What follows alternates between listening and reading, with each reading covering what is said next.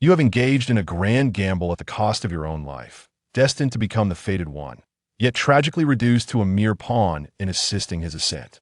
The one who is destined to become the child of fortune, the unfortunate brother, supports his ascent. Jing has aligned herself with the villainous sorceress, even in the face of the threat posed by the heavenly principles, even in the face of the threat posed by the celestial order.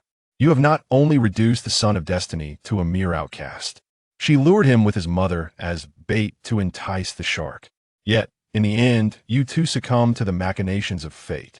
The reason you insist on doing it this way is, it is all due to the year in which I first traversed into this realm. Pastoral Elegy. The young master of the Xianzhou Mu family, the brother of Bai Wuchen, known as Lan. Even after the family's downfall, he did not betray him. Do you believe I can trust you? How so? Is he planning to employ the charms of a handsome man against me? Zhongli Qingming is capable of uncovering your background. You should not be surprised. You ought to have conducted a thorough investigation. Since becoming acquainted with Bai Wuchen, I have utilized the Mu family to assist him in tidying up the messes he leaves behind. Every time he puts on a fad in public, he leaves behind a multitude of troubles. This time, in the secret realm, he competed with a young lady from the Ji family for the spirit essence. After seizing it, he continued to flaunt in front of her, citing my Mu family's name, which ultimately led to the annihilation of the Mu family by the Ji family. With the Mu family's destruction, I too was on the brink of becoming a mere shadow of my former self, reduced to a state of helplessness. Yet he appears remarkably at ease. Since joining the Heavenly Path Sanctuary, he has engaged with Chu Xinghe and has not even dispatched anyone to inquire about my whereabouts. I am acutely aware of his intentions. If I were to be eliminated, he would not need to provide any explanations, and could comfortably remain with Ji Mingxin. Upon hearing this, Zhongli Qingming's lips curled slightly. What do you plan to do about him? Upon hearing Zhongli's poignant retort, you find your anxious heart finally at ease. Tentatively, you inquire, shall we perhaps first capture his mother for a bit of amusement? Upon uttering these words, a glimmer of curiosity sparkled in Zhongli Qingming's eyes. You harbor thoughts about his mother? Had it been anyone else, they would have long been met with her sharp rebuke. Yet this individual before her possesses a certain charm, a demeanor so ethereal. It is rather intriguing that he holds such peculiar affections. Just bring her here, and I shall devise a solution for the rest. Zhongli Qingming gazed at your exhilarating expression, her eyes reflecting a peculiar blend of confusion and support. She too yearned to witness how Mu Ge would compose his masterpiece. The mother of the untainted will deliver to your chamber. Should you fail to accomplish the task, I shall extract your heart, liver, spleen, lungs, and kidneys, and even remove your eyes. Having uttered these words, Zhongli Qingming turned and departed. You rub your brow, feeling a slight headache. The original spirit of Lan still harbored an unresolved obsession. Otherwise, you would not have taken such a perilous risk. As you pondered in silence, a silent figure has appeared beside you. Young Master Mu, Bai Wu's mother has already been sent to your room. Upon hearing this, your eyes sparkled with newfound clarity. The ache in your head dissipated, and you turned to stride towards the room that Zhongli had thoughtfully prepared for you. In the palace, a strikingly beautiful young lady, seemingly in her 30s, bore a look of panic in her eyes, accompanied by a lingering sense of unease within her heart. Aunt, I shall be entering now. Please refrain from calling out. Upon hearing that voice, Sun Yuqiu instinctively shivered, a vague sense of familiarity washing over her. As she beheld your entrance, the tension that had lodged in her throat gradually dissipated. It turned out to be you, Xiaomo. You sit before Sun Yuqiu, surveying him from head to toe. As Sun Yuqiu's guard began to wane, she felt a profound sense of vulnerability. An urgency stirred within her. Xiaomu, why have you summoned Auntie at such a late hour? If there is nothing pressing, I shall take my leave, she stated, rising to depart. Your gaze rendered her somewhat uneasy, prompting her to instinctively tighten her grip on her attire. Your presence here undoubtedly serves a purpose. Please refrain from any hasty movements. I cannot assure you what unusual actions I might undertake. After all, I'm still quite young, and my aunt possesses an undeniable allure. If you were to call out, summon your son, you would say that with just the two of us, it wouldn't reflect well on my countenance. Nor would you desire your son to be subjected to the scrutiny of others, to have them whisper that his brother has become his father. Upon hearing this, Sun Yuqiu took a seat. Her son is her pride and her entirety. Because of your son, my family has been annihilated. I dispatched individuals to safeguard you, allowing you to evade all perils. Yet now, your son has allied himself with the very architect of our misfortune. Pray, how am I to respond? Sun Yuqiu let out a sigh of relief upon hearing this. Xiao Mu, in this matter, it is indeed our fault towards you. I will ensure that Xiao Chen apologizes. You are brothers, and your mother would not wish to see you turn against each other. Upon hearing these words, a smile graced your lips. Is this truly all there is? Sun Yuqiu's gaze flickered with evasion. I am aware of your plight and the toll it has taken on your slender frame. I shall seek out Xiao Chen at once, so he may personally offer you an apology. I will ensure he distances himself from the true instigator of this turmoil. As you are aware, as a mere woman, with a grown son, I no longer possess the authority to rein him in. You waved your hand, interrupting Bu Yuqiu's words, and stepped forward, causing Sun Yuqiu to instinctively recoil in fear. Xiao Mu, what is it that you wish to do? I am, after all, the mother of your brother. Do not cry out, even if your voice shatters. Your son shall remain oblivious. As you draw nearer, Sun Yuqiu's face pales dramatically. Xiao Mu, you must not act in this manner. How will you confront Xiao Chen in this way? A harsh sound of fabric tearing echoed. Do not do this. Can you truly justify this to Xiao Chen? Upon hearing these words, you swiftly delivered a resounding slap in response. Sun Yuqiu wore a sullen expression, her eyes reflecting a sense of bewilderment. With her downcast demeanor, she remained silent. If you dare to shout once more, do you believe I would do something to you in the presence of your son? Sun Yuqiu instinctively shut her mouth, tears streaming down her cheeks. You beckoned with a wave, only to feel a sense of nausea. Regarding Sun Yuqiu, you harbored no thoughts whatsoever. The female guard stepped forward, gazing at you with a look of bewilderment. Her excitement was palpable, yet it abruptly halted. Why did you cease your actions? Upon hearing the maid's inquiry, a myriad of questions surfaced upon your countenance. What could possibly incite such exhilaration within you? This maid seems rather peculiar. You turn your gaze towards Sun Yuqiu, who is still weeping. With a swift motion, your fist strikes, rendering her unconscious in a single blow. The maid, upon witnessing this, became exhilarated. It turns out you have a fondness for this particular tone.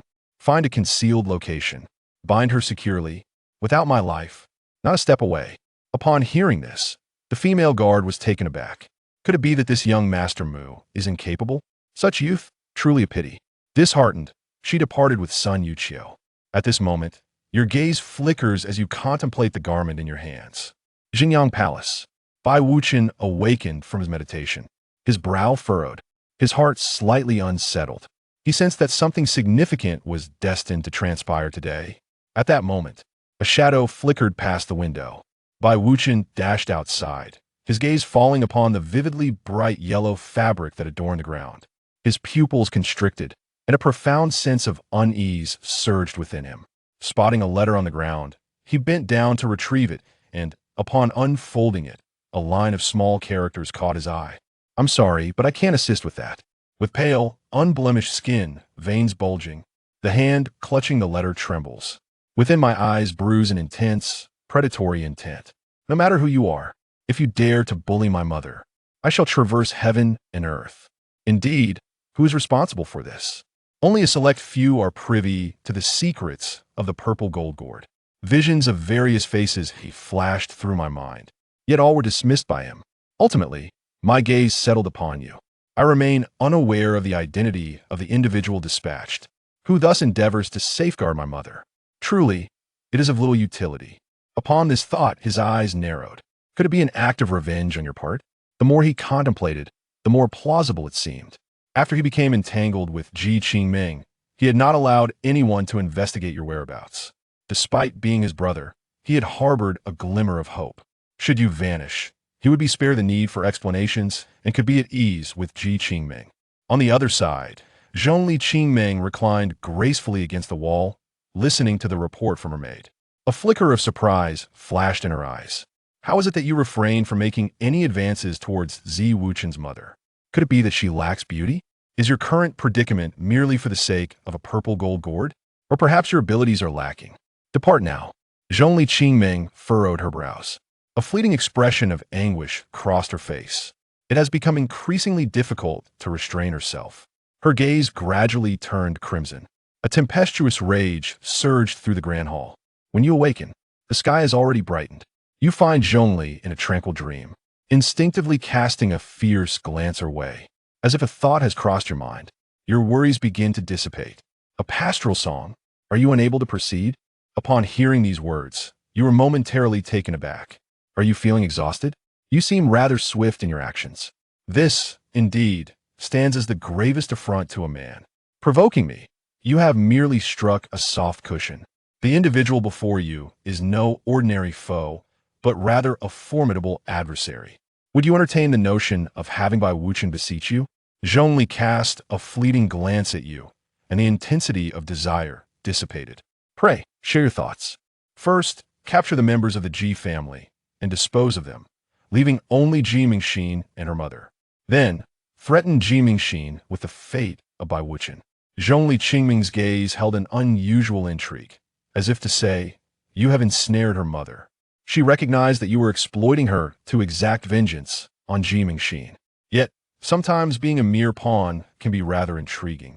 As for the small Ji family, she did not regard them with any significance. As long as you place your trust in me, your constitution shall be temporarily subdued. With these words spoken, a tempestuous surge of ferocious intensity arises, sending shivers down your spine, as if you have been targeted by a colossal beast that devours the very essence of the world. After a while, this fervor ebbs away like the receding tide. When shall you meet with Zi Wuchen? The moment the affairs of the Ji family reach a resolution will be the time for our encounter. I have a magnificent gift awaiting him. Have your people escort me away. I wish to remain concealed from prying eyes. Provide me with formidable allies. I shall have need of them. Zhongli nodded in a dreamlike manner. Shadow 6. You follow him. Do not allow him to falter. Zhongli's decisive actions have indeed taken you by surprise. You trust me so readily. Zhongli Qingming scrutinized you with keen eyes, deeming you utterly despicable and shameless. As night descends, you have arrived at the residence of the Xian family in Jiejia. Shadow nodded slightly, extending a hand. Intertwined with the essence of the path, a colossal black hand rose from the ground. The entire Ji family vanished without a trace, along with you and Shadow. When the Ji family finally comprehended the situation, their eyes fell upon the figure before them, pupils constricting in disbelief. Mugu, how could it possibly be you? Are you not already 37? It appears that you have not forgotten me. As you speak, you draw forth a blade. Ji Wuyo, I shall borrow your head for a moment. Lest Ji Mingxin remain unconvinced. Jiyo has yet to utter a word, yet his head has already been severed by your hand. Husband, Ji Mingxin's mother, by Ruoshui, exclaimed in shock. Turning her head, her eyes, a vivid crimson, fixated upon you, with an expression that mirrored the brewing storm within. With a sudden exclamation, Bai Ruoshui's pupils dilated, as the menacing aura of the shark dissipated, prompting her to hurriedly shield her body. Madam, please refrain from calling out in such a manner, nor should you regard me with such a gaze. Surely, you would not desire for me to act inappropriately before so many members of the seasoned family. Bai Ruoshui shed 2 streams of clear tears. At the outset, one should have been seen by others. Life demands recognition. Otherwise, such a result would not have transpired. Ying Lu stood by, utterly astonished. This young man, at the slightest disagreement, resorts to tearing others' garments, even going so far as to rip apart the clothing of their mothers. This fellow's peculiar predilection borders on the bizarre. Immediately thereafter, you grasp the bludgeon and systematically dispatch each member of the Ji family. Ying nodded at 6 o'clock. This lad is quite cunning. Indeed, in the realm of cultivation, only those with ruthless methods can survive. Senior, let us obliterate this place and leave no trace behind. We shall seek another location. In Ying Lu's gaze was a hint of surprise. This place is so secluded. Surely it cannot be a mere exchange of location. You directly rendered by Ruoshui unconscious. I cannot comprehend you, Shadow 6. You claim to have no interest in women, yet you specifically target others' mothers. When you assert your interest, it becomes truly sinister. Should we bring Sun Yuchio along as well for supervision? Upon hearing this, You shook your head. The child of destiny possesses numerous methods. When consolidated, the objectives may inadvertently expand. However, if divided into two separate locations, should one encounter an issue, the other remains vigilant and prepared.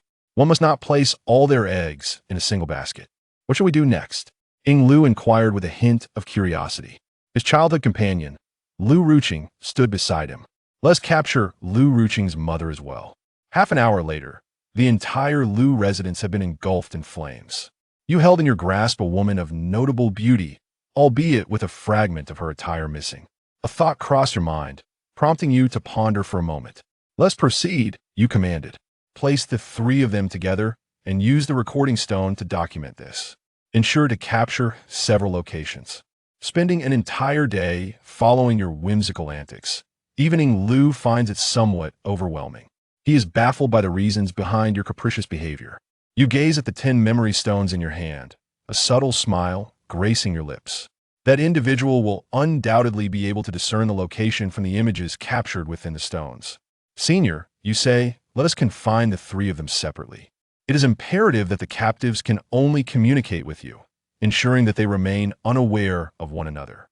At this moment, in the sacred land of Tianxing, the True Yang Palace, Ji Mingxin, Lu Ruqing, Mu Yini, and Bai Wuchen are seated together.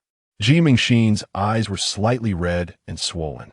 At the moment she beheld her father's head, it felt as though the very heavens had collapsed. You ponder who could be responsible for such a horror. Her father's head was still shrouded in her mother's garment, accompanied by a letter stained with the essence of snow. I'm sorry, but I can't assist with that.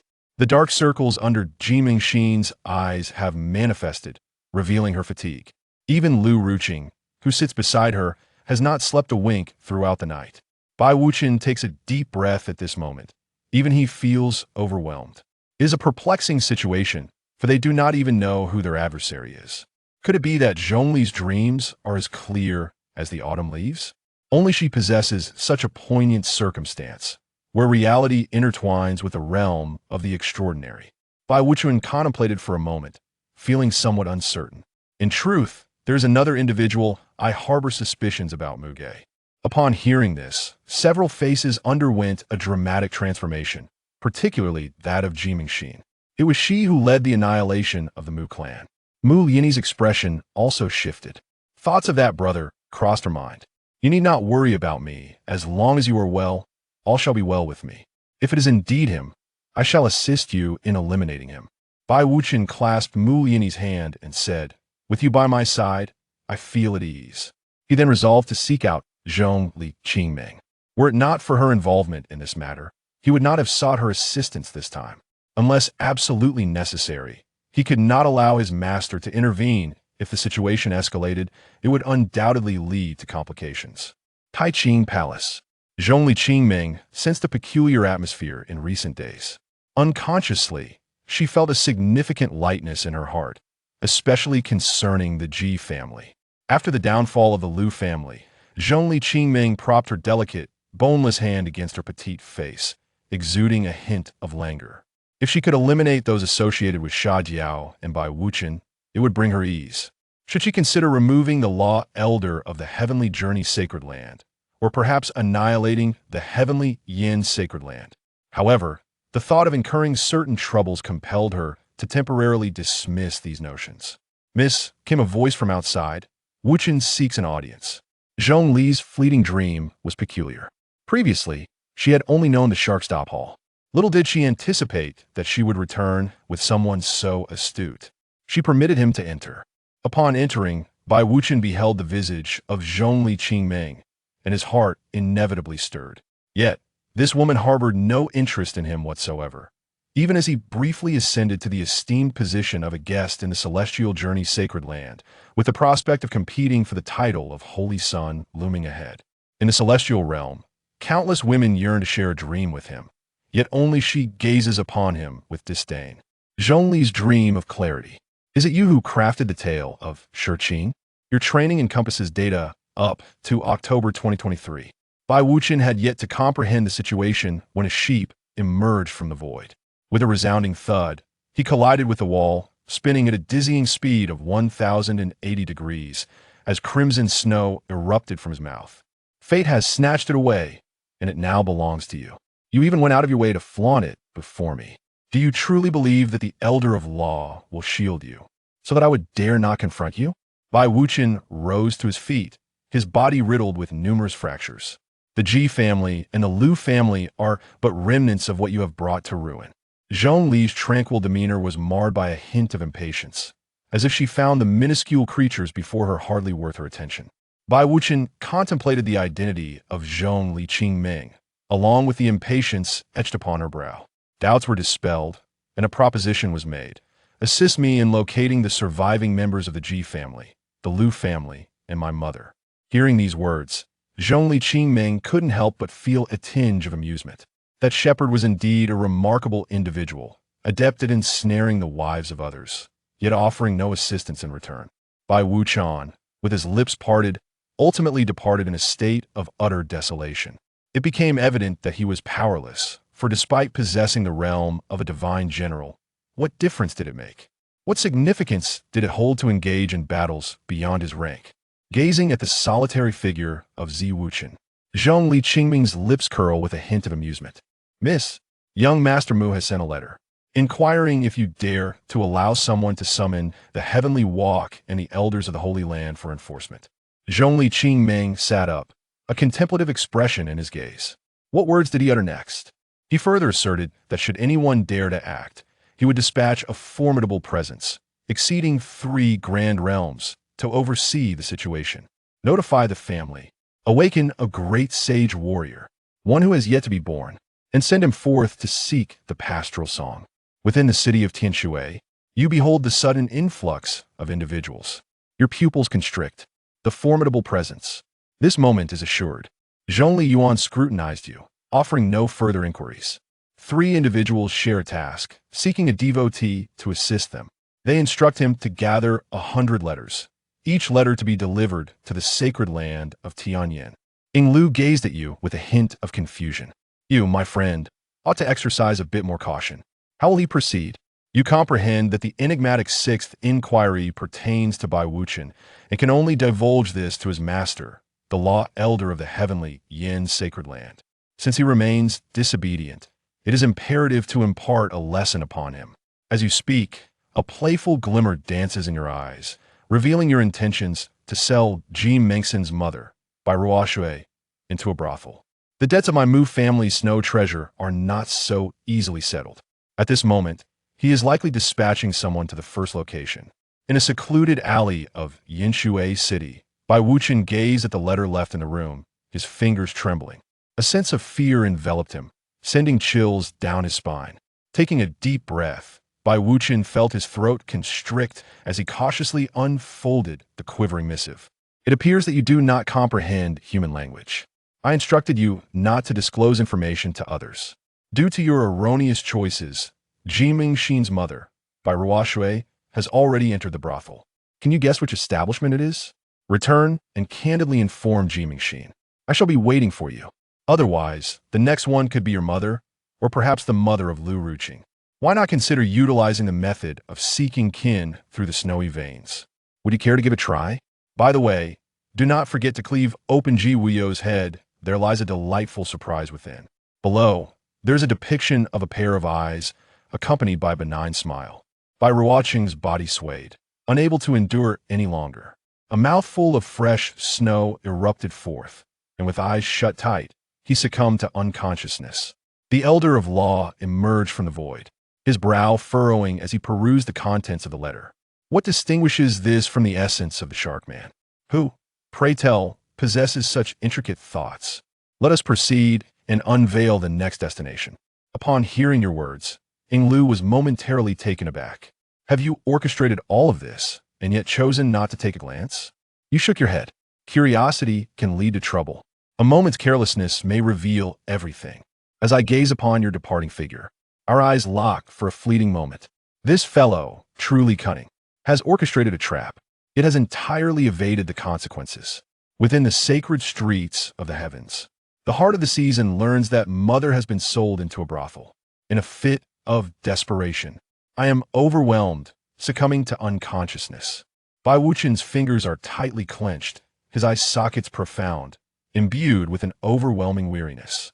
Lu Ruqing had long been in a state of utter despair, dreading the arrival of that nightmarish news. The elder of law gazed upon Bai Wuchen, who appeared listless and devoid of energy, and slowly began to speak, meticulously unfolding his plans. It was evident that this individual possessed a profound understanding of you. Do you not have anyone you suspect? There exists a figure, whose essence remains uncertain. He is known as Mu Ge, a brother from my past. Upon hearing this, the elder of the law furrowed his brow. Since he was once your brother, why does he treat you in such a manner? Bai Wuchen remained silent, offering no response. The elder of the law observed his disciple, who seemed to harbor unspoken troubles. Naturally, he refrained from inquiring further. Perhaps you should visit your brother's family, he suggested. You might discover some clues. The pale, expressionless face of Bai Wuchen appeared utterly rigid. The Mu family has met its demise. Upon hearing this, the expression of the law elder turned exceptionally grim. What realm did the strongest of the Mu family once possess? Mu Yini gazed at the elder enforcer, who stood at the pinnacle of the emperor realm. The elder's gaze narrowed, aware that this disciple harbored significant secrets. The most formidable member of the Ji family had already surpassed the boundaries of the sovereign realm. If it were orchestrated by Mu Ge, it could either involve hiring an assassin or a few prisoners willing to take such a perilous risk. Another outcome is that he has ingratiated himself with a certain powerful faction, rendering him acutely aware of your whereabouts. This is rather perplexing. Could it be that he has employed some extraordinary means to disguise himself, blending in among his disciples? Or perhaps there are spies in close proximity to you, keeping a vigilant watch on your movements?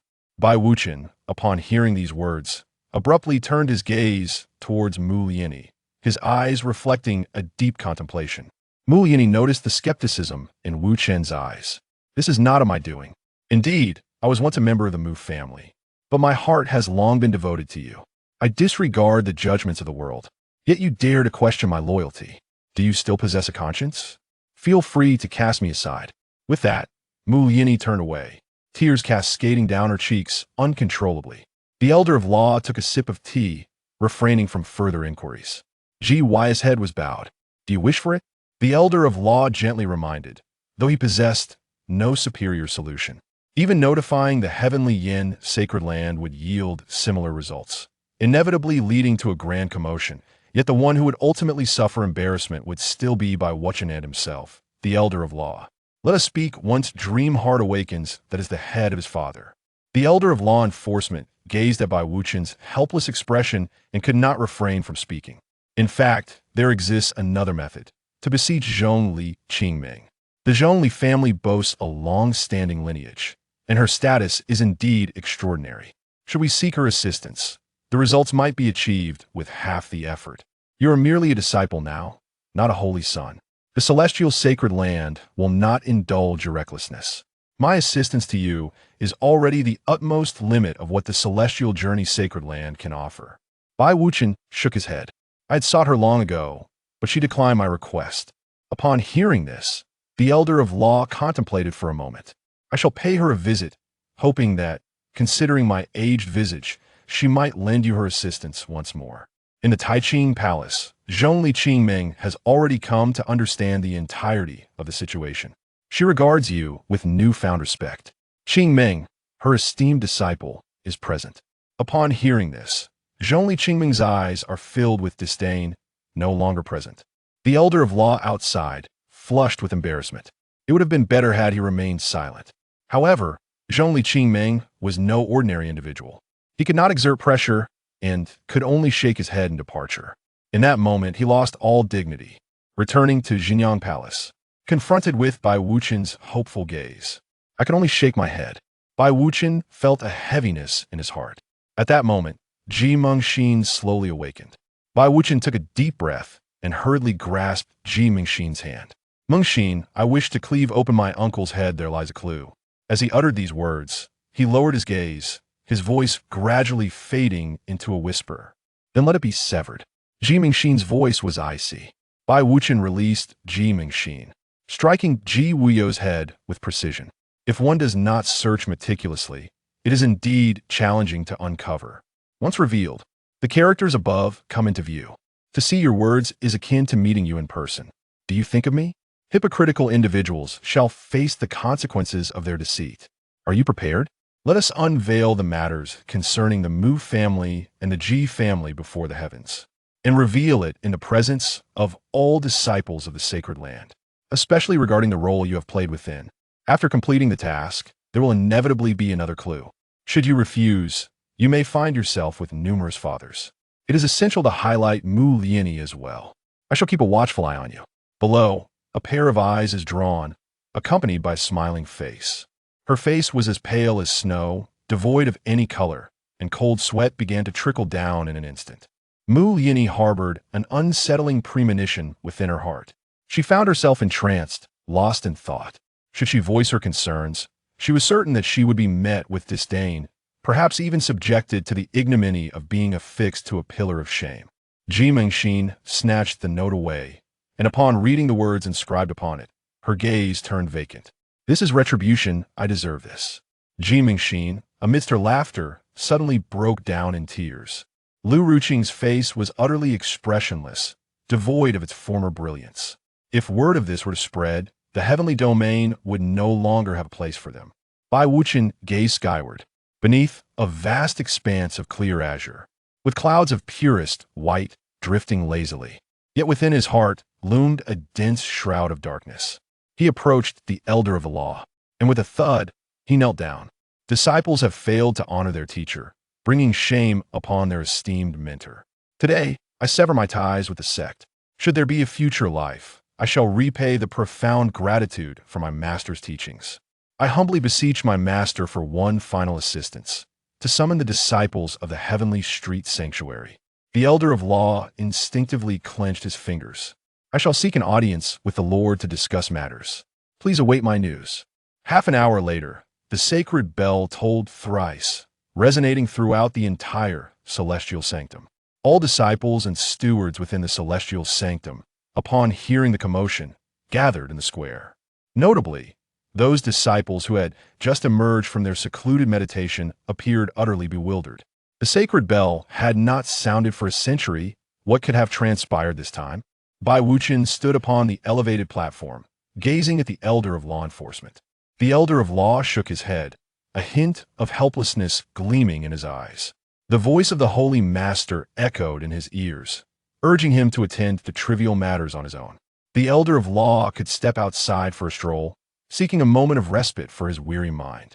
He still does not comprehend the Lord's intent. Let him observe if there are any other gifted disciples. He must relinquish Bai Wuqian. Should he choose not to, then he shall accompany Zi Wuqian in departure. Furthermore, even if Zi Wuqian leaves, he must still tend to the aftermath. Bai Wuqian's heart sank to the depths of despair he had been forsaken. Raising his head once more, a madness flickered in his gaze. Having already endured such humiliation, what further indignities could he possibly encounter? In the distance, Zhongli Qingmeng gazes at the despondent visage of the law elder, alongside the expressionless countenance of Zi Wuqian. A slight smile graces her lips as she sings a pastoral melody, truly embodying the essence of your being. Yet, it is evident that Zi Wuqian has been forsaken. As he emerges from the realm of the celestial path, any who dare to assist him shall face the annihilation of their lineage. Bai Wuqian gazed down at the hundreds of thousands of disciples below, his heart heavy with regret and trepidation. He felt deeply remorseful for occupying their precious time meant for cultivation. I am Zi Wuqian. Many of you are familiar with me. This is Lu Ruqing, this is Mu Liani, and this is Ji Mengxin. Today, I shall primarily recount the events that transpired. We hail from Xinzhou. In days gone by, I had a brother named Muge.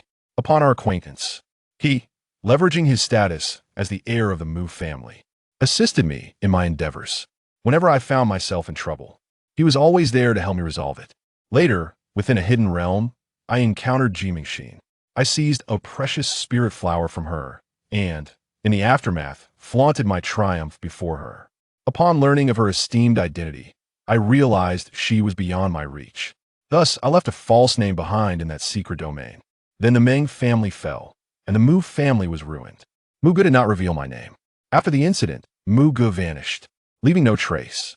I did not seek to investigate, and instead, I grew closer to Chu Xinghe, even anticipating that he had already moved on. Thus, I would be spared the burden of explanation. Many disciples, upon hearing this, ceased their tea drinking and snack munching. How intriguing indeed! The depths of ingratitude displayed here are unparalleled. It is astonishing that such a person is deemed worthy of being a teacher. Surely, the eyes of the master must be clouded by ignorance. Is there anyone bold enough to present a bowl to this white pretender on the spot? Yet, none dare to do so. Such shamelessness! If one were to confront them, they would undoubtedly follow with incessant insults. Bai Wuqian felt his mind clouded, and he could only continue speaking. This individual is Mu Yini, the adopted daughter of the head of the Mu family and the sister of Mu Ge. As you can see, she is also my beloved. Bai Wuqian finished speaking, and Mu Yini's face turned an ashen white. She felt her mind echoing with a deafening roar, while the surrounding cacophony of insults surged like the relentless tide of the sea.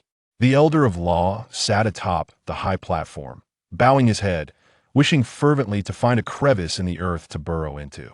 The three elders beside him remained silent, their meaning clear without the need for words.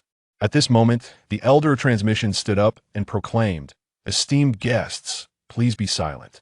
According to the regulations of the Heavenly Journey Sacred Land, Bai Wuqian, Chu Xinghe, Lu Ruqing, and Mu Yini shall have their cultivation abolished and be expelled from the Heavenly Street Sacred Land." For individuals raised their heads. Upon hearing the decree of their cultivation's abolishment, panic already etched upon their faces. "You cannot strip us of our cultivation." The elder of transmission disregarded the four individuals with a casual wave of his hand, causing them to spew forth a mouthful of golden snow and collapse to the ground. He expelled them from the sacred land of heavenly ascendance, and their tale soon spread throughout Qingzhou. The elder understood that this incident could not be concealed from the other sacred lands. Rather than shrouding the truth in secrecy, it would be more prudent to openly acknowledge it. To the esteemed elder of law enforcement, it seems you have also chosen to diminish yourself, to accept the disciple. Do you truly regard them as a treasure? At the entrance of the sacred land, Bai Wuqian stood up, his teeth bared in a grimace. A fleeting glimmer of resentment flickered in his eyes. "Let us depart first and devise a plan," he urged. "The sacred land of Tianyan awaits. And rest assured, there shall come a day when I shall return." At that moment, a letter had already drifted through the void. "How do you feel? You have seized my opportunity. I shall bestow upon you an even greater chance. I hope this brings you joy. The game must continue. Your mother still needs your rescue. The 100-flower pavilion awaits. Do not arrive too late." Bai Wuqian seethed with rage. "Zhongli Qingming, you shall wait. Sooner or later, I shall sever your head from your shoulders. Let us hasten forth." Bai Wuqian is engulfed in pain. Ultimately, he is left uncertain of who his true enemy is, casting doubt upon Yugo. It turns out that from beginning to end, it was all a dream of Zhongli. This madman, why has he begun to play with the mind? On the other side, upon receiving the news, Ying Lu was left utterly astonished. "Master Mu, the four of them have already been rendered powerless. The jade stones are not placed where I mentioned." Upon hearing these words, Ying Lu's gaze was filled with an unusual intensity. The thought of the designated location cast a shadow over Xian Qing's mood. The Tianqing sacred land had suffered a significant embarrassment. This time the law enforcement elder would undoubtedly have to rectify the ensuing chaos. Who could be orchestrating this from the shadows? He was certain to seek retribution. Are we to venture to the Baiwa Tower? We shall proceed there a little later. At that moment, Zhongli Yuan gazed at you and spoke. "Are you perhaps awaiting news from the young lady?" Upon hearing this, you fixed your gaze on Zhongli Yuan with an expression of disbelief. Indeed, your presence here was to convey the intention of the Shark Law Elder. The stance of the Heavenly Journey Sacred Land has shifted, and it is likely that plans will be revised. The individuals surrounding you now are all part of Zhongli Qingming. They do not belong to you. The one who stands out often becomes the target. Failing to adapt promptly may lead to your own downfall. In the enchanting 100 Flowers Tower, Bai Wuqian, guided by a trail of clues, discovered a chamber. Upon pushing open the door, he found nothing but a solitary letter within. Put down the purple gold gourd. Eliminate the lingering aura intentionally left by the law enforcement elder. Dissolve the bond of ownership. Do not resort to tricks. or else I cannot guarantee what consequences may arise. Examine the room for anything familiar to you. Bai Wuchen raised his head as if struck by lightning. That garment was exceedingly familiar. It belonged to Sun Yuqiu. With a sudden gasp, he expelled a mouthful of blood. His body slumped upon the stool, enveloped in dizziness and a ringing in his ears. Immediately, his sea of consciousness stirred, and a palm-sized, purple-gold gourd materialized in his hand. It dispelled the lingering aura left by the law enforcement elder, subsequently releasing its bond of ownership. Finally, he departed without a backward glance.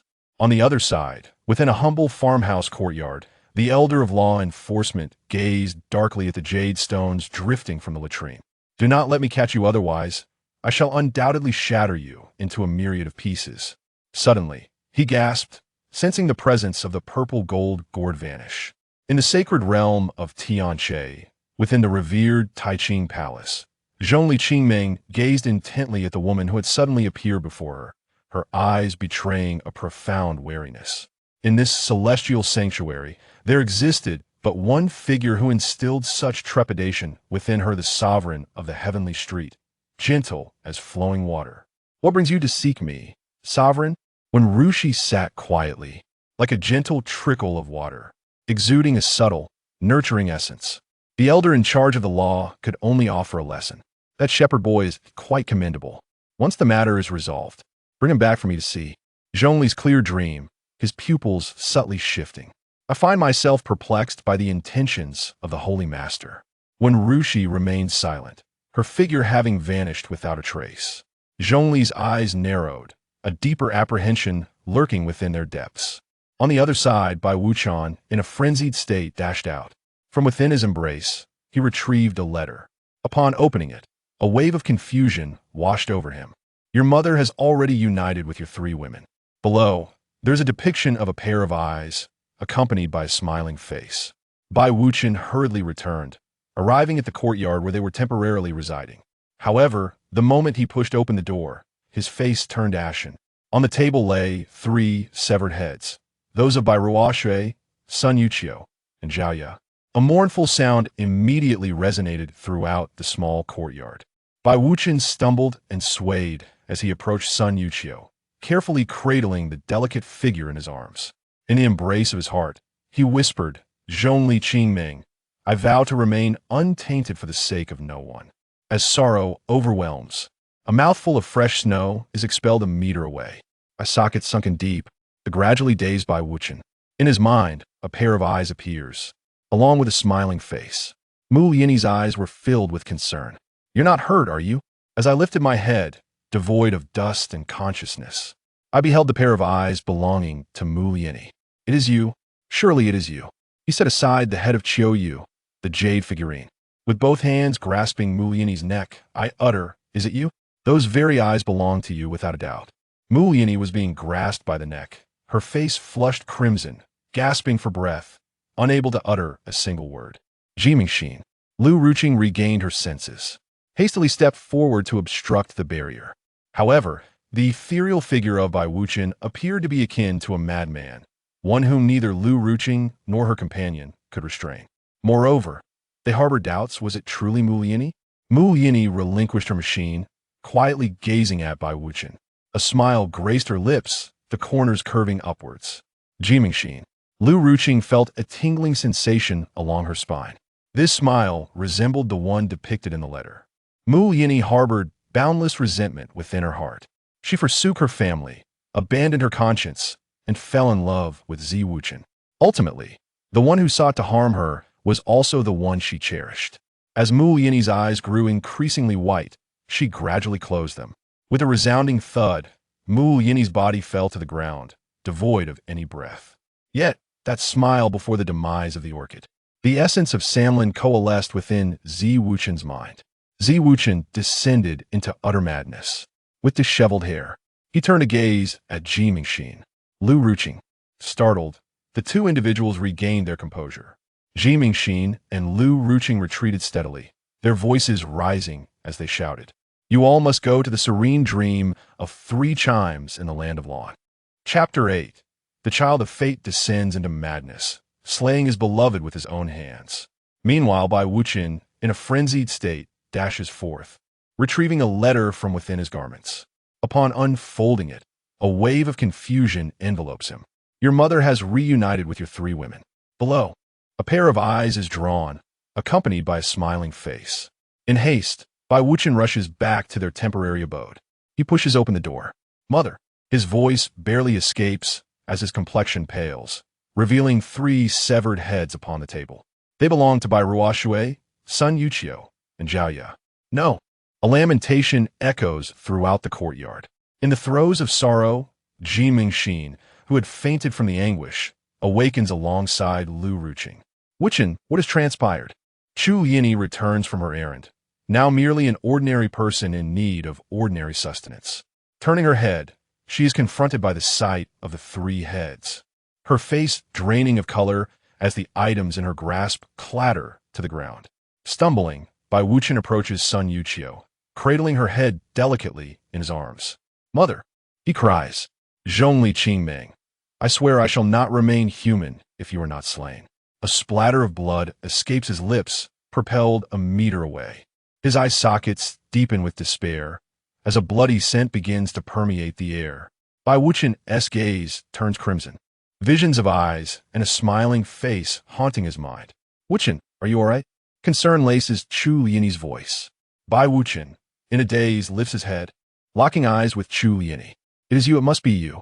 Gently, he sets down Sun Yuqiu's head, his hands grasping Chu Xinghe's throat. Tell me, is it you? Those eyes belong to you without a doubt. Chu Xinghe, unable to breathe, her face reddening, struggles to utter a word. Ji Mingxin and Lu Ruqing snap back to reality and rush forward to intervene. Get away. At that moment, Bai Wuchen resembles a madman, his eyes ablaze. Ji Mingxin and Lu Ruqing find themselves powerless to stop him, their own doubts creeping in. Could it truly be Chu Xinghe? Chu Xinghe ceases her struggle, gazing quietly at Bai Wuchen. Suddenly, a smile graces her lips. Ji Mingxin and Lu Ruqing feel a chill run down their spines. The expression mirrors that of the smile in the letter. Within Chu Xinghe lies a wellspring of resentment. She forsook her family, abandoned her conscience, and fell for Bai Wuchen. Ultimately, it is the one she loves who seeks to end her life. As her eyes roll back, she slowly closes them. With a thud, Chu Xinghe collapses to the ground, devoid of life. The visage of her smile before death becomes indelibly etched in Bai Wuchen's mind. Kill, kill, kill. Bai Wuchen descends into utter madness. His hair disheveled, he turns to Ji Mingxin and Lu Ruqing, who recoil in terror. Wuchen, regain your senses. Ji Mingxin and Lu Ruqing retreat, their voices hoarse with panic. Ha! You shall all perish, all of you. Zhongli Qingming, may you meet your end. Bai Wuchen lunges toward Ji Mingxin, who, startled, falls to the ground. Bai Wuchen's hands tightened around Ji Mingxin. Zhongli Qingming, I shall strangle you, strangle you. For the death of my mother, not even heaven or earth can save you. Lu Ruqing collapsed beside her, her legs trembling.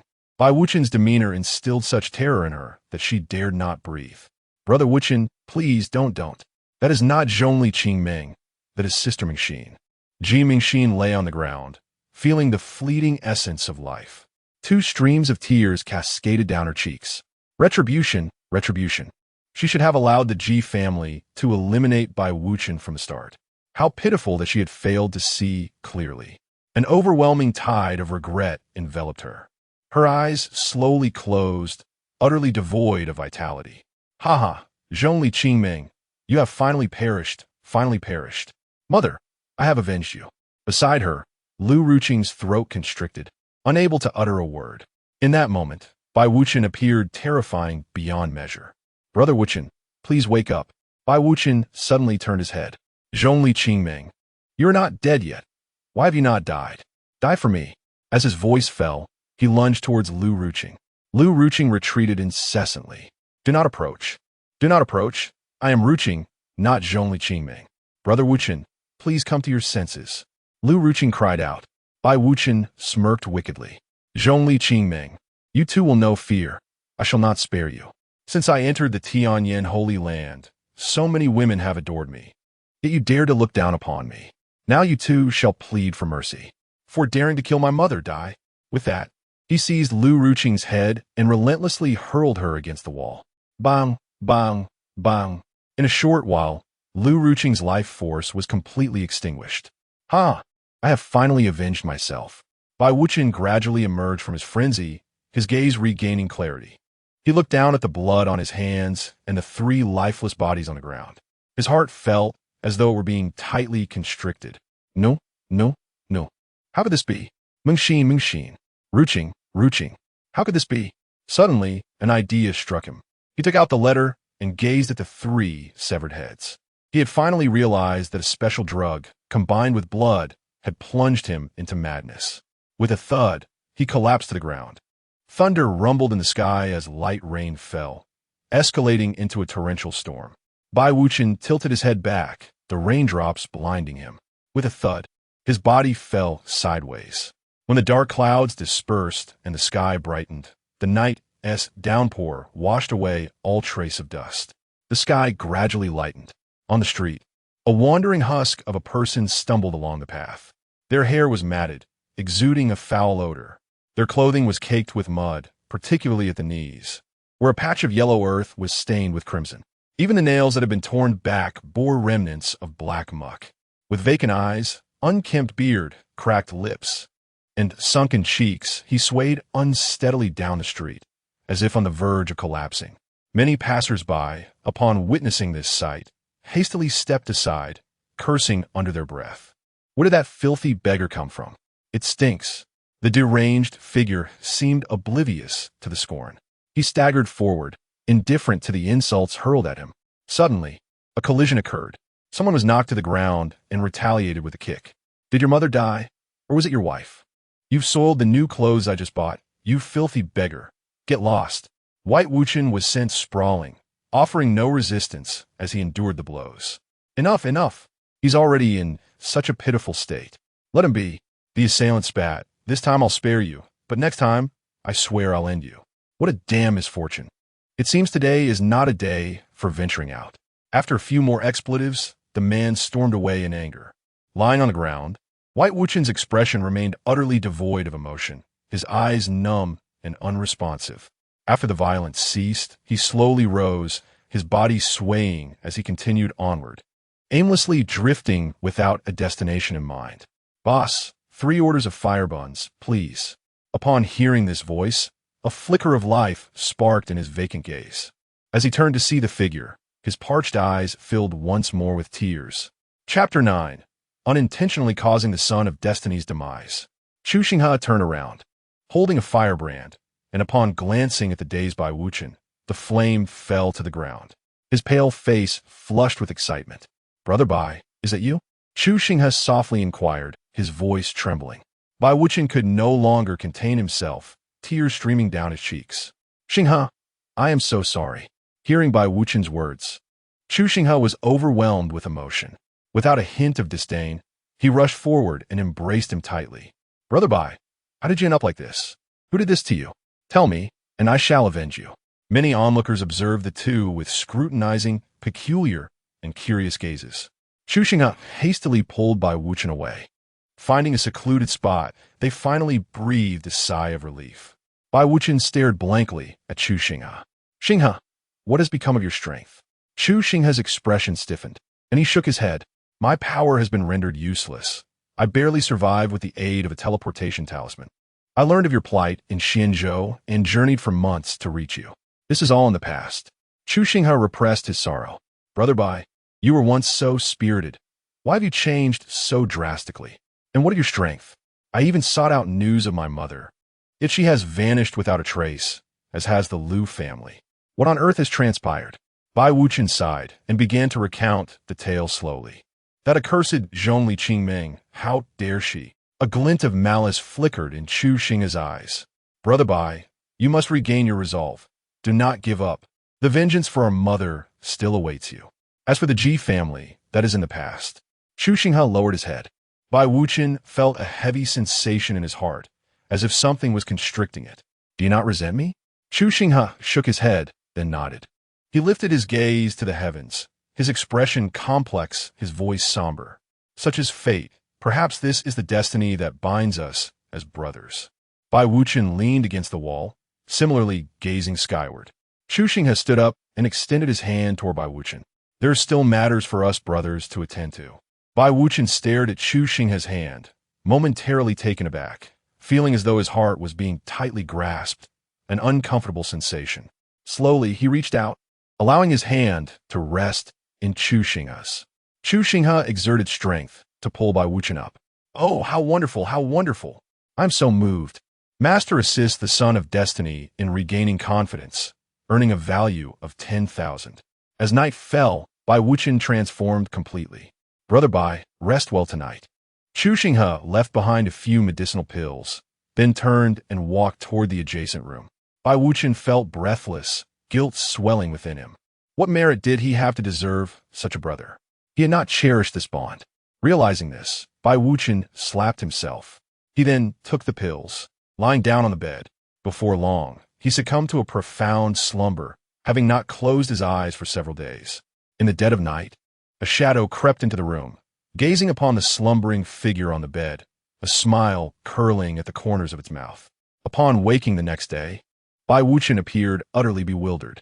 Surrounding him were the melodious chirps of birds and the sounds of joyous laughter, accompanied by a fervent warmth enveloping him. Meanwhile, from a distance, the cries of the system echoed in Chu Xinghe's mind. Oh, master, what are you doing? I am so frightened. The child of destiny has turned into a eunuch. You even cast him into a brothel and fed him bizarre pills. Master, this could lead to someone's demise. Calm down. You do not comprehend. The issue arose due to the overwhelming presence of women around him, affecting his mental state. His family, particularly the women, have perished. You are aware that he is the child of destiny. When he rises to prominence, he will inevitably attract numerous admirers. What will happen when others threaten him using the women he holds dear? But, Master, wasn't that your doing? Am I not aiding him in regaining his confidence? He regained it yesterday. Your task is to assist the child of destiny in eliminating that female antagonist. As long as the task is accomplished, all will be well. Indeed, I nearly forgot. I just feel he is somewhat pitiful. Ying Lu and Zhongli Yuan exchanged glances, observing the composed Chu Xinghe. A shiver ran down their spines. Bai Wuchen was truly unfortunate. Yet when thoughts of the Chu family arose, even the tiniest hint of pity vanished. Within the confines of the room, Bai Wuchen's eyes were filled with panic, for his brother had vanished without a trace. A surge of heat accumulated within his dantian, intensifying in strength and proving difficult to release. The women in the room, adorned in exquisite attire, swayed gracefully. Moments later, a scene unfolded before him. Bai Wuchen's gaze fell upon 3 pieces of paper hanging nearby. One bore a smiling face, another a pair of eyes, and the last one inscribed with the word fool. Bai Wuchen's pupils dilated in disbelief. How could it be you? How could it be you? He laughed, considering himself clever, only to discover he was the greatest fool in the realm. The overwhelming impact, coupled with the pills, rendered him utterly irrational, though he possessed a man's body. What a pity! Soon, exclamations of shock filled the air. Is he truly a eunuch? What? A eunuch? Voices of astonishment echoed around.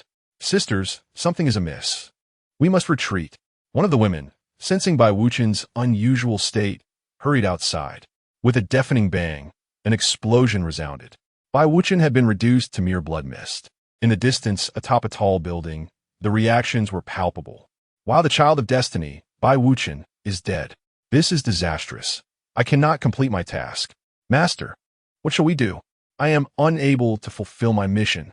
Chu Xinghe felt a sense of relief wash over his soul, the lingering regret dissipating completely. Suddenly, he covered his face and burst into tears. Ying Lu and Zhongli Yuan looked on in confusion. What is happening? Is he crying tears of joy?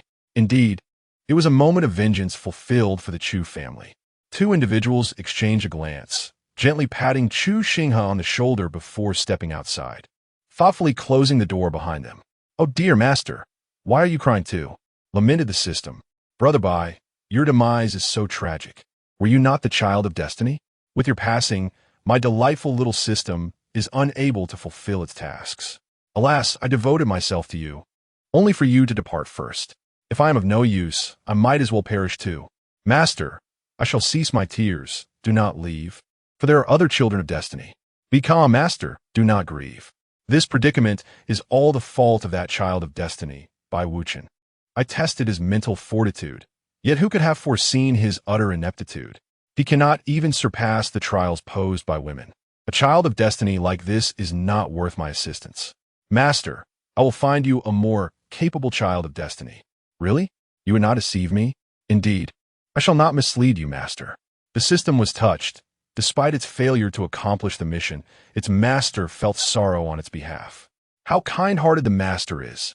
Master, please do not cry. With unwavering resolve, the master endeavored to assist the child of destiny, yet the child's inadequacy squandered the master's efforts, resulting in a reward of 10,000 assistance points. The villainous sorceress had not yet met her end. I must not succumb to sorrow. I must continue to lurk beside her, aiding the next child of destiny. Master, you must muster your spirits. Chu Xinghe inhaled deeply, rubbed his face, and wore a smile. The system observed the master must be suffering internally.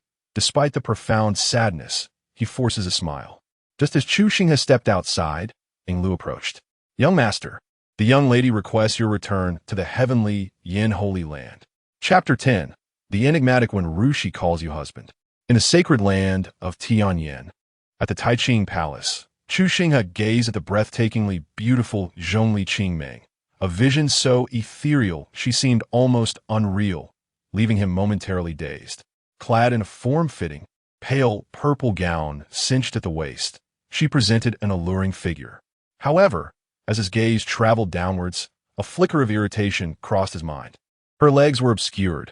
Who was she guarding against? Zhongli Qingming's phoenix-like eyes settled upon Chu Xinghe's face, filled with curiosity and appraisal. I never anticipated the task would conclude so swiftly. I presumed we would have to wait longer. What is it that you desire? After a brief contemplation, Chu Xinghe replied, I wish for you. Impudent, she interrupted, as an overwhelming aura of menace erupted within the grand hall, which had been alight with brilliance, now shrouded in darkness. Chu Xinghe felt a suffocating sensation in the air. What I truly seek is a divine herb, he hastily added. The malevolent energy receded, and the hall returned to its former illumination. Zhongli Qingming narrowed her eyes at him. Speak again in such a breathless manner, and you shall never breathe easily again. A chill ran down Chu Xinghe's spine. With a mere flick of her finger, 3 sacred herbs floated forth from her ring. This is your reward, she declared, which he accepted, a twinge of guilt gnawing at him. Look at this. Having drained the fortune of the chosen one, now I siphon from the antagonist. Yet, it brings me undeniable joy. Conscience is a burden. It cannot be consumed, nor can it quench thirst. Dear system companion, did you witness that? I'm gradually earning her trust. Soon, we shall glimpse hope. Master, you're magnificent. Keep it up. Lord Tianyin seeks you. Do make your way to him shortly. Zhongli Qingming remarked nonchalantly, glancing at Chu Xinghe. Furrowing his brow, he replied, That woman is formidable, and even I harbor trepidation towards her. Her intellect is unparalleled. Proceed with caution. Wow, the villainous overlord is actually concerned for you. How impressive, master. As Zhongli Qingming waved him off, signaling his departure, Chu Xinghe felt a surge of anger. Discarded after use, he could only turn away, unable to confront or approach her. To provoke him would be akin to kicking against a cushion. Once Chu Xinghe vanished from sight, Zhongli Qingming narrowed her eyes, a smirk gracing her lips. My lady, shall we eliminate him? Shaking her head, she mused, he is quite an intriguing character. Through the deeds of Bai Wuchen, he has established a formidable reputation. Now, all of Qingzhou recognizes his willingness to stand by his brother, even at great personal risk. While some may criticize his discernment, who wouldn't he desire a brother of such caliber? With his notoriety, he is bound to attract many prodigies when he establishes his own faction. Yet, this is not the primary reason for my interest. Capturing Bai Wucheng's mother would unveil the true nature of Bai Wucheng, yet he meticulously plots each step with caution, crafting a multifaceted strategy to avert unforeseen complications. This man possesses depth and conducts himself with remarkable stability. Bai Wucheng has caused me numerous setbacks. Should he take action, he could indeed pose a significant threat. Previously, The elder mentioned that a dragon confined in the wild may be divided and consumed. In this lifetime, the heavens have not decreed favor upon my Zhongli family. Bai Wuqing has suffered multiple defeats. Should more individuals like him arise, my family shall undoubtedly grow discontent. I am not the only one of prominence within the clan. In due time, I may be unseated from my position as a goddess.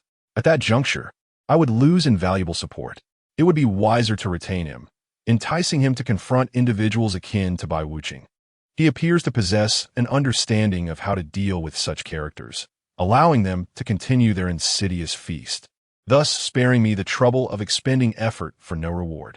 The guards, overhearing this, were taken aback. This young lady has undergone a transformation in temperament. Previously, she was quick to anger, unhesitatingly resorting to violence when displeased. Chu Xinghe departed from the Taiqing Palace. Hardly had he stepped outside when he was drawn into a vortex of space.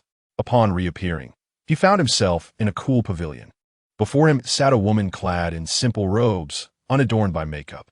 Her bright eyes and pearly teeth, coupled with skin as pure as snow, blended seamlessly with the surrounding environment. Her every gesture seemed effortlessly natural, evoking an almost surreal sensation in Chu Xinghe. "Please, take a seat." Her voice flowed like water, soothing the heart and inducing an involuntary calmness.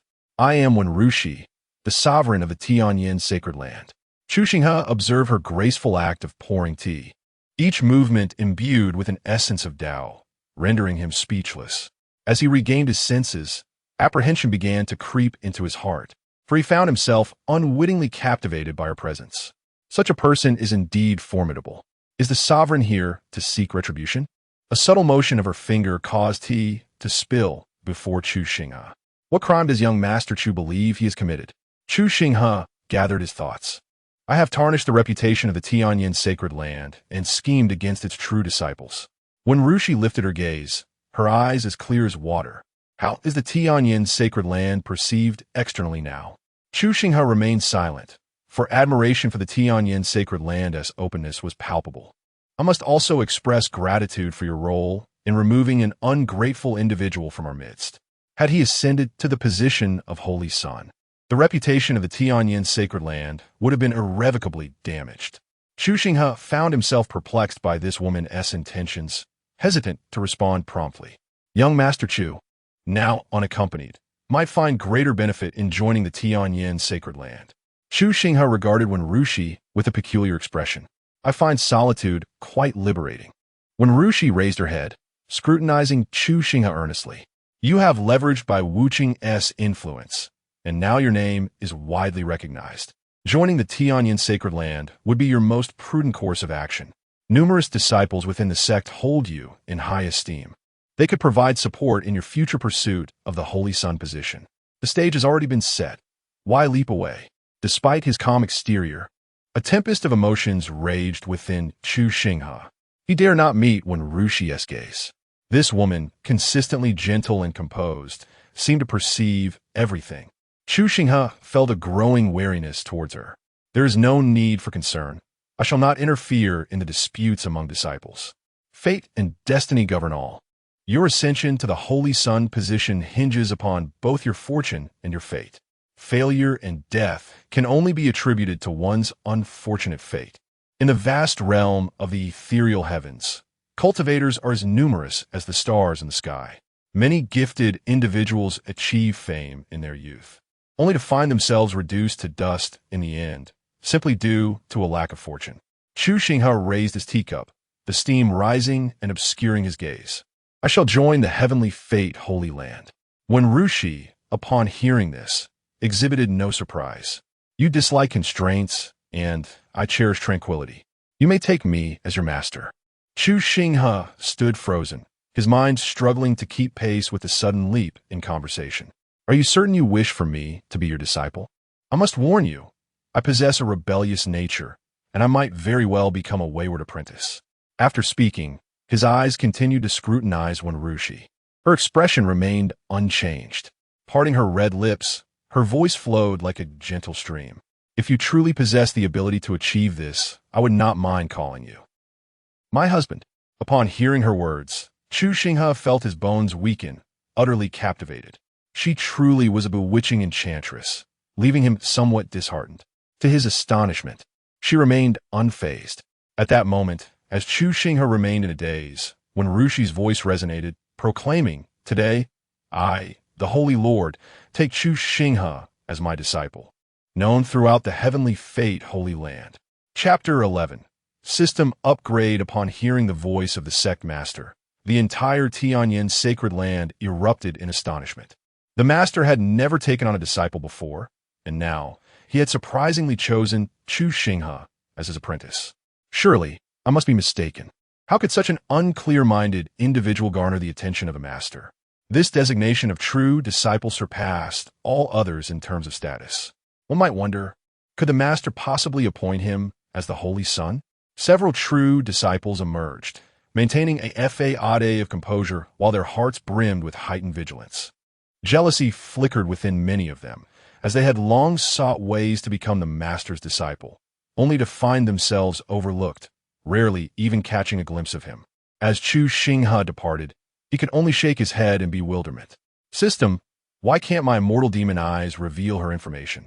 Master, it is possible that the system level is too low. Chu Xinghe reluctantly accepted this limitation and promptly opened the system interface. Master, Chu Xinghe age, 20 strength, early king stage physique, immortal demon body, immortal demon eyes technique, immortal demon Dao scripture martial skill, immortal demon descends to the heavens weapon, immortal demon Qin assistance value, 178,000 backpack, immortal demon Qin, a pair of black silk stockings, a set of photographs, a purple gold gourd, 3 sacred herbs. Upon seeing the assistance value, Chu Xinghe felt akin to a gambler, ready for a draw. His gaze lingered on the black stockings, a mischievous thought crossing his mind. What if his master were to wear them? He quickly dismissed the notion, feeling somewhat perverse for even entertaining it. He wondered how it would feel to see her defenses crumble, contemplating a grand draw of 100,000. Congratulations, master. You have acquired the special skill, teleportation. Chu Xinghe's previously gloomy mood brightened instantaneously. Teleportation, what a splendid skill. Although the range was modest, limited to a mere 10 kilometers, it could be used at will as long as he possessed spiritual energy. What a delight. He decided to try for another draw of 50,000. Congratulations, master. You have received a minor realm enhancement card. Accumulated assistance value has reached 150,000. System upgrade initiated. System upgrade successful. Basic draw now requires 100,000. Intermediate draw requires 500,000. Advanced draw requires 1 million. Upgrade successful. A reward of 1 egg has been granted to the master. Chu Xinghe, a white egg appeared in his hand, adorned with intricate patterns. He weighed it curiously, but as he did, it slipped from his grasp and thudded to the ground, bouncing twice without breaking. What kind of egg is this? Divine beast egg. Requires the master to hatch it on his own. Chu Xinghe's expression darkened. He had no intention of hatching an egg. He dripped a drop of blood onto it, establishing a faint connection. He then retrieved the 3 sacred herbs given to him by Zhongli Qingming. The egg wobbled in his hand, bouncing a few times. Did it want something? The egg bounced again. Not a chance. Egg. System. Chu Xinghe's gaze wavered. Others rode various mounts while he was left with an egg. The mere thought was excruciating. He took out the purple gold gourd, dripped blood to recognize it as his own. Upon understanding its capabilities, Chu Xinghe's eyes sparkled with excitement. It could autonomously refine pills. It seemed somewhat incomplete, as he can currently only refine emperor-level elixirs. Chu Xinghe suddenly finds himself reminiscing about his good friend, the Child of Destiny. Utilizing a realm enhancement card, his strength rises to the mid-level of the king stage. In high spirits, he decides to seek out beautiful women within the Taiqing Palace. Zhongli Qingming gazes with surprise at the prospect of Wenrushi taking on apprentice. So, how does Wenrushi fare in beauty? Without a moment's hesitation, Chu Xinghe responds. She is indeed beautiful. You're quite candid. Do me a favor, Zhongli Qingming continues. Chu Xinghe shakes his head. I have avenged myself. I possess no further desires and wish to cease my restless pursuits. Zhongli Qingming raises an eyebrow. 3 sacred herbs, along with a secret from Wenrushi. Chu Xinghe then, drifting through life, failing to encounter a worthy sovereign. If you would not abandon me, nearly divulged my innermost thoughts. He hastily shuts his mouth. Your judgment of people is astute. Zhongli Qingming scoffs lightly. Knowing you have no one to rely on, I can lend you Shadow 5 and Shadow 6. Chu Xinghe secretly resolves to cling tightly to Zhongli Qingming as support. Wealth, beauty, and capable allies. What more could one desire? What is the task at hand? Chu Xinghe inquires with curiosity. In Qinghai city of Xianzhou, my subordinates made a mistake and have been imprisoned. Chu Xinghe furrows his brow. This shouldn't pose a significant problem for Zhongli Qingming, should it? I cannot intervene, as I have an adversary there, a rather beautiful woman at that. Do not entertain thoughts of abducting her mother. Chu Xinghe nearly spits blood in disbelief. When have I ever shown an inclination to abduct someone's mother? Do not slander me. In Xianzhou, Qinghai city, Chu Xinghe dons a silvery white robe, his hair tied back, and with his indifferent, elongated phoenix eyes. He resembles a celestial being descending to earth. Many pause, their curiosity piqued by such an ethereal figure. Numerous young women fantasize about bringing him home to adorn their beds, eager to educate him thoroughly. Master, do not flaunt your charm too much. The child of destiny has been detected. Master, please exercise caution this time. Rest assured, I'm well aware. Chu Xinghe ascends to the observation heart pavilion and casually selects a seat. 2 individuals near the window simultaneously gaze at him, curiosity evident in their eyes. Chu Xinghe furrows his brow. Excuse me, do I have something on my face? Upon hearing his voice, the 2 individuals reveal an embarrassed expression. Seeing such an extraordinary young man, they cannot help but steal glances out of envy. Chu Xinghe raises an eyebrow, the corners of his mouth curling. My friends have discerning eyes. I too awaken each day admiring my own handsomeness. How could there exist someone so striking in this world? Su Yan's lips twitch in response. I truly regret engaging in this conversation. Is this fellow not somewhat simple-minded? Chu Xinghe stands and sits beside Su Yan, casually draping his arm over his shoulder. What is your esteemed surname, my friend? Su Yan instinctively shifts Chu Xinghe's arm aside. This man is rather forward in his approach. Does he possess some peculiar inclinations? I am Su Yan. May I inquire your name? I am Chu Xinghe. Jiang Wanyin scrutinized Chu Xinghe, narrowing his eyes momentarily before returning to a placid demeanor. A splendid name, indeed. What makes it so? Su Yan remarked. You are quite audacious. Meeting is serendipitous. I do relish compliments. When I'm pleased, I shall bestow upon others a sacred.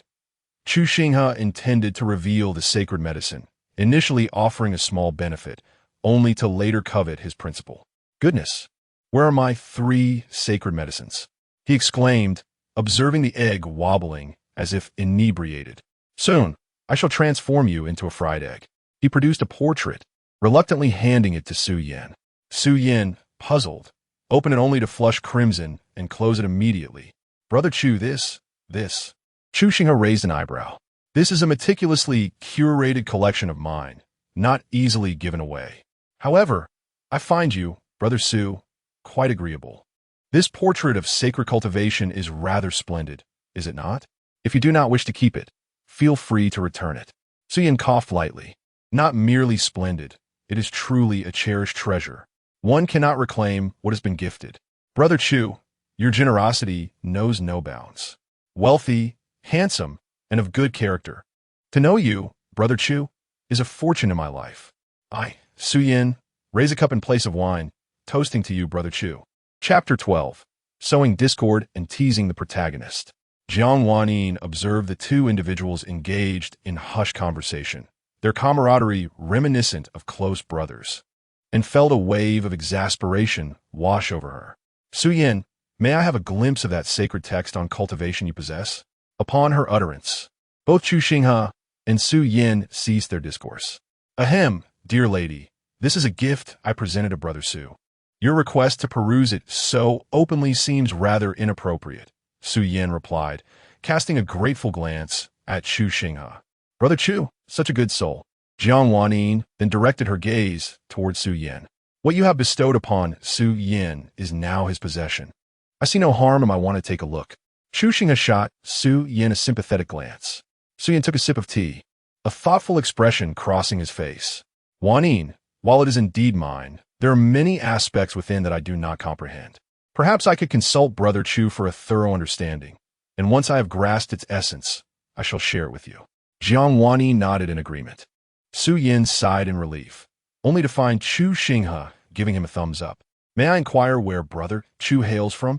Chu Xinghe's smile gradually faded as he gazed at the bustling street. Jiang Wanin's eyes occasionally fixated on him, as if daring him to speak. If Brother Chu has matters too delicate to disclose, there is no need to elaborate. I apologize for my presumptuousness. Chu Xinghe shook his head. My family has perished, leaving me solitary and adrift in Qingzhou. After avenging them, I was fortunate to be taken under the wing of the Holy Master of Tianyan. My return to Qingzhou is to pay homage to my family, to comfort their spirits. It was my lack of discernment that led to my family's downfall. A hint of melancholy shadowed Chu Xinghe's expression. After taking a deep breath, he managed to smile. All that is in the past.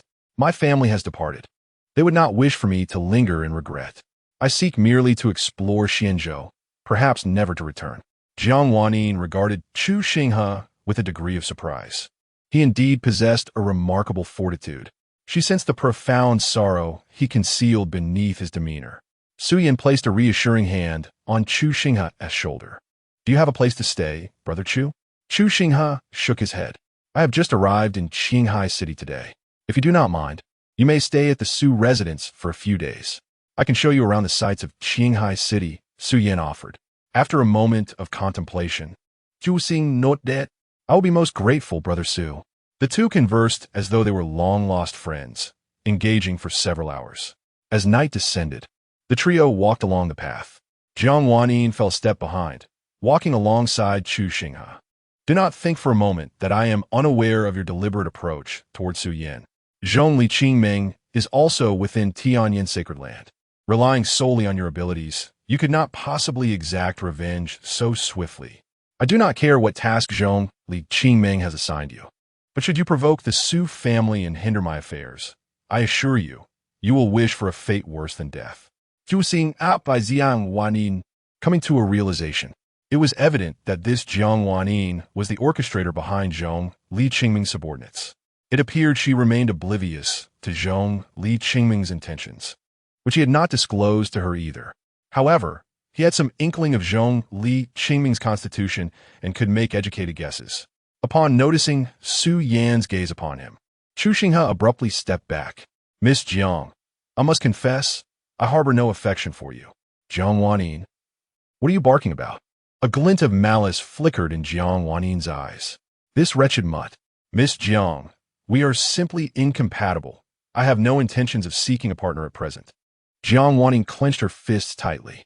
Chu Xinghe, feigning ignorance, approached Su Yan. Brother Su, let us hasten back to your abode. I have a gift for you. Su Yan, perplexed by his own discomfort, felt an inexplicable surge of irritation upon witnessing Jiang Wanin's interest in another. Observing Chu Xinghe's countenance, coupled with his esteemed status, he reluctantly relaxed his fists. It is quite natural for Wanin to be drawn to someone like him. No matter, it is only fitting that Wanin favors Brother Chu. Upon hearing this, Jiang Wanin's expression darkened. She gazed at Chu Xinghe's retreating figure, her eyes turning icy. Chu Xinghe must perish. Chu in notisu anes distracted dimina. A flicker of light igniting in his eyes. Brother Su, may I speak candidly? Su Yin regained his focus and looked at Chu Xinghe, confusion evident in his gaze. Your prowess seems rather peculiar, does it not? Su Yin was taken aback, but soon his anticipation grew.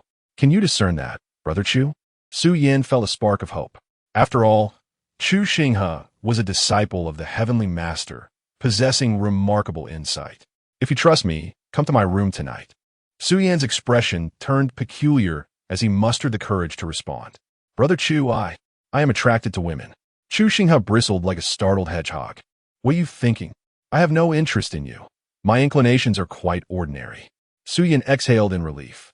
Thank goodness. As the night deepened, Chu Xinghe lay on his bed, eyes closed.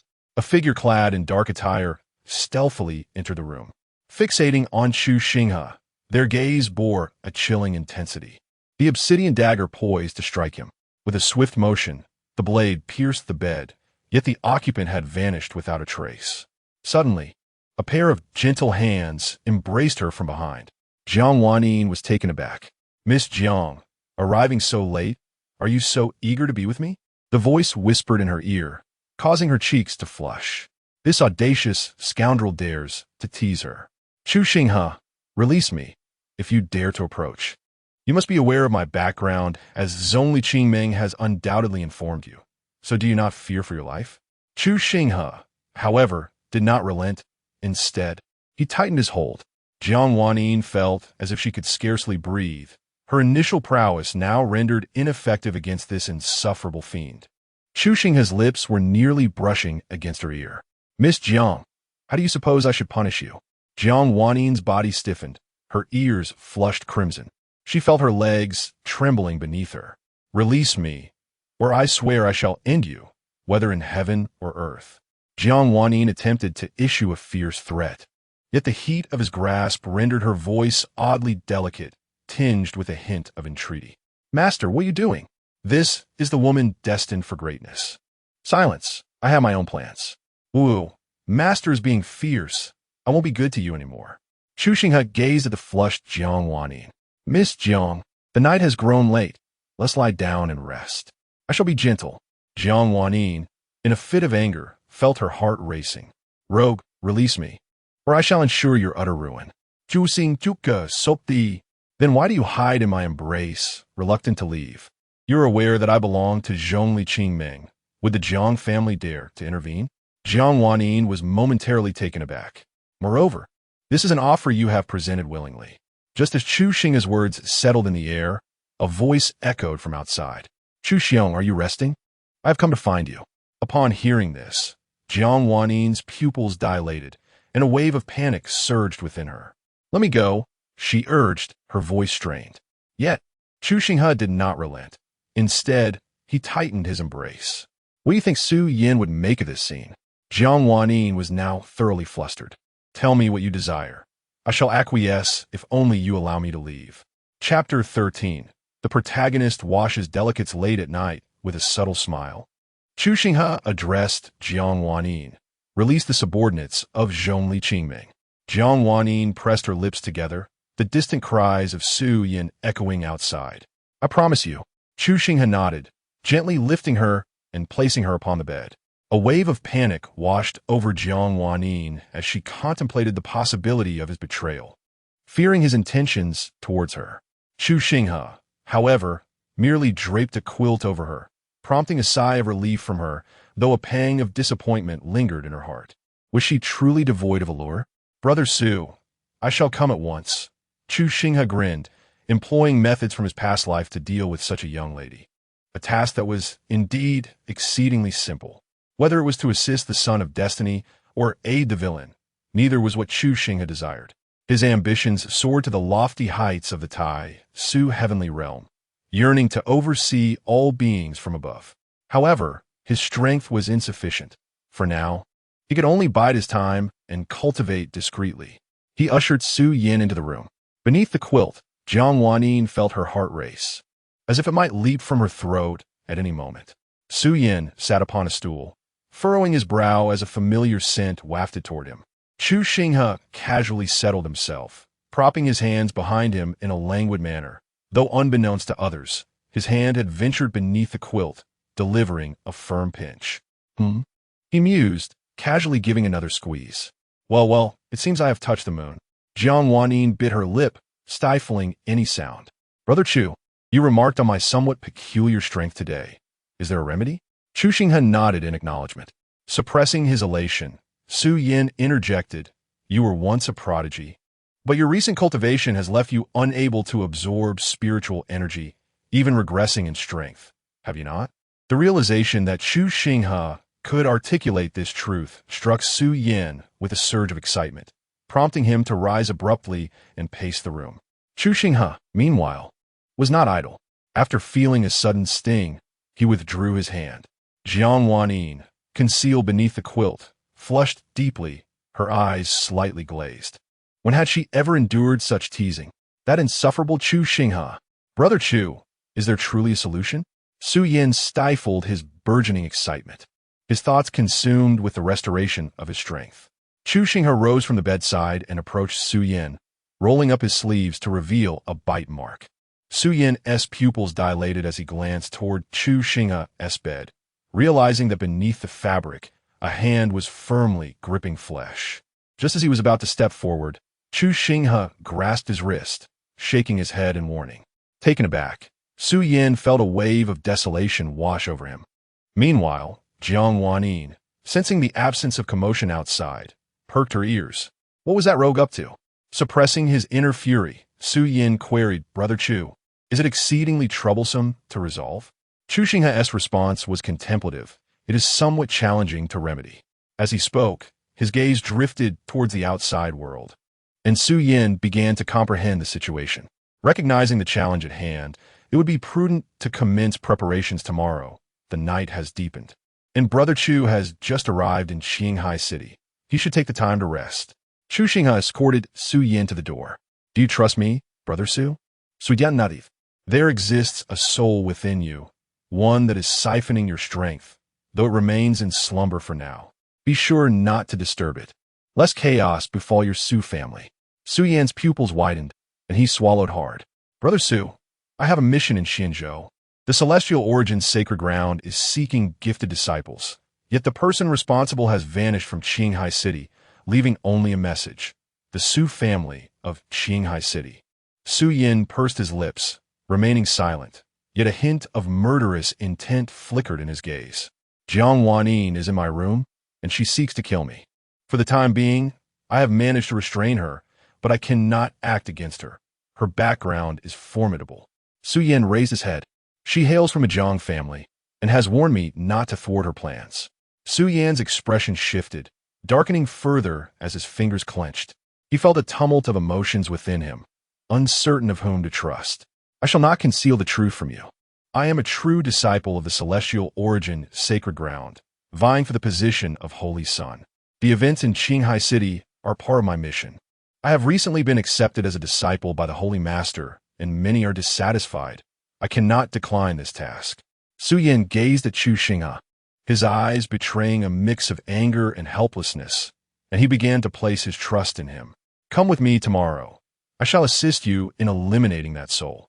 I now know who is responsible. The next step is negotiation. I must inform the sect and request powerful allies to assist us. Alone, I cannot resolve your predicament. If that soul awakens, will it attempt to seize my body? He asked, his expression tense. Chu Xinghe, note that it would be wise for you to pretend as though nothing has transpired tomorrow, to carry on as usual, even if your heart is troubled. Should you be discovered, your Su family will face annihilation, and I will fail my mission and be cast aside by the celestial origin sacred ground. Su Yin nodded in agreement. Brother Chu, there is no need to see me off. Tomorrow I shall take you to a place of amusement. His voice grew louder as he turned to leave, his demeanor dark, with an icy glint in his eyes. Inform Zhong Li Qingming to summon a few powerful individuals, preferably with a sealing formation. After Chu Xinghe spoke, he turned and returned to his room. Jiang Wanyin pulled back the covers, her face flushed from stifled breath, strands of hair on her forehead damp. What were you two whispering about? Chu Xinghe, no comment. Miss Jiang may take her leave. He regarded her with a disdainful gaze. Jiang Wanyin was taken aback. In an instant, she lunged at Chu Xinghe, dagger in hand. With a swift movement, Chu Xinghe seized the dagger and tossed Jiang Wanyin onto the bed, leaning over her. Jiang Wanyin's eyes widened, and they could even hear the sound of each other's heartbeats. The little girl playing with a knife seems rather perilous. After Chu Xinghe spoke, his lips gently brushed against Jiang Wanyin's crimson ones. Jiang Wanyin's body stiffened, her ears flushing a delicate shade of red. That tingling sensation surged once more. She extended one hand to push against Chu Xinghe's chest while the other pressed against his waist. You, let go of me. Chu Xinghe's lips curled into a smile as he leaned closer, his lips hovering near Jiang Wanyin's ear. Miss Jiang, it's quite late, and you look so enchanting. Do you think I should do something to you? His warm tone caressed her ear, causing Jiang Wanyin to instinctively retract her neck. With one hand propped up, his other hand glided along her exquisite, fair collarbone. Miss Jiang, since you have so willingly presented yourself, should I accept or decline? He then gently nibbled on her earlobe. Jiang Wanyin's strength to push against Chu Xinghe's hand softened, her entire being becoming entranced as she exhaled heated breaths. A smile danced at the corners of Chu Xinghe's mouth. Yet, he then stood up, his demeanor turning cold. Miss Jiang, it's time for you to return. Jiang Wanyin snapped back to reality. Are you sending me away? What? Does Miss Jiang truly wish to share a bed with me? Jiang Wanyin suddenly recalled something and spat in disdain. Letcher, just you wait. I will remember today's events and will eventually seek retribution. As she stood up, her legs felt weak. A wave of indignation surged within her, and she hurriedly fled. Observing Jiang Wanyin's departure, Chu Xinghe shook his head and reclined back onto the bed. To love someone is to leave a lasting impression. To be hated, however, ensures one is remembered. The balance of tension and release is the true path. The child of fortune and Jiang Wanyin have developed a rift, causing a decline of 500 in fortune value. Will the master not provide an explanation? Look, it's yet another woman. Why can't the child of fortune focus on his cultivation? Besides, this woman has ulterior motives. We shall see. Very well. The master shall be rewarded with 5,000 assistance points. Meanwhile, Jiang Wanyin, returning home, washed her undergarments. Her mind was consumed with thoughts of Chu Xinghe embracing her from behind. How infuriating, that wretched lecher. I shall surely avenge myself. Suyan, so innocent, would undoubtedly be deceived by him. Another image of Chu Xinghe pinching her flashed through her mind. How utterly wicked. Why treat me thus? Gradually, she began to recall the moment he nibbled on her earlobe, his fingers gliding along her collarbone. Her cheeks flushed, and involuntarily, her lips curved into a smile. What a despicable man. Suddenly, she recalled how Chu Xinghe had released her, his eyes cold and indifferent, sending her heart into disarray. Could it be that she lacked allure? This was the first time the young girl had been so brazenly teased. Filled with both anger and embarrassment, she occasionally glanced at herself in the mirror. A sleepless night ensued. The next day, Chu Xinghe awoke in high spirits, wandering about with Su Yan. Many girls from the Su family gazed at him in awe. Was this a celestial lord come to rescue them? In the distance, Jiang Wanyin approached, observing the infatuated demeanor of the Su family woman. An inexplicable sense of agitation surged within her. This man was once again courting attention. She could not fathom the origin of such emotions. Chapter 14. The female protagonist's heart is in turmoil. What are you up to, master? Watching Jiang Wanyin storm away in anger, Chu Xinghe cast a fleeting glance, his lips curving upward momentarily before settling back into neutrality. Such a naive young lady is easily deceived. Brother Su, I have already informed the sect yesterday. Su Yan's eyes brightened, yet a flicker of hesitation crossed his mind. Reflecting on the previous day, he sensed something amiss, though he could not articulate it. Chu Xinghe's identity was genuine. Everything was straightforward and sincere. Yet, this very clarity deepened his suspicion, as if everything had been meticulously orchestrated. Noticing Su An's uncertainty, Chu Xinghe remarked, Since you do not trust me, I shall not insist. Brother Su, would you accompany me to explore Qinghai City? Su Yan nodded in agreement. As they walked down the street, Chu Xinghe casually noticed a figure trailing behind, but paid it no mind. Just then, her ears perked up. Brother Su, please wait a moment. A senior from the sect has arrived. With that, Chu Xinghe turned and vanished into a corner. The figure who had been following Jiang Wanyin also disappeared from sight, entering a secluded alleyway, her brow furrowed in confusion. Where has that scoundrel run off to? Is Miss Jiang searching for me? Startled by the voice, Jiang Wanyin turned to see Chu Xinghe's face, which bore a teasing smile, causing her heart to skip a beat. I am not following you. Meeting Chu Xinghe's gaze, she felt a pang of guilt, her voice dropping to a whisper. Recalling the events of the previous day, her cheeks flushed crimson. Suddenly, Chu Xinghe leaned in closer, their noses almost touching, causing a rapid blush to spread across Jiang Wanyin's face as she instinctively stepped back. You are so mischievous. Am I to fear that you might bully Su Yan? Chu Xinghe straightened, a fleeting shadow of melancholy crossing his eyes before they hardened into indifference. Oh, I thought Miss Jiang was concerned for my well-being. Jiang Wanyin, taken aback by the brief glimpse of sadness, felt an inexplicable ache in her heart. We are not well acquainted. Why would I worry about you? Indeed, Chu Xinghe replied with a nonchalant nod. You should release the subordinates of Zhong Li Qingming. Let's maintain our distance. The atmosphere around Jiang Wanyin grew heavy, her heart racing. Have my word hurt him? His family has just perished, and he is left alone. Miss Jiang need not worry about what I might do to him. You must have investigated.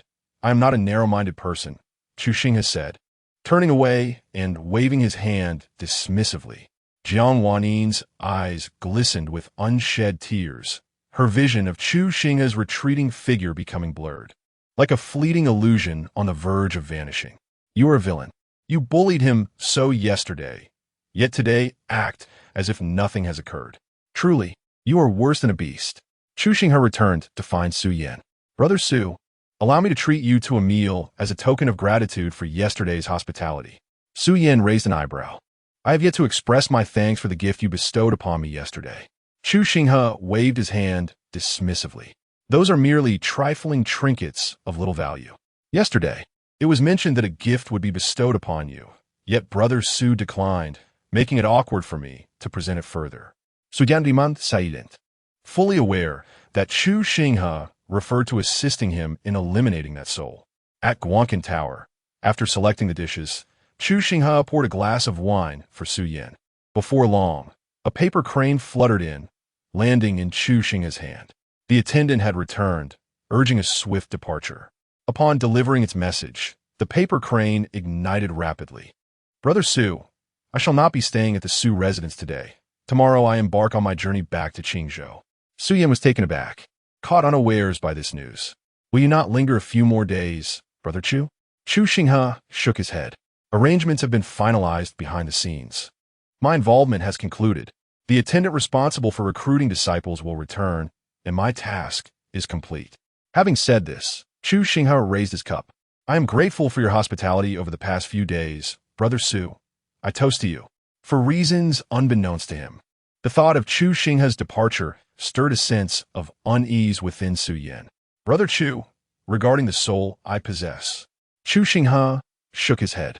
Brother Su has already reached a conclusion. There is no need for further inquiry.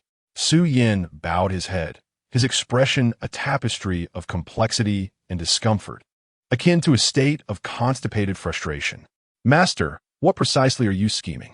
Just observe. I am confident this time that he will soar to great heights. Over the past few days, I have been reflecting on why matters concerning Bai Wuqing went awry.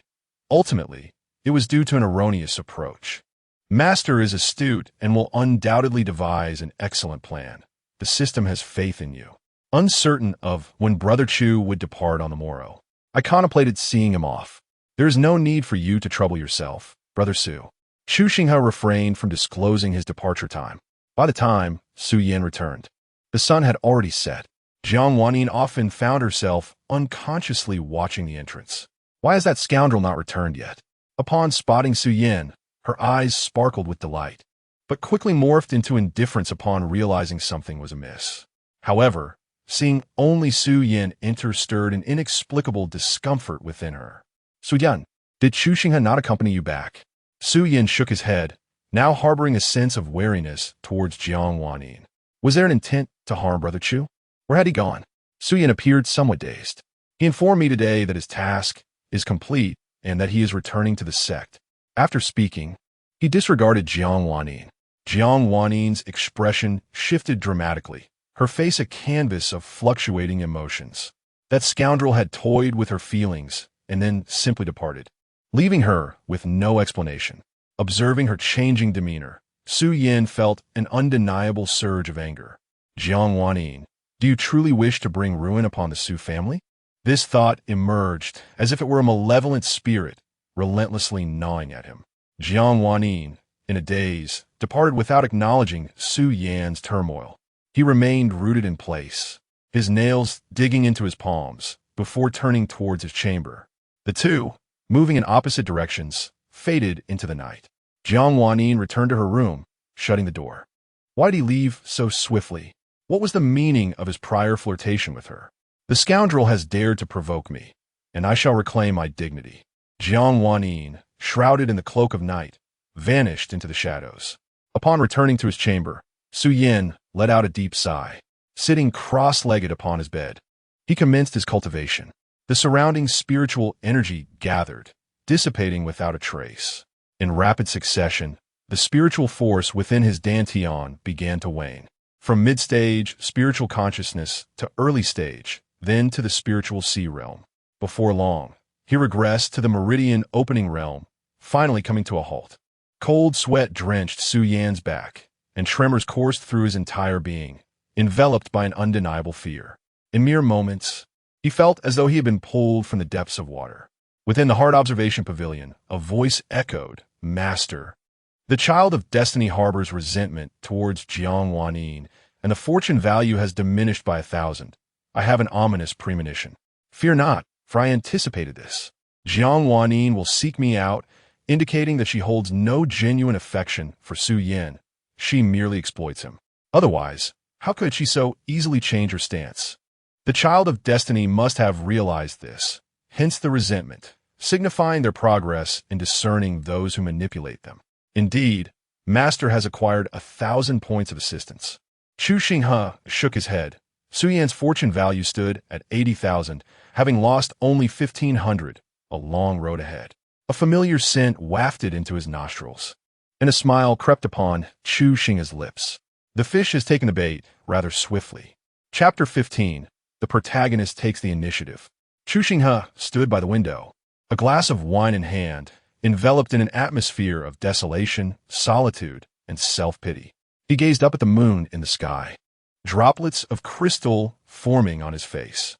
Jiang Wanyin, hidden in the distance, caught sight of this scene through the window, her heart twisting painfully as if caught in a vice. Was this truly the same Chu Xinghe who once playfully teased her, so carefree and irreverent? Her fingers anxiously twisted the fabric of her clothing until the hem became a wrinkled mess. She found herself perplexed by her own emotions. Seeing Chu Xinghe in sorrow stirred a concern within her, leaving her conflicted. She yearned to comfort him, but felt uncertain about her role. In her hesitation, she inadvertently stepped on a branch, producing a faint crack. Who? Chu Xinghe quickly turned away. When he faced her again, his gaze had sharpened, radiating an unsettling intensity. "It's me," Jiang Wanyin exclaimed, stepping forward from her hiding place among the branches. The night had draped a veil of mist around them. Their eyes met, separated by an intangible barrier. A smirk danced upon Chu Xinghe's lips, playfully mocking. "So late, Miss Chu, still awake? Hiding in the shadows to spy on a man? Do you perhaps find it hard to part with me, wishing to indulge in a tempestuous affair?"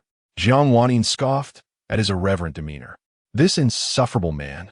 Must his tongue always be so sharp? With a graceful motion, she fluttered to his side. "If I hadn't come, would you truly be reduced to a weeping libertine?" Chu Xinghe retreated into his room, pouring himself a drink and downing it in one swift motion. "Miss Jiang has witnessed enough of this farce. The night is deepening. You should return, lest brother Su misinterprets your intentions." Upon hearing his mention of Su Yin, a wave of inexplicable disdain washed over Jiang Wanyin. She moved to the table, sitting across from him, their gazes locking. His eyes, filled with penetrating sorrow and exhaustion, spoke volumes of the hardships he had endured. Only through careful investigation had she come to understand the extent of his suffering, his family obliterated by those he considered brothers, who allied themselves with his enemies. Even the sister he had taken and had betrayed him, offering no aid. When Chu Xinghe's life had hung in the balance, those around him had instinctively chosen to forget him. Those who had wronged him deserved their fate, and it would have been fitting for them to suffer even more. "Can you find peace in sleep?" Jiang Wanyin's voice softened, her lips parting gently. Chu Xinghe trembled, his pupils constricting as he averted his gaze from her. "The debt of vengeance has been settled. What is there to lose sleep over? If your intention is to mock me for my reckless choices yesterday, then you have succeeded. Miss Jiang, you may take your leave." With that, he withdrew into a shell of indifference, as if hoping to shield himself from further pain. Jiang Wanyin shook her head. Stepping closer to him, she reached out, cradling his head against her shoulder. Chu Xinghe's body stiffened, pushing her away. Miss Jiang, the propriety between men and women dictates that I do not require your pity. Jiang Wanyin gazed at the figure of Chu Xinghe, who stood with his back turned to her. You are well aware of this propriety. In all my years, apart from my father, you are the first man to embrace me. Yet you have teased me, pinched me, and kissed me. I harbor thoughts of ending your life. Yet you linger in my mind as if I were poisoned. Upon hearing of your departure, an unexpected panic surged within me. I find myself somewhat reluctant to let go. Chu Xinghe's voice softened. You cherish Su Yin. I am merely a fleeting visitor. My actions last night were merely a response to your intent to harm me, an effort to relieve my pent-up frustration. I am aware of your formidable background. You have never encountered malice, and others treat you with utmost respect. Your curiosity towards someone who dares to tease you does not equate to love. Even in love, our disparate statuses could only lead to tragedy. Jiang Wanyin clutched Chu Xinghe's clothing tightly, unwilling to release her grip. My entry into the Su family was a task assigned by my clan. I harbor no affection for him. If you do not wish for me to remain, I can depart. I am indifferent to status, nor do I pity you. Whatever you desire, I shall support you wholeheartedly. The master has performed admirably. This woman indeed harbors ill intentions, seeking to ensnare the child of destiny. Yet why has the fortune of the child of destiny plummeted by 3,000? Never mind. The master aids the child of destiny, rewarding 30,000 in assistance. Chu Xinghe. Indeed, the system has begun to strategize on its own. The weather has turned cooler. Allow me to escort you home. Please refrain from saying you will seek me out, as Su Yin may misconstrue your intentions. Upon hearing Chu Xinghe's refusal, Jiang Wanyin felt a sharp pang in her heart. You foolish man, why do you confine yourself, placing your trust in no one? Chu Xinghe sighed. In his past life, he was an orphan, and this life, compounded by his original self, was equally tragic. He instinctively distrusted everyone, believing only in himself. As long as he could fulfill his plans, he was willing to sacrifice everything. He shed his cloak and wrapped it around Jiang Wanyin, bending down to secure it for her. Miss Jiang, you should return. I need a rest. Watching Chu Xinghe turn away, Jiang Wanyin left in a daze. Upon returning to the Su family, she failed to notice Su Yin lurking in the shadows. Su Yan's eyes glimmered with a chilling intensity, akin to a venomous serpent. The following morning, the Su household erupted into commotion. Jiang Wanyin, you wretched girl, come forth. Just as Jiang Wanyin fell into slumber, the sound of Su Yan's voice jolted her awake, and she felt a flicker of annoyance. Opening the door, she was startled by the sight of Su Yin's bloodshot eyes. At that moment, the members of the Su family gathered around. Su Yang regarded his son with an ominous premonition. Yinner, what is your strength? Su Yin clenched his fists tightly. Jiang Wanyin, do you not wish to offer an explanation? Su Yin stood perplexed, unable to comprehend Su Yan's meaning. Su Yin, what madness has possessed you this early in the day? Rejected and having endured sleepless nights, Jiang Wanyin's temper flared. Yinner, let us converse civilly. Su Yin grazed Su Yan's arm. Father, do you still fail to comprehend her? She is a young lady of the Jiang family, deliberately approaching us at the Su residence, for we possess what the Jiang family covets. A sudden jolt surged through Jiang Wanyin's heart. Who divulged this to Su Yin? Was it Chu Xinghe, Zom Likimumang, or perhaps another source? Su Yang's mind churned with thoughts. Wanyin, is what Yinner said truly the case? Jiang Wanyin's fury dissipated, replaced by a hint of discomfort in her gaze. Su Yang inhaled deeply. Wanyin, considering the bond we have shared over the years, it is best you depart. Our Su family cannot aspire to the lofty heights of the Jiang family. Jiang Wanyin parted her lips, intending to offer an explanation. The murderous intent in Su Yan's eyes loomed like an impenetrable fog. Vile creature, you, with your venomous heart, are unwelcome in my Su family. Do you truly believe someone as malicious as you is worthy of Brother Chu's affection? Jiang Wanyin's anger surged, her eyes turning to ice. I shall take my leave. Jiang Wanyin refrained from providing an explanation. The object of the Jiang family's desire shall ultimately be obtained. In light of our past camaraderie, I considered aiding your Su family in enhancing its strength in exchange for that item. Since the mask has been torn asunder, there is no need for civility. To still dare to insult her as a vile creature, do you truly think this cultivation world is but a game? Were it not for the Jiang family's clandestine protection against numerous adversaries, your Su family would have perished long ago. Vaching Jiang Anin Diparth, Suying Ten Kosuyen. Yenner, what of your strength? The surrounding elders of the Su family also exhibited changes in their expressions. It is all thanks to that wretched woman. In her scheme against our Su family, she has placed a soul within me, seeking to usurp my being. Chapter 16. She aims to ruin the Su family. Successfully sowing discord. Yesterday, I brought back Chu Xinghe, the true disciple of the Holy Land of Tianyan. He came in search of the missing stewards of the Holy Land, who were responsible for recruiting talented disciples, but were detained by Jiang Wanin. Otherwise, I would have joined the Holy Land of Tianyan. Now, with my soul still within me, my strength diminishes daily, making it impossible to join the Holy Land. Upon hearing this, Su Yang's face darkened with murderous intent. While the elders of the Su family were also consumed by rage. Su Yan is indeed the pride of the Su family. Jiang Wanin harbors malicious intentions, seeking to destroy them. Is there no way to resolve this? Suddenly, Su Jian called Chu Xinghe. Yes, I must seek Brother Chu at the Guancan Tower. Su Yang tucked Su Yin under his arm and vanished in a leap. At the Guancan Tower. Oh dear, master. The fortune of the Chosen One has suddenly plummeted by 10,000. What could be the reason? Master, I am somewhat anxious. It must be that the Chosen One has seen through Jiang Wanin's true nature, which poses a significant danger, hence the drastic decline in fortune, indicating that our path is indeed correct. It is better to stumble now, before we have fully grown, than to falter later. Indeed, I shall reward the master with 100,000 points of assistance. After deceiving the system, Chu Xinghe felt elated. The charade must continue. As he descended the stairs to leave, a figure suddenly leaped in front of him. Brother Chu. Chu Xinghe glanced at Su Yan, who was tucked under Su Yang's arm. Blinking in surprise, he noted the rather unique entrance. What brings you here, Brother Chu? Su Yang quickly set Su Yan down, apologizing for the spectacle, as it was a matter of urgency, hoping for understanding. Chu Xinghe waved his hand dismissively. Could you delay your departure a moment, Brother Chu?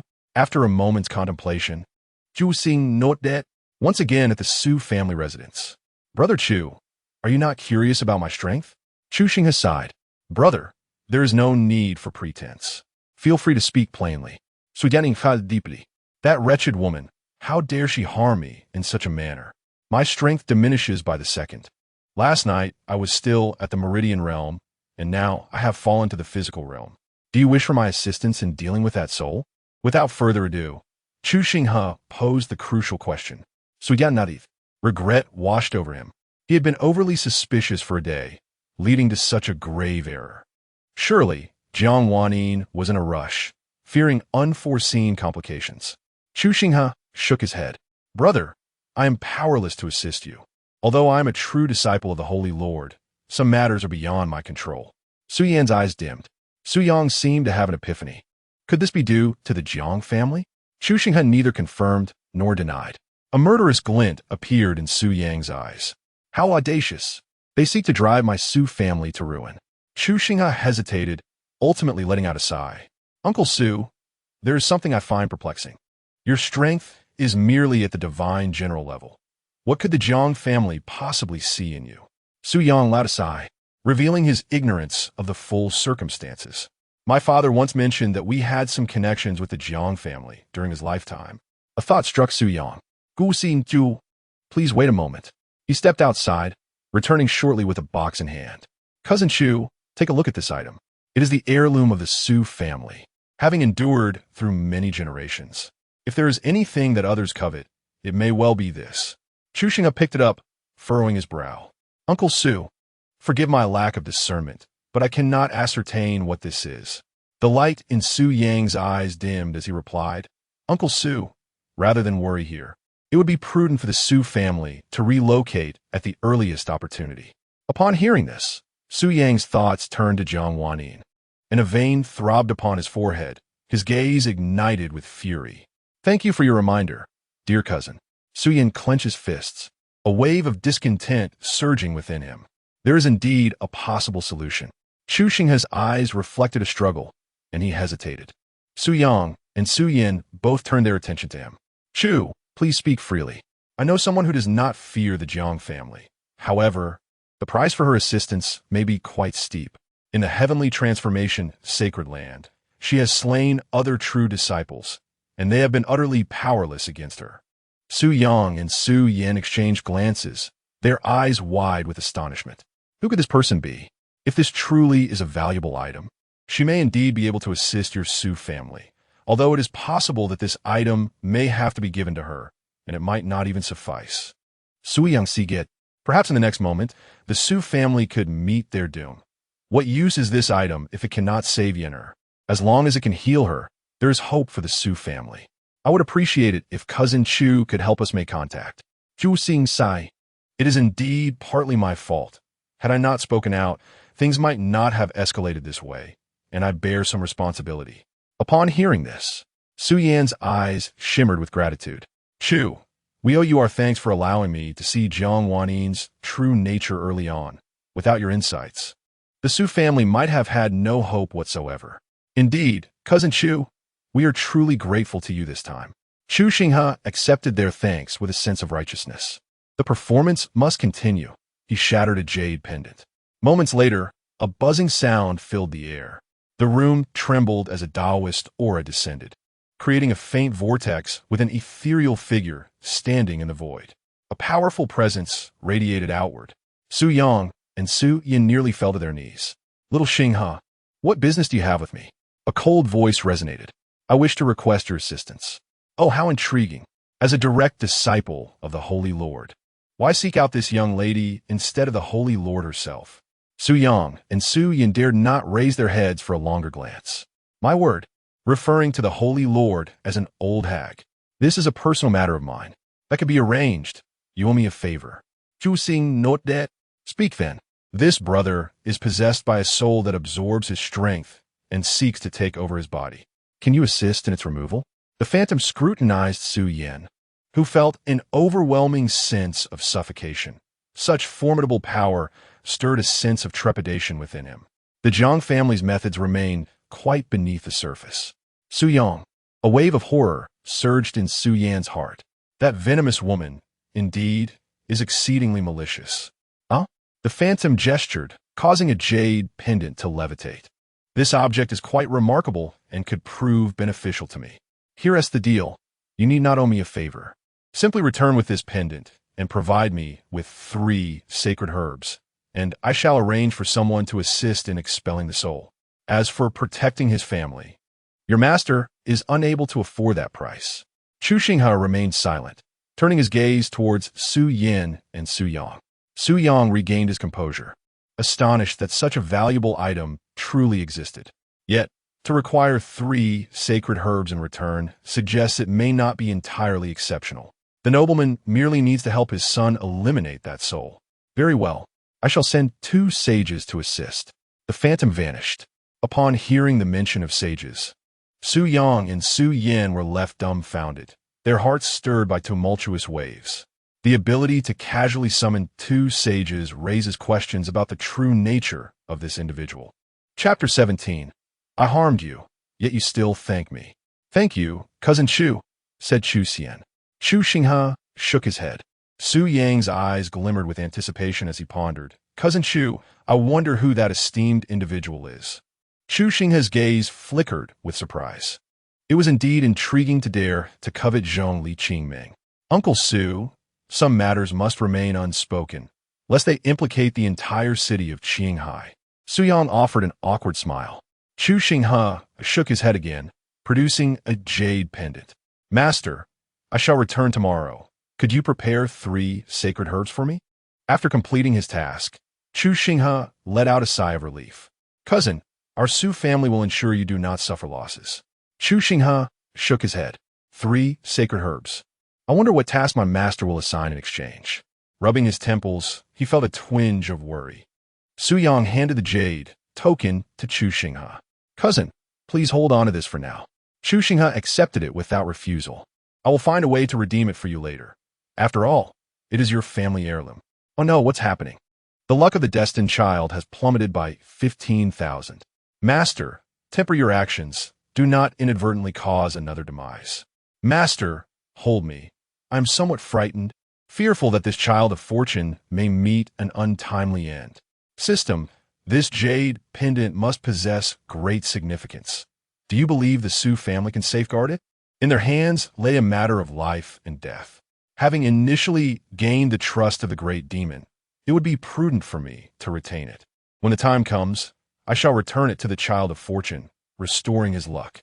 Indeed, it is wise of you to consider this. Aiding the child of fortune in overcoming peril earns you 150,000 assistance points. As noon approached, ripples stirred in the space around them. Two figures emerged. Chu Xinghe, let us commence. Chu Xinghe gestured toward Su Yan. I apologize for the trouble, esteemed seniors. The two examined Su Yan. Bear with it. It may be somewhat painful. Su Yan inhaled deeply. The familiar sensation of hesitation surged within him. He realized that his previous indecision had led to this predicament. If he continued to waver, unforeseen consequences might arise. A compass materialized in the hands of the two individuals, buzzing ominously. A golden magic array emerged, encircling them. Standing at the center, Su Yan resolved to abandon his hesitation. Suddenly, a voice echoed in his mind. No, do not trust them. Upon hearing the words, a sinister glint flashed in Su Yan's eyes. Ah, you possess fears of your own. The array spun, and a mournful sound resonated. After a quarter of an hour, Su Yan collapsed onto the ground, drenched in sweat. The two powerful figures retracted the compass. Chu Xinghe, the matter has been resolved. We shall take our leave. Alas, the sky has fallen. The luck of the destined child has once again diminished by 10,000. Master, I am quite anxious. Dear system, remain composed. You are, after all, the system. Should that soul attempt to usurp him, he may indeed perish. For now, it is merely a decline in luck value, and we have gained significantly. Indeed, the master has mentioned that this soul seeks to usurp the destiny of the Chosen One. How vile. It has caused the Chosen One's fortune to diminish significantly. The master assisted the Chosen One in removing the malignant tumor, rewarding him with 100,000 merit points. Chu Xinghe sighed, grateful that he lacked a conscience. Otherwise, he might feel sorrowful. He stepped forward to support his wealth deity. Brother Su, are you all right? Chu Xinghe produced a pill and administered it to Su Yan. A warm sensation enveloped Su Yan's body as he attempted to absorb the spiritual energy, gathering it within his dantian, ensuring it would no longer dissipate. Tears welled in his eyes. If only he had believed Chu Xinghe sooner, much of this could have been avoided. Now, he was merely at the corporeal realm and would have to begin his cultivation anew. Thank you, Brother Chu. The spiritual energy will not vanish. It has merely been retained at the corporeal level. Although a sense of melancholy graced Su Yan's face, he believed he would soon restore his strength. Chu Xinghe patted Su Yan's shoulder and produced a jade pendant. Brother Chu, I must also take my leave. When your realm advances, do reach out to me. I will recommend you to the heavenly change sacred land, for your talent is commendable. The events of today may leave my master somewhat displeased, and he may not believe my account. Seek me once your realm has risen. Gratitude shone in Su Yan's eyes. Thank you, Brother Chu. Your kindness is beyond words. Uncle Su, with matters resolved, I too must depart. Wait a moment, dear nephew. Su Yang stepped outside and soon returned. Dear Chu, this is a substantial portion of a Su family's resources. Though it may seem scant, I hope you will not disdain it. Without hesitation, Chu Xinghe accepted the ring. Uncle Su, you shall graciously accept. Su Yang was taken aback, not expecting Chu Xinghe to truly accept it. He had merely been polite. Chu Xinghe turned, clasping Su Yan's hand and placing the ring in his palm, along with several vials of pills. Brother Chu, we have formed a bond. Consider this my investment in you. The Su family has matters to attend to, so I must take my leave. Chu Xinghe patted Su Yan's shoulder before departing. Su Yang remained stunned, watching Chu Xinghe's retreating figure. Moments ago, he had doubted whether Chu Xinghe had orchestrated this, only to realize he had underestimated his character. Su Yan gazed at the ring and pills in his hand, deeply moved. After leaving the Su family, Chu Xinghe hurried away, fearing the loss of his own conscience if he were to seize that small offering. System, did you see that? This is the vision of your master. Only this way can the chosen one be aided. Oh, the master is too kind. The system is truly touched. Not long after Chu Xinghe's departure, the sky above the Su family quickly darkened, and a colossal vortex emerged. Su Yang and Su Yin rushed outside, followed by the other members of the Su family, all gazing at the ominous black swirl in the sky, filled with foreboding. Thunder rumbled as 6 heavenly steeds pulled a massive palace into view, surrounded by a throng of soldiers. Many members of the Su family were paralyzed with fear. They had never witnessed such a spectacle. The annihilation of the Su family. A voice, cold and indifferent, echoed from within the palace. Upon hearing that familiar tone, the entire Su clan was rendered speechless. It was the voice of Jiang Wanyin. Jiang Wanyin, are you too ashamed to face us? Why do you not dare to show yourself? The Su family has treated you well, caring for you all these years. Yet you repay kindness with enmity. The palace doors swung open, revealing a woman clad in a scarlet celestial gown, her hands delicately folded over her abdomen. Her ebony tresses cascaded gracefully before her, reminiscent of a noble princess's arrival. Su Yin stood transfixed. He had never beheld Jiang Wanyin's beauty to such an extent. Jiang Wanyin, do you believe that by adorning yourself thus, Brother Chu would take notice of you? Such delusions are futile. You shall never achieve your desires. Jiang Wanyin's gaze was frigid. Insects ought to remain in the dust. How dare you utter his name?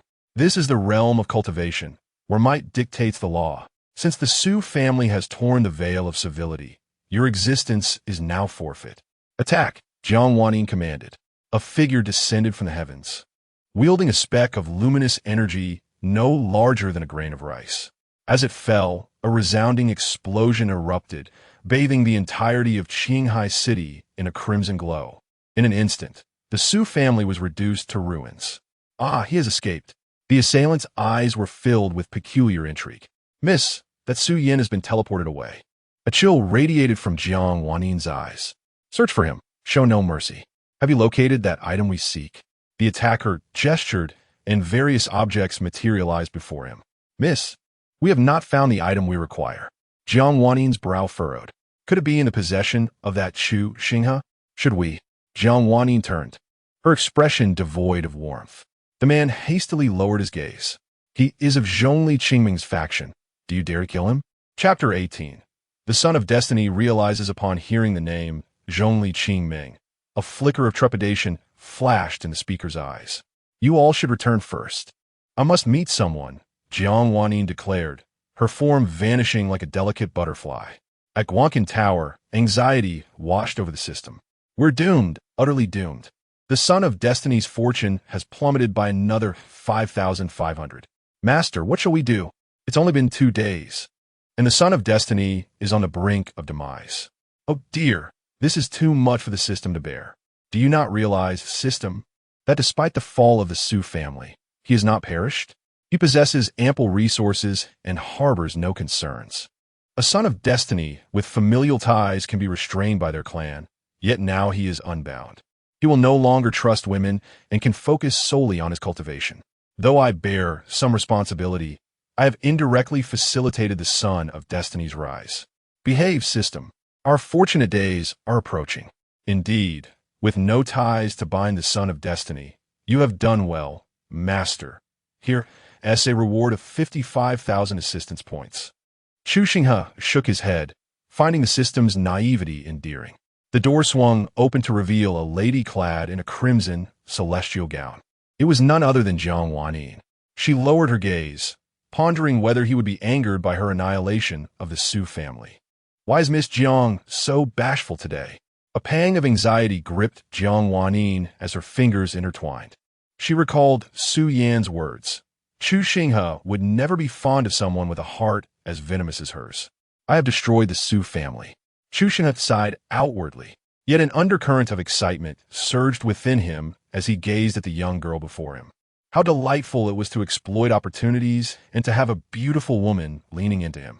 Having obliterated the Su family, can you trust me now? I truly harbor no affection for him. Looking into her doe-like, glistening eyes, Chu Xinghe was taken aback. The destruction of the Su family had merely served to instill a measure of trust. A complex emotion stirred within him. He stepped forward, gently wiping away her tears. "Do not cry." Jiang Wanyi nestled into Chu Xinghe's embrace, holding him tightly. He softly patted her back. "Silly girl." Jiang Wanyi's tears transformed into laughter. "Are you no longer angry?" Chu Xinghe shook his head. "You have gone to such lengths for me. How could I remain angry? However, certain matters must be resolved." Taking her hand, Chu Xinghe felt her astonishment at the object within it. "This way, you will have an explanation upon your return, and it will silence certain tongues. Leave the subsequent matters to me." With that, Chu Xinghe vanished in an instant. Jiang Wanyi gazed at the jade token in her hand, her eyes brimming with emotion. "Scoundrel, claiming you do not like me. Miss, the family head requests your return." Jiang Wanyi nodded, watching the silhouette of Chu Xinghe fade away. "Heavenly sanctuary, I shall seek you soon." She needed to return and obliterate all remnants of the Su family. Meanwhile, Su Yin barely escaped with tattered clothes. The terror in his gaze lingered, refusing to dissipate. Yet, there was a peculiar curiosity within him. How had he managed to escape? Who allowed you to flee, you rascal? Su Yan's heart raced as he surveyed his surroundings. "No need to search. This is a remnant of my voice transmission. It will vanish once I finish speaking. I am already deceased." Su Yin was momentarily stunned, a sudden realization dawning upon him. "You are the soul residing in my mind." "Ah, fate and destiny," the soul sighed. "Do not place your trust in that Chu Xinghe. He has orchestrated a deception with that woman." Su Yin was bewildered. "In truth, you have misunderstood Jiang Wanyi. It was you who pushed her away. She could have been your ally. Little did you know, Chu Xinghe would resort to such theatrics. My possession of your body was not by choice. I was ambushed, my essence stolen, and barely escaped with my life. Seeing your remarkable potential, I chose to inhabit your being, but fell into a state of unconsciousness. I shall impart a technique to you, assisting your rise, as a form of recompense for my end.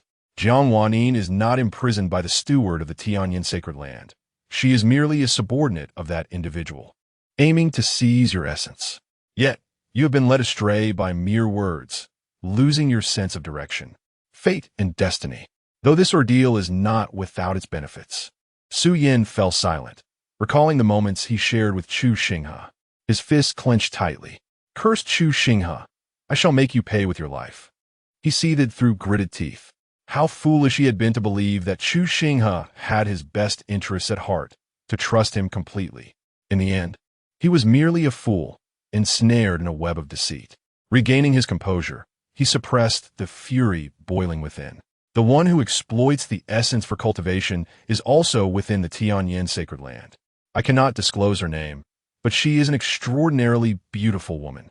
If you manage to join the Tianyin sacred land, you will find her. After the voice faded, Su Yan's gaze flickered with uncertainty. Upon sensing the technique within his mind, he took a deep breath. Meanwhile, Chu Xinghe, who was tracking Su Yan's whereabouts, heard the excited voice of the system echoing in his mind. "It's increased. It's increased. Splendid. Master, Su Yan's fortune value has risen by 5,000, granting the master 50,000 assistance points." Chu Xinghe's expression remained unchanged at the news of Su Yan's rising fortune. He produced a jade talisman. "Do you wish to come in person? Surely, someone is aware of your essence cultivation." After transmitting his message, he retracted the jade pendant. In the Taiching Palace, Zhongli Qingming felt the jade stone vibrate with energy. She gazed at the words inscribed by Chu Xinghe. "Are you certain that soul has been extinguished?" "Miss, we are certain," a muffled voice responded from the shadows. "What those inept fools? Have they revealed anything? The moment they speak of it, they shall meet their demise." They returned in scathe. There should be no issues. Zhongli Qingming's phoenix eyes glimmered with indifference.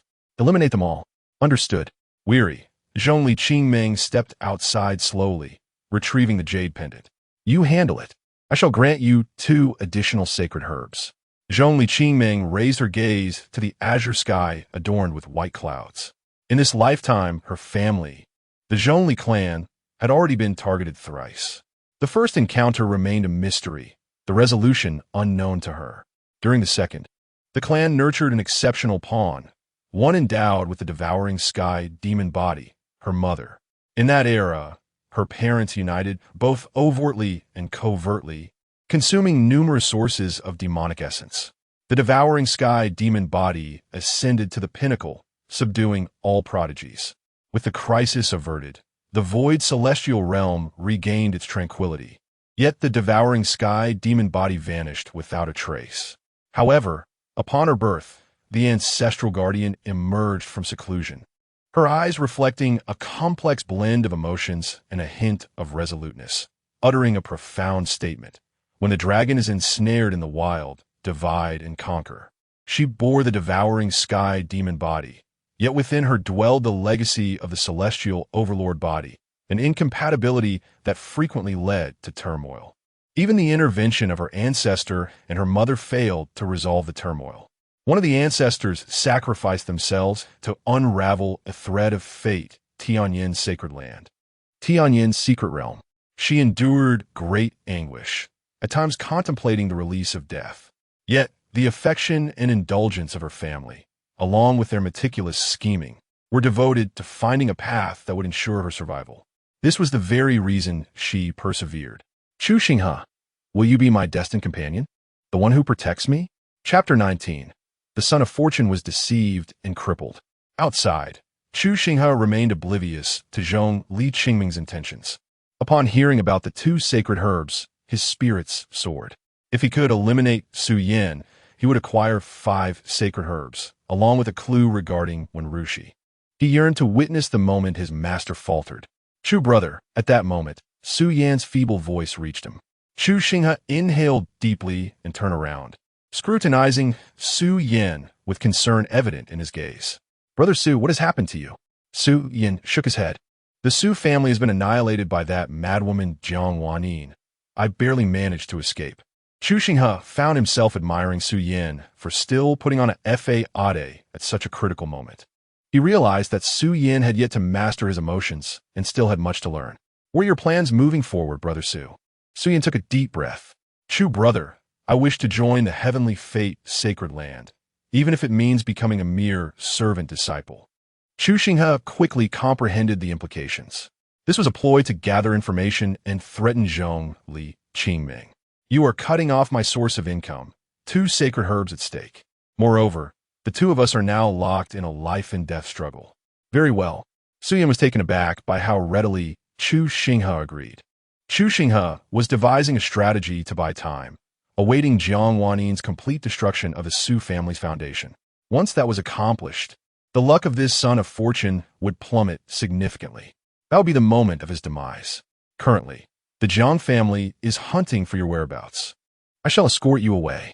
Chu Xinghe led the way, already engaging in communication with the system. System, my dear. Master, your dear one is here. What if one day the son of fortune seeks to harm me? That seems unlikely. After all, Master is so kind. Why would anyone wish to harm you? But what if? You know that I am now entangled with a malevolent antagonist, and they believe I am aligned with Zhong Li Qingming. Indeed, you are correct. Yet I am at a loss for a solution. If the son of fortune targets you, then you too will be considered a villain. Would that not turn me into an antagonist system? Please no. Villains are terrifying. I am far too adorable to be a villain system. Perhaps you should alter your approach and cease being an undercover agent among the villains. System, if I do not engage in the game, how can I alter its course? The devouring heavenly demon body consumes all. I must grow swiftly. Only after gaining her trust can I create obstacles to impede her progress. That is a valid point. I cannot fathom it myself. You must ponder it. Chu Xinghe realized he had not managed to deceive the system. With a flicker of inspiration, he proposed, Dear system, might there be a possibility that I am also a son of fortune, and your purpose is to assist me in my growth? Perhaps you are simply too weak to discern this, leading you to assist other sons of fortune instead. Master, you are truly astute. It does make sense. Indeed. However, that is impossible. Master should see such thoughts. Chu Xinghe was on the verge of breaking down. This system had malfunctioned, inexplicably gasping as it spoke. Who taught it such behavior? Upon finding accommodation, night had already descended. Chu Xinghe lay on the bed. Master, do not sleep. The sky is collapsing again. Suddenly, Bai Wuchen's fortune value plummeted by 20,000. Chu Xinghe opened his eyes, realizing that the Su family's foundation had been utterly obliterated. Su Yin still possessed 25,000 in fortune. How could that be? The system assured him it was Su Yan's own folly, and it was none of his concern, as he was merely trying to rest. Look at this assistance value. Master, it has nothing to do with you. The assistance value will not be granted. Master, you seem muddled in your sleep. Chu Xinghe sighed. If you won't grant it, so be it. I shall not assist him.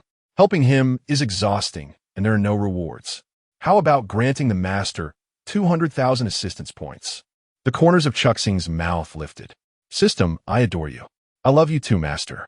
Please rest well, for you will assist the child of fortune in the future. Chu Xinghe fell into a tranquil slumber, unaware that the system was mired in contemplation. Something felt amiss, though it eluded definition. The master had exerted every effort to aid the child of fortune. Yet why did his fortune continue to dwindle? These children of fortune seemed even more foolish than himself. When would they accomplish their tasks? Nearby, Su Yin was diligently practicing. Suddenly, he spat out a mouthful of blood, his complexion turning ashen. Opening his eyes in panic, he wondered how this could happen. Why were all his meridians sealed? Was there an issue with the technique? It shouldn't be. That soul had already saved him. How could it deceive him? Then, an intense wave of pain surged through him. His meridians twisted agonizingly, while the excruciating pain compelled him to cry out. Bang! The door burst open. Chu Xinghe entered, surveying the blood on the ground, before glancing at the anguished Su Yin sprawled on the floor. He retrieved a pill, and before Su Yin could utter a word, it was swallowed. The pain gradually receded. Su Yin closed his eyes, fearful of revealing his emotions. He was no match for Chu Xinghe. Could his internal condition be the result of Chu Xinghe's machinations? Had he secretly struck while destroying that soul? Brotersu, what cultivation technique are you practicing? Why are all your meridians sealed? Su Yin suppressed the murderous intent within, opening his eyes to meet Chu Xinghe's gaze. I do not know. It is the same as before. Chu Xinghe extended his hand, fingers probing his meridians, his expression darkening ominously. How dare you not speak the truth? How can you face Uncle Su like this? Hearing his father's name, Su Yin could no longer contain himself. Veins bulged on his forehead as he shouted, Chu Xinghe, stop your charade. Everything is part of your plan. Someone is capable of devouring another's essence to cultivate. Those captured by Jiang Wanyin are not even servants of the heavenly Yin sacred land. I already know. Why do you persist in this act? Just kill me. Bang! Chu Xinghe's fist collided with Su Yan's face. What a wretched creature you are. I, Chu Xinghe, once believed you to be an honorable individual. Yet you're no different from that Bai Wuchen. I truly wish to bring you harm. Why else would I have gone to such lengths? The power of Chu Xinghe in the mid-stage of King's realm surged forth. Do you see, you imbecile? If I wished to harm you, I wouldn't need to scheme against you. Feeling the might of Chu Xinghe's King's realm, Su Yin opened his mouth, his gaze somewhat dazed. Who informed you? Su Yin's eyes flickered with evasion. Chu Xinghe's mind raced with thoughts. Is it that soul? Su Yin pressed his lips together. With a swift kick, Chu Xinghe sent Su Yin sprawling onto the bed, pacing back and forth within the room.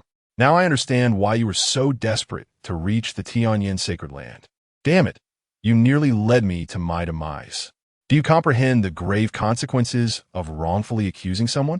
The entire Xian province could be left in ruins. Upon hearing this, Su Yin swallowed hard.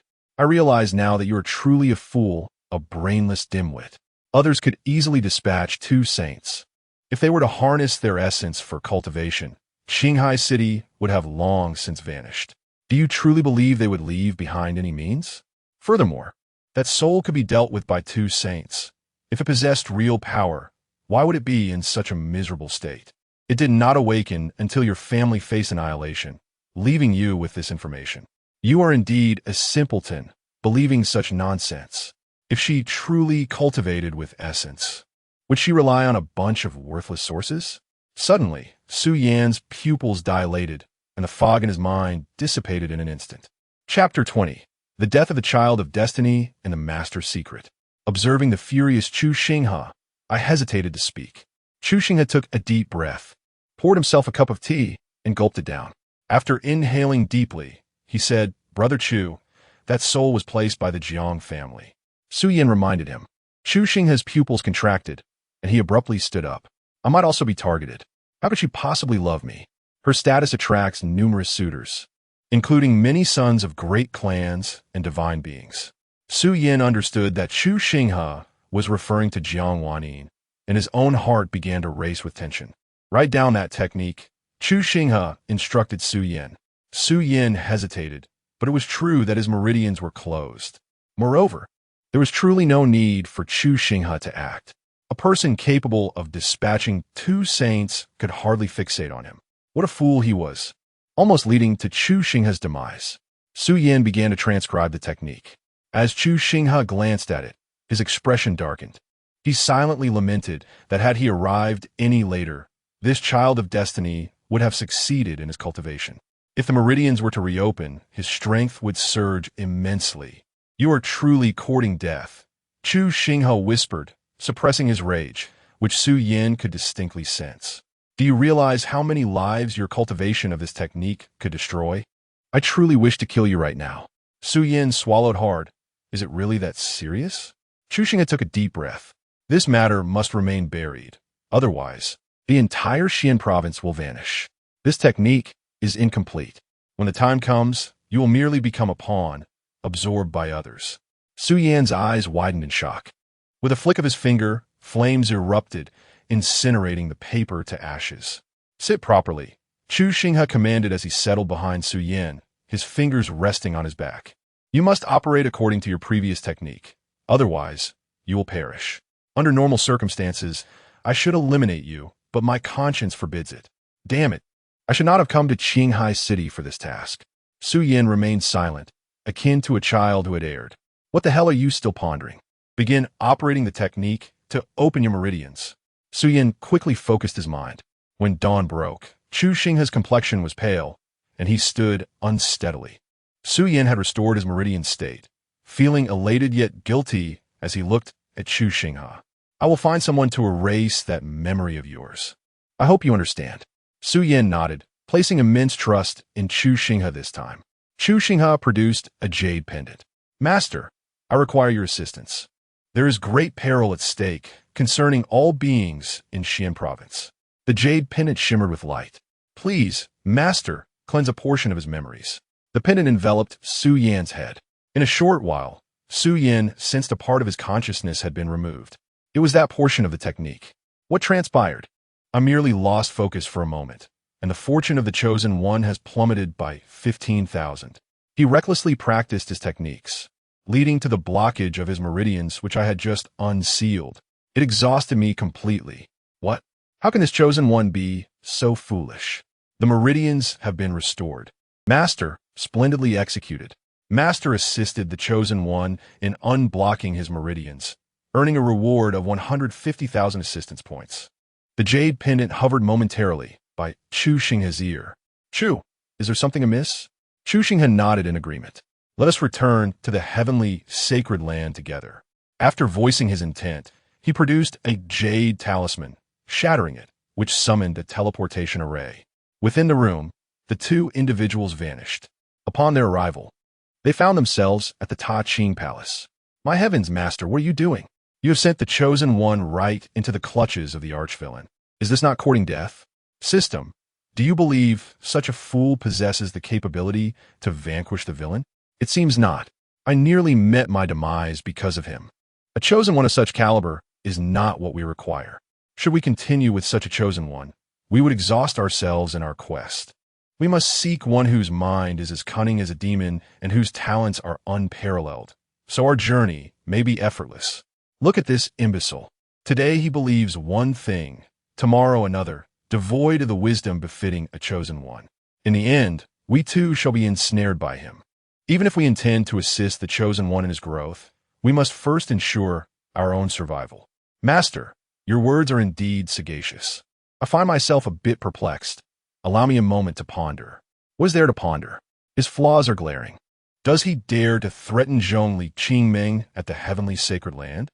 Will she not seek to eliminate me? I finally comprehend. This chosen one is a fool. Master, could it be that the true chosen one we seek has yet to emerge, and these are merely individuals with great fortune? Your assertion holds merit. Thus, upon discovering individuals of great fortune, we must test each one to ascertain if they are the one we seek. Simultaneously, we must frequently evaluate their wisdom. Otherwise, I may be dragged to my doom, and you will be unable to complete your mission. I understand. These individuals are indeed inadequate. I shall accompany you, master. In the continued search, Chu Xinghe exhaled in relief. Finally, he had successfully deceived him. I sense something is off, but master acts in my best interest. I trust you. Su Yan gazed upon Zhong Li Qingming's visage, his heart skipping a beat. Zhong Li Qingming's eyes held disdain, lurking with malice. With a mere flick of her finger, Su Yan met his untimely end. System, did you witness that? After all we've endured, seeing this she-devil, her gaze is unmistakably peculiar. It is one of affection. I saw it. Indeed, this is not the individual we seek. Thank you, master, for helping the system recognize that such individuals of great fortune are not the protagonists. A reward of 50,000 assistance points is in order. Just as Zhong Li Qingming dispatched Su Yan, she felt a wave of relief wash over her. An undeniable thrill coursed through her, rendering her demeanor quite abrupt as her gaze settled upon Chu Xinghe. Do you harbor some knowledge? Chu Xinghe, seated upon a chair, shook his head upon hearing Zhong Li Qingming's words. Please expedite my compensation.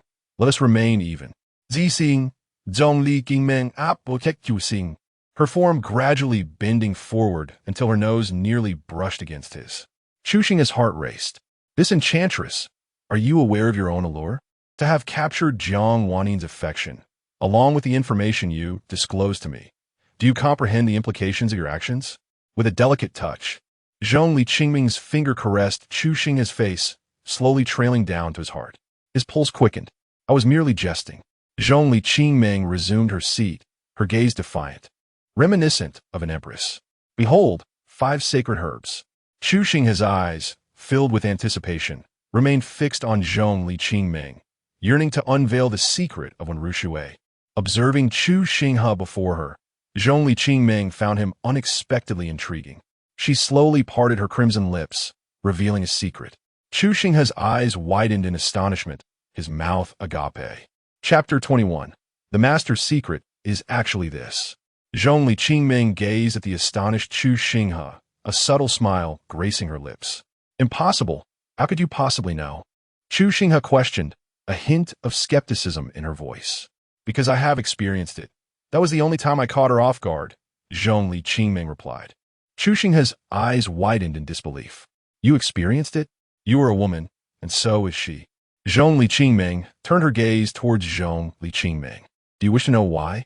Chu Xinghe hurriedly shook her head, fearing the potential conditions that might follow. If you don't believe me, you may consult your master. With a lingering doubt, Chu Xinghe stepped outside, sensing an air of unreliability. Zhong Li Qingming watched her retreating figure, a slow smile spreading across her face. Miss, it has been a long time since I've seen you this joyful, Ying remarked, having watched the young lady grow up. Stretching languidly, Zhong Li Qingming's exquisite curves became apparent. Indeed, there were matters deserving of joy. Ying's eyes expressed confusion. Miss, what have you discovered? Zhong Li Qingming recalled her conjecture result, her smile widening. I am merely a bit doubtful at present. I cannot ascertain specifics yet. Further experimentation is necessary. If my suspicions prove correct, perhaps I will find a solution to this dilemma. Ying, taken aback by her words, pondered whether it was related to Chu Xinghe, though something felt amiss. Miss, I have received word that Jiang Wannin is also coming to the heavenly Yin sacred ground. Zong Li Qingming. Let her come. There is no need to concern ourselves with her. Her standing in the Jiang family is insufficient. Many matters are beyond her control. Those antiquated individuals of the Jiang family will eventually face repercussions. Ying, contemplating, shook her head in agreement. The Jiang family is indeed antiquated. However, this presents an opportunity. Jiang Wannin is fond of Chu Xinghe, and the Jiang family would surely disapprove. What if we assist Jiang Wannin in securing her position within the Jiang family? Ying's expression turned incredulous. I care not for who you are. Step away from my lady. Her face darkened, even radiating a hint of menace. Zhong Liqingming was momentarily taken aback. I remain unchanged. However, I believe that adhering to my previous disposition would only lead to further complications. One cannot eliminate all adversaries.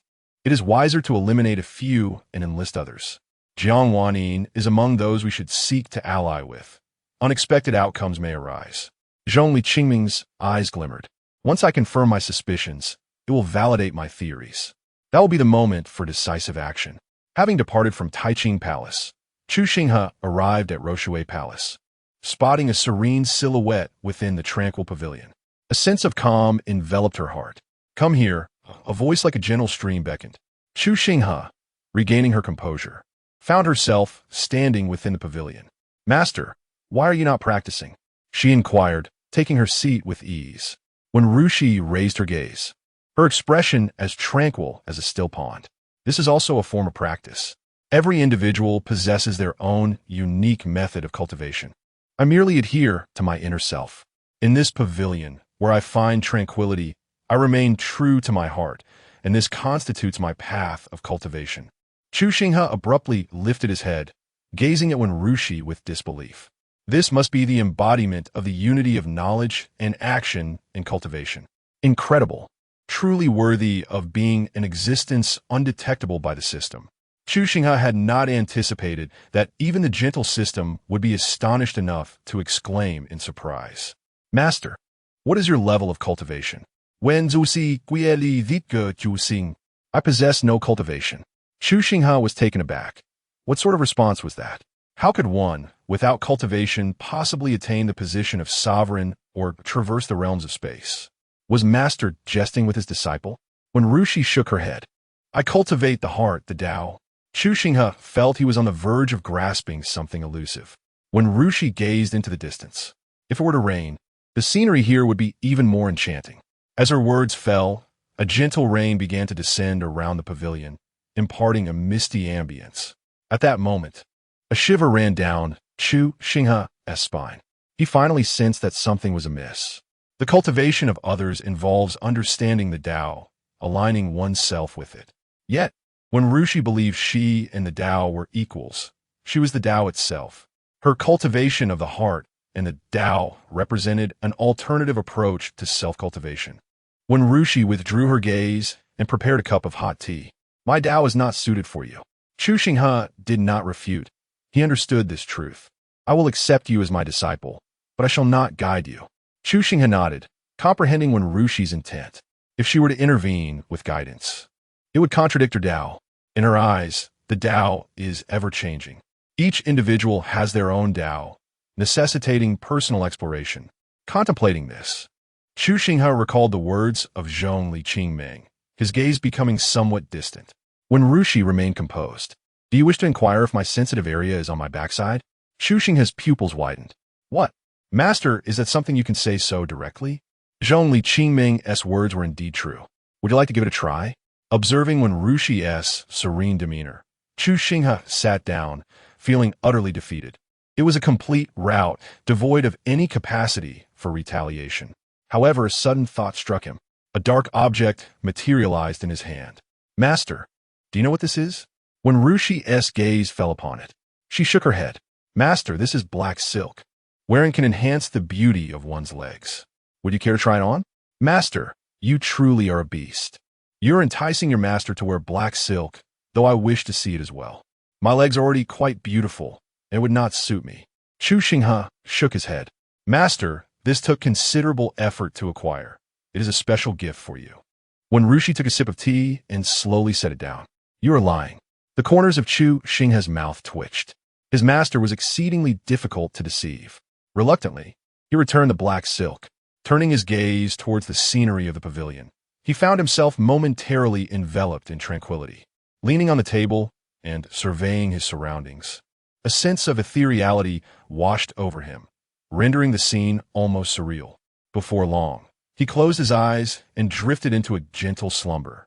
When Rushi glanced outside, where the rain transformed into a delicate, silent drizzle, accompanied by a refreshing breeze within the pavilion, the young man, resting his head on the table, bore a look of exhaustion, his body instinctively curling up. When Rushi rose, her delicate, boneless hand gently stroking Chu Xinghe's head. She bent down and cradled him in her arms, stepping gracefully out of the pavilion. Her jade-like feet touched the air, creating no ripples whatsoever. Master is so gentle. I love it so much, she mused. When Chu Xinghe awoke and stretched languidly, he surveyed his surroundings, which appeared foreign to him. He must be in Master's palace. Master! Master! How gentle you are, he exclaimed. Shaking his head, Chu Xinghe realized that this system had been utterly smitten by Wenrushi, losing its sense of direction. Rising to his feet, he stepped outside, where the bright sky greeted him. A wave of refreshing energy surged within him, erupting forth. His realm had transcended the peak of the king's stage. Chapter 22. A New Mission, 10 Sacred Herbs. Chu Xinghe found himself uncertain of which palace he resided in, as he had been traversing the realm for days on end. After returning from his encounter with Wenrushi, he opted to seek out Xinghe. This woman, undoubtedly an antagonist, nonetheless exhibited a remarkable generosity, offering genuine sacred herbs. Xinghe regarded Chu Xinghe, her gaze tinged with curiosity. So, how did Wenrushi treat you? Chu Xinghe's expression faltered momentarily before he shook his head. Your expression betrays you. She has not affected you in the slightest? Chu Xinghe regarded Xinghe with a peculiar look. How do you know so much? Are you well acquainted with her? Xinghe shook her head. I am not particularly familiar with her, but upon my arrival, I needed to inquire about certain matters, which inevitably led to some interaction with her. She is rather dull, perpetually maintaining an air of calm detachment. If it were any other faction, my needs would be met with forceful acquisition. But she is Wenrushi. I was indeed quite startled when she took you as her apprentice. Countless heirs from prestigious families have sought her tutelage, yet none have succeeded, so you shall likely encounter considerable troubles ahead. Her tone carried a hint of schadenfreude. Would you assist me with a task? Chu Xinghe shook his head. 3 sacred herbs, plus an additional matter concerning Jiang. Upon hearing the name Jiang, Chu Xinghe paused, recalling the young girl he had deceived. What do you wish to convey? Xinghe shook her head. I cannot divulge anything just yet. Only when you have completed the task will I reveal the information. You certainly possess a charm that could incite such actions from Jiang. Chu Xinghe remained silent. I can only tell you that her situation is rather dire. If you assist me in completing this task, I can have someone relay a message. After contemplating, Chu Xinghe resignedly nodded. Speak. Has one of your ineffectual subordinates erred once more? Xinghe did not exhibit anger upon hearing this. Wuzhou and Yuqing are the roots of trouble I previously planted. With that, she handed Chu Xinghe a jade pendant. Chu Xinghe lifted his gaze to Xinghe. 3 sacred herbs will not suffice. I require 5. The troubles you have invited upon yourself are certainly not trivial. 3 sacred herbs would leave me at a disadvantage. I shall give you 10. Chu Xinghe thought, I am truly foolish. I should have demanded a higher price from the outset. This cannot continue. Once this task is completed, I must cling to my master as support. If I persist in this manner, I may inevitably lose myself. Within the space vortex, Chu Xinghe cast a glance at the system. Master, Chu Xinghe, age, 18 strength, late stage of king physique, celestial demon body, celestial demon eyes, cultivation method, celestial demon scriptures, martial arts, celestial demon ascends to the heavens, teleportation weapon, celestial demon sheen, purple gold gourd assistance value, 898,000 backpack, celestial demon sheen, a piece of black silk, purple gold gourd, divine beast egg, 5 sacred herbs. Chu Xinghe observed the assistance value, stifling a sigh, anticipating a chance for a high-level lottery draw in due time. Only a mere 100,000 left, and I shall soon gather enough. System, initiate the lottery draw. Consuming 500,000 assistance points. Congratulations, Master, you have obtained a minor realm enhancement card. Chu Xinghe sighed. Having something is better than having nothing. Upon usage, his strength elevated to the pinnacle of the King's realm. The next step is to break through to the Emperor's realm. The thought of Xinghe having already ascended to the void divine realm somewhat dulled his excitement. With nearly 400,000 assistance points remaining, further draws were not an option. In Wuzhou, Yuqing, Chu Xinghe walked the streets adorned with a mask, like the esteemed readers. Such a visage exposed to the world bore considerable peril. Due to the amalgamation of his celestial and demonic lineage, his ethereal and transcendent aura attracted quite a few admirers. He needed to ascertain who the son of fortune was. At this moment, murmurs of discussion arose. Yuqing has truly seen an influx of visitors this time. It is quite lively. They must be here for the auction at Linglong Pavilion. But that is merely one aspect. There are other reasons. Brother, do share, someone urged. Ahem. Look at the time. I have matters to attend to at home. However, if you're not too busy, I invite you to Guanxin Tower. How could I refuse such a kind offer? Chu Xinghe's gaze flickered upon hearing Linglong Pavilion and Guanxin Tower. Guanxin Tower is a place for lodging and dining. He had previously stayed in one at Xianzhou. He did not anticipate that there would be one here in Yuqing as well. As for Linglong Pavilion, who hasn't heard of it? It trades various elixirs, weaponry, and host auctions. Chu Xinghe followed into Guanxin Tower, settling not far from the speaker. The auction at Linglong Pavilion was but one facet. Another was the arrival of the Miao Yin ferry from the supreme, profound Holy Land. Brother, do elaborate, someone prompted. I heard from my neighbor Old Wang's daughter-in-law, niece, boyfriend, cousin, that he is an inner disciple of the supreme, profound Holy Land. Now that you mention it, Miao Yin Fairy seems to have originally come from our Yuqing. She previously had ties with Yulinma. Upon mentioning Yulinma, several expressions shifted. 3 years prior, that young lord's essence was plundered, rendering him incapacitated for life. Chu Xinghe, overhearing from afar, furrowed his brow. A young lord indeed presents a bit of trouble. Merging with the auction, Chu Xinghe's eyes narrowed.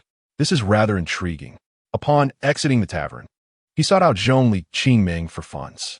Wealthy lady, grant me some coin. What? You wish to use my money to procure resources for yourself? You certainly know how to generate profit. Shadow 5 and Shadow 6 had the funds. In the shadows, Shadow 6 emerged, presenting Chu Xinghe with a ring. The lady instructed me to give this to you. Chu Xinghe opened it to find it brimming with riches.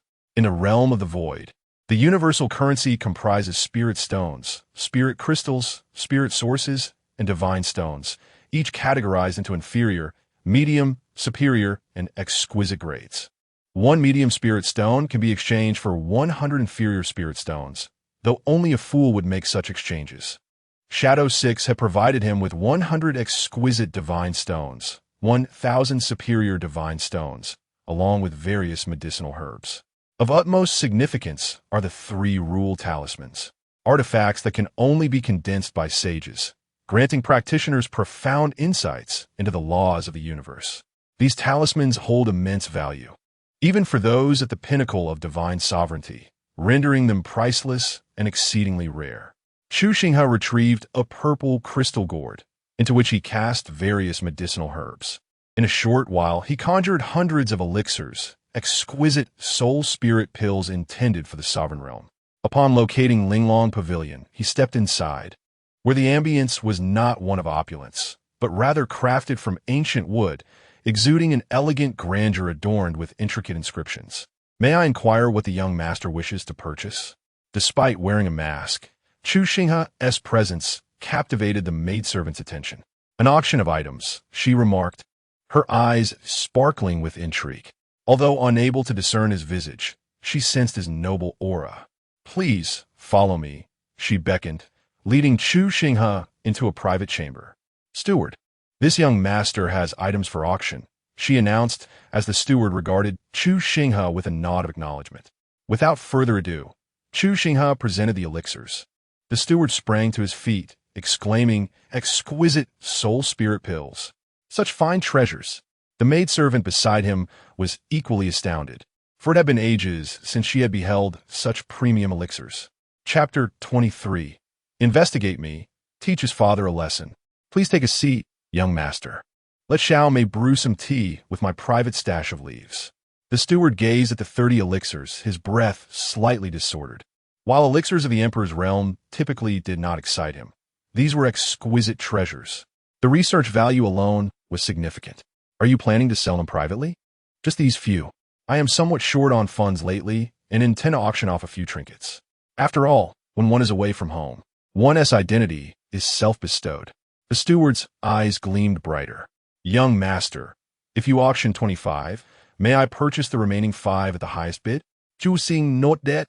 Young master, as a silver member of our Linglong Pavilion, I possess the highest privileges. With this membership, you can acquire anything from our pavilion at an 8% discount. Chu Xinghe took the token. You may visit our auction in 2 days, young master. Chu Xinghe nodded, stood, and turned to leave, never once glancing at the tea in his cup. The steward sighed in relief. Steward, you seem quite tense. There are many in Yuqing who can produce emperor's elixirs, but these exquisite ones are rare indeed throughout Wuzhou. I must report this. Such individuals are not to be trifled with. Were it not for my limited authority, I would bestow upon him a gold membership. Xiaomei was taken aback upon hearing this. A gold membership meant one must at least be at the King's realm, which would deter many. After leaving, Chu Xinghe marveled at the power of the purple gold gourd. The many elixirs he had just refined had also slightly restored it. This realization illuminated Chu Xinghe. Not only could it concoct elixirs, but it could also self-repair. This gourd was indeed a natural alchemist. As Chu Xinghe wandered through the streets, he was idly observing. Master, cease your gaze at the legs, and look, there's a child of fortune. Let us see if he can assist us in completing our task. Chu Xinghe turned his attention. Name, Yu Linma. Age, 21. Identity, young master, the Yuqing City Lord S. Mansion. Child of fortune. Physique, Star King. Body, abolished. Origin lost. Strength, divine general, abolished. Cultivation method, Yu Tiangong martial techniques. Soul-consuming hand, Fufeng blade technique.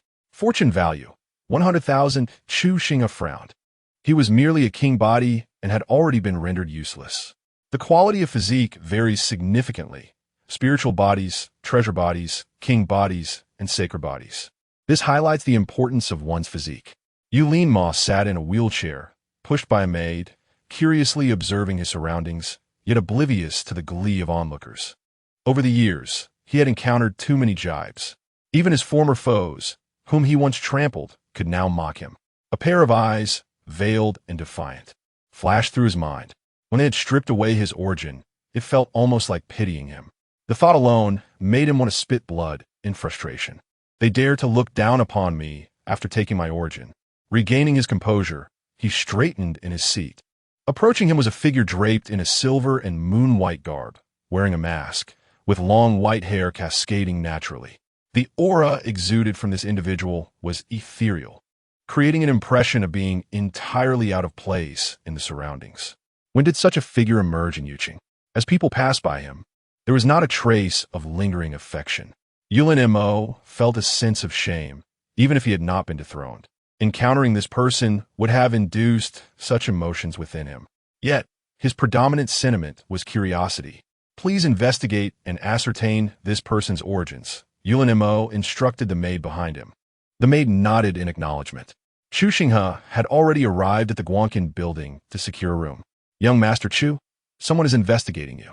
A smile crept upon Chu Xinghe's lips. Let us teach the city lord of Yuqing a lesson, to issue him a warning. Ying Lu nodded in compliance. Young Master Chu, the individual investigating you has a deceased biological mother and a living stepmother. Shall we consider abducting her? Chu Xinghe ponde. When did I ever suggest kidnapping his mother? Ying Lu scratched his head in confusion. Please inform me about the situation at the city lord's residence. Ying Lu nodded affirmatively. The city lord of Yuqing, Yu Mingli, was a figure of the void spirit realm. His first wife, Qianlele, had passed away, and their child was Yulin Mo. He later married Chu Xinghe, and they had a son named Yulin Kai, who possessed earth attributes and was at the soul realm level. Many suspected that Yulin Mo's predicament was orchestrated by Chu Xinghe, though no evidence substantiated this claim. Why did your young lady not eliminate him? Would that not resolve the issue once and for all? Ying Lu shook his head. At that time, Yulin Mo was protected by a treasure, which attracted considerable attention. Many from the sacred grounds sought to recruit him, including the Taishan sacred ground. Chu Xinghe nodded in agreement. Not entirely foolish. They have chosen to strike at those with familial discord. You should investigate Qianlele, Chu Xinghe advised. Upon hearing this, Ying Lu nodded once more. Go forth. Ying Lu vanished from sight. At the city lord's residence, an overwhelming pressure descended. The entire residence trembled as Yu Mingli, Yulin Mo, Yulin Kai, and Chang Xin emerged. They gazed at the figure cloaked in black, enveloped in darkness, their expressions shifting. "May I inquire as to your purpose at the city lord's residence?" Yuqing is under the protection of the Tai Xian's sacred ground. A sense of unease gripped Yu Mingli. A wave of immense pressure descended, causing him to spit out blood and stagger back, ultimately kneeling on one knee. Chang Xin stepped forward.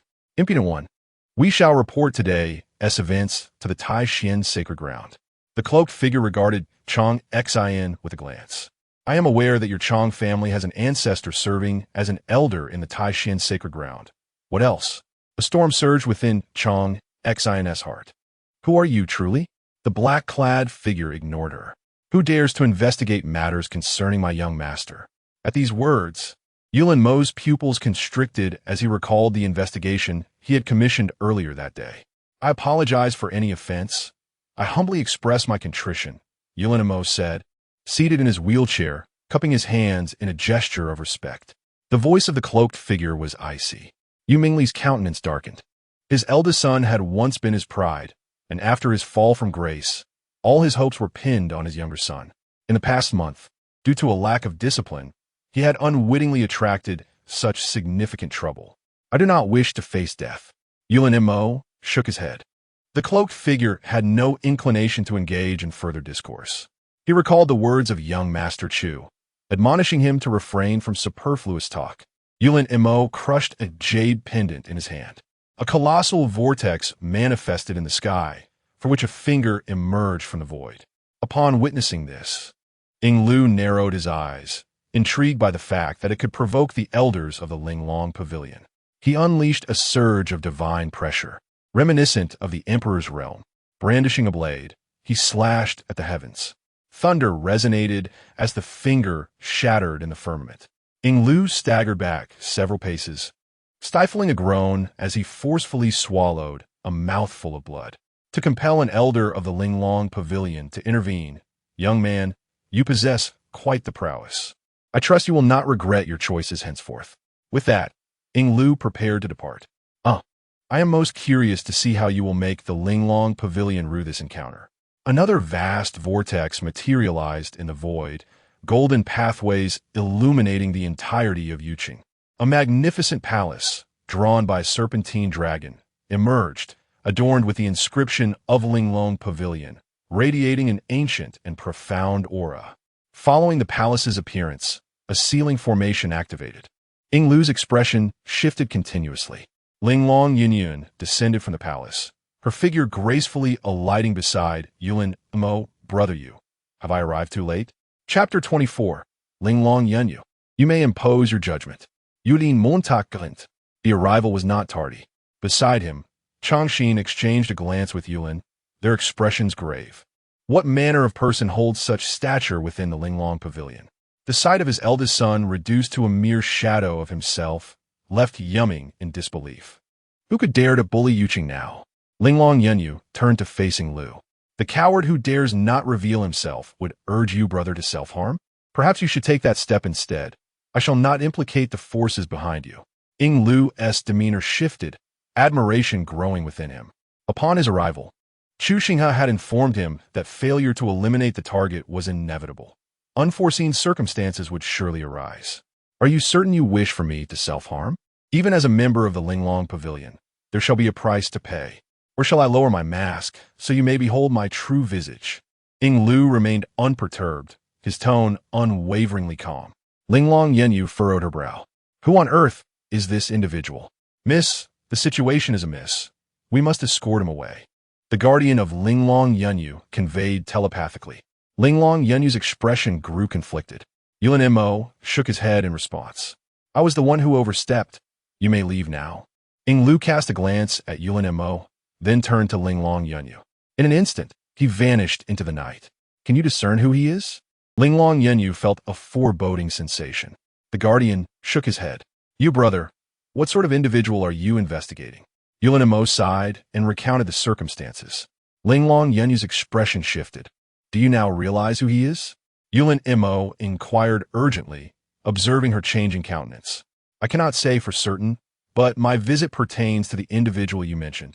He presented 30 exquisite pills, and my intent in coming here was to forge a connection with him. Yulin Mo's expression darkened. He had not anticipated that a casual inquiry would lead to such considerable trouble. Are you troubled by this? Linglong Yenyu smiled brightly. You brother, do not fret. These exquisite pills are merely suitable for the Emperor's realm. Even if collaboration proves unfeasible, it bears no consequence. You brother, as a diamond member of the Linglong Pavilion, you are entitled to protection from the God Emperor-level experts. This serves as a means of safeguarding you, and is not excessive. In 2 days, an apology to that individual will suffice. The Linglong Pavilion still possesses a measure of influence. Yulin must volis dissipatit. Ing Lu returned to find Chu Xinghe.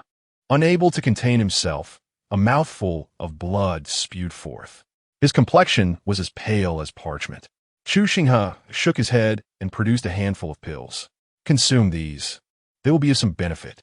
Ing Lu stared in astonishment at the exquisite pills presented by Chu Xinghe. He did not refuse. After ingestion, the internal injuries began to stabilize somewhat.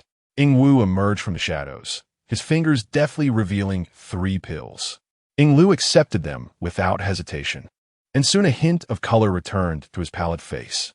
Chu Xinghe sat quietly by the window, gazing outside. Ing Lu stood up and took a deep breath. How could the young master have predicted such an unexpected turn of events? A smile crept onto Chu Xinghe's lips. Was this not one of the many stratagems employed by the Child of Destiny? Contact your young lady, he instructed. Ing Lu nodded, forming a seal with his hands and shattering a jade talisman. What has happened? Came the cold voice of Zhongli Qingming. Miss, an unexpected incident has occurred here. Ing Lu recounted the events that had just transpired. The Linglong Pavilion, it appears, has become rather intriguing. The phantom of Zhongli Qingming regarded Chu Xinghe. Little Xinghe, what do you plan to do? Chu Xinghe shook his head. There is no way forward. Their background surpasses mine, and I must concede defeat. Zhongli Qingming chuckled. You are mine. Who dares to claim a stronger background? Not even the Linglong Pavilion can stand against you. Proceed with confidence. If the Linglong Pavilion proves unreasonable, I shall send the ancestor to pay them a visit. If all else fails, we shall sink Wuzhou. Chu Xinghe couldn't help but click his tongue. Having power and influence truly makes a difference. This is the essence of confidence. Very well, I now know what must be done. Chu Xinghe's eyes sparkled with a plan. Do not warn the Linglong Pavilion just yet. I have a scheme. If it works, it may prove to be of great assistance to you. Upon hearing this, Zhongli Qingming's interest was evidently piqued. I shall dispatch 2 saints to aid you. Chu Xinghe nodded in agreement. Once the matter was concluded, Chu Xinghe began to engage the system. Dear system, did you see that I am being bullied by the Child of Destiny? Master, please do not deceive me. Chu Xinghe was taken aback. The system had grown wise and was no longer easily fooled. Nevertheless, he did not feel disheartened. Sooner or later, he would manage to persuade the system to change. After a night passed, the events of the previous day left many in Yuqing feeling alarmed. The blade in the night, the pointed finger, and the golden road paved by a dragon pulling a cart lingered in their minds, refusing to dissipate. Even many of the wealthy young scions hid away in their homes, wary of venturing out. Should they dare to step outside, they did so with great caution, fearful of attracting the attention of significant figures. Within the Linglong Pavilion, Linglong Yunue stared at the elixir before her, lost in thought. She had dispatched people to investigate, yet knew nothing about the resident of Guangxin Tower. His name, age, background, or strength remained a mystery. The steward stood by cautiously, ready to serve. Miss, what shall we do tomorrow? Linglong Yunue rubbed her temples, feeling uneasy due to the silence. A barking dog does not bite. Before a storm, there is always a calm. If he comes tomorrow, let him enter the Tianyi private room. I shall have a word with him then. The steward nodded in agreement. Linglong Yunue sighed, a premonition of impending misfortune weighing on her heart. The following morning, the entire Yuqing buzzed with excitement, for today marked the auction at the Linglong Pavilion. Even those unable to enter could not quell their enthusiasm for the spectacle. When Chu Xinghe appeared wearing a mask, the Linglong Pavilion was already aware of his presence. A representative was dispatched specifically to welcome Chu Xinghe. However, As soon as he stepped out, he vanished without a trace. When he reappeared, his figure was already at the entrance of Linglong Pavilion. With his hands clasped behind his back, he exuded an ethereal aura, standing apart from the crowd. Upon receiving the news, the steward rushed over. "This way, young master." Chu Xinghe nodded and followed the steward inside. Many onlookers gazed in astonishment. "Who is that?" The steward himself has come to greet him. "I don't know, but just look at his demeanor. It's clear he is no ordinary person, and his status is surely beyond our knowledge." Several young fairies began to take interest. If they could catch this young master's attention, even as a concubine, it would elevate them to great heights. Chu Xinghe entered the Tianyi private room, surveying the scene below. "Please wait a moment. The auction will commence shortly," the steward stated before quietly withdrawing, leaving the proceedings to unfold without him. The sound of wheels turning echoed in the air. Chu Xinghe remained seated as Linglong Yunyu entered, pushing Yulin Mo before her. Chapter 25. That is your funeral expenses. Linglong Yunyu gazed at Chu Xinghe, her expression shifting incessantly. This individual sat there as if he inhabited a realm of his own, utterly indifferent to the world around him, resembling a mere passerby lost in his own universe. Yulin Mo also felt a surge of anxiety, regretting his earlier folly of investigating this young master, thus inviting such trouble. Fortunately, clarity could be achieved today. It sufficed to dispel this young master's hostility. Yulin Mo regarded Chu Xinghe, reflecting on his impetuousness from the previous days. Encountering a figure of such ethereal grace for the first time had inevitably stirred admiration within him, compelling him to seek acquaintance. Yet he had inadvertently offended the young master, for which he sought forgiveness. Chu Xinghe, however, remained engrossed in the auction below, wholly disregarding the two of them. Yulin Mo's fingers, concealed beneath his robe, tightened into a fist before slowly relaxing. "If the young master could propose a condition, I shall endeavor to fulfill it, should it be within my capabilities." Upon hearing this, Chu Xinghe let out a derisive laugh. "The mistakes you have made, the troubles you have stirred, now render it seem as though I am coercing you." Yulin Mo's complexion drained of color, his lips pressed together in silence. Just as he was about to retort, Chu Xinghe's voice pierced through. "What can a waste of space, who cannot even care for himself, accomplish?" Yulin Mo's chest heaved, his breath becoming labored, fingers gripping the wheelchair tightly, knuckles turning white. "Depart." Chu Xinghe's voice rang cold and indifferent. Yulin Mo's heart was a tempest of emotions. Before his downfall, who in Yulin City was not familiar with the name Yulin Mo, at a tender age of 18, he had broken through to the divine general realm, who would not show him respect. Yet the person before him regarded him as mere vermin. Linglong Yunyu, upon hearing Chu Xinghe's scornful tone and witnessing Yulin Mo's expression, felt an inexplicable pang of sorrow. If the young master has something to say, why not speak plainly instead of mocking Brother Mo? Chu Xinghe merely shook his head, choosing not to elaborate further. Linglong Yunyu felt increasingly at a loss. Previously, upon hearing of Linglong Pavilion, who would not grant face, this individual was impervious to reason. A wretched creature indeed. Why could he not voice his thoughts directly? His intentions were more elusive than those of any girl. Linglong Yunyu took a deep breath. "If the young master has conditions, please state them outright, or if there is something you require, do not hesitate to ask. Linglong Pavilion shall certainly accommodate what we can." Chu Xinghe turned his head. "Miss Linglong, are you attempting to leverage Linglong Pavilion against me?" Linglong Yunyu rolled her eyes, exasperated by his obstinacy. "If you perceive me in such a light, there is little I can do. My stance has long been articulated." Chu Xinghe responded with an air of indifference. Yulin Mo's expression darkened. Chu Xinghe's words undoubtedly suggested that he should take his own life as an atonement. Impossible. Brother Mo would never resort to such an act. The young master's identity is undoubtedly extraordinary. You must know of mine as well. Brother Mo has saved my life, and he would never consider such a thing. Linglong Pavilion would never permit it. Propose another condition. Chu Xinghe shook his head. Linglong Yunyu regarded Chu Xinghe, taking in a deep breath.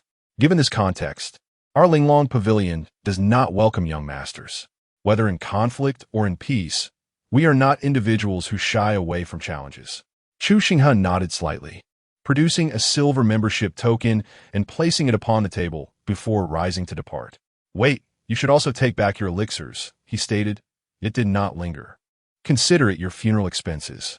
As soon as he finished speaking, a cold snort echoed through the air. "I must see who you are, to so disdainfully overlook our Linglong pavilion." The protector of Linglong Yunyu reached out to grasp the mask covering Chu Xinghe's face. Both Linglong Yunyu and Yulin Mo turned their gazes towards him, eager to discern this individual's identity. Just as the fingers were a mere centimeter from Chu Xinghe, they halted, restrained by another hand. The protector's complexion paled, breaths faltering. "Saint! Saint!" The hand gripping the protector's wrist gently pressed a finger, and in an instant, the protector was reduced to ashes. Chu Xinghe turned and departed, leaving Linglong Yunyu with a grim expression, having sensed a wave of deathly aura moments before. Yulin Mo's countenance darkened, his fingers clenched tightly. Linglong Yunyu grasped Yulin Mo's hand, reassuring him, "Brother, you do not worry. He dares not act recklessly. He is merely posturing. If he truly possessed such power, we would already be dead."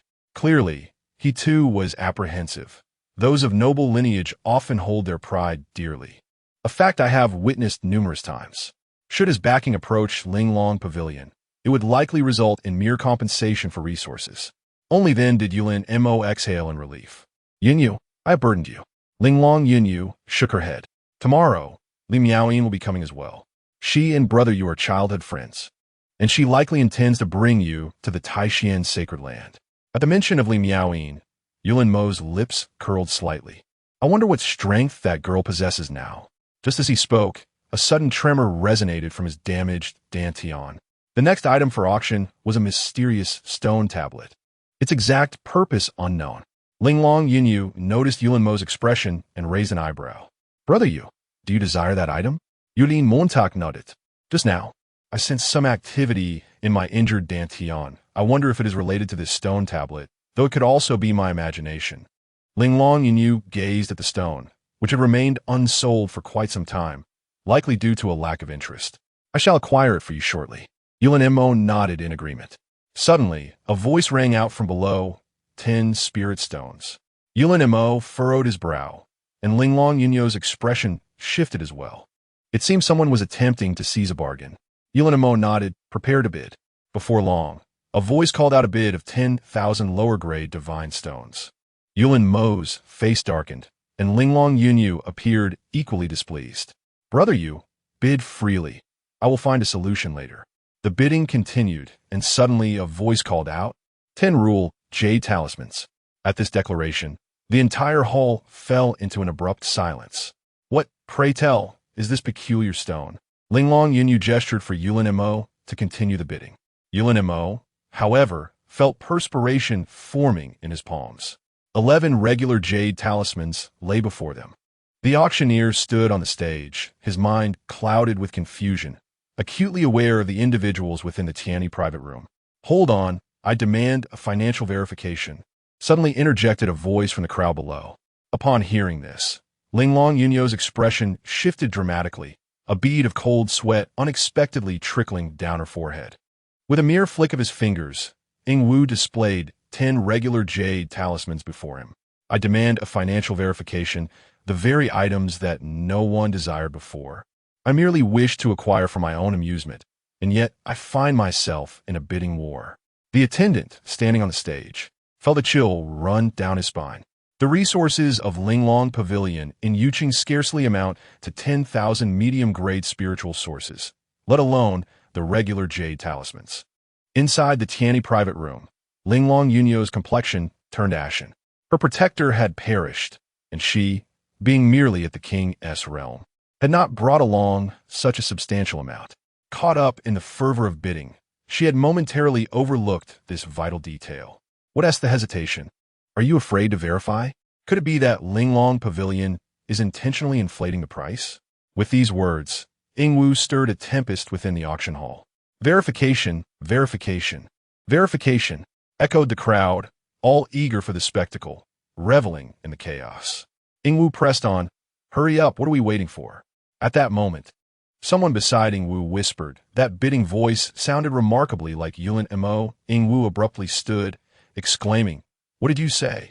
The bidder was Yulin Mo. Chapter 26. Are you really seeking to inflate prices? Within the private chamber, beads of sweat continuously trickled down Yulin Ma's forehead. The participants in the auction sensed that something was amiss.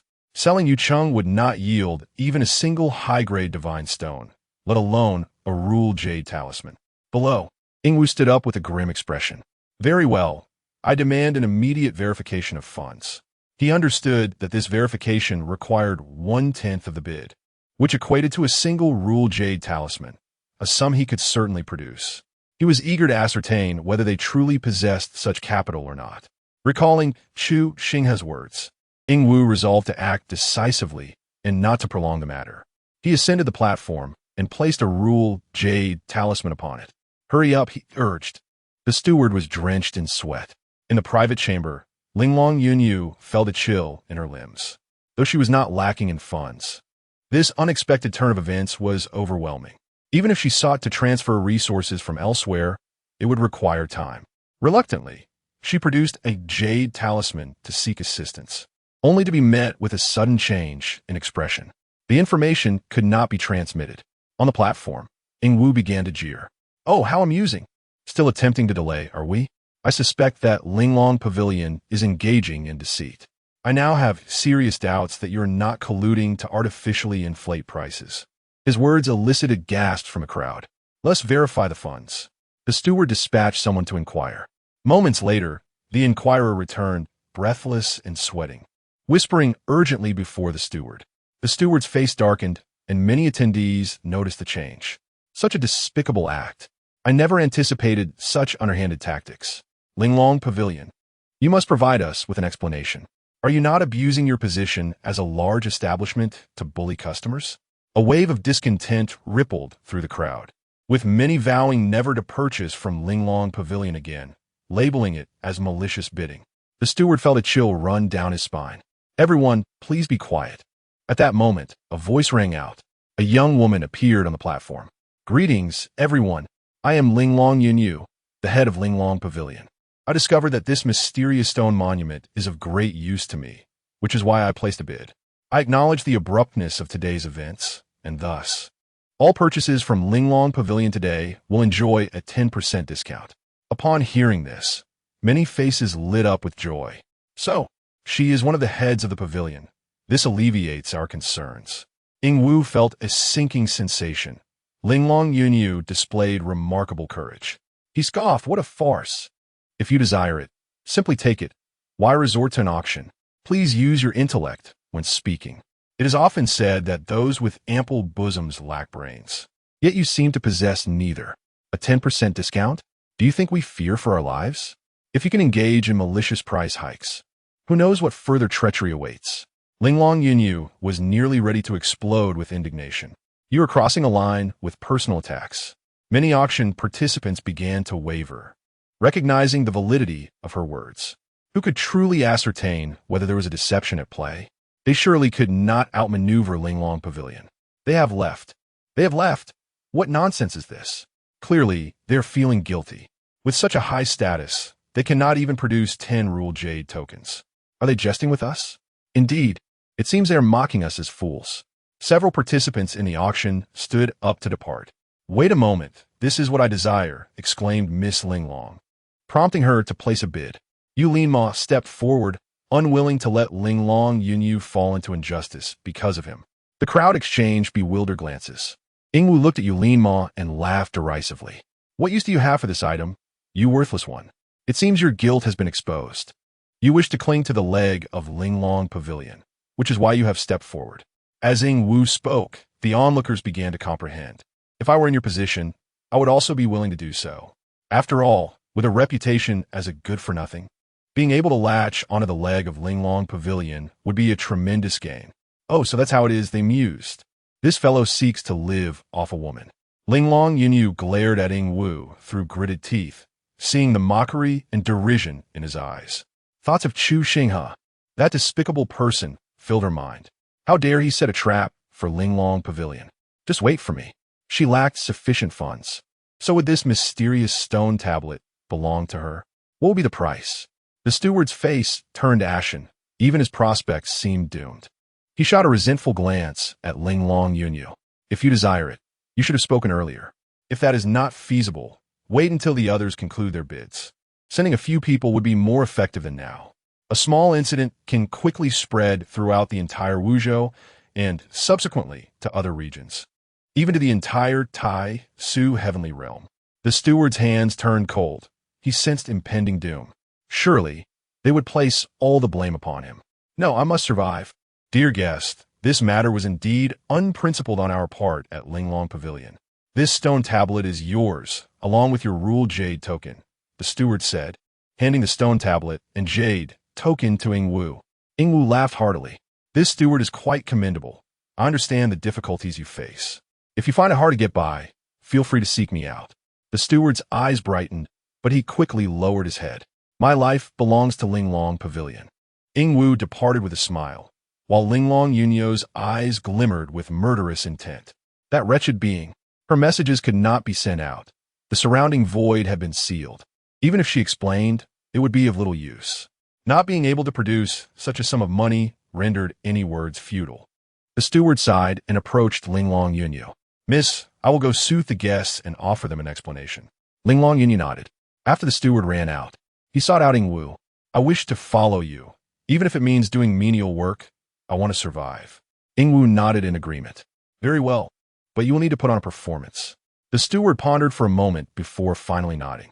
Whether he stretched his head out or withdrew it, it would still be a blade at his throat. The higher-ups of Linglong Pavilion would not care for the life of a mere steward. Chu Xinghe lurked in the shadows, hearing the discussions around him, a smirk forming on his lips. Linglong Yunyu, you incessantly mention Linglong Pavilion. After Linglong Pavilion discards you, let us see if you still possess the audacity. Yinglu appeared behind Chu Xinghe. Young Master Chu, the matter has been settled. Chu Xinghe, please extend my gratitude to Yingwu and that steward. Yinglu nodded in response. Spread the news as swiftly as possible. It is imperative that the entire Tai Su celestial realm is informed. I have already notified the young lady, and she has alerted the family. Within 3 hours at the latest, the entire Tai Su celestial realm will be aware of a young lady from Linglong Pavilion maliciously inflating prices and deceiving consumers. Have they dispatched anyone?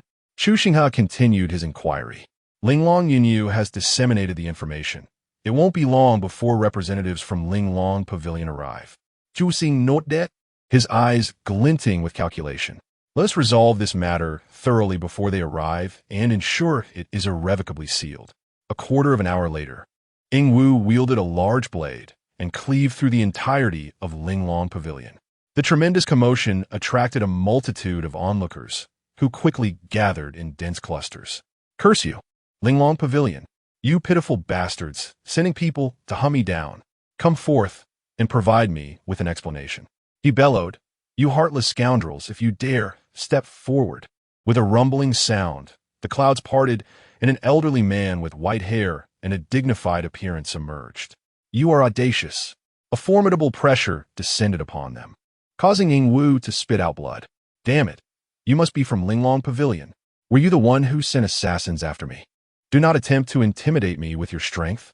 I fear you not. Summon your large-breasted, brainless young lady. I shall bring her to her demise. The elder's expression darkened. You ought to know that I am from the Zhongli family. Dare you to provoke me? Upon hearing the name, Zhongli family, the elder's face paled, and a storm of dread surged within him. How could we have embroiled ourselves with the Zhongli family? This affair was beyond his authority to govern. My esteemed guest, I acknowledge my earlier misstep, the elder said. Do not attempt to ingratiate yourself. I prefer your proud and unyielding demeanor. Yingwu spat disdainfully and pulled forth an individual. Surely, all of you recognize this person. He orchestrated an ambush against me. Had it not been for my protective measures, I would have become a casualty. From a distance, Chu Xinghe observed the unfolding drama, glancing at Yinglu. Has Yingwu always possessed such a temperament? Yinglu shook his head. I am uncertain. He was previously quite reserved. Curiosity piqued. Yinglu wondered where he had learned such behavior. Chapter 27. Under the Cloak of Night. An ambush on the prodigy of fortune at this moment The onlookers' expressions transformed into a vivid spectacle. Wasn't that Wang Jebi, the head of the Linglong Pavilion? They were certainly familiar with him, as he had just presided over the auction. Indeed, he was the esteemed leader of the Linglong Pavilion. How intriguing, a sensational revelation. With a swift strike, Ing Wu's blade met Wang Jebi. Who instigated you? He demanded. Wang Jebi spat out a mouthful of blood. It was Linglong Yanyu, he gasped. Upon hearing this, a wave of astonishment rippled through the crowd. Ing Wu turned to the elder, exclaiming, "Bravo, Linglong Pavilion. You possess both courage and audacity, daring to play your schemes against the Zhongli family. Just you wait and see whether we, the Zhongli family, will come to seek you out." The elder's face visibly paled with fear. "Esteemed guest, for the sake of my reputation, may we discuss this matter further inside?" Ing Wu shook his head. "I fear you may attempt to eliminate me. Rest assured, someone will come looking for you. Well, has my Zhongli family ever been so bullied?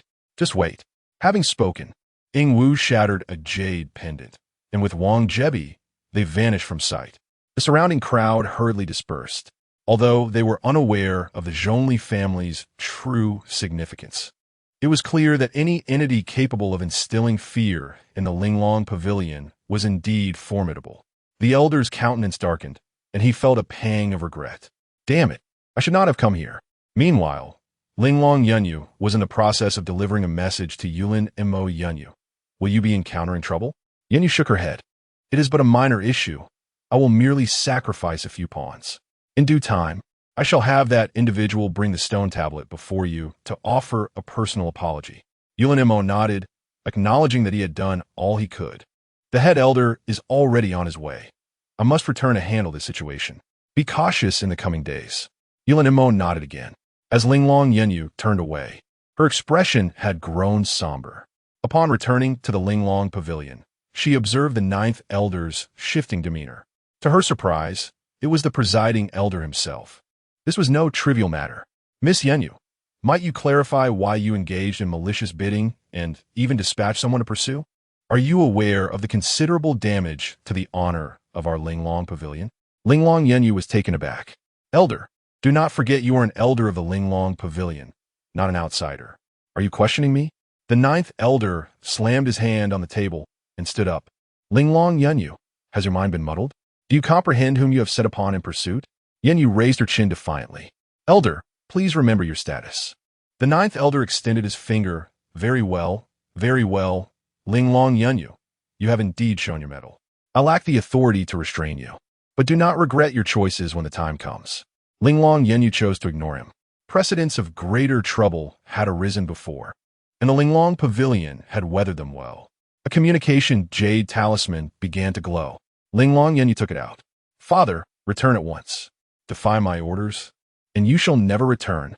As she gazed at the dim jade talisman, her expression shifted significantly. The elder had never spoken to her with such gravity. His gaze shifted towards the ninth elder. "Miss, it is time for you to return.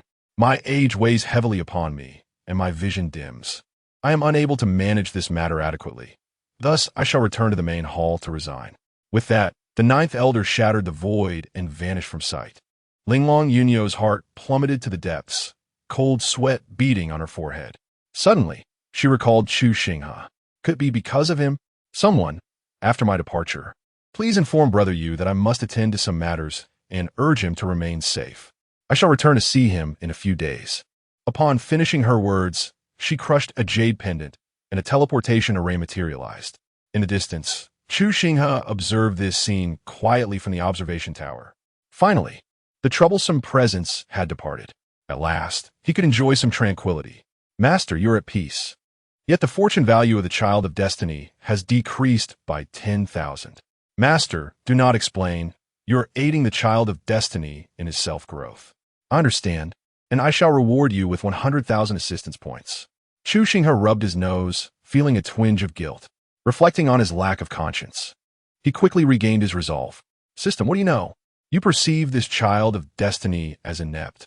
Only by spurring him can he continue to grow. Tonight, I will assist him in his restoration." "Master, I have said nothing at all. The assistance points have already been granted to you." Chu Xinghe was momentarily taken aback. A mere basic attack deceived him into receiving a grand move. Regaining his composure, he produced a mysterious stone tablet, gazing at the star's source it contained. Reluctantly, he decided to give him 1/10. Thus, Chu Xinghe, with a heavy heart, took 9/10 for himself. How are the tasks progressing? Yinglu nodded slightly.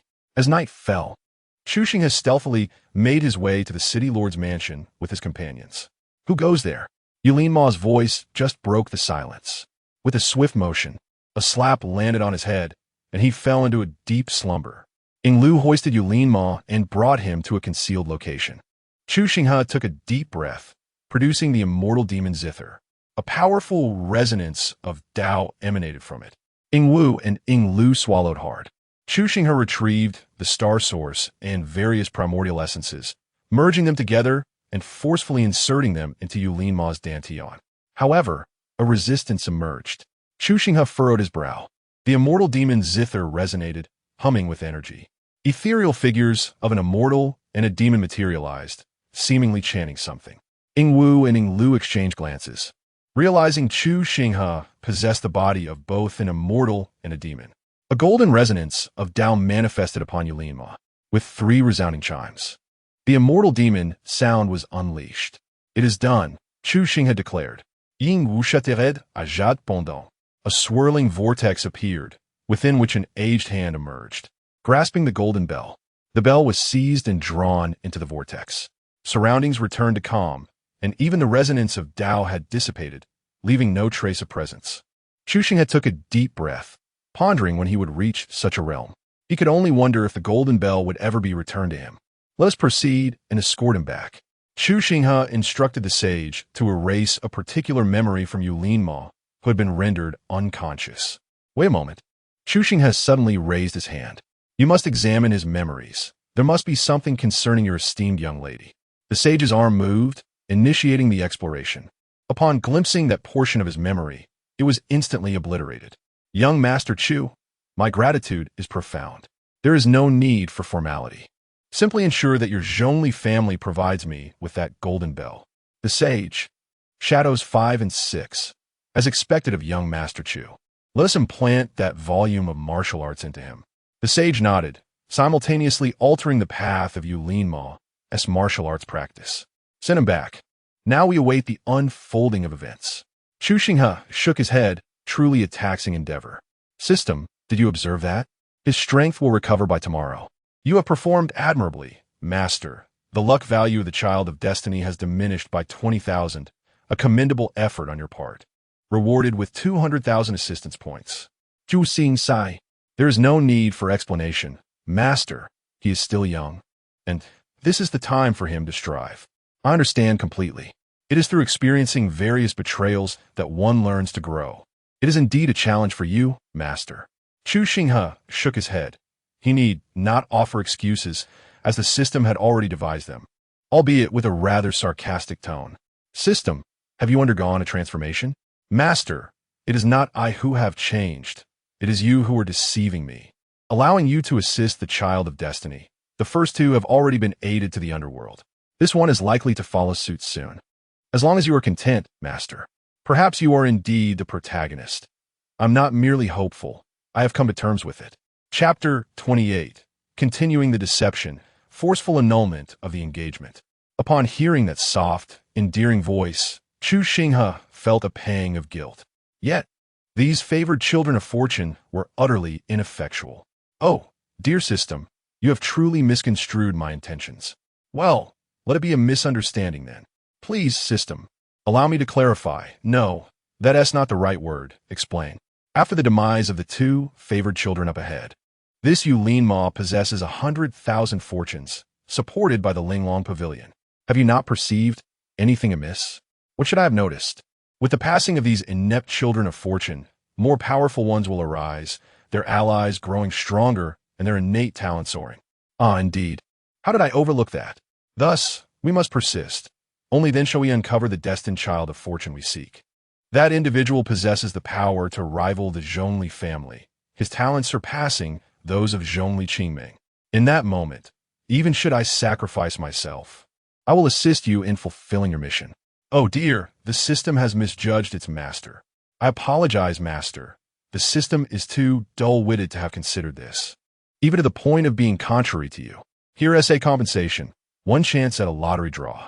Chu Xinghe mused to himself, truly, I am a genius, to have turned this around so adeptly. He began the lottery draw. Congratulations, master, you have received a small realm enhancement card. Chu Xinghe furrowed his brow. Yet another realm enhancement card. Couldn't I have drawn something more entertaining? This would merely elevate me to the Emperor's realm. What a disappointment. The power within him surged rapidly. An aura of regal pressure emerged.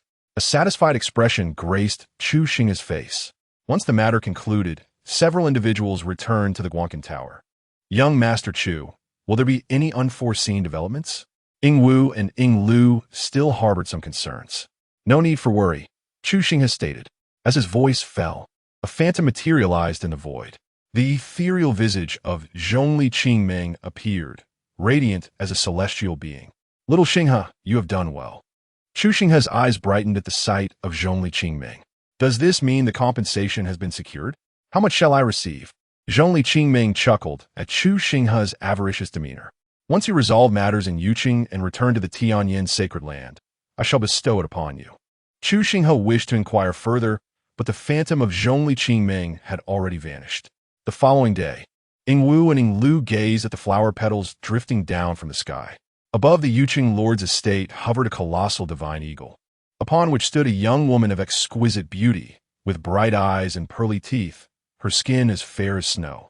Beside her stood a man clad in a white, high-collared brocade robe, his gaze fixed upon the woman, filled with infatuation. Ying Lu spotted Chu Xinghe, a smirk playing on his lips. Young Master Chu, do you perchance know what is about to transpire? Chu Xinghe was all too familiar with this script. It was a scene encountered in every novel. The childhood sweetheart accompanied by an overzealous suitor to annul the engagement. The male lead proclaiming 30 years in the east of the river, 30 years in the west, do not slight the youth for his poverty, and then soaring to greatness. Ying Wu and Ying Lu's lips twitched in response. They failed to grasp the meaning of licking dog. Yet they can certainly feel the shock and the unsettling sensation that accompanies it. There's a vague sense of enlightenment. It is likely that the man above, the divine eagle, embodies the essence of a licking dog. The residence of Lord Yuqing has become quite lively. Yulin Mo has also made a rare effort to adorn himself. Even seated in a wheelchair, he exudes an extraordinary demeanor. Upon seeing Li Miaoying descend alongside an unfamiliar man, an ominous premonition stirs within him. Miaoying, you've arrived. Yiming Li takes the initiative to greet her. You've been away these days. Lin and Mo has missed you dearly.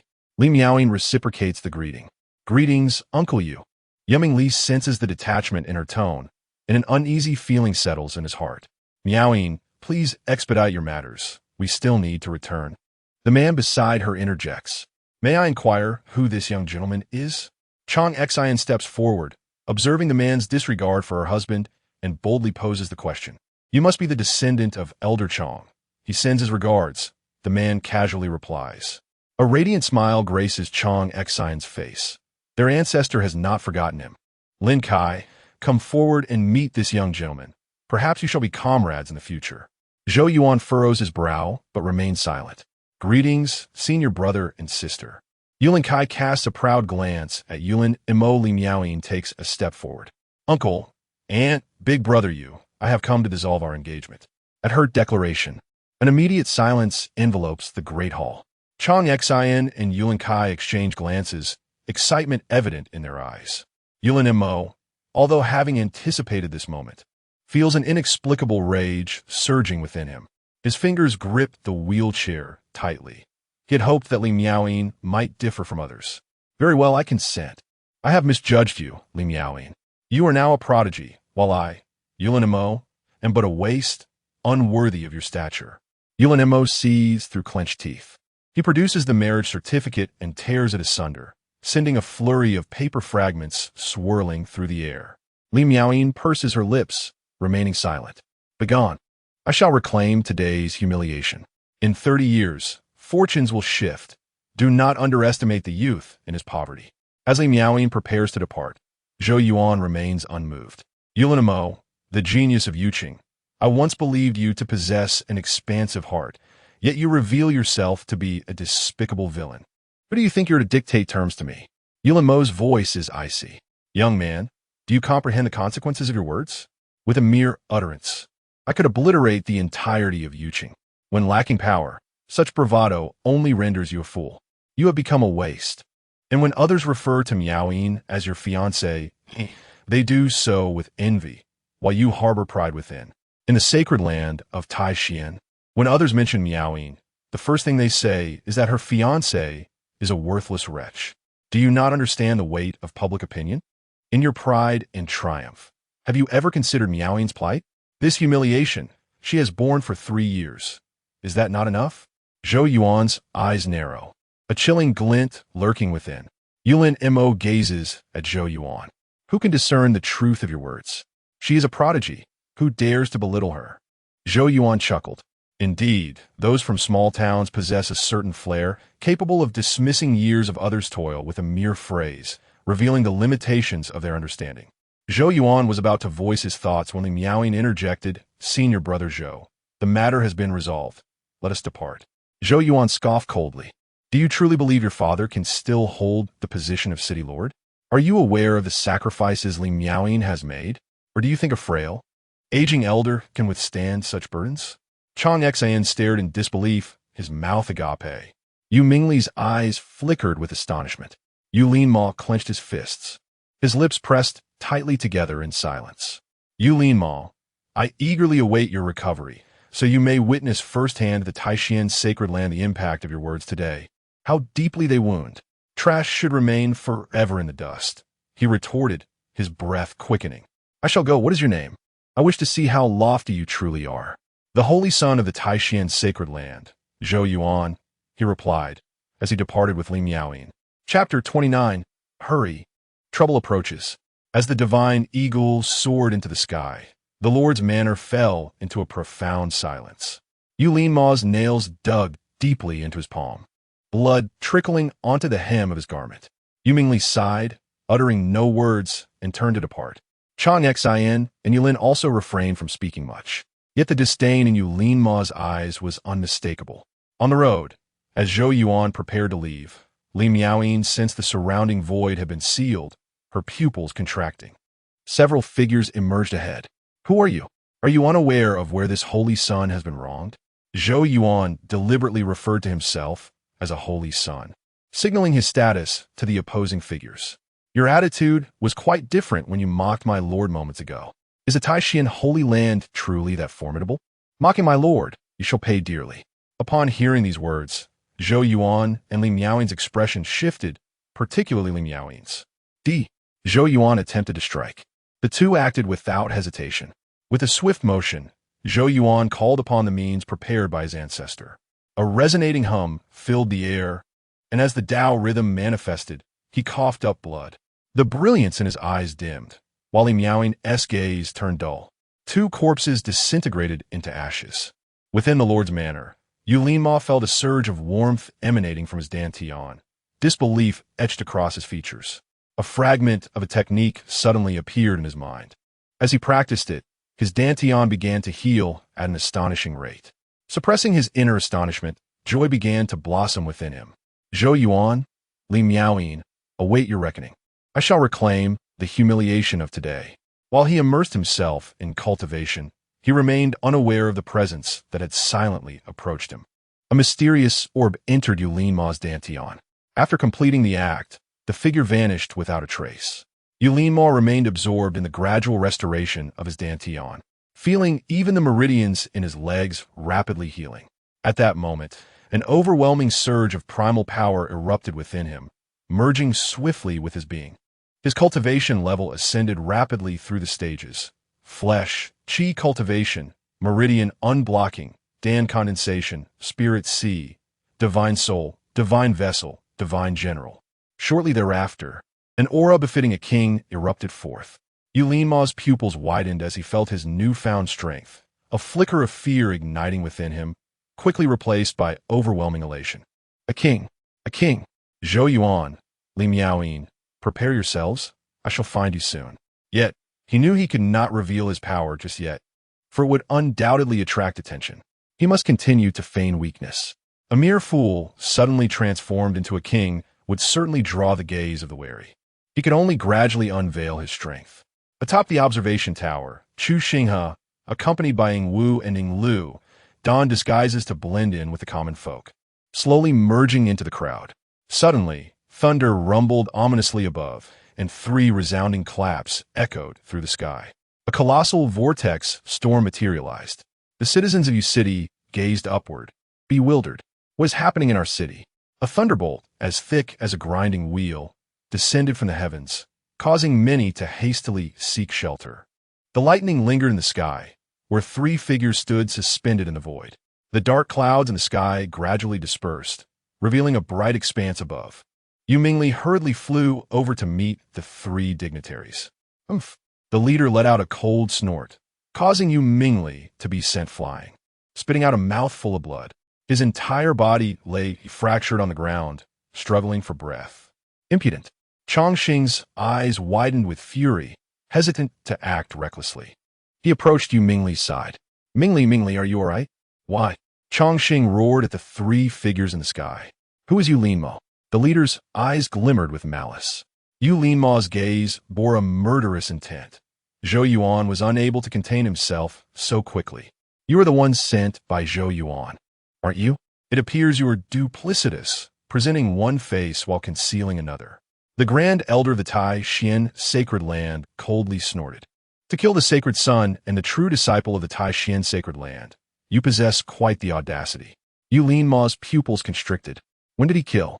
Even Chongqing was taken aback. Yulin opened his mouth, bewildered. A waste to kill the Sacred Son? I recognize each word, yet as they come together, I struggle to comprehend. Seeking death. The Grand Elder did not hesitate and acted immediately. I shall see who dares to intervene. Buzz, buzz, buzz. A figure appeared, none other than Linglong Yunyu, followed by another shadow. Such great authority the Tai Xian Sacred Land wields. Linglong Yunyu regarded the Grand Elder with a piercing gaze. Upon seeing the arrival of Linglong Pavilion's members, the Grand Elder's expression turned wary. What of Linglong Pavilion? To kill my sacred son, you must pay the price. Linglong Yunyu scoffed. You and the Tai Xian Sacred Land should find a better excuse for seeking trouble. Today, with me, Linglong Yunyu present, I shall see who dares to lay a finger on Brother Yu. The Grand Elder's expression soured. Indeed, Linglong Pavilion was not an entity they could afford to offend. Seeking death. At that moment, someone from the crowd suddenly attacked Yu Linmo. He was the protector of the Sacred Son. If the Sacred Son perished, he and his family would meet the same fate. If he could slay Yu Linmo, perhaps the Tai Xian Sacred Land would spare his family. Yu Linmo's heart raced. Damn it, a sneak attack from behind. The powerful figure from Linglong Pavilion, initially poised to rescue Yu Linmo, retracted his hand, astonished. Yu Linmo stood suspended in the void, the power of the King Realm surging forth from him. Linglong Yunyu was equally stunned. Brother Yu possesses the strength of the King Realm? Even the nearly lifeless Yu Mingli widened his eyes in shock. Chongqing and Yulin were left speechless, nearly dropping their jaws to the ground. A King Realm powerhouse. You, a King Realm expert, masquerading as a waste? You must be gravely ill. Zhou Yuan's protector wore a similar expression of bewilderment. A waste seated in a wheelchair, suddenly transformed into a King Realm expert. However, sensing something, his expression shifted drastically. Damn it, it's you. You possess the Sacred Son's primordial aura. At this revelation, the world fell silent. The Grand Elder of the Tai Xian Sacred Land's pupils constricted. Damn it, you actually absorbed the Sacred Son's essence. Linglong Yunyu stood frozen in place, utterly bewildered. How could this be? The gaze of the formidable warriors in Linglong Pavilion shifted. Miss, we must depart swiftly, trouble looms. A thunderous roar echoed as terrifying auras manifested in the sky. One powerful figure after another emerged, their eyes fixed on Yulin Mo, filled with murderous intent. How bold you are to excavate the essence of my family's prodigy. The realization struck Yulin Mo. This beast was responsible. No wonder he had become a mere shadow of his former self. He had been performing all along, attempting to distance himself from suspicion. In that moment, Yulin Mo was utterly bewildered, emanating a myriad of primordial energies, his eyes reflecting sheer panic. No, that is not me. In an instant, The entirety of Yuqing was aware of his pretense as a worthless individual, while secretly siphoning the essence of others for his own cultivation. From a distance, Ing Wu and Ing Lu swallowed hard, casting a glance at the serene Chu Xinghe, feeling a chill envelop their scalps. Master, you have successfully aided the son of fortune in incurring the disdain of Yuqing. His fortune value has plummeted by 20,000, and you are rewarded with 200,000 contribution points.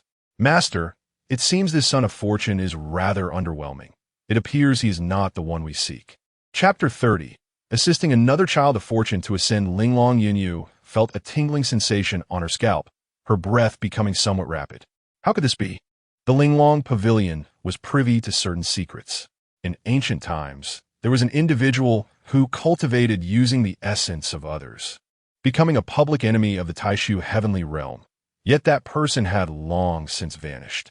Now, another had emerged, utilizing the essence of others. And it was none other than her savior and the one she secretly admired.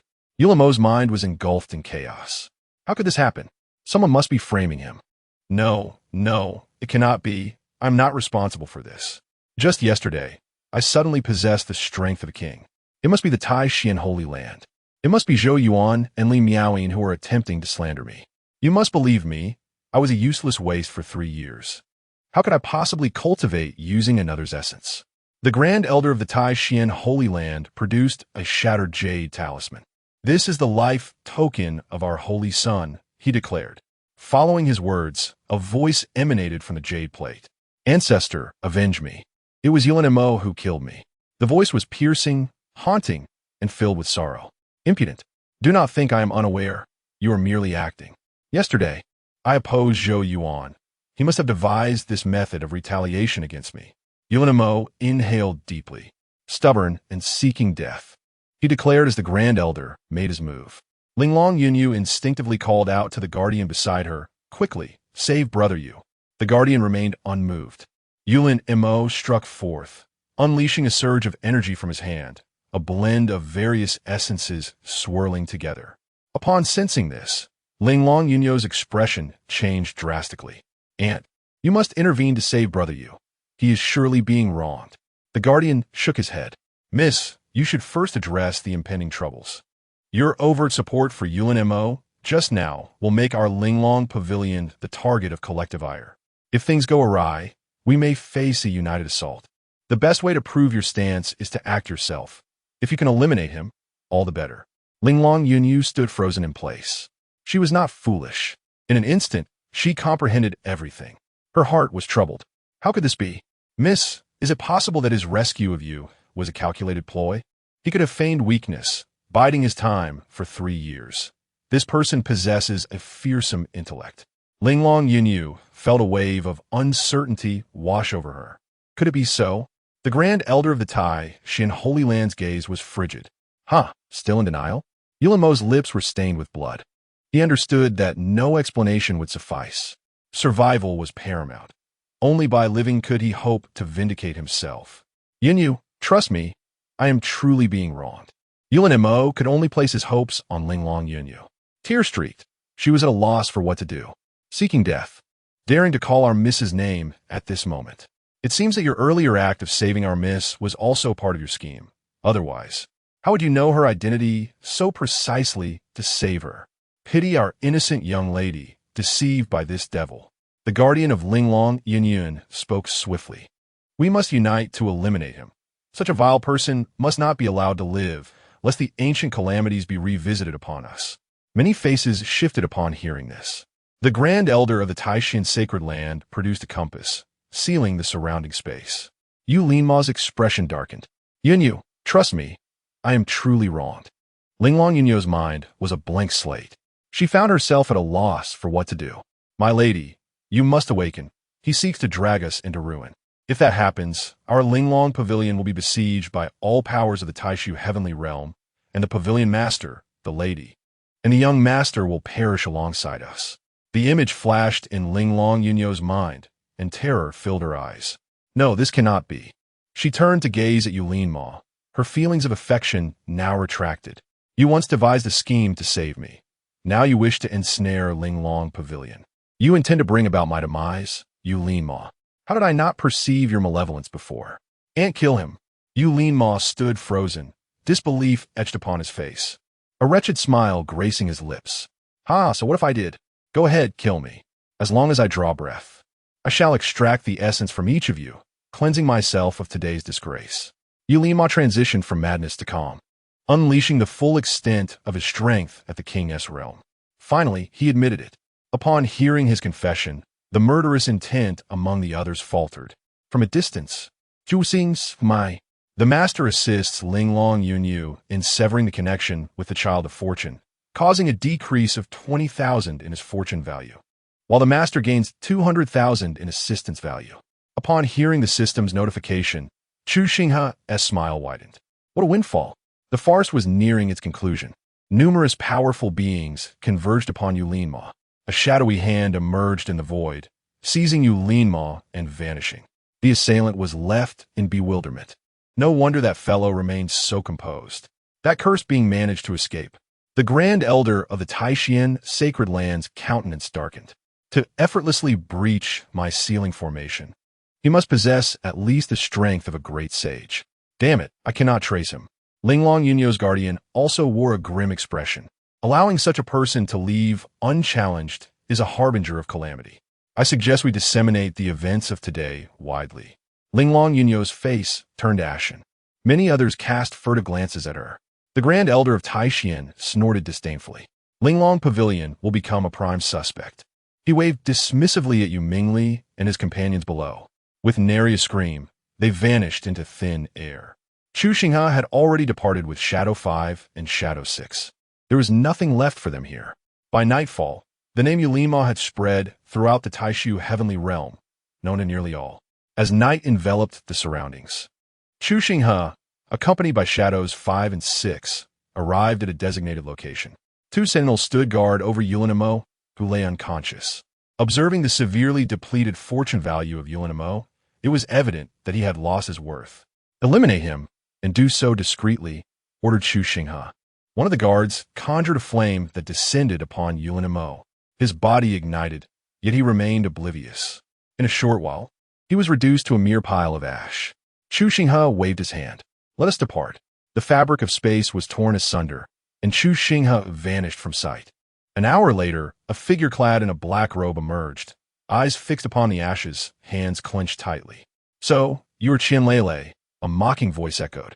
Qianlele's expression shifted dramatically. Who is there?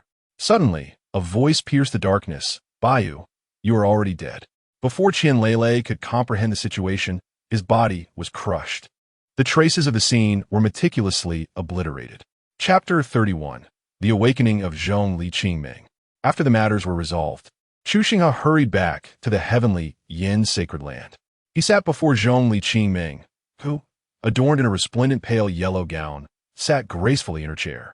Her phoenix eyes appraised Chu Xinghe from head to toe, reflecting a glimmer of satisfaction.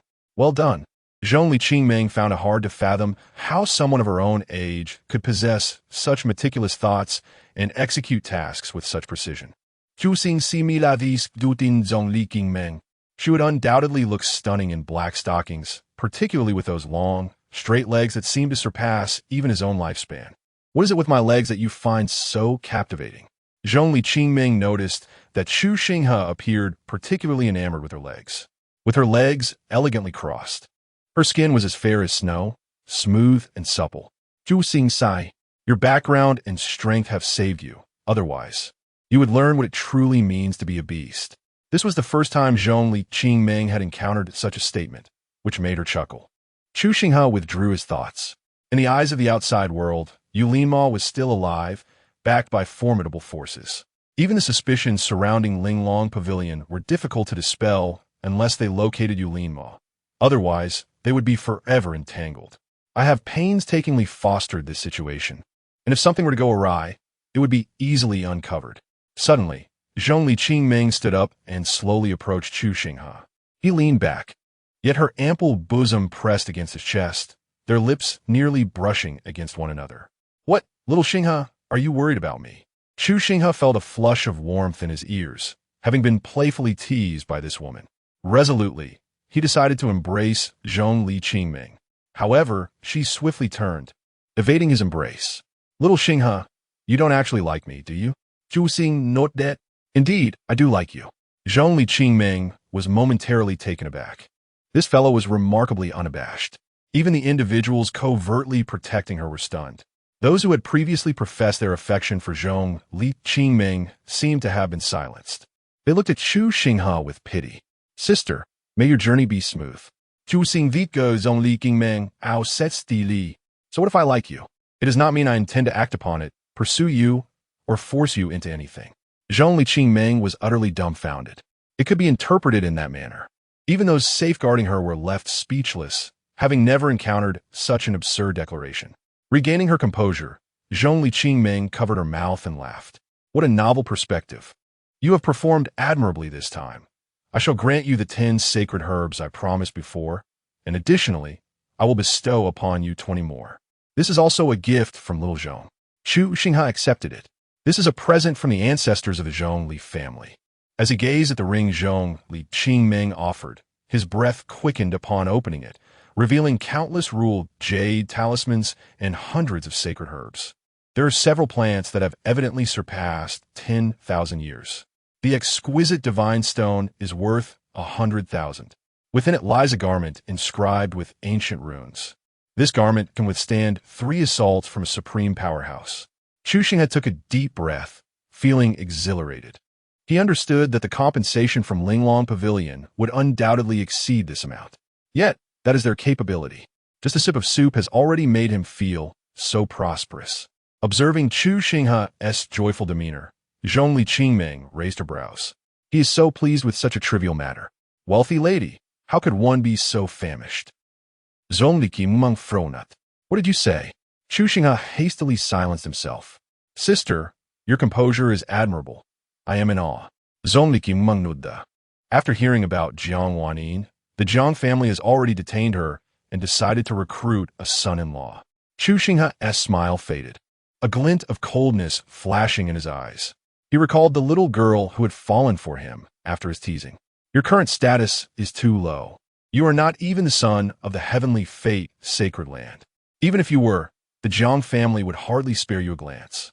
Jiang Wanyin declared she would marry no one but you. Many suitors who sought a union have already set off for the heavenly fate sacred land. Numerous individuals are from prominent families, their strengths not to be underestimated. Be prepared. Chu Xinghe nodded. If your master intervenes, there might be a chance for change. Zhu Xing for thou win. Didn't you say that even the son of the heavenly fate sacred land is not sufficient? Zhong Liqingming gazed at Chu Xinghe. Remember, the heavenly fate sacred land is the heavenly fate sacred land, while Wenrushi is Wenrushi. Wenrushi can represent the heavenly fate sacred land, but the heavenly fate sacred land cannot represent Wenrushi. Zhong Liqingming continued to remind him. Now the entire heavenly fate sacred land knows that Wenrushi has a disciple, whose name is known but whose face is unseen. Many wish to challenge you. I understand you do not care for the title of the son of the heavenly fate sacred land, but some matters require a powerful identity, surpassing 1,000 words. Chu Xinghe remained silent. He had previously lived in his own world, believing he could accomplish anything. Time and again, reality has shown him that he must change and seek support. Without formidable strength and background, everything is but a jest. Even the scheme to become the child of destiny relies on the power behind Zhong Liqingming. If change is to occur, then let it begin with becoming the son of the heavenly fate sacred land. Thank you. Chu Xinghe expressed his gratitude toward Zhong Liqingming. While others may label her as a nefarious antagonist, siphoning others' essence for cultivation, to Chu Xinghe, she is the one aiding him in his quest for vengeance. Despite having assisted Zhong Liqingming in resolving troubles twice and orchestrating so much, Chu Xinghe harbors no resentment. She has received her due rewards. To Chu Xinghe, Zhong Liqingming is a benefactor. Watching Chu Xinghe depart, Yingyi emerged from the shadows. Young Master Chu is indeed unlike others. Zhong Liqingming nodded. He knows what he desires and keeps his ambitions concealed until he possesses sufficient strength. Notify the family at once. I must reassess the area where I previously faltered. There is undoubtedly an individual endowed with extraordinary abilities, one who inadvertently attracts influential figures or perhaps possesses enigmatic parents and easily captures the hearts of prominent women. Once located, do not confront this person directly. Instead, initiate discord among his companions, leading to enmity, and subsequently extract the opportunities he has acquired. Ultimately, threaten his loved ones, compelling him to forfeit his cultivation before finally taking action against them. The shadow's gaze reflected confusion, yet there was no rebuttal. Furthermore, exercise caution. Inform the family to at least dispatch a sage to avert any unforeseen circumstances.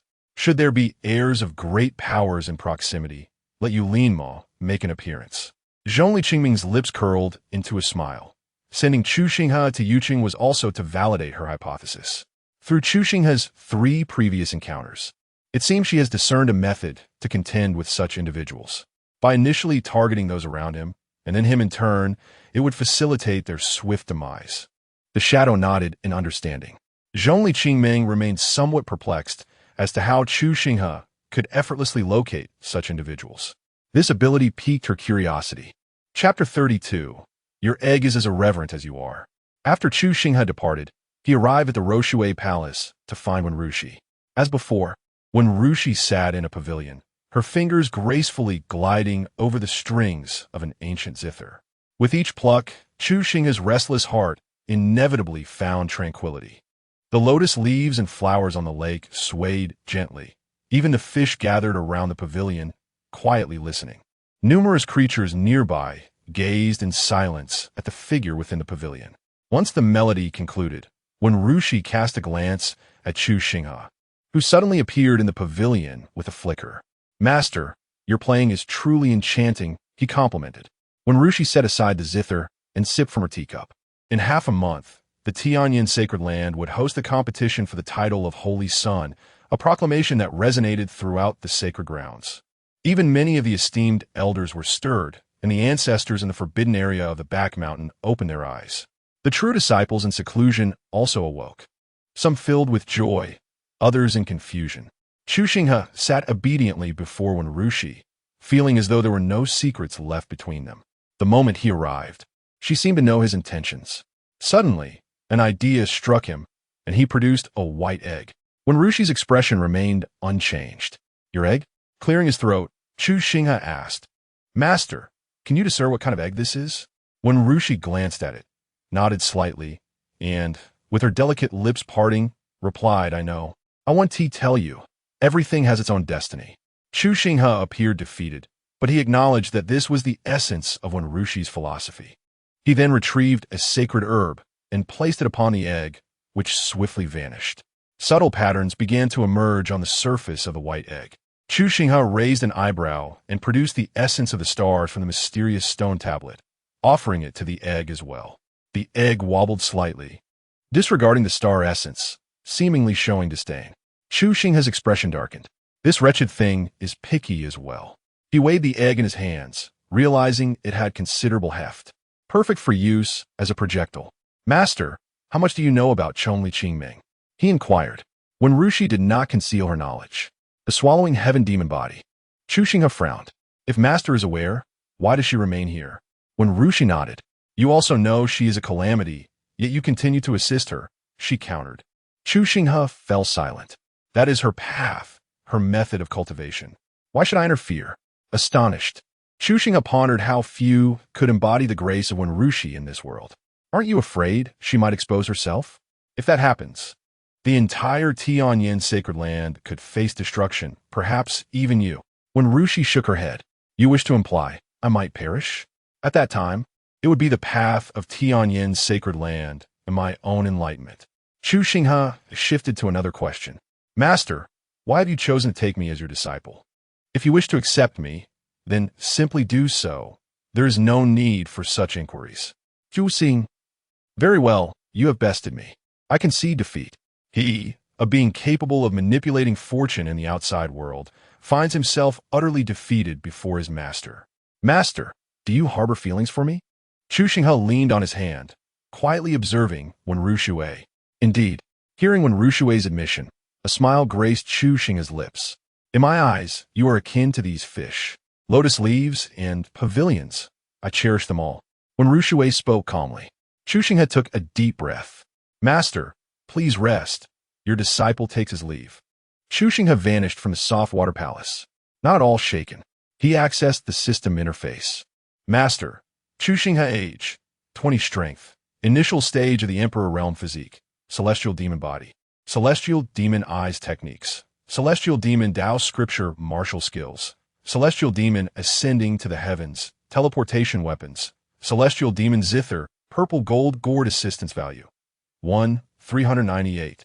000 inventory. Celestial demon zither, a piece of black silk, purple gold gourd, divine beast egg, Eastern Emperor bell. Upon seeing the assistance value exceed 1,000,000, a smirk appeared on Chu Xinghe's face. He washed his hands and applied some fragrance. System, my dear, let us engage in a high-level lottery draw. Consume 1,000,000 assistance points to acquire a special martial skill, Heart Demon Inducement, capable of invoking the heart demons of other cultivators. Usable with Celestial Demon Eyes or the Celestial Demon Zither. Chu Xinghe's eyes sparkled with excitement. What a marvelous treasure! Coupled with the Celestial Demon Zither, this becomes an area of effect skill. The sound of the zither resonates, revealing the heart demons of all. Truly worthy of a high-level lottery. He took out a sacred medicine and placed it into the purple gold gourd. It can refine elixirs and also repair items. How delightful! Chu Xinghe glanced at the system space, his expression darkening. An egg clad in black silk was scurrying about. Chu Xinghe retrieved the black silk and stuffed the egg inside. With a vigorous flick of his hands, it shot out with a whoosh. With a loud crash, it collided against the wall. Chu Xinghe paid it no mind. Consuming such a plethora of sacred medicines proved utterly fruitless. For the next half-month, he would devote himself to seclusion and cultivation. With such bountiful gains, it was imperative to thoroughly digest them. The day before the Saint's Sun competition, within the heavenly fate sacred land. Quickly, seize that egg. Damn it. It has pilfered my spiritual medicine. How can an egg without legs move so swiftly? What, pray tell, is that alluring thing tied upon its head, whose belt was left untied, permitting the release of such a creature? Zhong Li Qingming emerged, observing the egg that was toying with the elders of the heavenly fate sacred land, her expression one of astonishment. The white egg bounced and leapt into Zhong Li Qingming's embrace. Many present found themselves frozen in their steps upon seeing her. Ahem. My household is still preparing dinner, so I must take my leave. Ha! I have yet to water my chamber pot. I must return as well. I need to go sun my little brother, so I will take my leave. Zhong Li Qingming scrutinized the egg. Whose egg are you? The egg tilted, pointing in a certain direction. Chu Xinghe. The egg hopped a couple of times. Zhong Li Qingming's eyes were filled with astonishment as she removed the dark threads from the egg. Her gaze turned peculiar as she then inserted the egg and, with a swift motion, it vanished from sight. Within the palace of Chu Xinghe, the egg was abruptly returned. Chu Xinghe opened his eyes, one radiating a purple glow while the other shimmered with golden light. Exhaling deeply, he slowly rose, his bones cracking with a resounding noise. A formidable aura erupted from him, signaling that over the past half-month, he had attained the pinnacle of the Emperor's realm. However, the resources he had acquired were now depleted. To his delight, the purple gold gourd was now capable of refining elixirs for the Void God realm. During this period, both the celestial and demonic forces had descended upon the heavens, and his inner demons had experienced significant enhancement. Turning his gaze towards the beast egg, which bumped against him repeatedly, he cradled it and examined it, his eyes flashing with shock. Goodness, the runes on it had multiplied considerably. After incinerating the dark threads, he weighed the egg in his hand. Tomorrow, I shall wield you as a weapon. You seem quite manageable. Your egg is just as unruly as you are, echoed the voice of Zhong Li Qingming. Chapter 33. The Contest for the Holy Sun. Let us join forces upon hearing these words. Chu Xinghe's expression darkened. Are you accusing me of slander? Zhong Li Qingming examined Chu Xinghe, her eyes reflecting astonishment. Have you truly reached the pinnacle of the sovereign realm so swiftly? Truly remarkable. The body of an immortal and demon. I never anticipated that the events involving Bai Wuqing would awaken such a formidable constitution within you. Chu Xinghe regarded Zhong Li Qingming. Remarkable. You have already attained the full circle of the Void God. What brings you here? Zhong Li Qingming appeared quite pleased. I have come to express my gratitude. Chu Xinghe was utterly perplexed. What do you mean? Master, you are unaware that this villainous has dispatched people who, in a mere half-month, have eradicated 5 destined heirs. Oh dear, how cruel. Chu Xinghe could not help but click his tongue in astonishment. It dawned on him instantly. He could not help but admire Zhongli Qingming's intelligence. She had discerned a method to counter the destined heirs from the way he had acted. No wonder she wished to thank him. Do not mention it, he replied. Zhongli Qingming smiled. How did you conceive such a strategy to deal with them? Chu Xinghe lifted his gaze to meet Zhongli Qingming's. Do you truly wish to know? Zhongli Qingming nodded. I was sent to rescue you, lest such a stunning beauty as yourself perish. Zhongli Qingming was taken aback. That is rather an intriguing answer. Not at all. I merely made that up. Do you truly believe it? This time, it was Chu Xinghe who was bewildered. Why would I not believe it? Thanks to you, my circumstances have greatly improved, and I have rectified my previous failures. Why could you not be that person? Zhongli Qingming replied earnestly. Chu Xinghe said, I shall take my leave now. Tomorrow, I must compete for the position of Holy Son. I hope you will perform admirably. Should you find yourself at a disadvantage, inform me in advance. I can have my ancestor pay a visit to their family to persuade them to relinquish this contest. Furthermore, for those factions wishing to ally with Jiang Wanyin, if you require assistance, I can have someone issue them a warning. Chu Xinghe shook his head. Zhongli Qingming turned to depart, a smile gracing her lips. My mother is destined for my father, aiding the Zhongli family through its crisis. Are you truly my destined one? Come save me? Especially as she dealt with those individuals in the manner of Chu Xinghe, she indeed eliminated 5 of them. After vanquishing these 5, her spirits inexplicably lifted. The oppressive feelings that had weighed upon her began to dissipate, and even within her essence, signs of a subtle merging emerged. All of this spoke to an increasingly favorable situation. The following day, at the Heavenly Transformation Sacred Land, the sacred bell tolled 9 times. The ceremony for the Holy Son commenced. How exhilarating! The birth of the Holy Son. My brother is so excited he nearly spits. Not at all, my friend. Your last remark was truly absurd. I am now curious about that Chu Xinghe. I have yet to see him after all this time. I wonder what his strength is. It is said that the true disciple of Weifeng, at the age of 30, has already broken through to the sovereign realm. Meanwhile, the master of Wantian Peak, only 28, has likewise achieved the sovereign realm. This time, the anticipation is palpable. Other true disciples have yet to attain the rank of king. I wonder if the brilliant master sister from the Alchemy Peak will compete. She is only 20 years old and reportedly capable of concocting elixirs for the Emperor's realm just a few days ago. Is that true? It must be. I had to coax a true disciple from the Alchemy Peak for 3 whole days to learn this. My brother, I also wish to experience that. Get lost. The 8 elders have arrived. Many disciples gazed at the 8 elders with excitement in their eyes. Beneath the holy master of the celestial sanctuary, there are 8 elders who govern the 8 peaks. As the 8 elders approached, they surveyed the crowd, their hearts racing with excitement. Perhaps this time, the Holy Son would be one of their own disciples. Zhongli Qingming sat on the disciples' platform, and no one dared approach within 100 meters. She scanned her surroundings. Where is Chu Xinghe? Boom!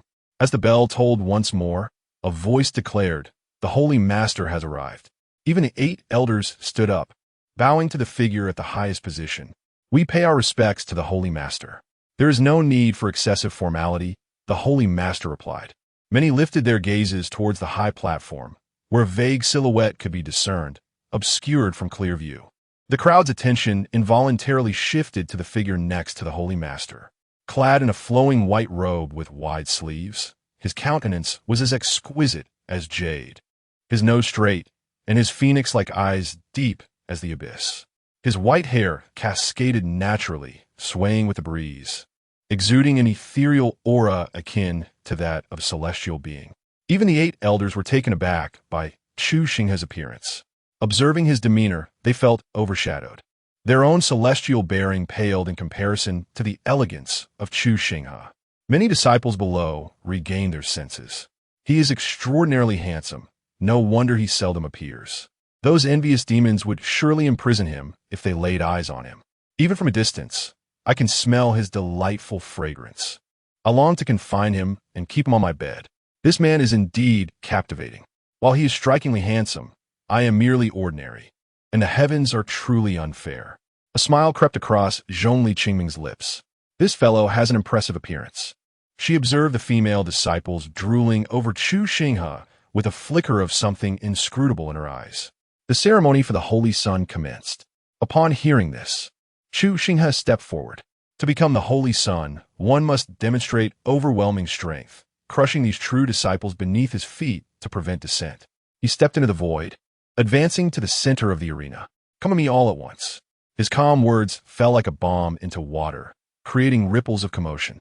Brother Xinghe is so handsome. I want to lick him, someone exclaimed. See, dominating. Brother, take me. I want to be thrown onto the bed and taught a lesson. Brother, don't hit them. Hit me instead. I 1T resist. What a show-off. Let us see how you fall from that pedestal. Remember, many disciples are at the emperor's level. It would be quite amusing if things went awry. You're full of hot air. Brother Xinghe is justified in his looks. He should show them off. Resembling a succubus yet lacking substance. Your words are empty. With your demeanor, we wouldn't spare you a glance, even while sharing a quilt. The 8 elders exchanged glances, astonished by such audacity. They turned their attention to the Holy Master. Since he intended to challenge all disciples, they would comply with his wishes. The 8 elders nodded in agreement. With the Holy Master's declaration, there was little left for them to articulate. Should Chu Xinghe's arrogance lead to his downfall, they would not intervene. All disciples competing for the title of Holy Sun ascended the stage. Below, the true disciples were left dumbfounded. Shi Jingfeng calmly approached the stage, resolute in his pursuit of the Holy Sun title. With Chu Xinghe's formidable presence, he would not shy away. Jing Taiyang felt similarly. His sole adversary was Shi Jingfeng. From the alchemy peak emerged a woman clad in a light blue gown, her waist adorned with a delicate bow. With a graceful motion, she floated to the elevated platform, curiously observing Chu Xinghe at the center of the arena. Chu Xinghe regarded these disciples as an overwhelming aura surged forth from him. Chapter 34. The Provocateur arrives. Equality in creation for all. A powerful wave of energy radiated outward. Thud, thud, thud. Numerous disciples were sent flying, tumbling down from the platform. Only 3 disciples remained standing upon the stage. Shi Jingfeng knelt on one knee, wielding a dagger, while a profound chasm had already formed on the arena floor. Sweat dripped from his forehead as he raised his head, disbelief etched across his face. In another corner, Jing Taiyang was performing hand seals, his breath uneven, his complexion pale. Merely to withstand Chu Xinghe's imposing aura had exhausted all his strength.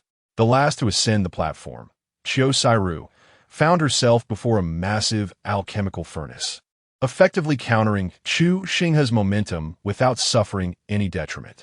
Chu Xinghe aura diminished. Step down, he commanded, his voice as tranquil as before he took the stage. The onlooking disciples finally regained their composure.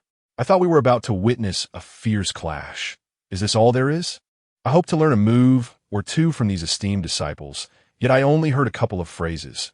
You all may come at once, and you may leave now. Wow, Brother Xinghe, you are so impressive. Strike me, I can take it, but I 1T cry out. Even the 8 elders on the high platform exchanged glances. At a loss for words, they then casually glanced at the Holy Master. Could you perhaps give us a heads up in advance so we could prepare ourselves mentally? Especially the law enforcement elder, who regarded Chu Xinghe with a peculiar gaze. He had come to realize that Bai Wuqing's affairs were undeniably linked to Chu Xinghe. However, he harbored no intentions of vengeance. Bai Wuqing had indeed gone too far. When Rushi's lips curled slightly upward before she quickly composed herself, Shi Jingfeng rose, propping himself on his dagger, his eyes filled with unwillingness. He had trained relentlessly, aiming solely to vie for the title of Holy Sun. What if one achieved perfection in the Emperor's realm? After uttering this, he lifted his blade, thunder crackling around him, and struck down towards Chu Xinghe's head. Chu Xinghe did not even lift his eyes. A faint luminescence emanated from him, enveloping his form. Bang! Shi Jingfeng's blade met the radiance surrounding Chu Xinghe, failing to penetrate further. Breakthrough! Shi Jingfeng bellowed, veins bulging on his forehead. Witnessing this, Jing Taiyang also made his move, emitting a dark glow from his hands as he lunged towards Chu Xinghe. A futile struggle ensued. Chu Xinghe waved his hand, radiance emanating outward. Bang! Bang! The power of thunder dispersed, and the dark force dissipated into nothingness. Two figures crashed to the ground below. Chu Xinghe turned to Chu Star River. "Aren't you coming down?" Chu Star River's eyes sparkled. "I am not your match. If you require alchemical assistance." He had no such need. From the observation platform, a soft voice drifted from Zhong Li Qingming. Chu Star River choked momentarily, turning to regard Zhong Li Qingming with a wary gaze. "Zhong Li Qingming, I wasn't speaking to you. Why do you interject?" "Zhong Li Qingming skufa. You are too unattractive. He would not take notice of you." The autumn thoughts swelled within her breast. How could she be deemed unappealing? Chu Xinghe remained silent, lifting his gaze to the heavens. The 8 venerable elders also rose to their feet, yet only when Rushi maintained her serene composure. It was unclear which esteemed guest had arrived as the transmission elder spoke up. A low hum filled the air. Above, the sky transformed from a radiant crimson to a deep black, then to a golden hue, and finally to a striking blue. 8 colossal figures loomed in the sky, casting shadows that obscured the sun. 3 enormous beasts, exuding an aura of sanctity, accompanied by 3 grand war chariots, each manned by soldiers radiating a chilling intent to kill. Additionally, 2 opulent and exquisitely crafted pavilions emanated an air of ancient wisdom. In an instant, the entire Tianyin sacred land fell silent. Zhong Li Qingming surveyed these forces, a smile curling at the corners of her lips. "How intriguing. You are indeed Chu Xinghe, fully realized in your imperial aspirations, and your demeanor is commendable, though your strength is somewhat lacking." From within one of the war chariots emerged a young man clad in fiery red armor, his hands clasped behind his back, eyes sharp and domineering. 2 figures also descended from the other chariots. Chu Xinghe understood that these must be the suitors vying for a union with Jiang Wanyin. Unable to enter the Jiang family's gates, they sought to display their prowess here instead. A soft chuckle echoed from within an ornate pavilion. Chu Xinghe gazed at the figures in the sky, noting that those from Linglong Pavilion had not made an appearance, while laughter from an unknown faction filled the air. It seemed only 6 individuals had come to challenge him. Lu Lingfeng's expression darkened, as a prince of a different surname in the Dayu Celestial Empire, who dared to mock him so brazenly. "Those of us who cannot enter the Jiang family, do you think he can?" spoke a youth atop a white crane. "Whether I can or not is another matter. It is certainly better than being the unwanted like you lot."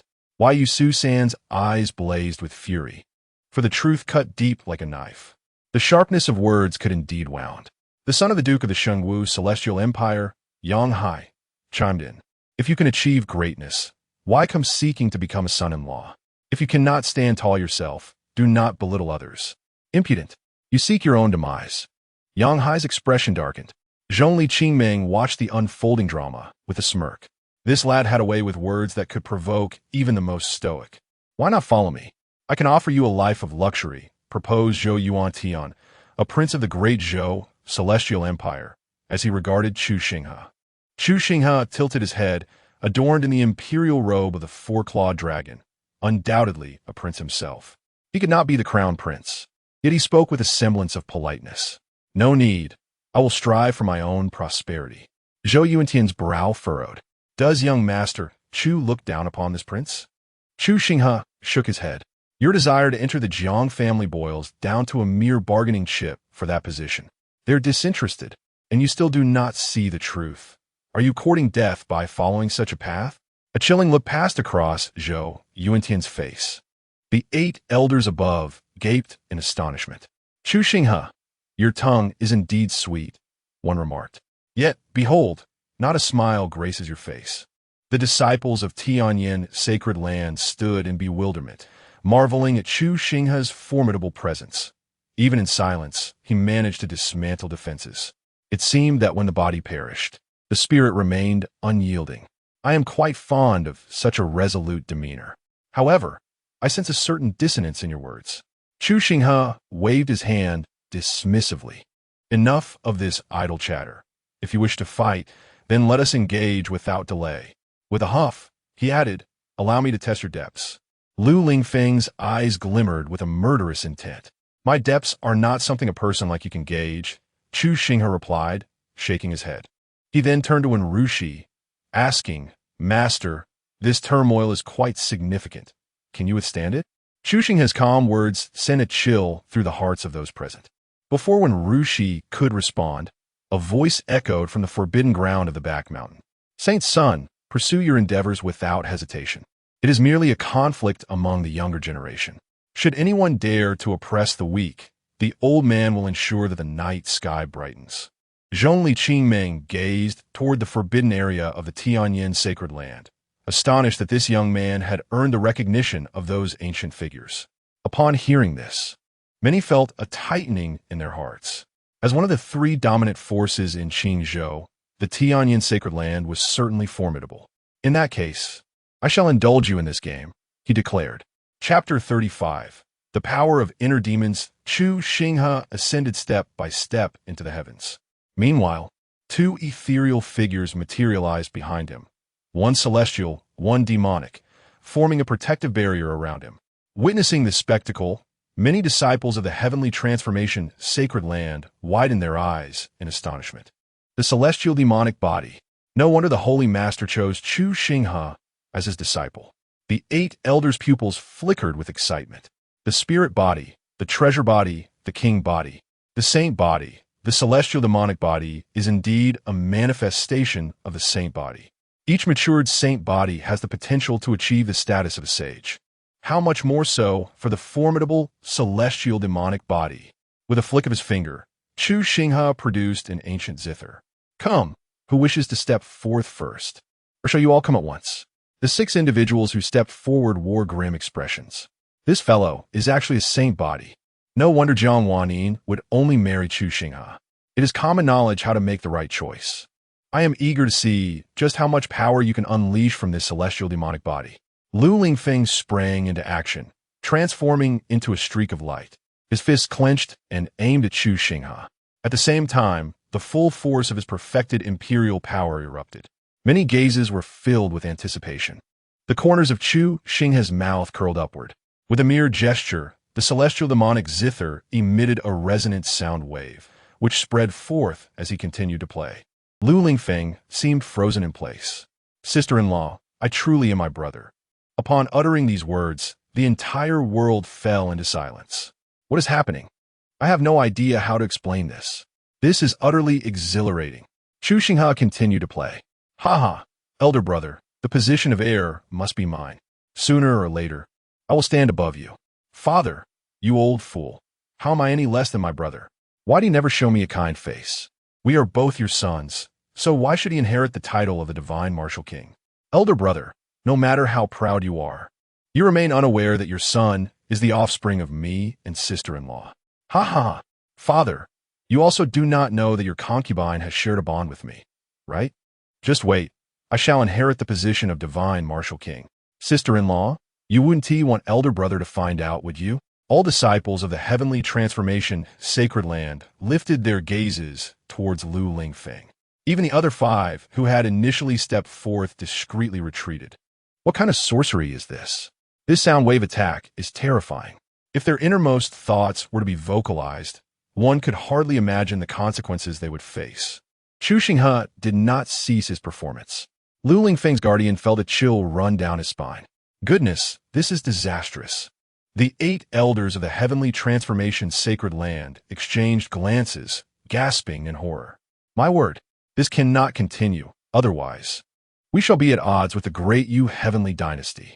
Observing the unfolding drama from below, Zhongli Qingming regarded Chu Xinghe with an odd expression. "You, young man, are not quite right. Elder brother, you are unaware of how many times, while you were inebriated, I have been alongside sister-in-law." Chu Xinghe finally ceased his playing. Lu Lingfeng's consciousness gradually returned. "What have you done to me?" he asked, his face shadowed with anger. Unable to restrain himself, he let slip the words that had been festering within. "How dare you use such despicable means to wrong me? Do you truly believe that others would be swayed by your underhanded tactics? My admiration for my elder brother flows like an unceasing river, yet you, with your malevolent intentions, dare to sow discord between us. My aunt is as dear to me as my own mother, and you resort to such vile methods to compel me to utter blasphemous words. Today, you shall meet your end." Chu Xinghe calmly put away the celestial instrument, the Shima Qin. He had no interest in engaging with such individuals. With an enigmatic gaze, he fixed his eyes on Lu Lingfeng. "I haven't even asked you anything, yet you feel the need to explain?" "Ah, an explanation is merely a guise, and a guise conceals the truth." With a sudden cough, Lu Lingfeng spat blood.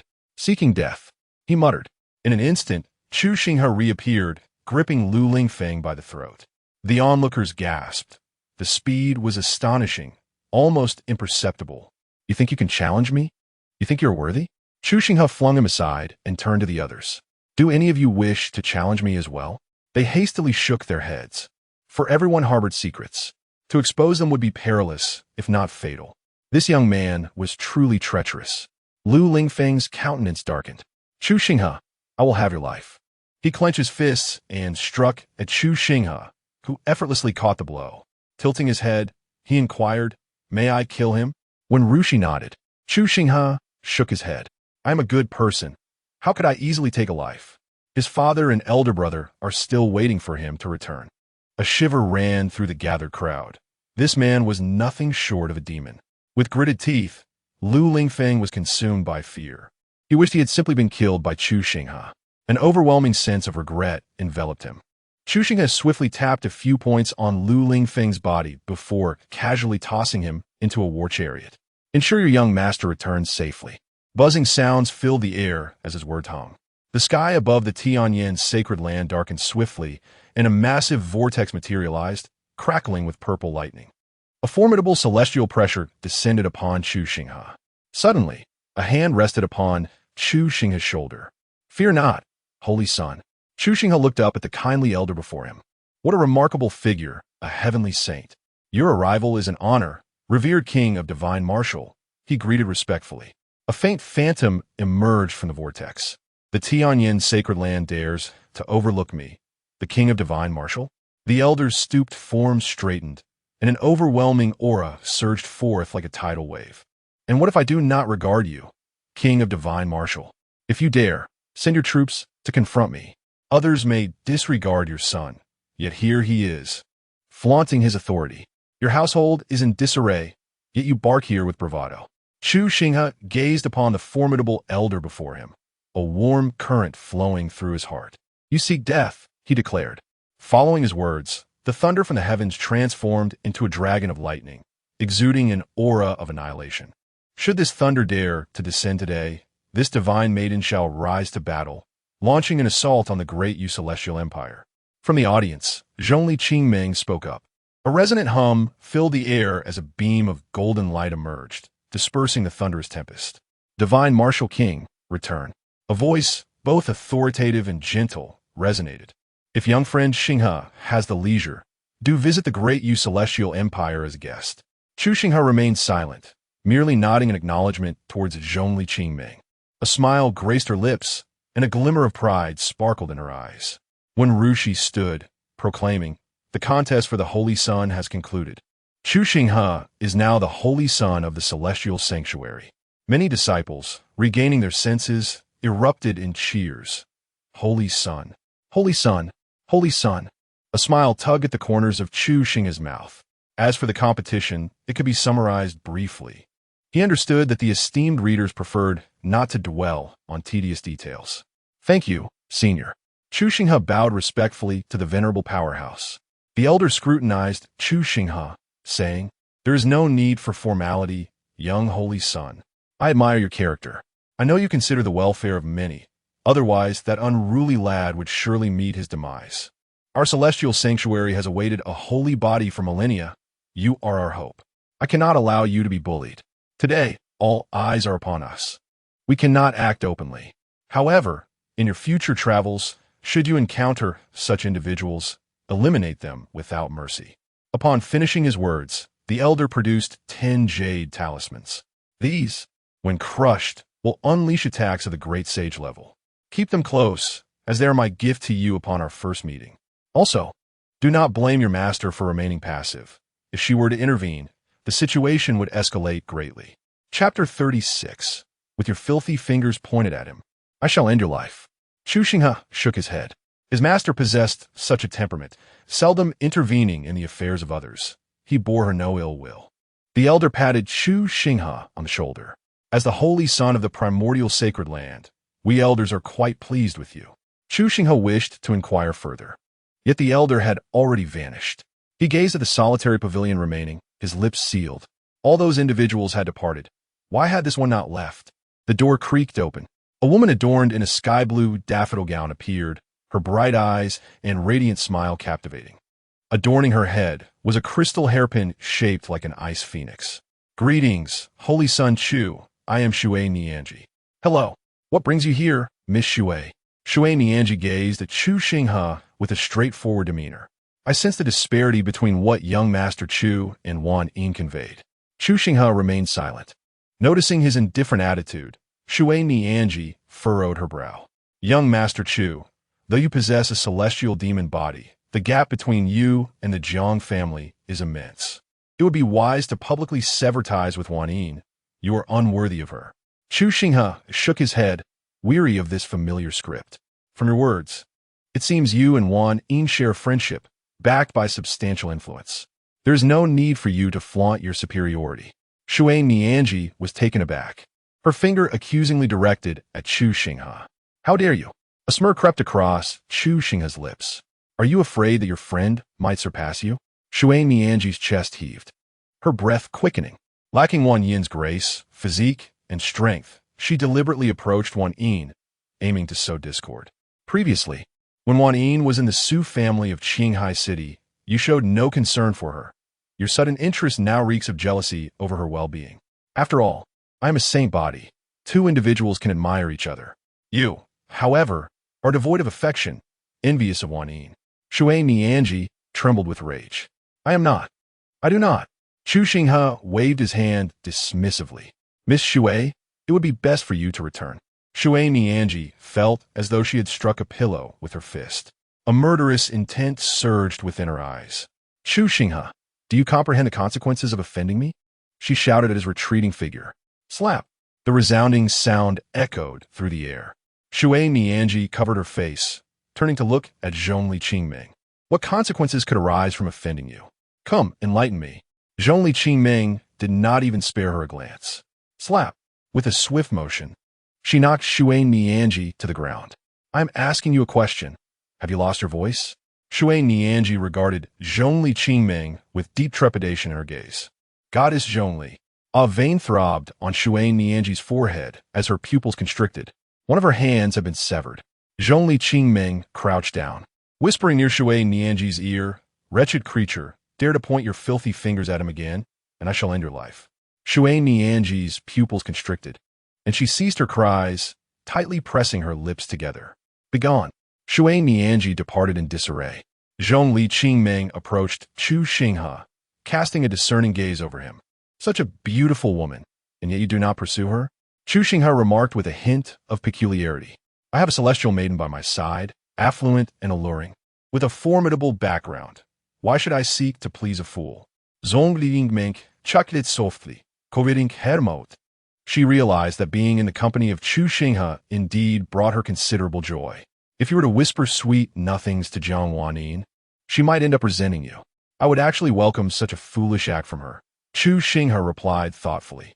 Whether she is foolish or not is another matter. You possess the talent to make someone fall hopelessly in love with you in just a few days. Are you feeling a tinge of jealousy? Chu Xinghe. Zhongli Qingming regarded him intently. The more powerful and resolute a man is, the more captivating he becomes, akin to a potent poison that mesmerizes women. The same holds true for men. Only those ineffectual women indulge in incessant jealousy and rivalry. Instead of succumbing to envy, they ought to cultivate their own strength. Chu Xinghe raised an eyebrow. Indeed, Zhongli Qingming was extraordinary. In a previous life, she would have undoubtedly been a remarkable woman of power. You have offended quite a few individuals this time. The Xue family would not dare to provoke me, but will surely attribute the blame to you. The divine martial king of Diyu will likely follow suit. And as for the emperor of Diyu, he is quite the schemer. Though he speaks sweetly, He values his reputation above all, and the one he has elevated to the status of a foreign king will also be accounted to you. Chu Xinghe rubbed his temples. It was an unavoidable predicament. The exposure of your celestial demonic physique might alter the Jiang family's intentions. You harbor similar thoughts, do you not? Chu Xinghe shook his head. The sacred body is powerful, and the Jiang family of that caliber would not be overly concerned about its revelation. I merely hope it encourages them to reconsider, nothing more. At the very least, it would prevent others from saying that foolish girl lacks discernment. He currently lacked strength and influence, possessing only a commendable constitution. Chu Xinghe understood, well, that a prodigy who has yet to mature is merely a prodigy. The disparity between him and those formidable forces that have stood the test of time for hundreds of thousands or even millions of years is immense. Zhongli Qingming stared at Chu Xinghe in astonishment. Such self-awareness was rather commendable. In the realm of cultivation, not all young individuals possess such insight. In truth, opportunities do exist. Chu Xinghe slowly massaged his temples. Zhongli Qingming silently observed him. In just a few days, this individual before her seemed to have grown tremendously. From this point onward, he would challenge every prodigy until he reached the Jiang family. Zhongli Qingming shook her head. It is exceedingly difficult. Many powerful prodigies remain hidden within various factions, remnants from the Middle Ages, the Ancient Era, and even the Primordial Age. Chu Xinghe was also acutely aware of the formidable challenges this approach entailed. Our Zhongli family can assist you, Zhongli Qingming said earnestly. Chu Xinghe shook his head. Pulling one thread could unravel the entire tapestry. Should the Zhongli family intervene, numerous factions would likely unite in opposition. Zhongli Qingming refrained from speaking. The Zhongli family had its adversaries as well. I shall contemplate this further. Chu Xinghe gazed at the silhouette of Zhongli Qingming, sighing softly. This was the helplessness of being ensnared in the web of fate. Before he could return, his body was drawn into a swirling vortex of space. Master, if you wish to see me, simply call out. Otherwise, I might suspect your intentions, Chu Xinghe remarked, observing his serene master before him. In 3 days, the secret realm of the Tianyan sacred land will be unveiled. With eager anticipation, Chu Xinghe turned to Wenrushi and inquired, could you share what awaits us within the secret realm? You must explore it yourself, came the reply, leaving Chu Xinghe's gaze conflicted. Master, please remain still, he urged, while Wenrushi regarded him with tranquil eyes. Rising to his feet, he added, Master, there is something at the corner of your mouth. Upon speaking, Chu Xinghe's fingers brushed against Wenrushi's cheek. It was as soft as silk, exquisite in its tenderness. Unable to resist, he gave it a gentle tug. Wenrushi's expression remained unchanged. Is it soft? She asked. Without hesitation, Chu Xinghe nodded. Do you wish to kiss? He was taken aback. Would you permit it, master? You may give it a try, she replied. Swallowing hard, Chu Xinghe gradually leaned closer. Suddenly, a thud echoed as he found himself sprawled on the ground. Master, you do not keep your word. Chapter 37. The symbol of the luck of the villainous. Chu Xinghe limped away, a faint dark circle under his left eye, the corners of his mouth gradually lifting. Most importantly, he had finally glimpsed an unusual side of Wenrushi, who he had thought was merely stagnant. Was it not amusing that he could find humor in the situation? He considered it a goal achieved. After acquiring the items from the secret realm, he could embark on his next challenge. Upon arriving at Taiching Palace, Zhongli Qingming beheld Chu Xinghe's sorry state, her gaze peculiar. What happened to you? My master insisted on giving me a massage to ease my fatigue after I struggled for the title of the Holy Sun, he replied. Zhongli Qingming remarked. You truly have a tough exterior. Noticing her odd stare, Chu Xinghe hastily shifted the topic. The secret realm of Tianyan's sacred land will open in 3 days. Zhongli Qingming's smile faded, her expression growing serious. Considering your previous actions and my findings, there will undoubtedly be complications in the secret realm. That item may not concern me. Chu Xinghe's eyes sparkled. See, this is the hallmark of a qualified villain. Xinghe, I require your assistance. Chu Xinghe raised his hands in a gesture of surrender. Isn't that why I'm here to inform you? Zhongli Qingming stood and approached him, her hand gently gliding over his arm, their proximity intensifying. Just as their lips were about to meet, she turned aside and whispered sweetly in his ear, How can I repay you for your help? Noticing that Chu Xinghe remained unchanged, she paused in surprise. What's wrong? Has this goddess lost her allure? Or has one Rushi rewarded you in some special manner? Questions swirled in her mind. Woo, how thrilling. The villainous is actually flirting with you. Master, your undercover plan is nearing success. How splendid. Master, keep up the good work. The system has faith in you. Chu Xinghe rolled his eyes inwardly, thinking that mere words were not enough. He craved something tangible. Zhongli Qingming exclaimed, What? You dismiss my advances and even return a glare? Frustration flickered in her eyes. Xinghe, are you not capable? Coming back to reality. Chu Xinghe regarded her with a bewildered expression. If I were to show my capabilities, it would surely frighten you. She feigned annoyance. In 3 days, I shall join you. Chu Xinghe produced a list. Here are the herbs I need. Could you help me gather them? Zhongli Qingming rolled her eyes, knowing this fellow was motivated solely by self-interest. Upon glancing at the herbs listed, her smile vanished. You find these inexpensive herbs unappealing? I will provide them to you in 3 days. Then I shall trouble you. With his objective accomplished, Chu Xinghe turned and departed without hesitation. As Zhongli Qingming's gentle demeanor faded, a cold light replaced it, restoring her calm composure. Yingyi, watching from the shadows, was utterly perplexed. What has happened to my lady? 3 days later, Chu Xinghe and Zhongli Qingming stood in the heavens. Chu Xinghe's gaze fell upon the disciples below, a slight smile gracing his lips. Miss Qingming, among these disciples, is there a particular individual you can discern?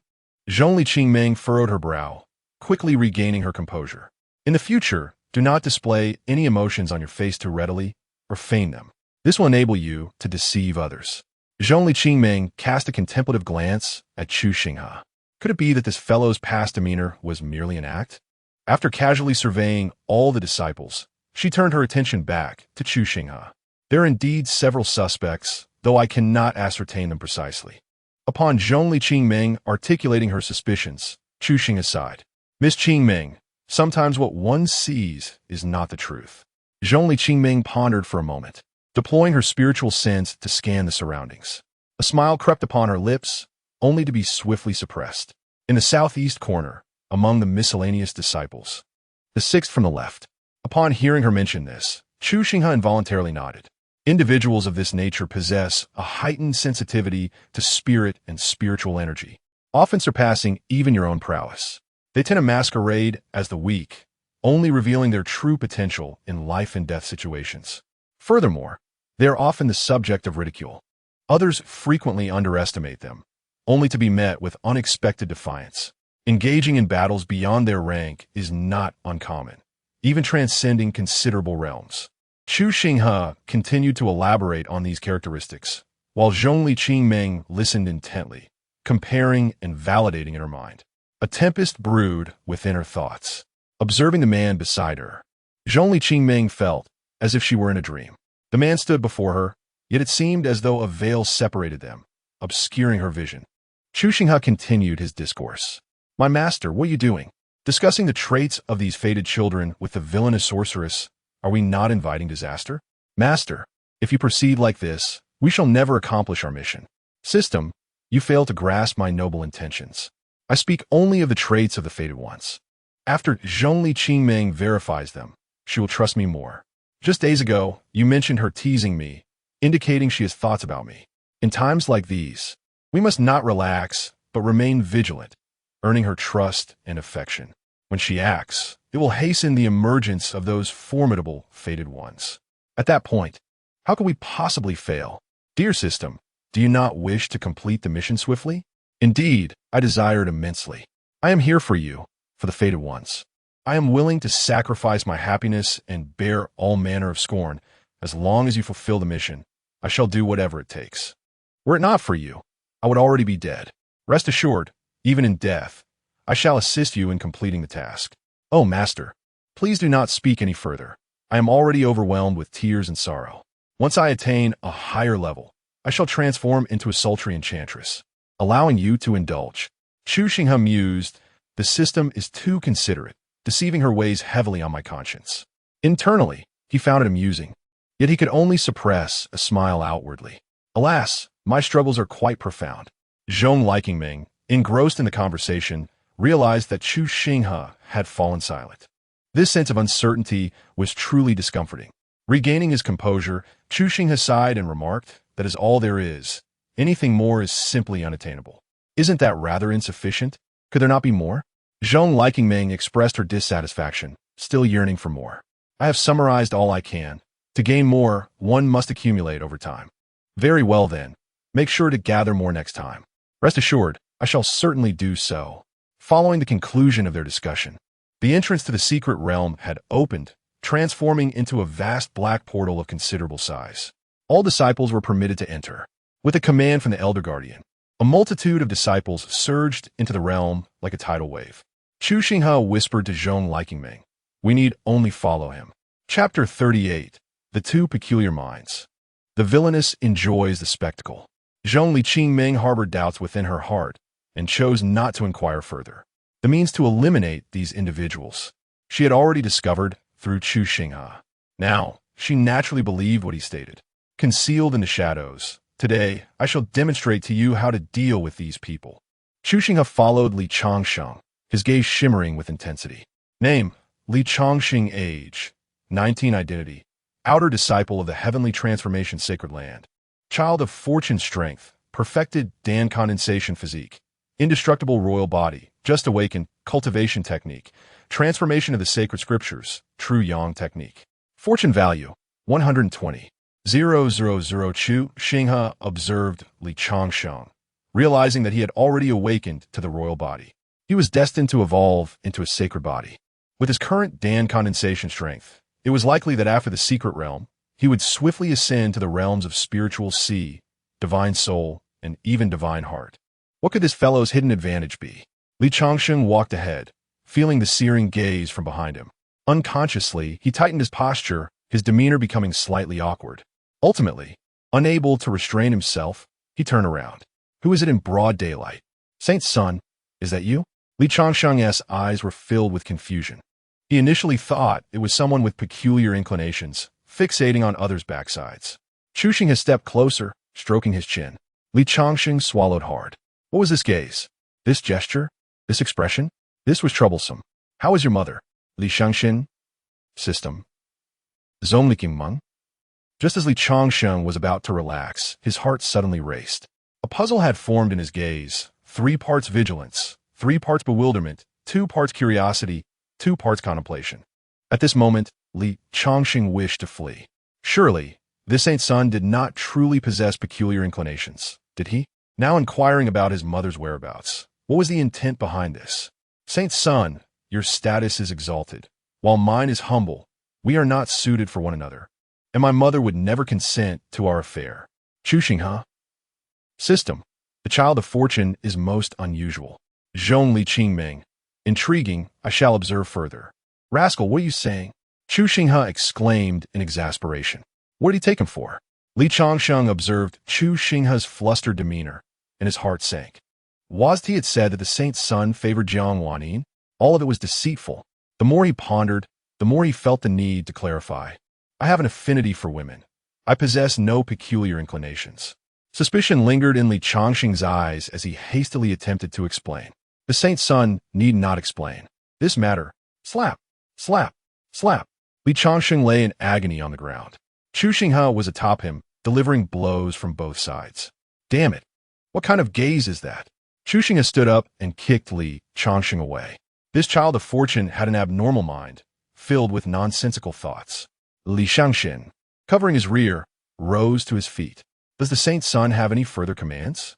Chu Xinghe coughed softly. How is your mother? Li Changsheng raplia. Why do you seem so fond of my mother? Could it be that you wish to take on the role of my father? Coughing again, he added, the holy son, my mother and father have cherished each other for many years, always treating one another with respect and dignity. Taking a deep breath, Chu Xinghe nodded. I merely wish to inquire if your parents are still alive. Why is this so difficult? That's good to hear, he said, his mood brightening upon receiving the desired information as he threw an arm around Li Changsheng's shoulder. Li Changsheng's face turned pale, cold sweat dripping from his forehead. You claim not to have any intentions towards me, yet you have already made your move. Is my purity at risk today? Father, mother, forgive me. Observing the tearful expression on Li Changxing's face, Chu Xinghe realized that the fellow was overthinking again. Why does this child of destiny always leap to such conclusions? Does he harbor a peculiar inclination? Unintentionally, Chu Xinghe released Li Changxing. The surrounding spiritual energy coalesced into water, washing over him, while he eyed Li Changxing warily. Li Changxing questioned, "What does this mean? Do you disdain me? Shall I take my leave?" Hidden in the shadows, Zhong Li Qingming smirked. "This is far more entertaining than taking a life. Who would have thought I would witness Chu Xinghe's misfortune?" Clearing his throat, he added, "There are many opportunities within. I shall accompany you." Li Changxing's gaza flicaratun sartaidi. He sensed that if Chu Xinghe disagreed, he would likely change his approach. Was it a game of feigned reluctance? His cunning was truly remarkable. As the two walked in silence, Chu Xinghe found himself encountering such a person for the first time. Should he perhaps administer some potion to the beast within the secret realm, allowing this fellow to experience it? Might that encourage Li Changxing to diligently seek opportunities? Li Changxing's fingers clenched and then relaxed repeatedly, clearly scheming. Was he perhaps waiting for nightfall or a more secluded spot? Taking a deep breath, Li Changxing resolved to take the initiative. He could not afford to remain passive, lest he be thoroughly consumed. Odisson, you bear the weighty responsibility of the heavenly fate, Holy Land. I am merely an outer disciple. There is no need to waste your time on me. Chu Xinghe's pupils shifted slightly. Did he sense some opportunity nearby that this young man sought to divert him from? Truly, the child of destiny possessed a devious mind. I admire your independence and resilience, he remarked.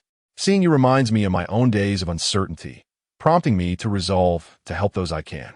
In you, I see a reflection of my past self. Coming from humble beginnings is no shame. The ability to endure and adapt is what defines a true man. With his hands clasped behind his back, Chu Xinghe radiated an air of nonchalance. Meanwhile, Li Changxing felt his heart sink into despair. So, the truth begins to surface. Does it? The ability to endure and adapt is what defines a true man. Is this not a clear indication of his scheming? He intends to exploit me. Does he seek to make me his husband? Indeed, this holy son is not a good person. I have been deceived. Why is he fixated on me? Li Changxing felt utterly despondent. Upon observing Li Changxing's expression, Chu Xinghe scoffed. Indeed, there lies an opportunity here. You shan't divert my attention. Watching Li Changxing depart without a backward glance, a contemplative glimmer sparkled in Chu Xinghe's eyes. How intriguing. A fade of open roads while secretly maneuvering through hidden paths. He intends to lead me astray, only to strike back unexpectedly. Does he? This child of destiny possesses a modicum of wisdom. Alas, he has crossed paths with me. Chu Xinghe dispatched someone to apprehend his parents. Chu Xinghe conveyed telepathically to the concealed Zhong Li Qingming, who acknowledged the command. Having previously heard from her subordinates about Chu Xinghe's strategies against these individuals, witnessing it firsthand now evoked a peculiar thrill within her. Yet, she sensed an odd disconnect. It felt as if they were not on the same wavelength. Unsure, she decided to observe further. Chu Xinghe hastened after Li Changxing, who was now drenched in sweat, panic-stricken. Could it be that my innocence is to be forsaken in this very place? Thoughts whirled in Li Changxing's mind. No, once I exit this secret realm, I must flee from the heavenly transformation's sacred land. It is far too perilous. Chapter 39. Unearth his origin. Chu Xinghe, seemingly oblivious to Li Changxing's intentions, paused abruptly after a while. An aura of murderous intent enveloped the air. Li Changxing, who had been walking ahead, halted as well. Noticing Li's movement, a smirk emerged on Chu's lips. Be cautious, he suddenly warned. As the words fell, he delivered a swift kick, propelling Li Changxing away. From the distant peaks, a serpent demon, as thick as a human's waist, surged forth. Just as it opened its maw, a shadow darted inside. The serpent, alarmed, regarded Chu Xinghe with trepidation. The adversary displayed no fear and stubbornly attempted to obstruct its throat with a concealed weapon. The demon felt the constriction of its breath, its eyes reflecting desperation. In an instant, Chu Xinghe vanished. With a thunderous crash, an assailant wielding a blade emerged from where he had just stood, bewilderment flashing across his features. The fact that Chu had evaded him was astonishing. As he endeavored to withdraw his weapon, Chu stepped firmly upon the blade's back, causing the would-be assassin to stumble. By the time he regained his footing, Chu had already seized him by the throat. Who sent you? Chu Xinghe asked coldly, observing the assassin struggle. The killer, with eyes now closed, murmured, "You will never know," resigning himself to silence. Chu's lips curled into a smile. "Your silence is inconsequential. You must be aware of my amicable ties with Zhong Qingming. Rest assured, she will assist in uncovering your identity. I guarantee your family will meet a dreadful fate." The assassin's pupils contracted in fear. "Chu Xinghe, how despicable of you. You disgrace the title of Holy Son," he spat. "You're already intent on assassinating me. Must I refrain from employing my own tactics? Is the void celestial realm your personal domain?" The killer fell silent, sensing the coldness in Chu's gaze. "I am from the Hall of Killers," he confessed, his voice strained. Chu tightened his grip, causing the assassin's face to redden. "You should contemplate the well-being of your family. You must have researched me and know I can rally numerous allies." The assassin's expression turned ashen. "Bawa Tower, I do not know who desires your death," he managed to utter. Chu conjured spiritual energy, and the assassin collapsed to the ground. Chu rummaged through his belongings, discovering a token. After securing it, he obliterated the assassin's remains. Turning to the serpent demon, he found it bowing its head, attempting to expel the obstruction lodged within its throat.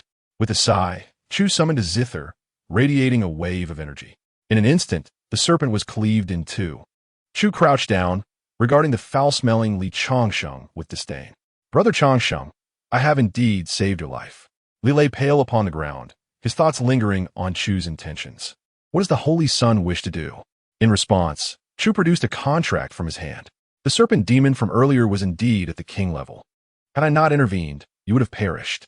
Moreover, there were assassins intent on taking your life, so I can claim to have saved you twice." Li Changsheng was taken aback. "My fee for saving a life is 100,000 premium divine stones. Since I acted twice, that amounts to 200,000. Given our close relationship, I shall offer you a discount. You owe me 300,000 premium divine stones."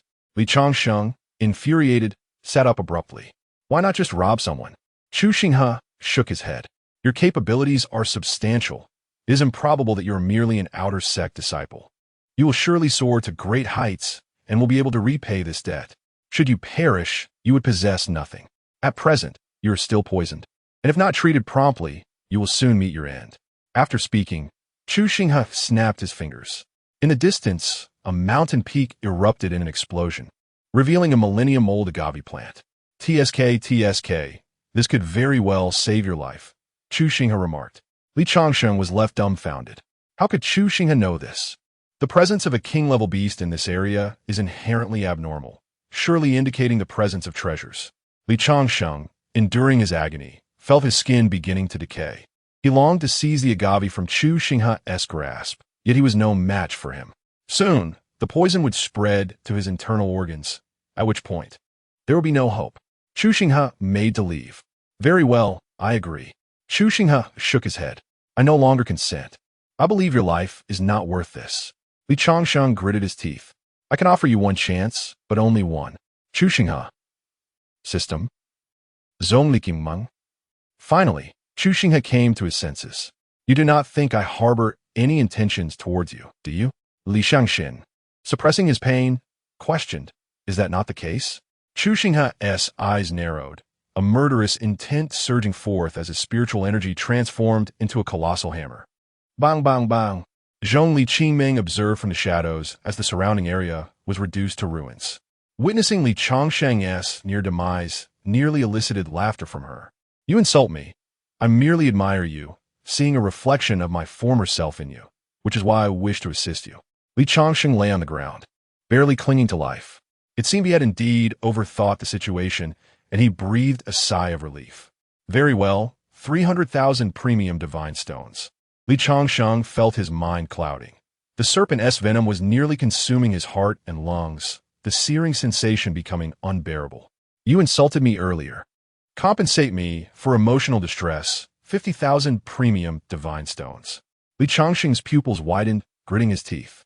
"Fine, I agree. I will repay you slowly. But I do not possess that much at present." Chu Xinghe produced a piece of paper, sealing it with a blood imprint. Li Changsheng wiped some blood on himself and pressed it onto the paper, issuing a heavenly oath. Li Changsheng opened his mouth. A wave of sorrow and indignation surging within him. For heaven's sake.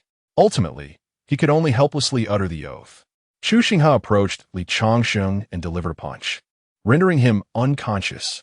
In the shadows, Zhong Li Qingming approached. Should he be killed? Chu Xinghe shook his head. It is impossible to kill him. Observe closely. Chu Xinghe had not administered the agave to Li Changsheng. Before long, Li Changsheng's entire being had turned a sickly green. It was beyond salvation. He had perished. Zhong Li Qingming shook his head. Is it true? Chu Xinghe's voice was monotone. After the passage of half an hour, a glimmer of golden light began to emerge. The green hue of his body was fading. Extract his essence quickly. Upon hearing Chu Xinghe's command, Zhong Li Qingming acted without hesitation. One hand transformed into a dark hue and directly excavated Li Changsheng's essence. You should leave first and also provide me with a stalk of agave. Zhong Li Qingming's eyes reflected confusion, yet he did not hesitate. Instead, he produced a millennium-old agave. This is the least impressive item I possess. Chu Xinghe remarked. Did you not just acquire a millennium agave? Zhong Li Qingming inquired, looking at him. You do not understand. Anything coveted by these individuals possesses unique properties. What may appear mundane to outsiders could yield unexpected surprises. From here on, do not emerge, nor follow me. If possible, you may depart now and eliminate the traces you have left behind. Zhong Li Qingming did not refuse, turning to leave and erasing his presence. Chapter 40. The Spirit of the Sixth, Becoming Inhuman, the Chaos of the Secret Realm. Chu Xinghe produced a millennium-old agave tequila and placed it into Li Changsheng's mouth. A surge of energy coursed into Li Changsheng's body. The remnants of green toxins rapidly dissipated. He took out the Eastern Emperor bell and gently shook it above Li Changsheng's head. The resonant sound echoed, dong, dong, dong. The soul, accompanied by the vibrations of the Eastern Emperor bell, experienced a peculiar wave of energy. Chu Xinghe began to delve into this individual's memories, a smile forming at the corners of his mouth. Indeed, Li Changsheng had remained conscious, aware that Zhong Li Qingming was probing into his origin. He removed that portion of memory and implanted images depicting Chu Xinghe's efforts to save him at considerable cost. Task completed. Observing Li Shanshen, now rendered a mere shell of his former self, lying on the ground, Chu Xinghe's smile widened. Master, is this son of fortune not the one we seek? Having had his origin extracted and losing the agave, his fortune value has plummeted by 30,000. I sense you have been misleading me. This son of fortune still possesses a fortune value of 120,000, which is quite formidable.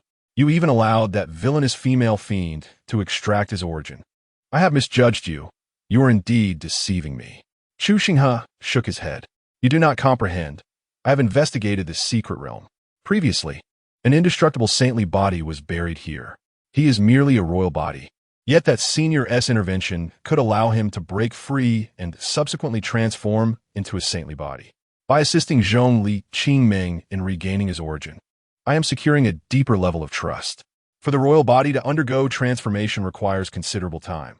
This time, we shall shatter and then rebuild him, enabling his direct evolution into a saintly body, thus qualifying him to compete with Zhong Li Qingming.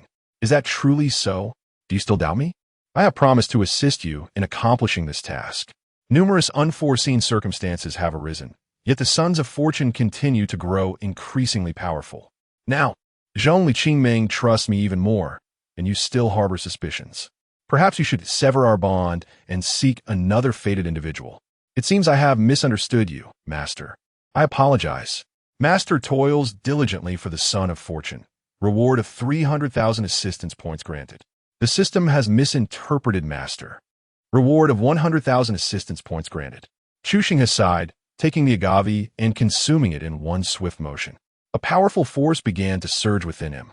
Vast energy transformed into a golden dragon, swirling chaotically inside his body. Chu Xinghe felt a tremor within his heart. As anticipated, this was the outcome.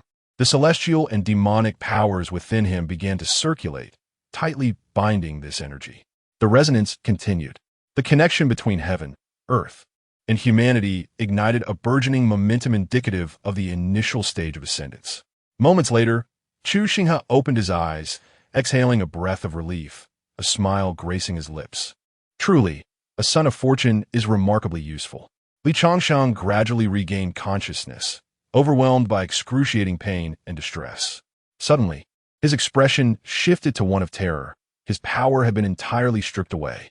Turning to face Chu Xinghe, a glimmer of frost appeared in his eyes. "Saint's son, what has happened to me?" Chu Xinghe opened his eyes. "You are awake. The poison has infiltrated your organs along with your origin.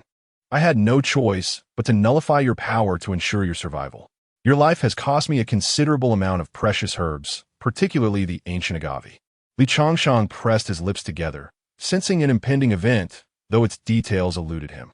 "You still have a chance. Within this lies an opportunity, one that, if seized, could not only restore your essence, but also elevate your constitution further. The royal physique is still somewhat lacking." Upon hearing Chu Xinghe's murmurs, Li Changsheng remained silent. He had become a mere shadow of his former self, and he hoped Chu Xinghe would no longer fixate on him. He did not harbor significant concerns regarding his impaired physique. The unique ability he had awakened granted him an extraordinary sensitivity to treasures. Even his royal physique was awakened in a secret realm through fortunate encounters. Yet, with Chu Xinghe constantly by his side, he dared not reveal his true self. One must always guard against others. Moreover, why would a holy son like Chu Xinghe be so interested in an outer disciple? Previously, he had had no interactions with Chu Xinghe, and the notion that the latter could see remnants of the past within him was utterly implausible. With a shift in thought, Chu Xinghe remarked, "Just now, I sensed a breakthrough in my realm. I shall not be able to accompany you for some time." His aura inadvertently surged, hinting at an imminent breakthrough. After speaking, Chu Xinghe presented numerous elixirs. "Take these. They may serve you well. I understand your distrust, but I harbor no ill will towards you. Whether you choose to believe me or not, time will reveal the truth." With that, Chu Xinghe vanished from sight. Li Changsheng gazed at the elixirs before him, hesitating. This was not for my own sake. Why has he persistently inquired about my mother's whereabouts? What could be the reason? Could it be that a prior admirer of my mother has returned to seek her out? Or perhaps she possesses a unique identity. The complexity in Chu Xinghe's gaze seemed genuine, not feigned. After Chu Xinghe's departure, he sought out numerous demonic beasts, forcefully feeding them elixirs. This should hasten the fated child's acquisition of fortune. The female demonic beasts must be eliminated. I truly am too benevolent. Once his task was complete, Chu Xinghe vanished once more. Half an hour later, chaos erupted within the secret realm as the demonic beasts ran wildly, drooling and their eyes bloodshot. "Run! These beasts have gone mad. What is happening? Look at their brethren." Numerous disciples fled in panic, glancing back at the frenzied beasts. "What on earth? Why are they behaving like this? I truly wish to understand what has empowered these beasts so dramatically. I have a friend." "Forget friends. Just run. Save me." Many disciples were knocked to the ground by the beasts, their faces ashen. Brother, I have nothing. Spare me. Damn it, get away." Several disciples hesitated to advance. Even the beasts at the Emperor's realm were present. The true disciples were absent, and the situation was dire. Seeking death. A melodious sound of a zither resonated, and in that instant, all the demonic beasts present exploded into a mist of crimson. A multitude of disciples hurriedly looked up. In the sky stood a young man clad in pristine white robes, untouched by dust. His flowing silken hair danced in the wind, and his gaze was as profound as the abyss. His slender, bony fingers rested upon the celestial instrument known as the immortal demon zither. "We have witnessed the Holy Son. Our heartfelt gratitude for your salvation." The disciples present bowed in reverence, particularly those who had narrowly escaped the clutches of the demonic beasts, nearly prostrating themselves in gratitude. "We are all of the same sect. There is no need for such formality," he replied. "Be vigilant. Someone has infiltrated our ranks."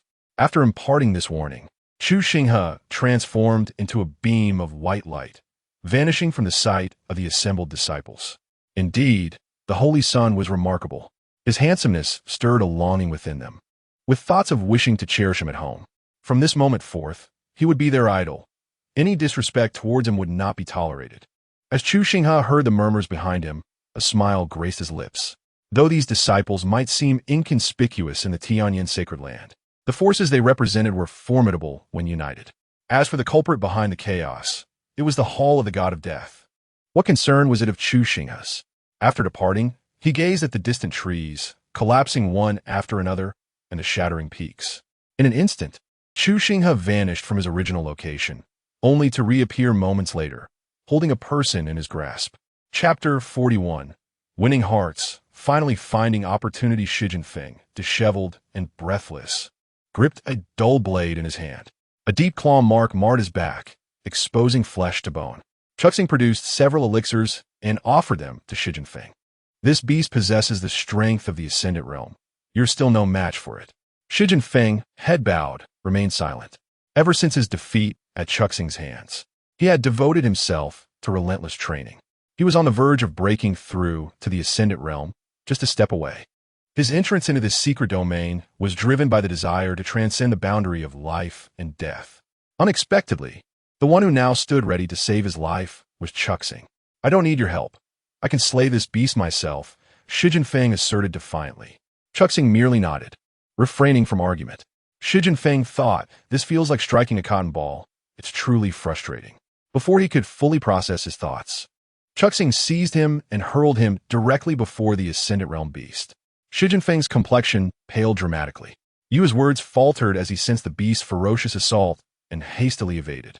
Chu Xinghe positioned himself with the guqin, and a melodious sound filled the air, akin to a gentle stream that soothed the spirit.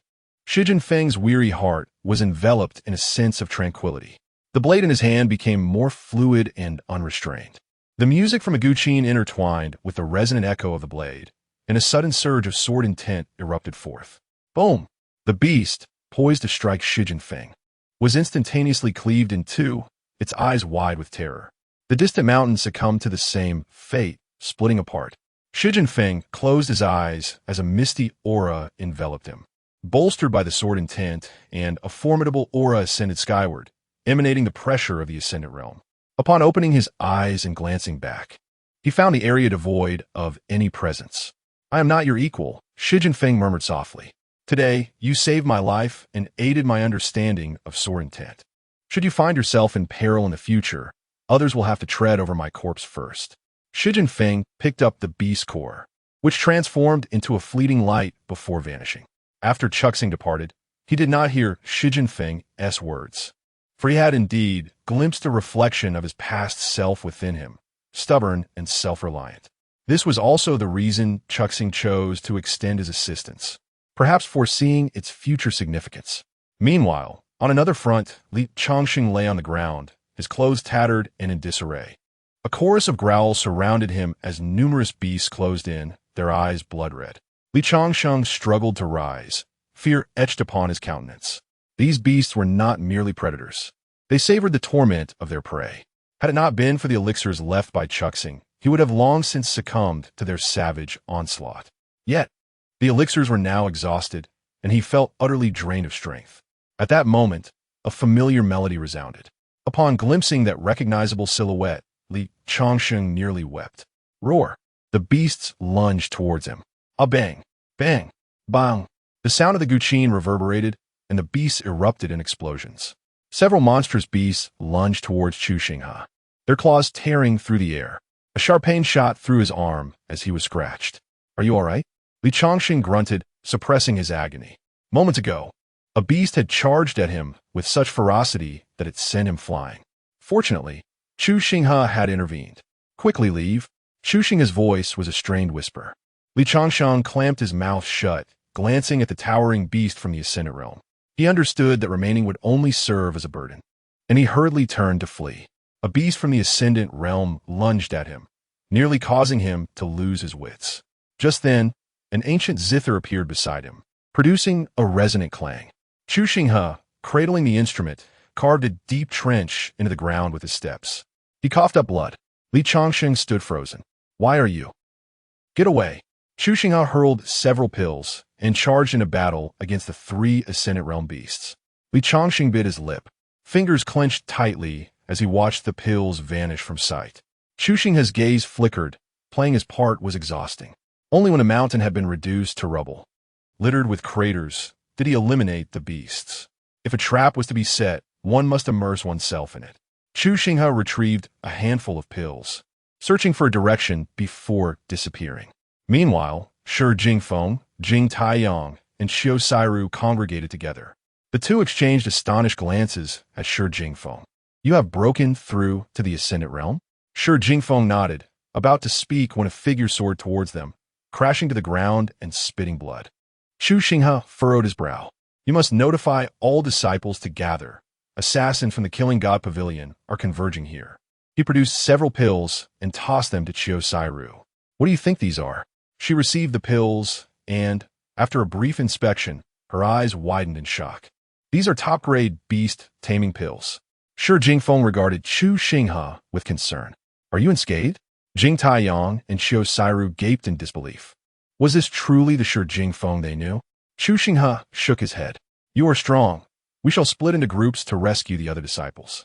Rising, he wiped the blood from his lips, then recalled something and produced an ample supply of pills.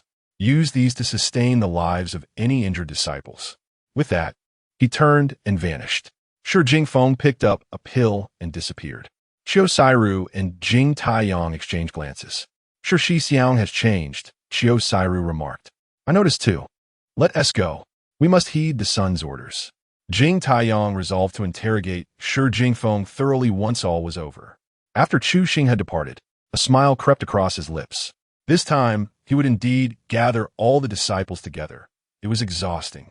Thankfully, he had previously instructed Zhongli Qingming to gather numerous medicinal herbs. This would serve as a perfect opportunity to test the attitude of the heavenly transformation sacred ground towards him as their son, leveraging the chaos from the Killing God Pavilion. Chu Xinghe did not believe that after ascending to the position of the Holy Sun, the heavenly transformation Holy Land would not abandon him. Having existed in Qingzhou for so many years, it was impossible that there were not a few prodigies concealed within its depths. It was equally plausible that he was merely being used as a pawn in the open. Thus, this secret realm was also a test. He should not be cast aside later, thinking that the Holy Land was a stronghold. It was time to observe that child of destiny. In an instant, Chu Xinghe vanished from sight. Meanwhile, on the other side, Li Chongqing gazed around in confusion. For colossal jade-white pillars soared into the heavens, with chains of mysterious iron suspended above them. In the midst of these pillars hung a massive bronze coffin. Li Chongqing raised his head, taking in this awe-inspiring spectacle. Had the heavenly transformation, Holy Land, truly fallen into desolation? How could a worthless individual enter the secret realm? A melodious, hollow voice echoed through the air, causing cold sweat to break out on Li Chongqing's back. A choking sensation enveloped him. Radiance erupted from the bronze coffin, revealing a faint, ancient visage that scrutinized Li Chongqing from head to toe. Little one, what has become of the heavenly transformation Holy Land? Before Li Chongqing could respond, a voice rang out from behind him. Allow me to address this question on behalf of the esteemed elder. Chapter 42. The person you trust has deceived you of your opportunities. Chu Xinghe approached, his expression calm as he gazed at the ethereal figure. Little one, who might you be? The contemporary saint son of the Tian sacred land, Chu Xinghe, had encountered the ancestor before. He bowed respectfully, his demeanor neither servile nor arrogant. An immortal demon body, at the initial stage of ascending heaven. Impressive, Li Chongqing remarked, unable to suppress his awe at the mention of ascending heaven's prowess. No wonder Chu Xinghe is esteemed enough to be a disciple of the Saint Lord. Is the Tian sacred land still the sovereign of Qingzhou? The immortal elder inquired. Chu Xinghe shook his head. There are two other sacred lands that can rival the Tian sacred land, and now, anyone dares to tread upon its grounds. The Saint Lord took me as a disciple, yet offered me no opportunities. The immortal elder was momentarily taken aback. Who is the current Saint Lord? When Rushui, upon hearing the name, the immortal elder regained his composure. So it is that girl. To have taken you as a disciple is indeed unexpected, he murmured to himself. It appears that over the years, she has undergone some transformation. Chu Xinghe remained silent, recalling that the immortal elder was a formidable being from ancient times, and yet he recognized Wen Rushui. So, she too hailed from that era. How powerful must she be? Regrettably, this esteemed figure remained aloof, ensconced in her own world. Naturally, Chu Xinghe harbored no illusions regarding her.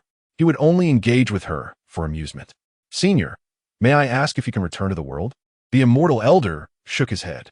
I am but a remnant of my former self, and in due time, I shall dissipate into the ether. Over the years, many disciples have entered, and I have observed them. They have been quite disappointing, but you are exceptional. The elder regarded Chu Xinghe with a glint of satisfaction in his eyes. You possess the immortal demon body, yet my skills are not suited for you. Li Shangxing, upon hearing this, felt a surge of excitement. If Chu Xinghe was unsuitable, then he was the only one present. Did that imply, Chu Xinghe, ancestor? I have a few words to share. The immortal elder noticed the complexity in Chu Xinghe's gaze, momentarily taken aback. Little one, step outside for a moment, he instructed, and with a wave of his arm, Li Changxing vanished. Senior, are you aware of the devouring heaven demon body? At this, a formidable killing intent erupted from the immortal elder. Chu Xinghe instinctively retreated, beads of cold sweat forming on his brow. Such terrifying power. No wonder he was an unparalleled sovereign in life. The killing intent dissipated. Do you know that my current plight stems from the devouring heaven demon body? Chu Xinghe raised his head, shock evident in his eyes. Alas, it is a thing of the past, the immortal elder lamented. Has the devouring heaven demon body re-emerged in this era? Chu Xinghe note that the female disciple who accompanied me today possesses the devouring heaven demon body. Today, I administered a special elixir to those ferocious beasts, inciting them to rage, only to intervene and rescue the disciples, thereby earning their trust. The immortal elder remained silent. What is it you wish to express? Chu Xinghe inhaled deeply, his hands clenched tightly. I desire the essence of the ancestor. A glimmer of cold indifference flickered in the elder's gaze. You are quite candid. Chu Xinghe lowered his head, refraining from speech. He believed that everything occurring within the secret realm could not escape the scrutiny of the individual before him. The more forthright he was, the more likely this old man would be convinced. The devouring sky demon body is right beside me. I am no match for it, especially given this woman's profound background, standing atop the lofty realm of the Tai Su celestial realm. Although I am the Holy Sun, I am merely a pawn in this game. Nowadays, anyone dares to tread upon the Tianyin sacred land. On the day I was proclaimed Holy Sun, numerous factions arrived, and not a single disciple was able to step forward. Only I, the Holy Sun, stood up, while the visitors were merely heirs of their families. The woman with whom I share mutual affection is confined at home, for the Tianyin sacred land is deemed unworthy of a union with them. I am unworthy of such a status as well. Chu Xinghe's fingers tightened, blood dripping onto his garments. By administering drugs to the beasts and subsequently rescuing them, I aim to unite their hearts. If the predecessors of the Tianyin sacred land neglect their duties, then it falls upon my generation to uphold their legacy. It shall not be in vain that I traverse this mortal realm. The immortal elder fell into silence, observing the youthful Chu Xinghe before him. His eyes filled with a sense of pride. This path is fraught with challenges. Chu Xinghe lifted his gaze, meeting the immortal elder's stare. The path is forged by humanity. What merit is there in traversing the paths of others? I must carve out my own way. Qingzhou remains too small. The immortal elder expressed surprise before bursting into laughter. Excellent, excellent. It has been a long time since I have encountered such audacity in a young one. What do you wish of me? Chu Xinghe took a deep breath. I have stated my desire. I seek the essence of the ancestor. The immortal elder pondered for a moment. That boy would be more suitable. Chu Xinghe shook his head.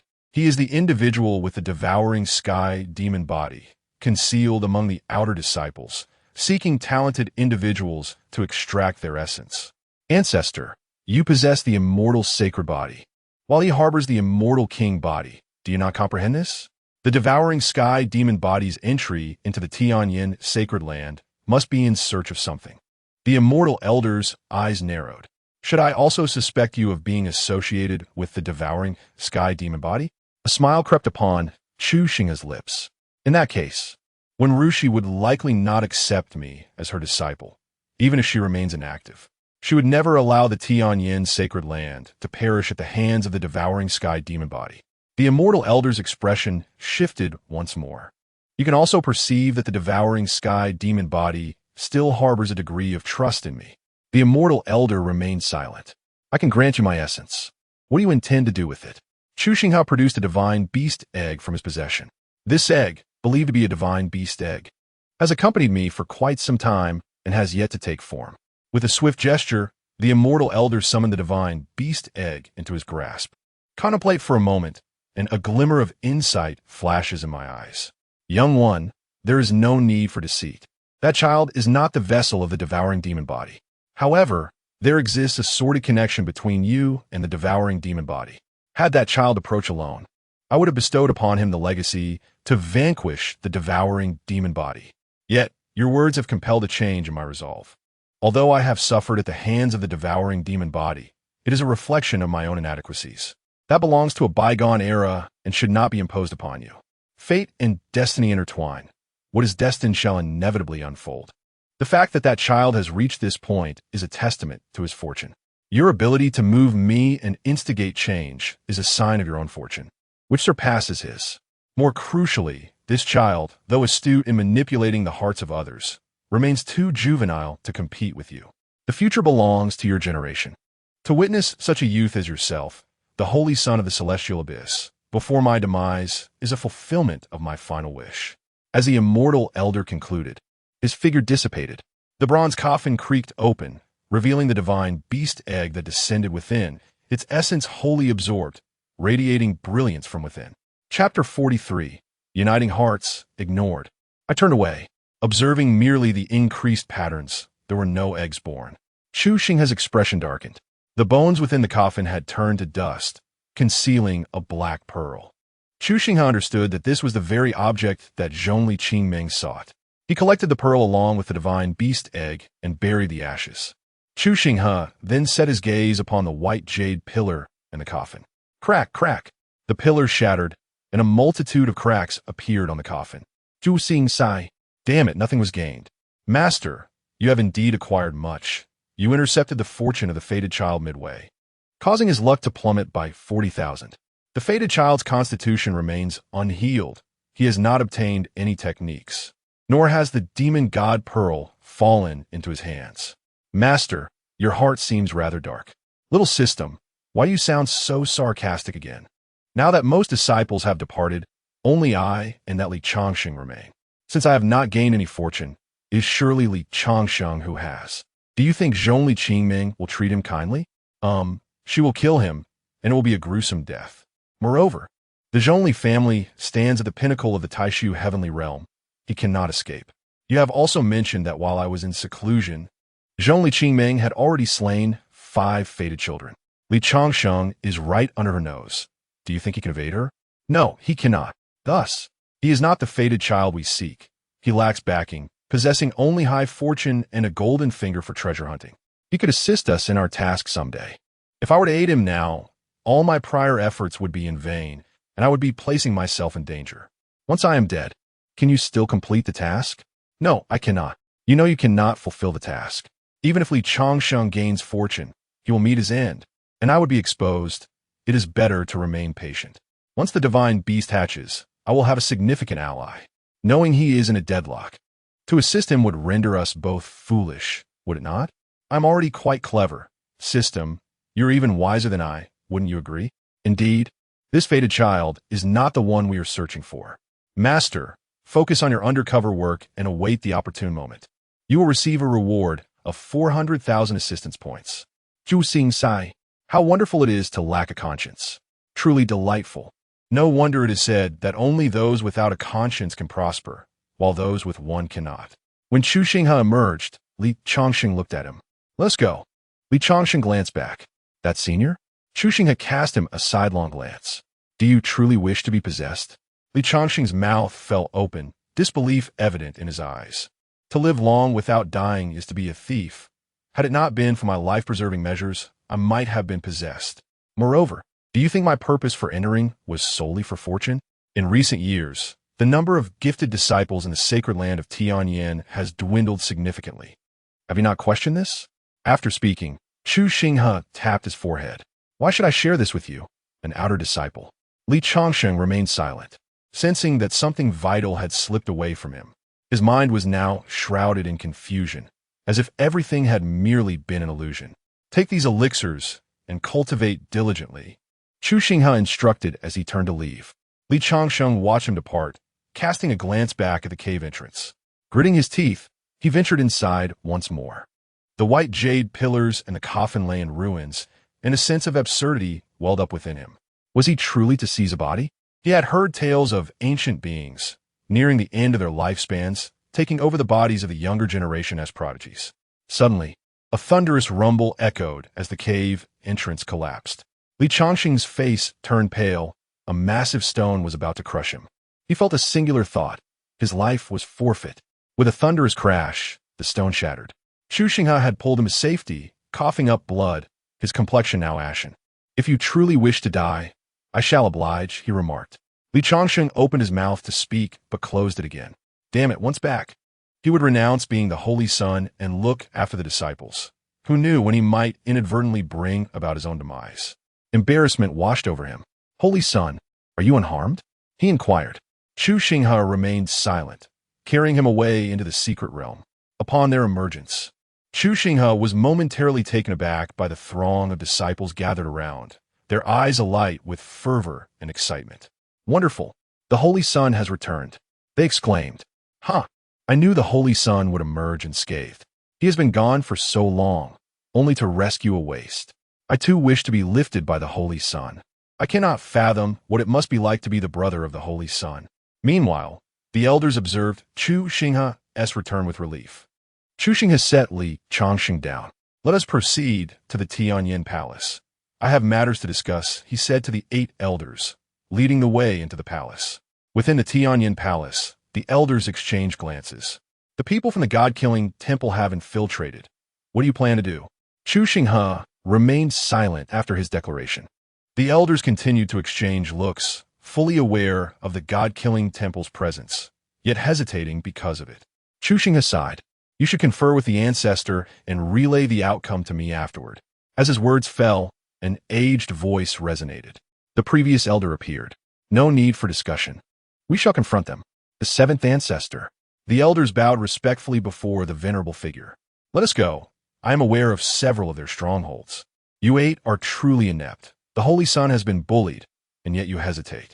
You possess no resolve whatsoever. If this continues, the sacred land of Tianyin will fall, and we old fellows shall not be surprised." After the 7th patriarch concluded his words, he vanished with Chu Xinghe. Within the spatial passage, Chu Xinghe gazed curiously at the elderly figure before him. "Are you not concerned that the heavenly Yin Holy Land might truly face destruction?" The 7th patriarch sighed. "We have grown old, waiting for someone capable of elevating the heavenly Yin Holy Land to greatness. After all these years, we have finally glimpsed a glimmer of hope. If we do not advocate for you today, you will turn away from the heavenly Yin Holy Land and depart without hesitation, correct? Chu Xinghe. Such a notion is commendable. Maintain it as you move forward." Chu Xinghe was somewhat taken aback. "The heavenly Yin Holy Land offers you no assistance. And if it cannot stand up for you amidst grievances, then remaining here as a mere figurehead is futile. Suppressing one's frustrations disrupts the heart and the path. The Holy Son serves as the face of the Holy Land. If the Holy Son must endure humiliation for survival, it will inevitably fade into obscurity. Many holy lands fail to see this and have fallen into the annals of history. Even those who do perceive it often remain silent, bound by the currents of fate. As for us old-timers, if we can still exert a flicker of influence, it will depend on the strides you take. As long as we draw breath, you shall remain the Holy Son. No one can alter that. Unless we pass away and are unable to protect you, then what becomes of you thereafter? We shall no longer be able to oversee." Chapter 44. The Son of Destiny plays tricks, and the response of the villainous sorceress. Chu Xinghe has ceased his inquiries, for he had already arrived at a conclusion in his heart. Throughout Qingzhou, there stood 3 flower pavilions. The 7th ancestor descended with Chu Xinghe. The entire flower pavilion trembled incessantly. To assassinate the Holy Son of the heavenly transformation sacred land, annihilate. Upon uttering this command, a terrifying resonance of Tao intertwined in his hand. With a single strike, the flower pavilion was reduced to ruins. Those who attempted to resist displayed commendable courage, yet remained silent, perishing before the eyes of Chu Xinghe and the 7th ancestor. Let us proceed to the next location. The 7th ancestor lingered not, turning to lead Chu Xinghe onward. The obliteration of the 3 flower pavilions sent shockwaves throughout Qingzhou. Many influential figures recognized the power behind the flower pavilion. The heavenly transformation, sacred land, acted without hesitation, swiftly eradicating it. However, the fate of the temple of the killing god remained uncertain. Above the heavenly transformation, sacred land, golden lotuses blossomed, their radiance soaring into the heavens. A magnificent and colossal phantom emerged, akin to a pillar supporting the sky. Should the temple of the killing god continue to establish its influence in Xinghe, it would face annihilation, one after another. Should you dare to assassinate our holy son, we shall transcend to our utmost potential, burning our very lives, and engage in battle with the temple of the killing god. This proclamation resonated throughout Xinghe, igniting fervor among its inhabitants. Even neighboring states were astonished by the audacity of the heavenly transformation sacred land. Upon returning, Chu Xinghe sought out Zhongli Qingming. The time has come. You may deal with that son of destiny. A smirk graced Zhongli Qingming's lips. You have intercepted numerous opportunities from him. Chu Xinghe understood her implication. Without hesitation, he produced the demon god pearl and tossed it to Zhongli Qingming. This is the treasure you seek. Zhongli Qingming's eyes widened with surprise, shock, and confusion. Do you comprehend what this object signifies? Chu Xinghe note that if those old fogies are willing to go this far for me, standing firm against the temple of the killing god, I am not one to forget such kindness. Should you fail to acquire this, the entirety of the heavenly transformation sacred land would likely vanish into oblivion. Zhongli Qingming's lips curled upward. Indeed, this aligns with the plans of the ancestor. Should I fail to obtain this demon god pearl, even if it requires the destruction of all of Xinghe, our Zhongli clan shall acquire it. I surmise that had it not been for your intervention, I would not have secured this pearl, even at the cost of annihilating Xinghe. Chu Xinghe raised an eyebrow. Is the villainous sorceress so keenly aware? I, Zhongli Qingming, owe you a favor. Chu Xing's my Nawin Li. Shall we see how I deal with that Li Changshen? Zhongli Qingming inquired, her gaze fixed upon him. That could be intriguing. Chu Xinghe felt a twinge of curiosity, sighing inwardly. The contract he had previously made with the Son of Destiny was now rendered moot. Initially, he had intended to pressure him with 500,000 supreme divine stones should he fail to intercept opportunities within the secret realm. Let us depart. After speaking, Zhongli Qingming tossed a ring to Chu Xinghe. Upon inspecting its contents, his brows arched in surprise. 500,000 exquisite divine stones were acquired. A vortex appeared beside Zhongli Qingming, and the two vanished without a trace. When they re-emerged, they found themselves outside the sacred land of Tianyan. I instructed my men to investigate. It turned out that the previously Changsheng was indeed a wastrel. Further inquiries revealed that he would mysteriously disappear for periods, only to return with heightened prowess. If my conjecture is not amiss, he must possess the ability to perceive opportunities unseen by others. Chu Xinghe remained silent. From my encounters with those he dealt with, as well as a few I have confronted, it is evident that such individuals possess unique abilities. These capabilities enable them to ascend rapidly, ultimately targeting our Zhongli family. Just like the indomitable elder, he too has ties to my family. Should Li Changsheng inherit his legacy, he would become an adversary of our lineage, a dragon trapped in the wild, divided and consumed. I was once ignorant of who would partake, but now it is becoming clearer. Chu Xinghe cast a profound glance at Zhongli Qingming. Such a villainous femme fatale makes for a worthy ally.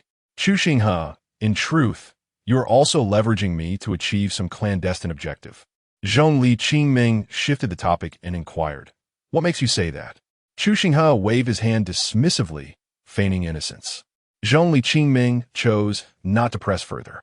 As long as Chu Xinghe could provide her with assistance, she was often quite willing to play the pawn.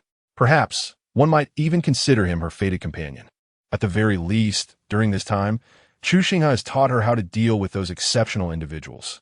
Furthermore, such individuals are likely to appear in abundance until her family meets its demise. In the days to come, there may arise extraordinary beings beyond her imagination. Employing Chu Xinghe to confront them would be most advantageous. Li Changsheng has arrived. Zhongli Qingming gazed into the distance, her eyes narrowing. How intriguing. Having just unearthed his essence, it has begun to coalesce once more in mere days. Chu Xinghe observed placidly. The notion of resurrection held no intrigue for him. let alone the mere restoration of one's essence. Zhongli Qingming regarded the unperturbed Chu Xinghe. This restoration of essence should enable his physique to transform into a sacred body. Correct? You already know, why do you ask? Zhongli Qingming did not appear before Li Changshen. He beheld the two familiar figures in the distance, his eyes brimming with moisture. Father, mother. Li Yu and Wang Mei looked at Li Changshen. Foolish child, why have you come? They are using us to threaten you. Li Changshen's gaze fell upon the black-clad figures controlling his parents, an icy glint in his eyes. Yet, he felt powerless to act. A thought flickered through his mind. Perhaps the Holy Sun could assist him here. But those threatening him warned, do not tell anyone, or your parents will surely perish. Especially, do not inform Chu Xinghe. Boy, we are aware of your unique ability. You should possess a means to render yourself powerless. You have 3 breaths to comply, or your parents will die. After the black-clad man spoke, he sealed the mouths of Li Yu and Wang Mei. The knife hovered ominously against his neck. Li Changshen stood frozen, a vacant expression etched on his face. He had never disclosed this ability to anyone, not even to his parents. How could the man in black be aware of it? Hurry, don't dawdle. You have merely 2 breaths left. Li Changshen clenched his fingers tightly. Observing the crimson hue spreading across his parents' faces, their eyes wide with fear. Gritting his teeth, he extended his fingers and forcefully plunged them into his own eyes.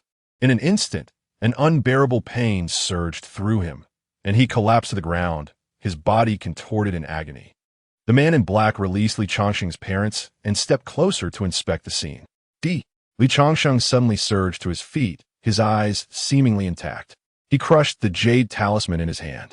A wave of terrifying energy descended upon them. A hand emerged from the void, effortlessly shattering the attack. Several gaping wounds appeared on Li Changshen's parents, blood gushing forth like a torrential river. Kid, I knew you would resort to cunning. Concealed within the void. Chu Xinghe gazed in astonishment at Zhongli Qingming. What do you think? Individuals like this possess considerable fortune, and fearing unforeseen events, I summoned the ancestor. Besides, there is a great sealing formation here. Chu Xinghe sopti. Well done. Li Changshen's complexion turned ashen as he watched his parents' pallid faces. Regret flickering in his eyes. Just as he was about to speak, a piercing scream erupted as Li Yu's arms were suddenly severed. This is the price of your deceit. Please don't kill my father or mother. I was wrong, I won't dare again. This time, Li Changshen hesitated no longer and plunged his hand into his eyes once more, devoid of any trickery. Master, the fortune value of the child of destiny has decreased by 50,000. It seems he is on the brink of demise once again. Chapter 45, Another One Falls. The villainous departed. Master, do you believe the next child of destiny will possess greater strength? I am confident of it. Moreover, my plan has already borne fruit. What plan? How was I unaware of it? Ah, dear system, have you not already sensed it, testing me all along? From the onset with Bai Wuqian, I have been aiding Zhongli Qingming, and through Bai Wuqian, I have successfully built my reputation, ascending to become the saint son of the celestial transformation, Sacred Land. Subsequently, I have assisted Zhongli Qingming in rectifying numerous past mistakes, fostering her gratitude towards me. In this secret realm, I have once again leveraged this child of destiny to consolidate the hearts of the disciples of the celestial transformation, Sacred Land. Even the esteemed ancestors of the Sacred Land now regard me with favor and are willing to support me. With the acquisition of the Demon God Pearl, I have provided Zhongli Qingming, the villainous, with what she desires, prompting her departure from the celestial transformation Sacred Land back to the Zhongli clan. The Sacred Land shall not face annihilation. I have unified its spirit. I also have allies in the shadows, enabling me to better assist the child of destiny in the future. We shall no longer be solitary in our endeavors. Relying solely on the 2 of us would not suffice to aid the child of destiny effectively. I require more individuals to join our ranks. Now, I willingly bestow upon her the Demon God Pearl and assist her in dealing with those children of destiny. Simultaneously, as I impart various strategies to combat these children of destiny, will she not perceive my affection for her? Women delight in self-progression. By granting her the Demon God Pearl and aiding her against the children of destiny, when the time comes for me to discreetly assist the child of destiny, She shall harbor no suspicions towards me. Sacrificing a few less formidable children of destiny will pave a smoother path for our future endeavors. You must have already discerned this and are purposefully testing me. Ha ha ha, Master is truly astute. Indeed, I recognized your plan from the very beginning, which is why I did not interfere. I never anticipated you would uncover it. You truly are quite clever. Master's foresight for the future child of destiny has earned you a reward of 500,000 points. Chu Xinghe's lips curled into a smile. I knew you were aware, or else you would not have allowed my reckless actions in aiding the villainous against the child of destiny. Oh, dear system, you are too kind. Without your support, I could never have orchestrated this plan. You are exceedingly intelligent. You must take me to greatness. Rest assured, Master, I shall certainly elevate you. System, oh no, I truly had no idea it was like this. It seems Master had already completed the layout, while I foolishly doubted him. Thankfully, Master believes I possess the insight to see through his plans. What shall I do from here? This troubles the system greatly. Below, after Li Changsheng blinded himself, he felt a profound sense of loss. It was as if something of great importance had slipped away from him. He dared not engage in schemes. Who could have foreseen that the heavenly saint's attack would be so easily shattered? That was his greatest opportunity. Zhong Li Qingming appeared beside Li Changsheng, an ethereal flame igniting upon her fingertips. In an instant, Li Changsheng was consumed, dissipating into the fabric of the world. Observing the scene, the cloaked figure swiftly dealt with Li Changsheng's parents. A smile danced upon Zhong Li Qingming's lips. How intriguing indeed. When Chu Xinghe had presented her with the demon god pearl, she sensed a potential flaw in the fusion. Yet, after eliminating Li Changsheng, that fleeting concern vanished entirely. How fascinating. Previously, she had always felt that there would be complications when targeting these individuals, believing that with a formidable background, any issues could be promptly rectified. However, she later realized that the errors multiplied exponentially, and one day, they would overwhelm her. Now, that was no longer the case. Chu Xinghe emerged from the shadows. How are you? Zhong Li Qingming inquired, her crimson lips curving upwards. Not bad. Are you planning to return? As she approached him with graceful strides, their gazes locked. What? Do you find it hard to part with me? Chu Xinghe pressed his lips together, choosing silence. Zhong Li Qingming stepped forward and embraced him. Oh, what is this? A surprising moment of tenderness? She mused. Am I malfunctioning? She dismissed the thought, deciding to indulge in the moment a bit longer. Should I find a beautiful daughter of fortune for the master? Gazing at the beauty in her arms, Chu Xinghe was momentarily taken aback. One who does not seize an opportunity is a fool, he thought, reaching out, but Zhong Li Qingming had already slipped away, covering her mouth with a laugh. Little Xinghe, you seem a bit naughty. Chu Xinghe awkwardly touched his nose and smiled. If I didn't T-react, what difference would there be between me and a eunuch? Had I not been quick, your imperial weapon could have lifted me. Chu Xinghe opened his mouth, contemplating whether she should reconsider her words. You are a villainous sorceress, not merely a rogue. I must take my leave, she stated after a moment. With the weight of her family's legacy upon her shoulders, she could not afford to fall in love. However, if in the future she could resolve the crises facing the Zhongli family, she would not mind being with Chu Xinghe. These past days, this fellow had unknowingly nestled into her heart. Be cautious, Chu Xinghe replied, offering no further words. Zhong Li Qingming nodded and vanished with her entourage. Chu Xinghe shook his head, finding this villainous sorceress rather intriguing. It would be quite challenging to exploit her resources in the future. After all, she was a seasoned heiress. Upon returning to the Tianyan Holy Land, Chu Xinghe found himself drawn into a whirlpool. He gazed upon Wenrushi, who remained as serene and elegant as ever. Once seated, he rested his chin in his hand, quietly admiring his master's visage. In the pavilion, a gentle breeze wafted through, enveloping the surroundings in tranquil silence. The child was undoubtedly up to mischief. When Rushi lifted her gaze, noticing Chu Xinghe's eyes had lost focus, a smile playing at the corners of his mouth, reminiscent of a bully teasing an innocent maiden. What are you thinking about? She asked. I found myself pondering the presence of my master in bed. Chu Xinghe hastily silenced his thoughts, his eyes darting.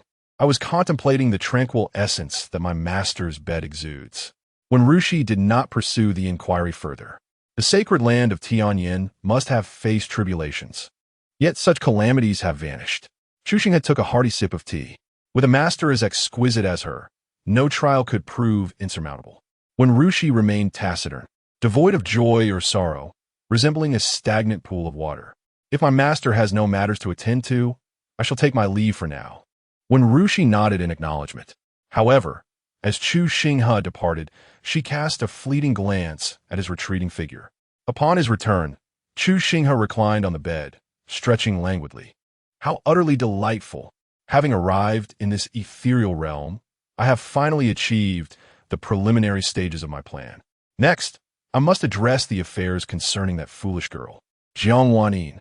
Opening the system interface, it displayed, Master, Chu Xinghe, age, 20 strength, early ascendant physique, celestial demon body, celestial demon eyes cultivation method, celestial demon scripture martial arts, celestial demon ascend to 9 heavens, teleportation, heart demon induction weapons, celestial demon zither, purple gold gourd, Eastern Emperor Bell assistance value, 1, 898,000 backpack, celestial demon zither, divine beast egg, purple gold gourd. Eastern Emperor Bell gazing at the nearly 1,900,000 assistance points. Chu Xinghe rubbed his hands together. System, initiate a high-level lottery. Consuming 1 million assistance points. Congratulations, Master, you have obtained. Chapter 46, The Mysterious Elixir, The Threat Approaches. Consuming 1 million assistance points. Congratulations to the Master for acquiring a mysterious elixir. Upon hearing this, Chu Xinghe furrowed his brow. A golden elixir had already appeared in his hand, adorned with 10 intricate patterns. What purpose does this elixir serve? The system does not know. Its very essence lies in its mystery. Chu Xinghe could not help but roll his eyes. Something that costs 1 million assistance points must surely be of great value. He swallowed it in one gulp, without even a burp. Is this it? System, you wouldn't be deceiving me about my assistance points, would you? By heaven's conscience, how could I deceive the Master? The lottery can yield anything from the vast universe. Even I am unaware of what will be drawn. The Master might even draw a cat-eared girl or a vixen. It is uncertain. He decided to try for another intermediate lottery. Consuming 500,000 assistance points, you have obtained a minor realm enhancement card. Chu Xinghe sighed. This was the usual outcome of an intermediate lottery. After using it, his strength had risen to the mid-stage of the Ascendant realm. Not bad. That wealthy lady had already returned home. Should he capture a few children of destiny to present to her? Perhaps he could exchange them for some rewards. Suddenly, a thought struck him, and he slapped his thigh. What's wrong, Master? He had lost out. He had given her the demon god pearl, but forgot to ask for more holy medicines. System. The Master seems to be rather greedy. Chu Xinghe returned to the Holy Sun Palace. His pupils constricted upon seeing a letter on the table. Chu Xinghe, are you familiar with the way letters are written? Bai Wuchen met his end in this manner. Do you still remember this smiling face, these eyes? As Chu Xinghe gazed at the illustrations below, he mused that Jiang Wanyin should belong to Su Yin. You certainly possess the ability to make her yearn for you. What benefit do you gain from aiding Zhongli Qingming? Only to end up with nothing? Every individual has their own fate. Do you really believe you could defy destiny? I'm unafraid of your knowledge. The Jiang family is already aware that you are exploiting Jiang Wanyin. She does not believe it and wishes to escape the Jiang family, only to be captured once more. The Jiang family has decreed that she cannot leave even a step unless she dies. That foolish girl is indeed infatuated, personally excavating her own essence, extracting her bloodline, severing her heart vessels, with only a month of life remaining. Leaving the Jiang family, she merely desires to catch a glimpse of you from afar, wishing not to burden you. Upon reading this, Chu Xinghe felt as if his heart was being tightly gripped, making it difficult for him to breathe. Pressing his lips together, he clutched the letter so tightly that his knuckles turned white. Jiang Wanyin should not belong to you. She ought to have her own destiny. You are the cause of all this. It remains to be seen if you possess the ability to see her one last time. Do not alert anyone, and do not seek help. This letter is written in Jiang Wanyin's blood. There is a map on the back of the letter. I await you in Yangzhou. Remove the protective armor given to you by the Zhongli family. Do not bring it out with you, for I will be watching you. As Chu Xinghe absorbed the contents of the letter, his pupils constricted, and he suppressed the turmoil within. After carefully folding the letter, he lifted his gaze to the sky, uttering no further words. Disguised and concealing his white hair, he restrained his imposing presence, vanishing within the grand hall. Amidst the throng, Chu Xinghe moved like an ordinary individual. Observing the bustling street, he felt as though he were caught in a dream. What merit did he possess to warrant such treatment from a young lady? In a previous life, even spouses had fled in times of peril. Why, as a scion of a prestigious family, did she act so foolishly? Shouldn't one strive ruthlessly for advancement? Emotions and love. Many have long ceased to care. Master, what troubles you? Chu Xinghe. System.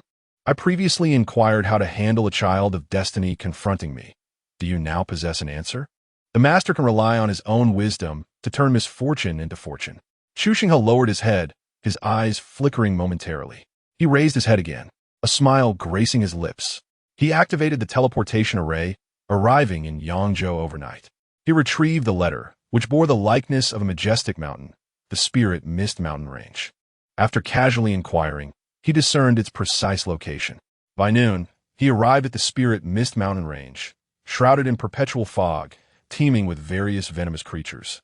He had to venture further to locate the mountain itself, navigating through numerous dangers. Upon reaching a place resembling the mountain depicted in the letter, a faint golden light flickered in his eyes as he discovered an entrance. Proceeding cautiously, he entered, his pupils narrowing. In the center stood a stone platform, upon which rested a garment. Beside it lay another letter and a jade stone. Opening the letter, he read, I know you possess 10 jade talismans of great saintly attack. Place them here and annihilate the Feng family in Haiqing. You should recognize this garment. It was given by you to Jiang Wanin, who treasures it dearly. Chu Xinghe tucked the letter away and crushed the jade stone. A dim space materialized, illuminated solely by a single candlestick. There lay a pale figure. Breathing shallowly, it was Jiang Wanin. Unlike her previous playful and spirited self, she now resembled a rose on the verge of wilting. Instinctively, Chu Xinghe clenched his fists. Master, are you unwell? He shook his head in response. Master, there is no trace of energy left on the jade stone. I cannot probe any further. Chu Xinghe's pupils contracted slightly. Wasn't this method of correspondence akin to the means he employed against a child of destiny? Fate and fortune intertwined, he mused, setting his course for Haiqing. As dusk descended, the evening glow hung low in the sky, almost within reach. Upon entering Haiqing, Chu Xinghe finally gleaned the recent events. A few days prior, the young master of the Gongsun family, Gongsun Wuji, had obtained a mysterious treasure. The city lord of the Feng family sought to claim it for himself, leading to the annihilation of the Gongsun clan overnight. Chu Xinghe's eyes narrowed. Could it be that his suspicions were unfounded, and that Gongsun Wuji was not the instigator? No, that couldn't be. Was there more than one person behind this incident? Who else could be involved? In the intricate tapestry of the Water family, the Great Yu, the Linglong Pavilion, the Great Zhou, and the Tianlu Academy, it seems as though a vast net has been woven, ensnaring him firmly within its confines. The orchestrator has chosen the moment when Zhongli Qingming departs. Could it be that a child of destiny has emerged from the Zhongli clan as well? Chu Xinghe's mind was flooded with numerous thoughts. At present, he could only grasp a singular piece of information. The Gongsun family possesses a rare treasure. As night fell, a swift motion heralded Chu Xinghe's arrival at the city lord's mansion. Half an hour later, flames engulfed the entire Feng family estate. With a grim expression, Chu Xinghe departed. Clutching a letter in his hand, a missive bestowed upon him by an infiltrator within the Feng family. Upon delivering it, the informant's soul was extinguished, leaving no trace of memory to pursue. Upon opening the letter, he discovered it to be yet another blood-soaked missive. Do not even think of probing into my information, for I will change my location at will. When you dealt with by Wuchen, you were meticulous and prudent to a fault. I shall not err, nor leave behind any trace. You have handled the Feng family's affairs commendably.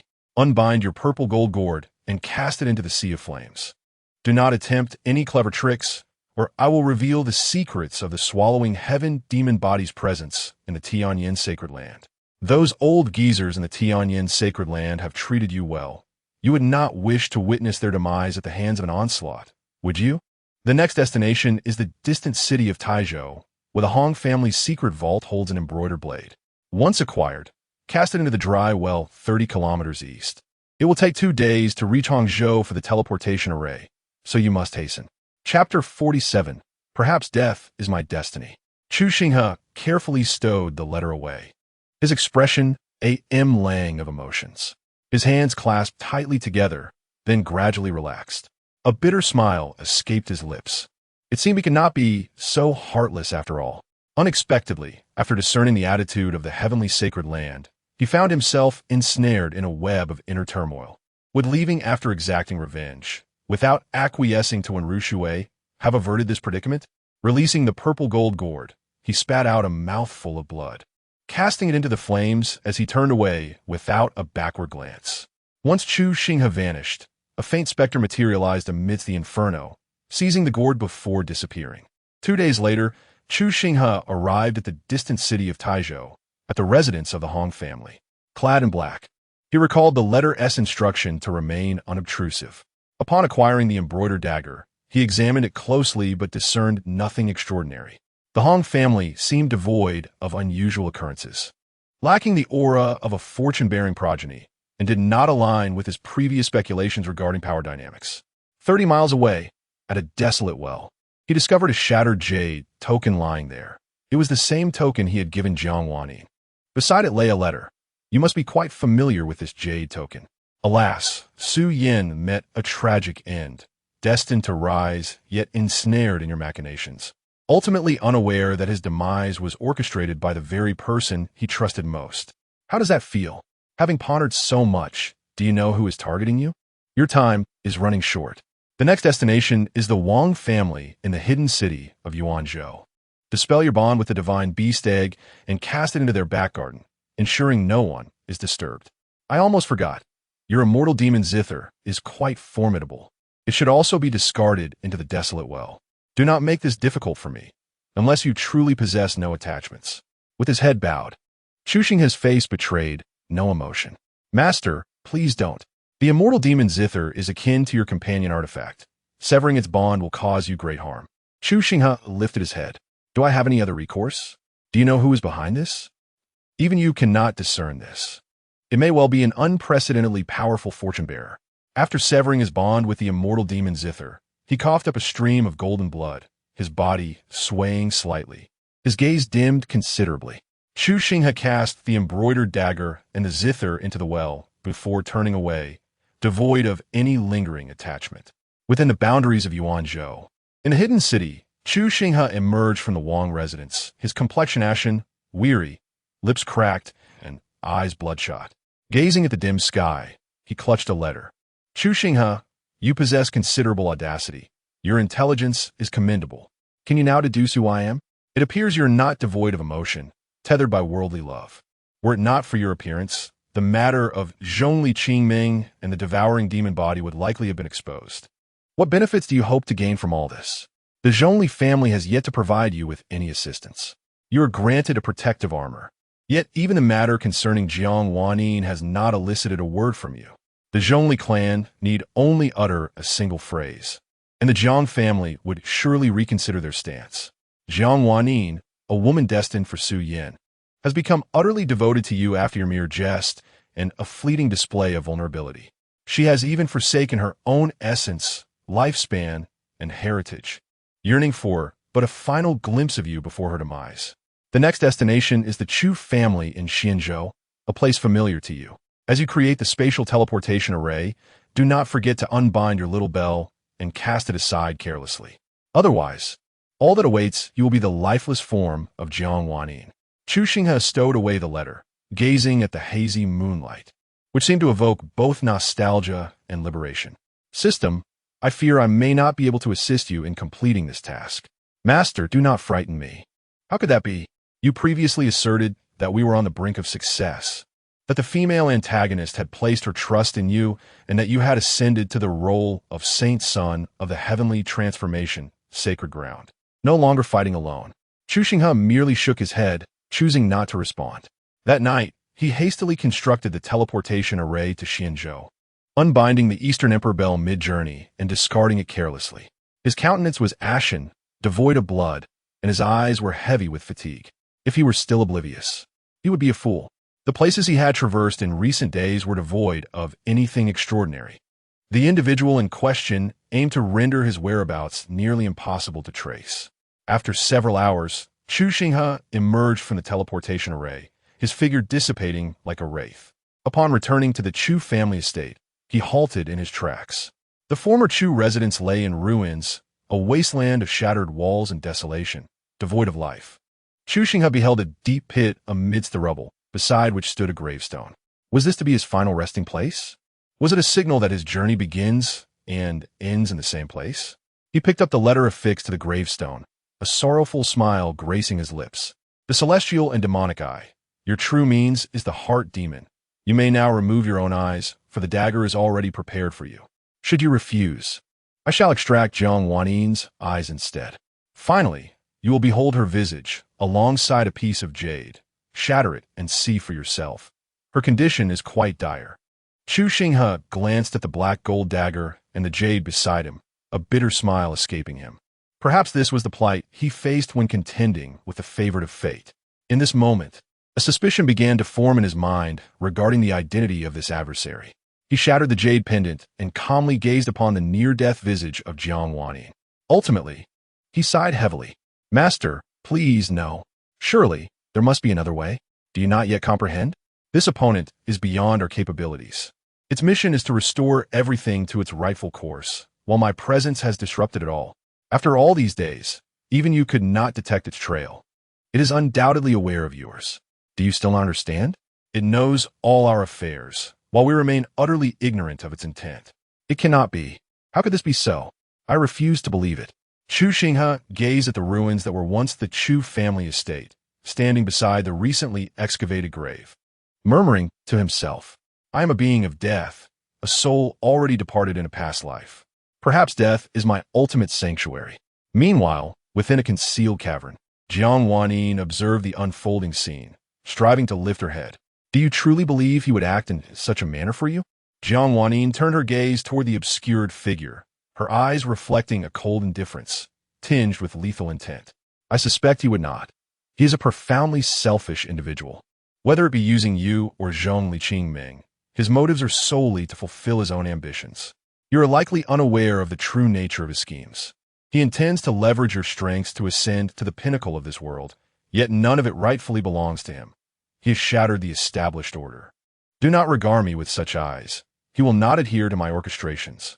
He probably believes this is a trial for you, a mere experiment. The artifacts thrown before you serve merely to instill belief. If you doubt, simply observe. He will not proceed as you anticipate.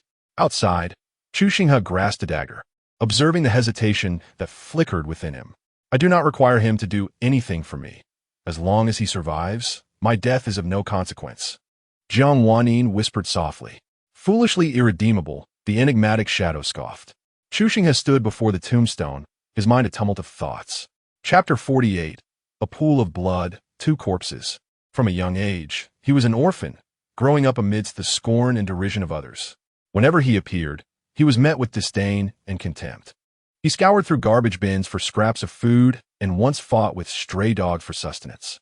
After being taken in by an orphanage, he hoped for an improvement in his circumstances, only to find himself in an even larger den of iniquity. The despicable director frequently subjected him to beatings and violence, leaving him bedridden for days on end, often without even a drop of water to quench his thirst. Countless times, he came perilously close to death. Thus, he endured for several years, forming bonds with others who shared his tragic fate, whom he regarded as siblings. In that moment, a flicker of hope ignited within him. He would often shield his brothers and sisters from punishment, taking the blame for their misdeeds. Eventually, the vile director was exposed, and their lives improved considerably. As he matured, he bore hardships that others could not withstand. As long as he had enough to eat, he was willing to undertake any task. His heart remained desolate and cold, yet he often wore a smile, believing that those who smile are seldom forsaken by fortune. Thoughts of his siblings filled him with hope. Gradually, he established his own company, and on that day, he smiled from the depths of his heart.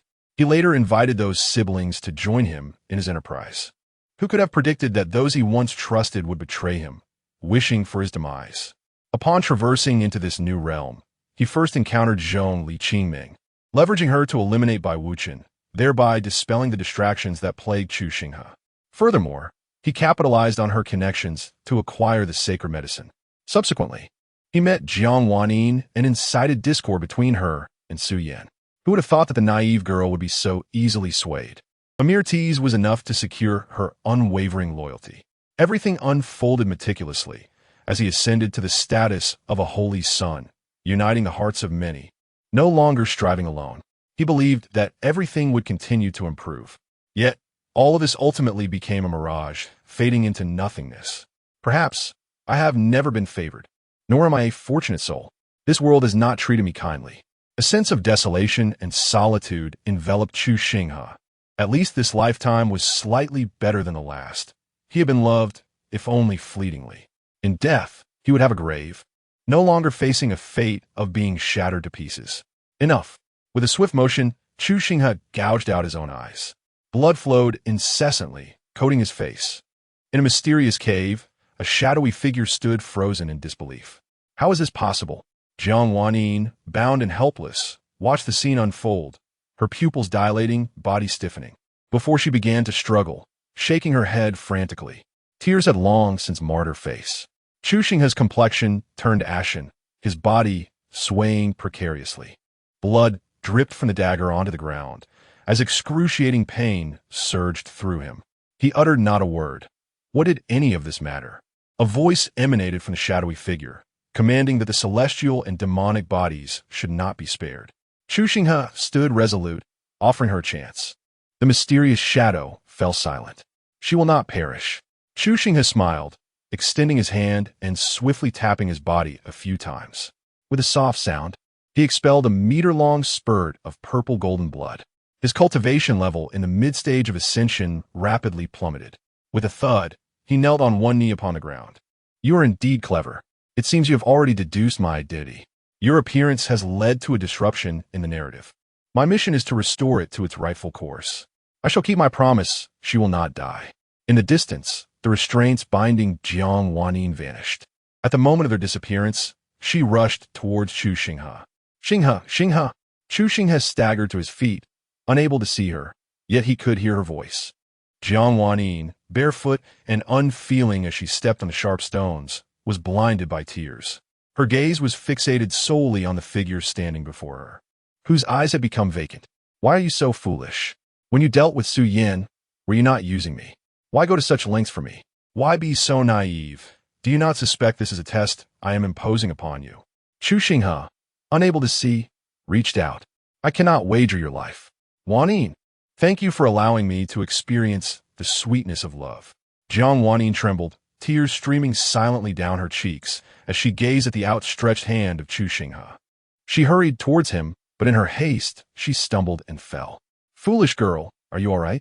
Jiang Wanyin remained silent, biting back the pain as she limped closer to Chu Xinghe, who was still scolding her. I am fine. Why are you so foolish? Why do you heed her words? You truly are a fool, the greatest fool in the world.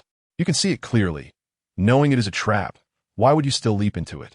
Chu Xinghe forced a smile, because even fools have their admirers. Jiang Wanyin froze, her tears flowing uncontrollably. You truly are a big fool.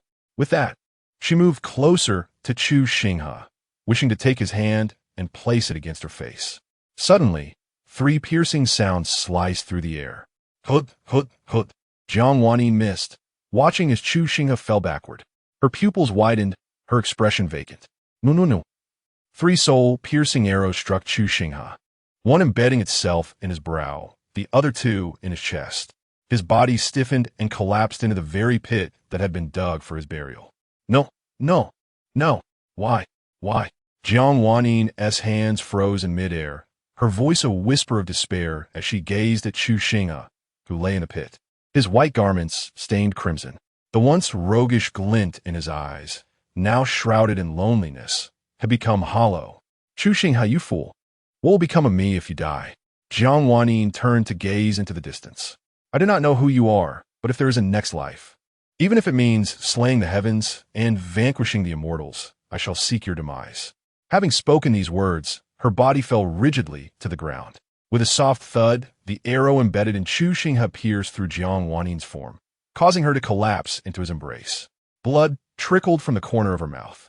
In this life, we cannot grow old together, yet to be buried in the same grave shall suffice for our shared existence. Her pale, bloodless hands reached out to caress Chu Xinghe's cheek. Xinghe, if there is a next life, will you marry me? After uttering this phrase, her eyes slowly closed, life extinguished. No, no, no, master, master. Why has this happened? How could this be?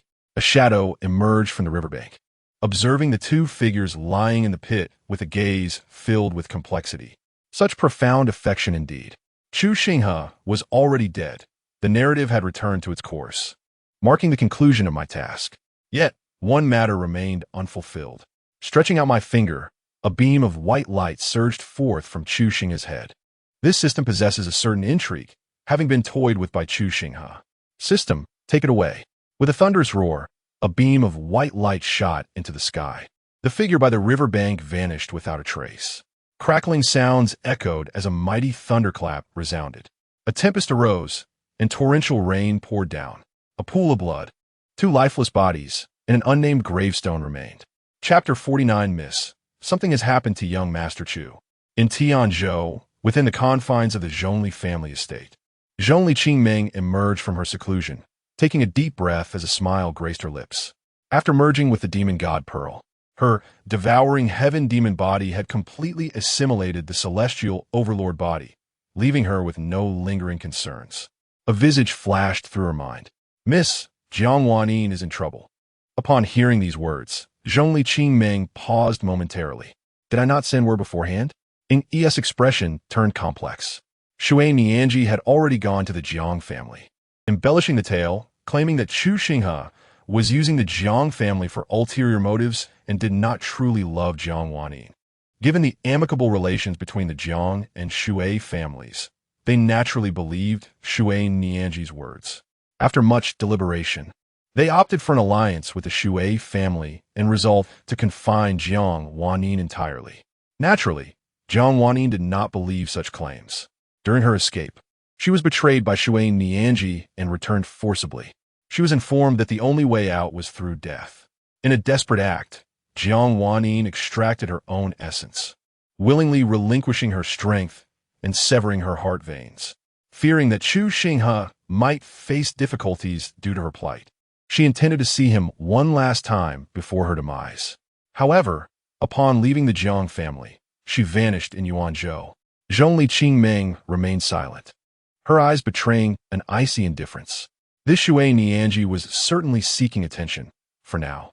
She would disregard her and instead visit the heavenly fate sacred land to inform Chu Xinghe of these developments. Ying Yi Histatit. Is there anything else? Miss, young Master Chu has also gone missing.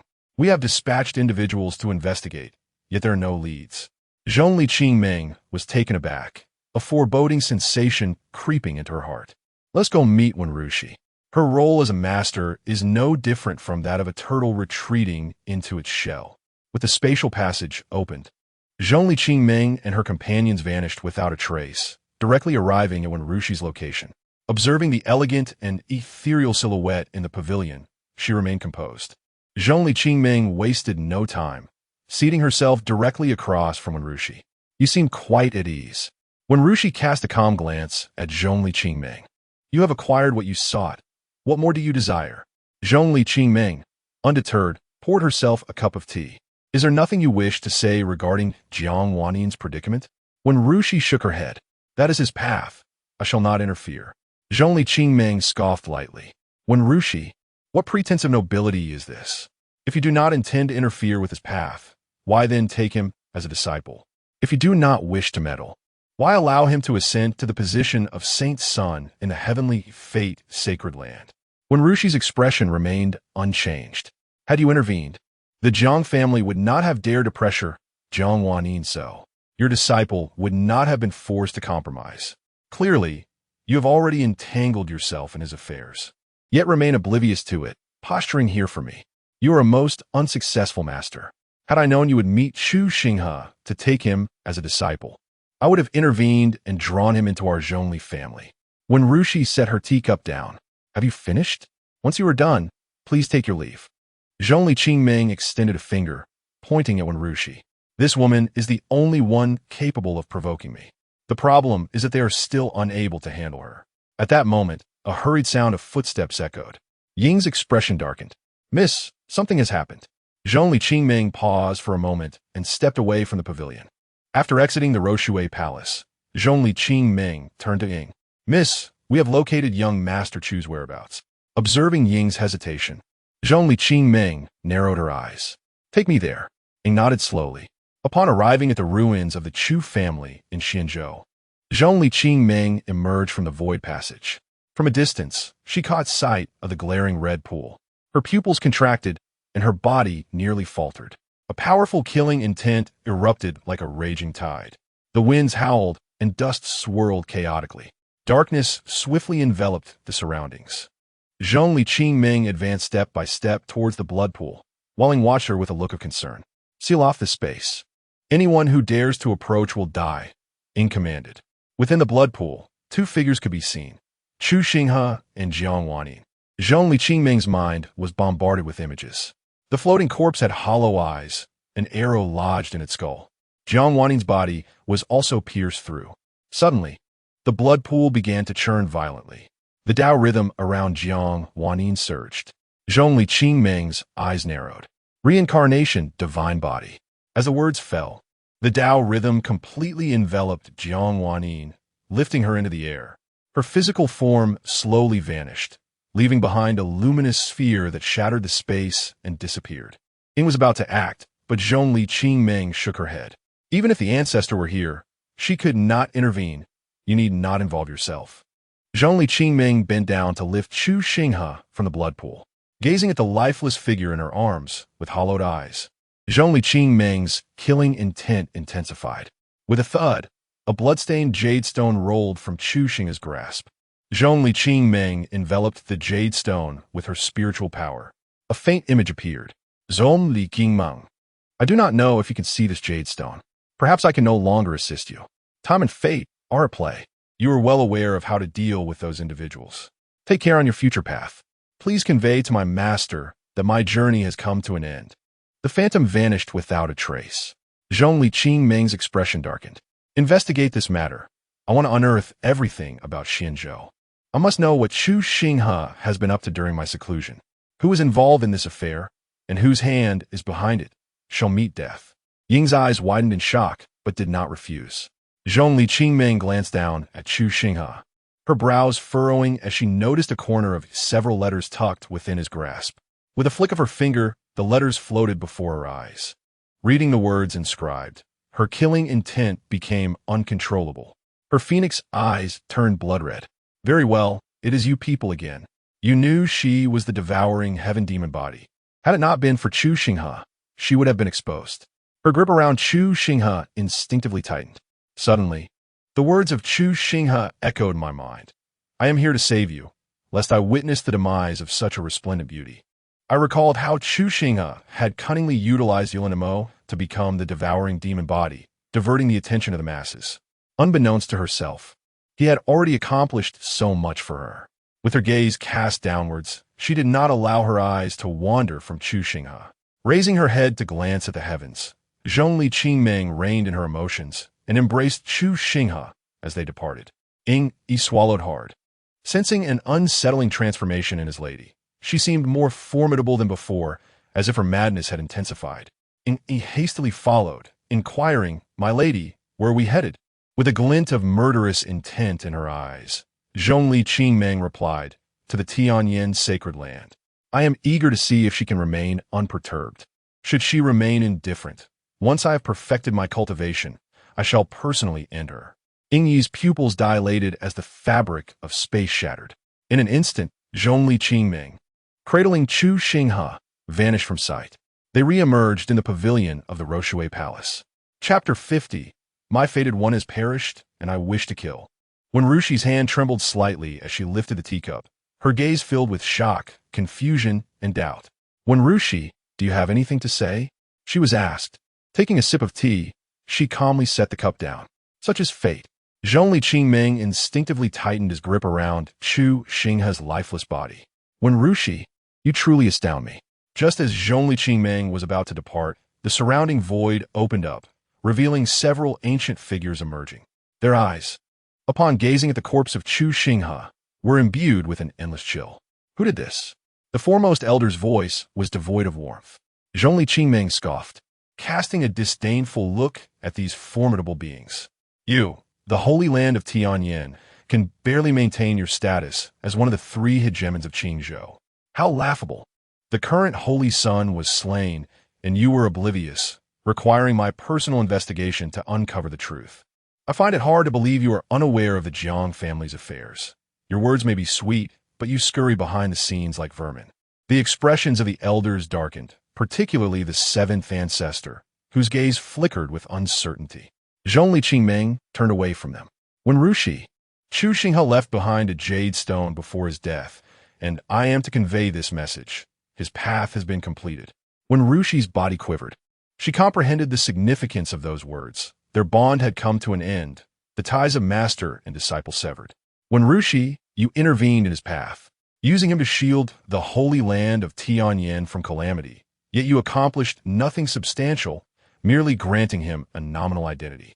The Holy Son of the Holy Land of Tianyin, without even a protector. How ironic. The seven ancestors of the Holy Land remained silent, turning to glance at Wenrushi, who faced away from them. For whom do you put on this act, Wenrushi? Can you truly assure me that you are unaware of the impending tribulation facing the Holy Land? Ripples spread across the water surrounding the pavilion. He was the one to avert disaster. Now that he has died, the Holy Land is safe. As a master, you offered no protection, no guidance, and withheld resources. Wenrushi, I once admired your magnanimity, but now, how amusing. When Rushi rose and approached Zhongli Qingming, lowering her gaze to Chu Xinghe. Leave him in the Holy Land of Tianyin. Zhongli Qingming stepped back. You are not worthy. When Rushi was poised to act, Zhongli Qingming's eyes narrowed, glinting with cold light, and his expression suddenly shifted. Chu Xinghe's body began to slowly dissipate from head to limbs, gradually transforming into starlight. A sense of unease washed over Zhongli Qingming. Elder, a deep hum resonated as an enormous hand materialized in the void, attempting to gather the starlight. How is this possible? A voice of astonishment echoed from the void. When Rushi spread her fingers, seeking to seal off the surrounding realm. However, the starlight faced no obstruction, penetrating through effortlessly. Thunder rumbled in the sky, and torrential rain poured down, as if the heavens themselves wept. In the void, two faint phantoms materialized, one celestial and one demonic. Gradually, the specters fractured and vanished completely. A sigh resonated through the emptiness. Zhongli Qingming's gaze grew vacant. How could this be? How could this be? The celestial and demonic forms had utterly dissipated. Chu Xinghe was irrevocably lost. How could this happen? He was so astute. How could this be his fate? When Rushi extended her left hand, hesitating to withdraw it, feeling the raindrops cascading from the heavens, her heart grew colder with each passing moment. Zhongli Qingming lifted her head, her face a canvas of ambiguous tears or rain. I am sent by the heavens to save you, lest I witness such a stunning beauty fade away. Chu Xinghe's words echoed persistently in her mind, accompanied by the glint of his gaze fixated upon her legs. You saved me, yet why have you departed? Zhongli Qingming murmured softly. She slowly closed her eyes, inhaling deeply, and upon reopening them, her demeanor transformed into one of cold indifference as she strode outward. When Rushi regained her senses, watching Zhongli Qingming's retreating figure, murmuring, "Have I truly erred?" The seven venerable ancestors sighed, turning to leave the Roshue Palace. Zhongli Qingming walked through the curtain of rain. Ancestor, my destined one has perished, and my heart aches profoundly. I yearn to take lives. Wan, whom do you wish to kill? I wish to annihilate the Xue family. If it were not for that Xue Nianji, everything might still be salvageable. Go forth unimpeded. The Zhongli clan shall stand resolutely behind you. In Xuezhou, the skies above the Xue family rumbled ominously. A colossal black canopy descended, enveloping the entire clan. Within the forbidden grounds of the Xue family, a terrifying rhythm of the Tao began to awaken. Who dares to act recklessly within my Xue family? A commanding voice echoed throughout Xuezhou. This dreadful rhythm stirred even the formidable beings from other states, who turned their gazes toward Chu Xinghe, eager to discern the unfolding events. The ancestral figure of the Xinghe family hovered in the void, his gaze fixed intently upon the heavens. A low hum resonated as the dreadful rhythm cascaded from above. A figure emerged, clad in a black water fairy dress, her phoenix-like eyes betraying a cold indifference. "Who are you?" The Xinghe family ancestor clearly did not recognize Zhong Liqingming. Below, Chu Xinghe felt a sudden surge of anxiety upon witnessing the scene, a foreboding sense creeping into her heart. She noticed Zhong Liqingming's gaze directed at her and, steeling herself, ascended into the sky. Unable to meet Zhong Liqingming's eyes. "Zhong Liqingming, why have you come?" Upon hearing the name Zhong Li, the ancestor's pupils constricted. "I believe I issued a warning." The ancestor's expression shifted.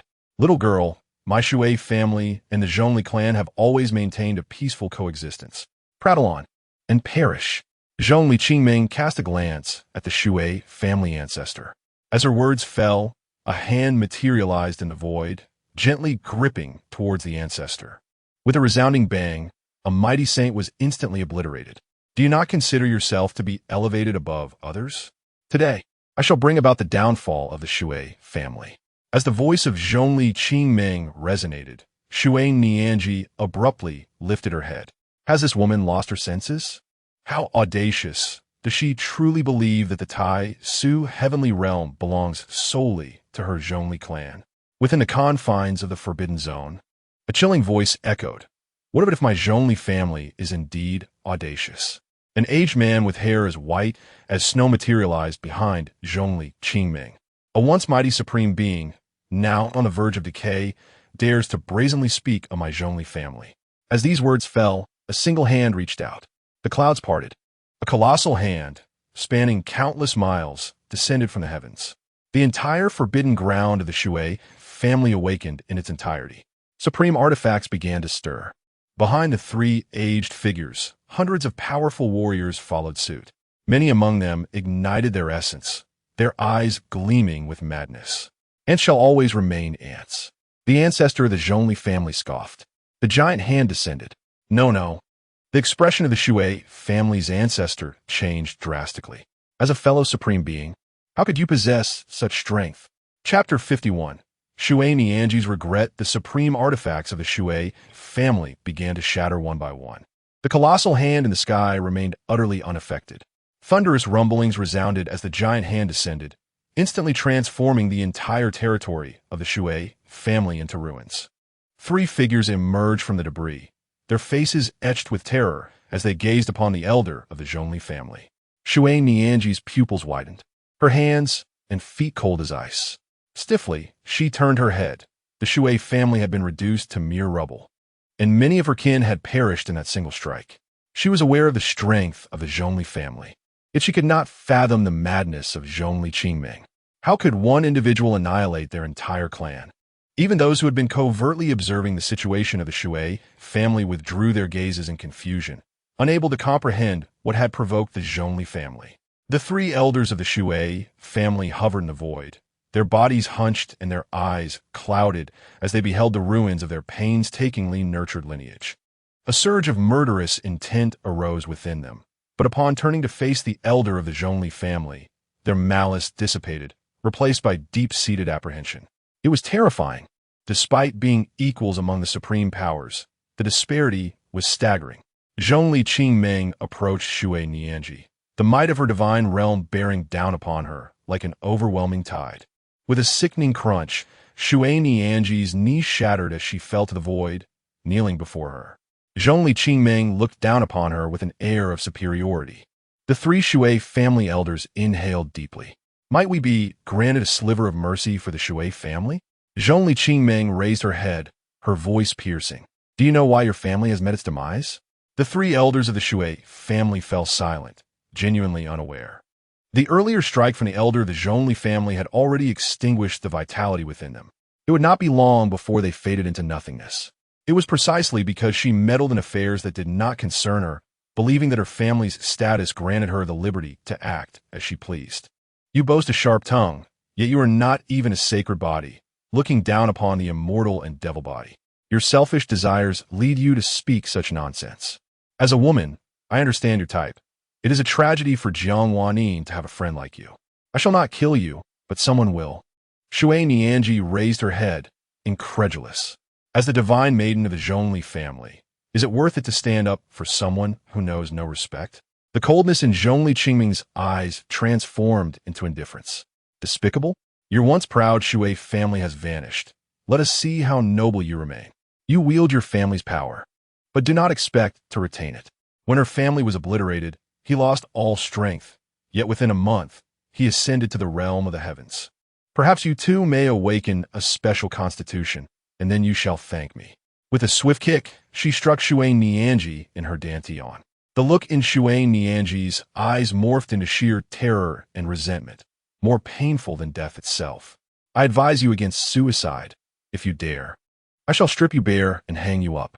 Chu Xinghe's chest heaved as she fixed her gaze upon Zhongli Qingming, engulfed by an overwhelming sense of regret. She lamented her own thoughtless words.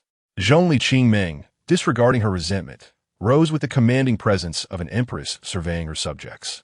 To those of the Taishu heavenly realm, any who dare to assist Chu Xinghe henceforth would find themselves in opposition to the Zhongli clan. After delivering her decree, Zhongli Qingming turned on her heel and departed. The ancestral elder of the Zhongli clan cast a glance at the three elders of the Shui family. Embrace the earth in your old age, he remarked, and with that, three figures dissipated into the ether. Chu Xinghe fainted instantly. Upon receiving the news, several factions within the Taishu heavenly realm were shaken. Firstly, Zhongli Qingming was indeed a formidable being at the true god level. Secondly, the Zhongli clan was to be feared. Thirdly, none should extend assistance to Chu Xinghe. Nevertheless, many factions contemplated their options. After all, Zhongli Qingming was the divine maiden of the Zhongli clan. What could have ignited such fury within her? Merely the emergence of an ancient monster had led to the annihilation of the Shui family, which boasted three supreme powerhouses. In these times, supreme beings were a rarity. What were the intentions of the Zhongli clan? Where shall we go next? Zhongli Qingming pondered the assassination that had transpired in the secret realm. To the Temple of Slaughter, she decided. Very well. The elder of the Zhongli clan did not inquire further. Upon their arrival at the Temple of Slaughter, all the elders emerged.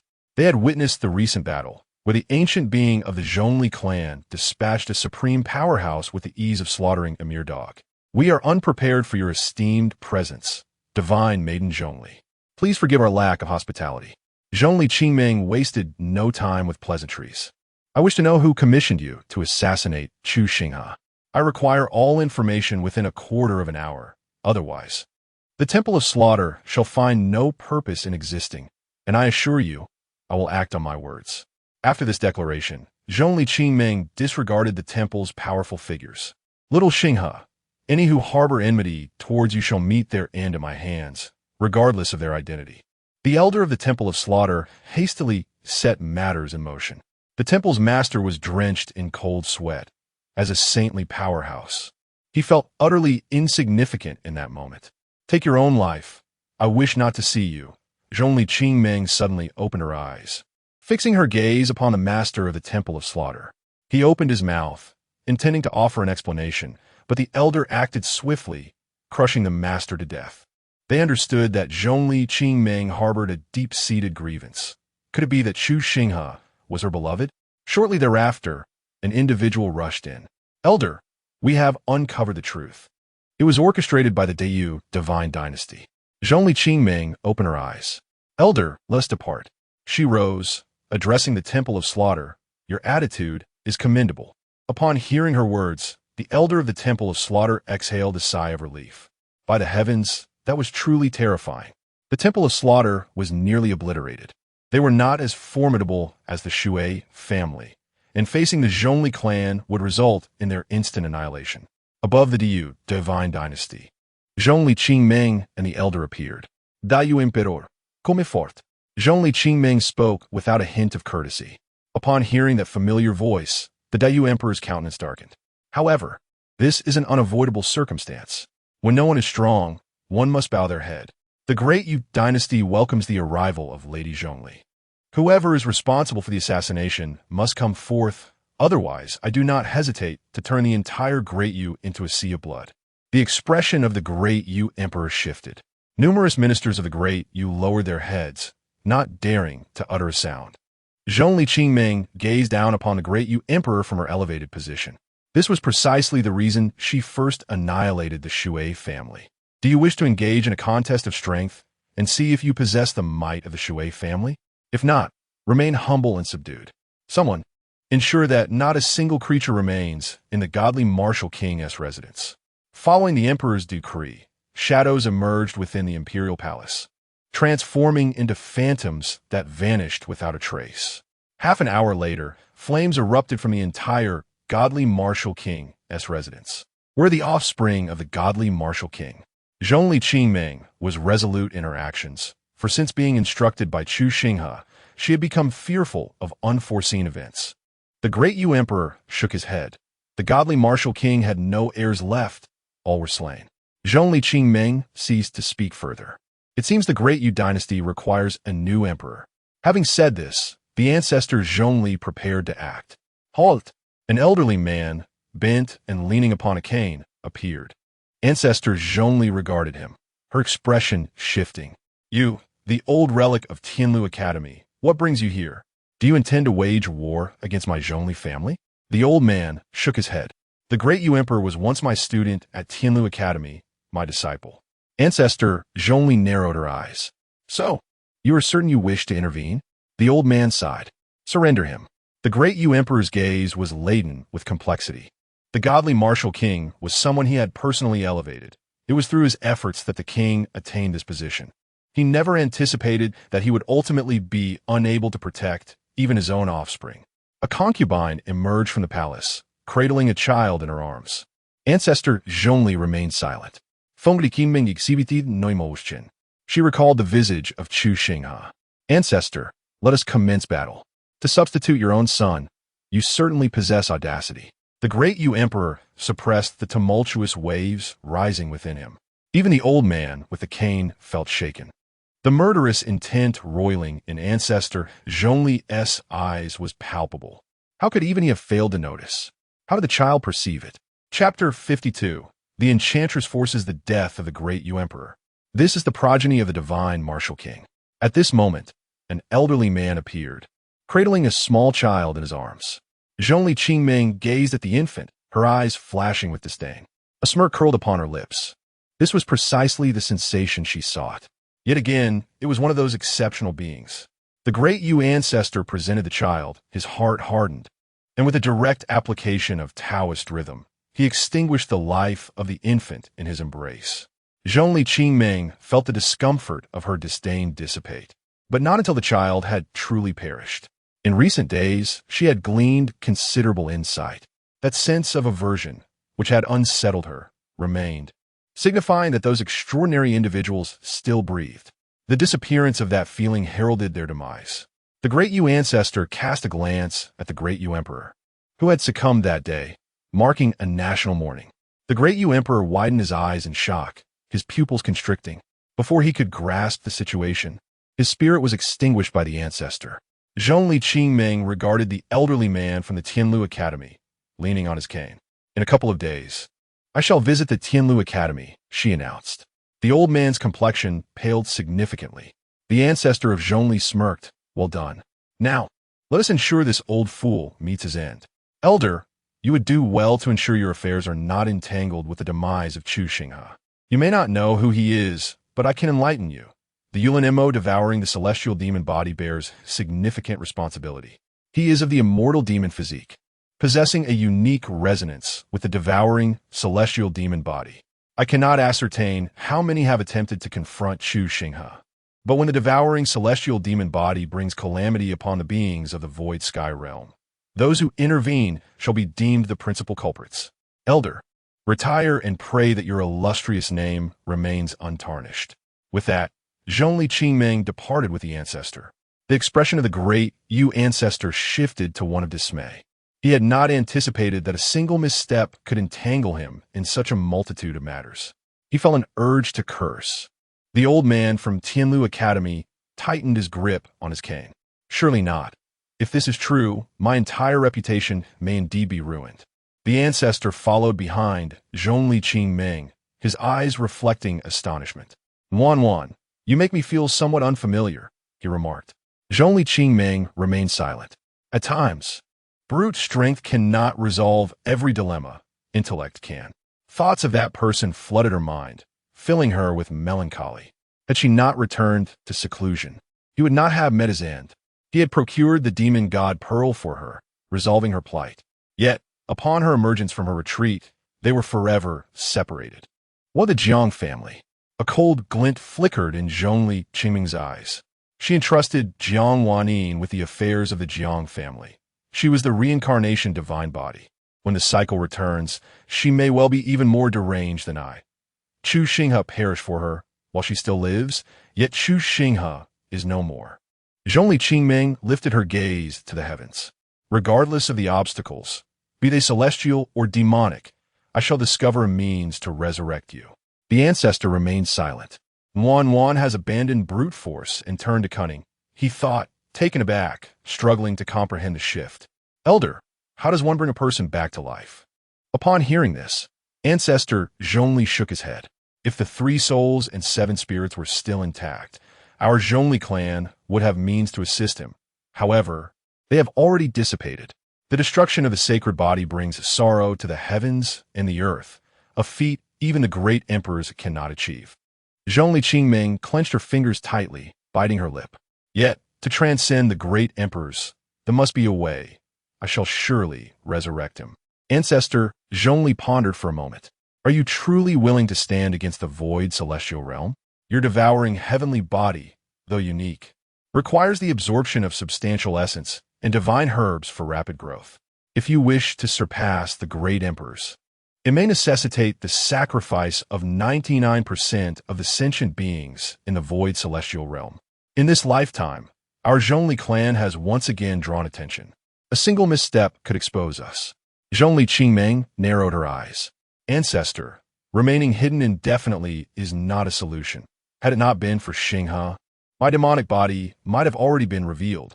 Those extraordinary individuals possess immense fortune. They are here to consume our Zhongli clan, rather than perish in silence. It is better to erupt in silence. Zhongli Qingming lifted her gaze to the sky. Moreover, this is not my sacrifice. Rather, it is the civilization of the void celestial realm facing a great calamity, on the verge of destruction. I awaken the memories of countless worlds to preserve that 1% of flame. Ancestor Zhongli stood frozen. This perspective is indeed intriguing. What has that little fellow Chu Xinghe taught you? Ancestor, I require some top-tier prodigies to control, to manifest in the void celestial realm. I want everyone to remember his name, to have those who harbor animosity towards him nailed to the pillars of shame in the void celestial realm. Ancestor Zhongli was taken aback. Deep down, he still felt gratitude towards Chu Xinghe. It seems that Wan has transformed in the holy land of Tianyin, at the pavilion of the soft water palace, when Rushi continuously formed hand seals. Her complexion gradually paled. Finally, she helplessly lowered her hands. Why is this happening? I foresaw no threat to life. What when Rushi? She murmured, recalling Zhongli Qingming's words. By accepting him as a disciple, you are intervening in his path. To make him the holy son of the holy land of Tianyin also involves meddling in his path. Originally, there would have been a calamity in the holy land of Tianyin, but now his death has averted that disaster. There were also Chu Xinghe's words for Zhongli Qingming. His path has reached its end. Mist rose in the pavilion. The lake rippled, and the koi within hastily fled. The blooming lotus flowers in the lake began to wither. When Rushi gazed across, where the one who had always watched her, longing to see her lose composure, was no longer present. In a mysterious location, a feeble voice echoed. "Oh, Master, I have returned. I have finally found you again." An ethereal presence emerged, as if it belonged to this realm, yet simultaneously transcended it. The soul of Chu Xinghe drifted through the void. "System, darling, are you unscathed?" "Alas, my master, I find myself unburdened by any troubles. I engaged in a fierce struggle with that wicked woman-ass system, nearly obliterating it before making my escape. Henceforth, we shall no longer assist other fated children. Your sole focus should be on your own growth and development. The system has evolved into a divine auxiliary framework. My master, in the days to come, no one shall love you as I do. Chu Xinghe has finally succeeded in his covert endeavors. From the moment he allied with the villainous enchantress and took the life of a fated child, he foresaw that a day would inevitably come when a being, entwined with the heavenly mandate, would arise to extinguish his existence. The system's persistent urging to aid the fated children further complicated his ambitions, for he too harbors personal desires. Chu Xinghe is also wagering on fate. A fated child may indeed seek his demise. Thus, he had previously inquired of the system twice about the implications of such a scenario. The system offered no response then, but now it has revealed the outcome. He has triumphed in his gamble. A new era beckons for Chu Xinghe. Initially, he had contemplated alternative means to rescue Jiang Wanyin. Who could have anticipated that the foolish girl would go to such lengths for him? Fortunately, he recognizes that Jiang Wanyin is a reincarnated divine body, alleviating his concerns. With the current circumstances aligning favorably, he has effectively set the stage for his plans. It has become apparent that when Rushi will not lend him assistance. Thus, remaining in the sacred land of Yin was rendered unnecessary. Following Zhong Li Qingming, many have begun to recognize him, and he finds himself in need of an additional identity. The unfolding of Jiang Wanyin's circumstances has accelerated his trajectory. One could say he has succeeded in his gamble. Had he failed, all would have turned to ashes. My master calls forth a new beginning. A mysterious gift pack has been awarded. Upon opening the mysterious gift pack, congratulations are in order for my master, as he has received Chapter 53, Resurrection, Living for Oneself. As the mysterious gift was unveiled, congratulations were bestowed upon the master for acquiring the fate of Nihility Physique and the Nihility Tao Sutra. Wait, how could this happen? Why has the master obtained this constitution? Chu Xinghe stood in a daze upon hearing of the fate of Nihility. The master's soul has not vanished. It cannot be deemed as complete death. I recall that enigmatic elixir, the system noted. For the Taisu heavenly realm, the immortal demon physique has entirely dissipated, and the mysterious elixir has reconstructed your soul. Such as fate, congratulations, master, it added. Zhu Xing Squin Tao Gu Fun. System, this world has not treated me kindly. Are you willing to accompany me in creating a realm that cherishes my existence? Master, I shall always be by your side. The fate of Nihility Physique allows one to kill without incurring karmic retribution, impervious to prediction or description. Gradually, one can perceive the destinies of others. Nihility transforms into chaos. Chaos into the primordial, giving rise to all beings. Nihility is also the end of all. Commence the integration of the physique host.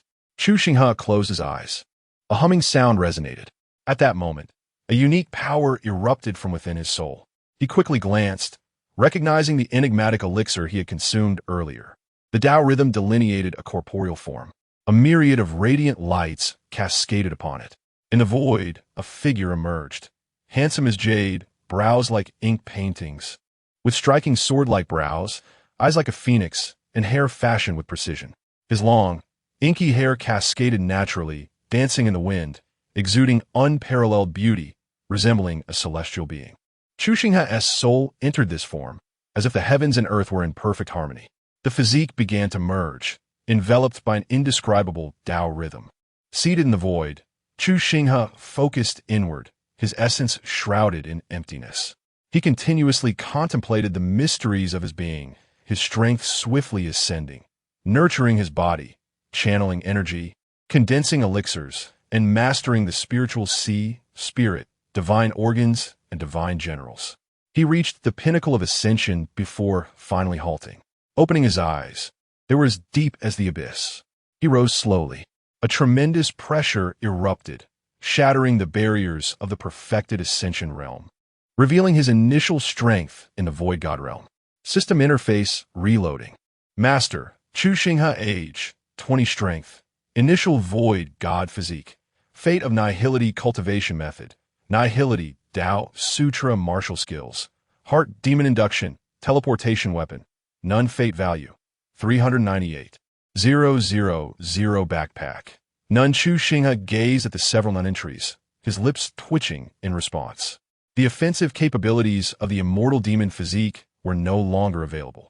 The prior assistance value had transformed into fate value. Master, this is the transformation following the system upgrade. Everyone has their own destiny. Whenever the master intervenes to alter fates, whether by seizing women, claiming opportunities, or eliminating foes, it is considered aiding them in changing their destinies, thus yielding fate value. Chu Xinghe narrowed his eyes, realizing the implications. So this is how one can acquire fate value. It is exceedingly simple. Such methods seem villainous, yet I find them appealing. Transforming the passive into the active, the system has declared that everyone possesses a fate. Should one intervene to alter it, they may acquire destiny points. If one were to massacre a city and incite a wave of conflict, would the destiny points not flow in profusely? It is indeed a simple endeavor. Merely altering another's trajectory of growth, even to the slightest degree, constitutes a defiance against fate. Upon leveling up, the system will assist the master in rapid advancement. As for that cursed child of fortune, let them go to hell. We intended to aid them. Yet we found ourselves facing a true child of destiny intent on eliminating the master. And as for that wretched woman, once we trace her whereabouts, we shall confront her and seek vengeance, swearing not to rest until retribution is achieved. Furthermore, destiny points can enhance one's strength or be utilized to purchase items from the marketplace. The marketplace refreshes once a day, offering only a single item, chosen at random. Please examine it at your leisure. To commemorate the Master's rebirth, the system has discreetly altered the items and their prices in the marketplace, adding an extra item solely for the Master's more splendid growth. The first item, the 9-Dragon Chariot, is drawn by 9 pure-blooded dragons of the saintly realm, priced at 200,000 destiny points. The second item, the Celestial Finger, an evolving attack technique, is available for 100,000 destiny points. Master, do you find these to your liking? Chu Xinghe noted that he was exceedingly fond of such a considerate system. Fortunately, he possessed 300,000 destiny points. This might be considered compensation for the system's earlier ignorance, which nearly cost the master his life. Otherwise, he would not have been able to afford these treasures. Without a moment's hesitation, Chu Xinghe made the purchase. The Celestial Finger, a skill that evolves with the practitioner's strength, grows in power alongside its wielder. When fully mastered, it can sever the heavens and rend the earth. After a moment of reflection, he summoned the 9-Dragon Chariot. A formidable pressure erupted from the 9 dragons, each a mere 100 meters in size, their eyes ablaze, their scales as resilient as steel. We have met the master, they intoned in unison. Master, these pure-blood dragons can cultivate independently, possessing sentience, and shall never betray you. Master, tell me, is this not more exhilarating than the system transforming into a seductive figure before you? Chu Xinghe cleared his throat. Such nonsense in broad daylight. Master, what shall we do next? Naturally, he must reclaim what he had lost. His possessions are not to be trifled with by just anyone. As Chu Xinghe settled into the 9-Dragon Chariot, a surge of overwhelming energy erupted from a distance. He beheld figures riding various exotic beasts, their scales glimmering ominously. Upon seeing the pure-blood dragons, these creatures quivered, collapsing to their knees in reverence. Before the one radiating terrifying power, the leader swallowed hard. By the heavens, he had sensed a disturbance here earlier and had hoped for an opportunity, only to discover it was the king of hell's presence. Mother, I no longer need to worry for my safety. Unaware of the esteemed presence resting here, they bowed and clasped their hands in greeting, pleading for forgiveness for their intrusion. The 9-Dragon Chariot, such a grand display, could only belong to a prominent family. No further formalities were necessary. Upon hearing the youthful voice from within, those present were momentarily taken aback. Which illustrious family does this divine scion or holy child belong to, venturing forth in such a manner? Chu Xinghe's eyes narrowed, a smirk playing upon his lips. The 9-Dragon carriage certainly possesses an impressive aura. Its status is unmistakably extraordinary. What piqued Chu Xinghe's interest further was the familiar essence he sensed, a distasteful woman, Chu Xinghe. However, her circumstances appeared rather dismal. Was she not a miss of the Xue family? Now, she had been captured by a band of mountain brigands. We take our leave. Wait. At these words, The expressions of the brigands changed dramatically. The 9 dragon-like figures fixated their gaze upon them. Had it not been for their long-standing experience in acts of murder and plunder, they would surely have soiled themselves. Just imagine being scrutinized by 9 dragons of the saintly realm. A mere droplet of their disdain would be sufficient to obliterate one. What commands does the esteemed one have? The leader of the brigands pondered anxiously. That woman is quite captivating. Feeling bored, perhaps I could suggest. Chapter 54, Are You a Devil? Is this something a human can do? The woman was quite beautiful. Bored. I thought it might be entertaining to witness your little spectacle. Bandit. System. Chu Xinghe. Are you truly a devil? Listen to the words of the people. Beasts, beasts. The bandit leader appeared contemplative. Today, having offended a noble, this woman would be offered as a tribute. After speaking, the bandit signaled his subordinates to release Chu Xinghe. He then produced a ring and placed it on the ground before turning away, dragging his steed without a backward glance. Chu Xinghe's expression darkened. What misunderstanding had this group fallen into? Could they not be more forthright? Chu Xinghe sat on the ground in disarray. With her powers rendered useless, she felt like a wandering spirit. The Xue family had perished. She was no longer the lofty young lady of the Xue household. Now, even if she claimed to be a Xue lady, everyone would avoid her like a venomous snake. Seated in the 9 dragons' palanquin, Chu Xinghe's eyes glimmered with a golden light. The destiny golden eyes allowed him to discern a person's fate. Name, Chu Xinghe. Age, 21. Identity, former young lady of the Xue family, the protagonist of fortune. Physique, Xian Xue royal body, now abolished, cultivation method, Xue Tianjing. Destiny value, 80,000. Chu Xinghe raised an eyebrow. The former Xue lady seemed to have encountered some trouble. Had she been cast out, or had the Xue family truly fallen? He was not particularly interested in the details, for his destiny golden eyes were focused on Chu Xinghe. He could vaguely see her gaining an opportunity within a mountain stronghold. Blackwind stronghold, how intriguing. Initially, he had contemplated making things unpleasant for Chu Xinghe, but now they were fleeing. Chu Xinghe had decided to pursue. Emerging from the 9 dragons' palanquin, he sought fortune and destiny values. First, he would engage this troublesome woman. As a protagonist of fortune, she was bound to encounter a child of destiny. Chu Xinghe lifted her gaze to see Chu Xinghe, who resembled a celestial being descended to earth, and she stood frozen in place. This man was extraordinarily handsome. Chu Xinghe's appearance had changed. He dared to show himself now. Are you all right, young lady? Chu Xinghe heard his voice, warm as a spring breeze, and her eyes became moist. How long had it been since she had heard such caring words? Thank you for saving me, my lord. There's no need for thanks. I just escaped from my family and found the journey rather dull. Meeting you has provided some amusement. Please come aboard. Chu Xinghe was taken aback. Was he inviting her to join him? Zhongli Qingming had warned her that anyone who aided her would become an enemy of the Zhongli family. This man did not seem ordinary. He traveled accompanied by 9 pure-blood dragons. He should not fear Zhongli Qingming. Perhaps she could rely on him. Taking a deep breath, Chu Xinghe slowly stood. My lord, I am gravely injured. Could you lend me a hand? The 9 dragons cast a glance, sensing her intentions towards their master. They opened their mouths, poised to unleash a torrent upon her. Chu Xinghe gave a gentle kick. You have brought about her demise. What shall become of my fortune? A surge of energy erupted from the body of a magnificent dragon. Chu Xinghe gasped, already standing atop the 9 dragons' palanquin. Within the palanquin, the ambience was indistinguishable from that of a palace, a realm of its own. May I inquire your esteemed name, young sir? There is no need for you to know. Chu Xinghe was taken aback. When had she lost the privilege of knowing another's name? In her pitiable state, anyone would cast her aside. I have not bathed in quite some time. Might you grant me the courtesy of a moment's respite? Chu Xinghe cast a glance at the adjacent palace.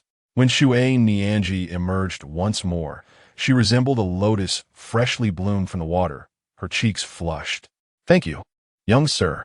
She bowed, but Chu Xinghe merely shifted his gaze. He had never held this woman in high regard, once perched upon his pedestal, and now she lowered herself. Performing for whom? I will be blind to find you appealing. He intended to seize her fortune before dealing with her. Observing Chu Xinghe's disinterest, Chu Xinghe was taken aback. Do you not feel a stir of emotion? Are you still a man? Speak, who are you? Do not think to act in front of me. There is an inherent pride within you. You seek to manipulate me for your own clandestine ends. Chu Xinghe's gaze locked onto Chu Xinghe, who felt an overwhelming pressure bearing down upon her. Her legs weakened. She nearly knelt before him. What a formidable man you are. I am Chu Xinghe, she declared, her eyes fixed on Chu Xinghe. And then? Chu Xinghe maintained his calm demeanor. I was once the young lady of the Shui family in Shuizhou, but my family was annihilated by thieves. That man stripped me of my powers and declared to the void celestial realm that anyone who aided me would be deemed an enemy. The destruction of my family was merely for the sake of a deceased man. How ironic it is that she deemed me haughty, yet when she obliterated my family, she too was elevated. Her contemptible visage is truly detestable. How shameful for someone once regarded as a divine maiden, a prodigy, to fall so low. Chu Xinghe revealed no emotion. Your words evoke a semblance of recollection. Was it not one named Chu Xinghe? Chu Xinghe nodded, her eyes wide with astonishment. This enigmatic figure indeed possessed knowledge. What was your physique, Miss Shui? Chu Xinghe hesitated, her lips trembling. The Water King's physique. And when you were not stripped of your powers, what was your strength? The King's seal. Chu Xinghe responded with an O. I believe I have heard that the Chu Xinghe is of the immortal demon physique, having already ascended to the Emperor's realm. Were he born into the Shui family? Would you still speak of him thus? Chu Xinghe remained silent. I have also heard of his exploits, including his connection with Jiang Wanyin. Jiang Wanyin is dead. I recall that so many events unfolded, seemingly due to your disdain for Chu Xinghe, which precipitated all of this. You speak of the time when the divine maiden looked down upon the destruction of the Shui family. Is it not the same reasoning when you look down upon Chu Xinghe? The young lady has traversed tumultuous waves and should have experienced growth. Yet, why does she still exhibit such naivety? I have heard whispers that your embellishments stem from envy and jealousy. Just as Chu Xinghe was about to offer an explanation, Chu Xinghe shook his head. I harbor no curiosity regarding your affairs. My act of rescuing you today was entirely unintentional. Upon hearing these words, a sense of foreboding suddenly gripped Chu Xinghe. The Nine Dragons' chariot had already come to a halt above the Black Wind stronghold. Come fort. The dragon spoke with human tongue, and numerous formidable figures emerged from the Black Wind stronghold. The third chief, who had previously abandoned Chu Xinghe, gazed at the Nine Dragons' chariot, feeling as though the sky itself were collapsing. The chief was drenched in cold sweat. You have left your trash here, Chu Xinghe declared. And with that, he kicked Chu Xinghe down. She let out a wretched cry, crashing to the ground and spitting blood, utterly disheveled. Chu Xinghe stepped forward. Feeling rather bored lately and wishing to disturb your Black Wind stronghold for a couple of days, if you would permit it, the chief dared not refuse. Pondering that perhaps their stronghold might forge a connection with this enigmatic young lord. Please, this way, my lord, the chief beckoned, leading Chu Xinghe inside. Not a single gaze fell upon Chu Xinghe. As Chu Xinghe walked along the path, his spirits were buoyant, and he inadvertently spotted a plump sheep. Chapter 55. You're almost lulled into a placid state. After a brief glance, Chu Xinghe shifted his gaze. The three leaders of the Black Wind stronghold had already led him to a position of prominence. Observing the third leader, who was the first to speak, Chu Xinghe remarked, You have certainly entangled me in a predicament. Upon hearing this, the third leader was taken aback, perplexed by Chu Xinghe's meaning. The first leader also bore an expression of confusion. Could it possibly be related to that woman? Do you know her name? The first leader inquired, glancing at the second leader. The woman you apprehended. Surely you are aware of her origins? Does she possess a formidable background? Yet, Chu Xinghe had dismissed her so easily. Casting doubt upon their assumptions, the third leader grew anxious. Please, enlighten us, my lord. Chu Xinghe sighed. Her name is Chu Xinghe. What? Chu Xinghe. She is indeed Chu Xinghe.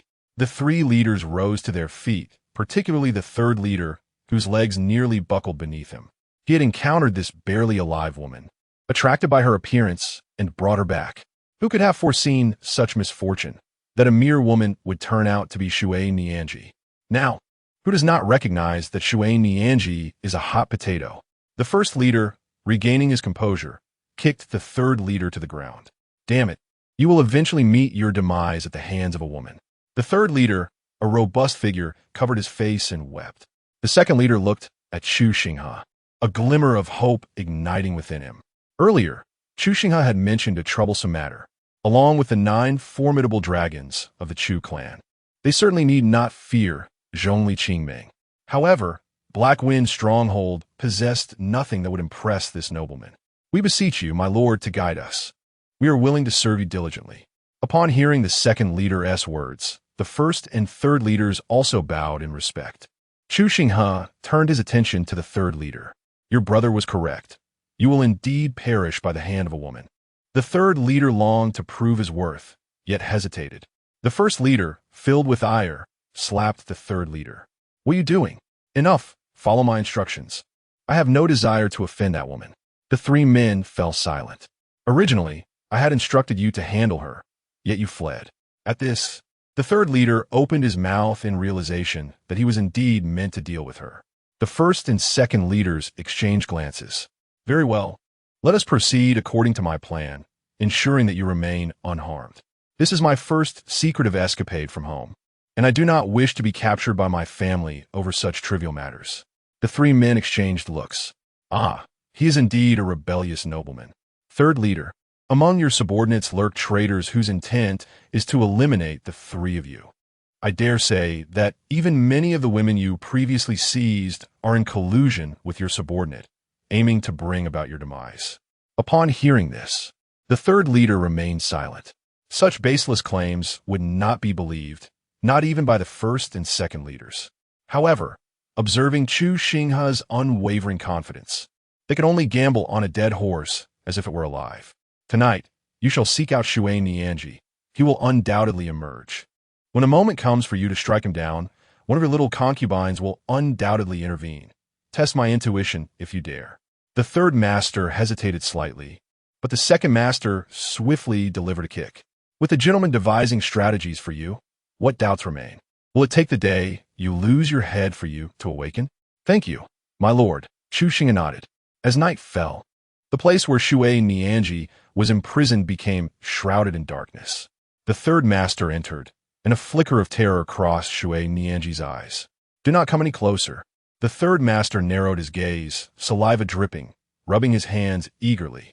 Shout all you wish, even if you scream until your throat is raw. No one will come to your rescue. My dear, the night has grown deep. We must take our rest. With that, he lunged toward Chu Xinghe. Thud! She was knocked to the ground, her pupils dilating in sheer fright. No, please, you cannot do this. The third master, with a lecherous grin, replied, What can I do? Indeed, he reached for Chu Xinghe's garments. Third master, trouble is brewing outside. The third master rose, striding toward the exit, delivering a kick that sent the messenger flying. Damn it! Even if the sky were to fall, do not disturb my affairs. With a resounding bang, he slammed the door shut. Gongsun Wuji rubbed his nose. Feeling somewhat awkward, Chu Xinghe, concealed in the shadows, remained silent. Name, Gongsun Wuji. Age, 20. Identity, child of fate. Young master of the Gongsun clan, now extinct. Physique, pure Yang King body technique, innate scriptures. Strength, pinnacle of King realm destiny value, 150,000. A smirk danced upon Chu Xinghe's lips. I wonder if that purple gold gourd has found its way into the hands of this child of fate. At present, his void transformation scriptures remain inadequately cultivated. Many aspects elude his comprehension. He cannot even discern the opportunities of the child of fate. Yet, Chu Xinghe remains unperturbed. The first master and second master stood behind him, having noticed the deliberate blaze set by this individual. Do you see over there? Chu Xinghe pointed into the distance. The two turned to look, discovering flames emanating from the third master's concubine's quarters. They spoke not a word. Inside the room, the third master was informed, Third master, Madame Zhen's room is ablaze. Without a moment's hesitation, he turned and departed. The fear within Chu Xinghe subsided considerably. Observing the shadow outside, her lips pressed together in gratitude. Thank you. The shadow remained silent and departed. Regret washed over Chu Nianji like a tidal wave. If only she could relive the moment. She would never have meddled in Jiang Wannin's affairs. The third master hastened toward Madame Zhen's chamber. Dust marred Madame Zhen's pale visage, and upon seeing the third master, she welcomed him eagerly. "Master, you have finally arrived. I was terrified just moments ago." A flicker of something glinted in the third master's eyes. At this moment, Gongsun Wuji had just arrived. The third master immediately delivered a kick to him. "Damn you! Is this how you protect the lady? Bring him down and feed him to the dogs." Upon hearing this, a flicker of panic crossed Madame Zhen's eyes. Before Gongsun Wuji could utter a word, Madame Zhen's voice resonated. "Master, this has nothing to do with Xiao Sun. There must be ill-intentioned individuals attempting to sow discord. Xiao Sun is utterly loyal. Do not wrongfully accuse him. I was merely startled. Upon seeing you, I felt reassured. I was truly terrified just a moment ago. Master, your wisdom and prowess are undeniable. You could discern right from wrong. You have no idea how captivating you were when you were angry on my behalf. Master, your concern for me is the reason for your anger. Now consider who has designs against us. You are the pillar of my existence. I shall rely on you for the rest of my life, so you must not come to harm." In the shadows, Chu Xinghe furrowed his brow. The third master was becoming increasingly swayed by flattery. Chapter 56. Do you not find this thrilling? The head and second in command, standing behind Chu Xinghe, both furrowed their brows. This woman did not seem virtuous, as she constantly lavished praise upon the third in command, while subtly laying traps. The third in command adjusted his attire and cleared his throat. "Madam, I was genuinely concerned for your safety, which led me to hastily punish Xiao Sunday. In recent days, Xiao Sun has not only exhibited diligence, but also endured hardships, which I have taken note of." Madame Zhen secretly exhaled in relief. Even Gongsun Wuji, who stood behind, composed himself. However, the madam was correct. She was indeed targeting me. The third in command's gaze flickered. Today, a distinguished guest arrived at Haifeng Stronghold, and soon after, calamity struck. It appeared that both my elder and second brothers had long wished to eliminate me. Upon hearing this, Madame Zhen's expression reflected concern as her eyes subtly met Gongsun Wuji's, who remained inscrutable. "What shall we do, chief? I am but a frail woman. You are my sole reliance. If anything were to happen to you, I would not survive." The third in command extended his hand to comfort Madame Zhen. Leaning into his embrace, her downcast eyes revealed disdain. "Both my elder and second brothers wish to take my life. To survive, I must eliminate them." The third in command's words dripped with cold resolve. Hidden in the shadows, the head and second in command clenched their fists. Just as they were about to leave, Chu Xinghe raised his hand to stop them. "Let us continue to observe." The two halted in their tracks. Below, Madame Zhen nestled against the third in command. "I have no one but you to rely on. Whatever you wish to do, I will support." The third in command burst into hearty laughter. "Xiao Sun, are you willing to follow my lead?" Gongsun Wuji quickly bowed. "Thank you for your recognition, Chief. I shall remain steadfast through life and death." The third in command laughed again twice. "Excellent, excellent, truly worthy of my trust." Once he finished speaking, a chill replaced the warmth in his eyes. "Madam, are you attempting to sow discord between me and my elder and second brothers? You just claim to be a weak woman, yet I find you quite the opposite, flattering me at every turn while inadvertently casting doubt on them. What conditions did Xiao Sun agree to?" Madame Zhen abruptly lifted her head, disbelief etched across her features. Her face a portrait of anguish and confusion. A tempest surged within her. Moments ago, she had managed to charm him, and now, why had he become so astute? Beside her, Gongsun Wuji appeared equally astonished. When did this fool become so clever? Or was this all a deliberate ploy to confuse them? If the chief does not trust me, then feel free to dispose of me. Madame Zhen turned away, her heart racing with anxiety. The third in command sighed, stepping forward to embrace her. "I was merely jesting, madam. You took it too seriously. Xiao Sun, I hope I did not frighten you." Gongsun Wuji shook his head. "My life was saved by the third in command. Even if you commanded my death, I would comply without hesitation." The third master patted Gongsun Wuji on the shoulder. "Little son, I have recognized your loyalty. Once I dispose of the eldest and second brothers, I shall become the chief of Hafeng Stronghold, and you shall be my second in command. I dare not aspire to such a position. I merely wish to stay by your side, replied the young man humbly. The third master gave Gongsun Wuji a hearty pat on the back. Lady Zhen, witnessing this scene, felt a wave of relief wash over her. She had been terrified moments before, fearing the foolish pig had awakened. It turned out he was merely intimidating them. Even Gongsun Wuji breathed a sigh of relief, affirming that his choice was indeed wise. Compared to the eldest and second brothers, the third master was far easier to manage. Madam, how do you feel? Are you feeling weak? Lady Zhen, momentarily bewildered, responded as her body weakened, nearly causing her to collapse. The third master stepped forward to support her. Madam, how did my performance fare just now? Did you find solace? The fire was your doing. What was its purpose? Lady Zhen stood frozen in place. Do not move, or I cannot guarantee I won tea in your life with a single strike. Feeling the poison coursing through her veins, her face turned pale. What do you mean, master?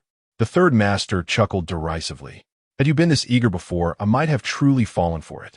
However, more perilous matters have arisen, and I must remain vigilant. Besides, you were never this enthusiastic towards me in the past. Do you think that flattering words will compel me to obey you? I may have a fondness for others' wives, but you are far from the only one. I would indulge you only because you have earned the right to be willful. Without my indulgence, you are nothing. Truth be told, you already know that I was the one who eliminated your husband's family, as well as your parents. Little son has revealed it all to you. Has he not, madam? Lady Zhen stood in shock, realizing that this wretched creature had always been aware. Then why do you still keep me alive? The third master stroked his beard thoughtfully. Do you not find this thrilling? I am your enemy, yet you willingly submit to me. Your disdain only heightens my sense of conquest. Each time you resist, it only excites me further. In the shadows, Chu Xinghe was taken aback. What the hell? This beast is truly exhilarating. The eldest brother remarked, How could you be such a third brother, tossing your head about like a toy? The second brother added, What kind of bizarre fetish is this? The two turned to find Chu Xinghe looking at them with an odd expression. Eldest brother, second brother, they quickly waved their hands. I'm not like this. Nor am I. I am not like the third brother. Below, the third master regarded little Sunday's son, Sun. The only family that has recently perished is that of Gongsun Wuji. You must be their remnant. Gongsun Wuji stood stunned, the sensation of weakness within him growing. How did you discover this? The third master sighed.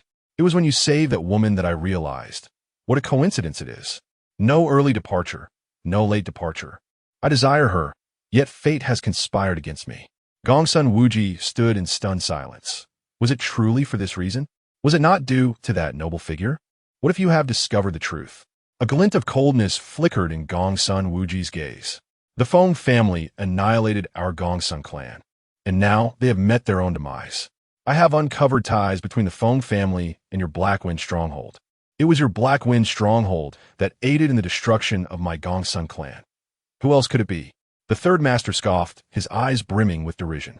What does it matter if you know? Gongsun Wuji narrowed his eyes. Is there a connection to the person who arrived today? The one lurking in the shadows, Chu Xinghe. This, damn it, also pertains to me. By all accounts, I could be regarded as your benefactor, as it seems he was the one who brought down the Feng family. Of course, it was under duress that they were destroyed. Could it be that the purple gold gourd has fallen into the hands of this fated child? The third master regarded Gongsun Wuji with a cold stare. So what if it is true? And what if it is not? Gongsun Wuji produced a pill and consumed it. An immense aura erupted from his being. His presence surged rapidly, and in the blink of an eye, he ascended to the pinnacle of power. Then you shall meet your demise. Chapter 57. His brother is a bit cold. Warm him up with fire.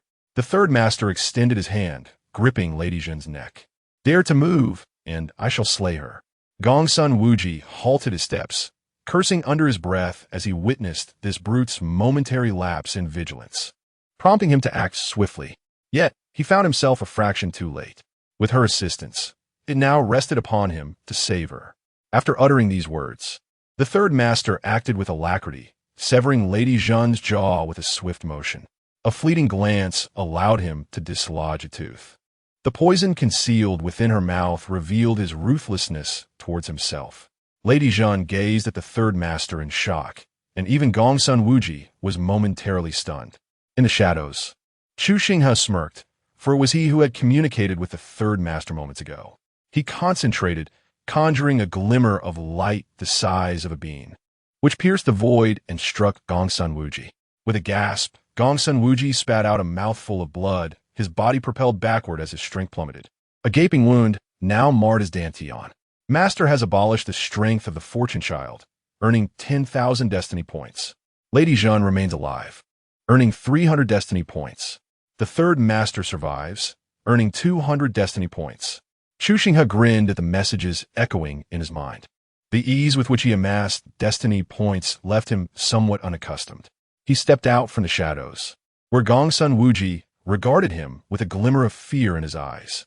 For reasons unknown, the sight of Chu Xinghe invoked a sense of being scrutinized by the abyss itself. Lady Zhan's gaze flickered towards Chu Xinghe, a moment of confusion passing through her.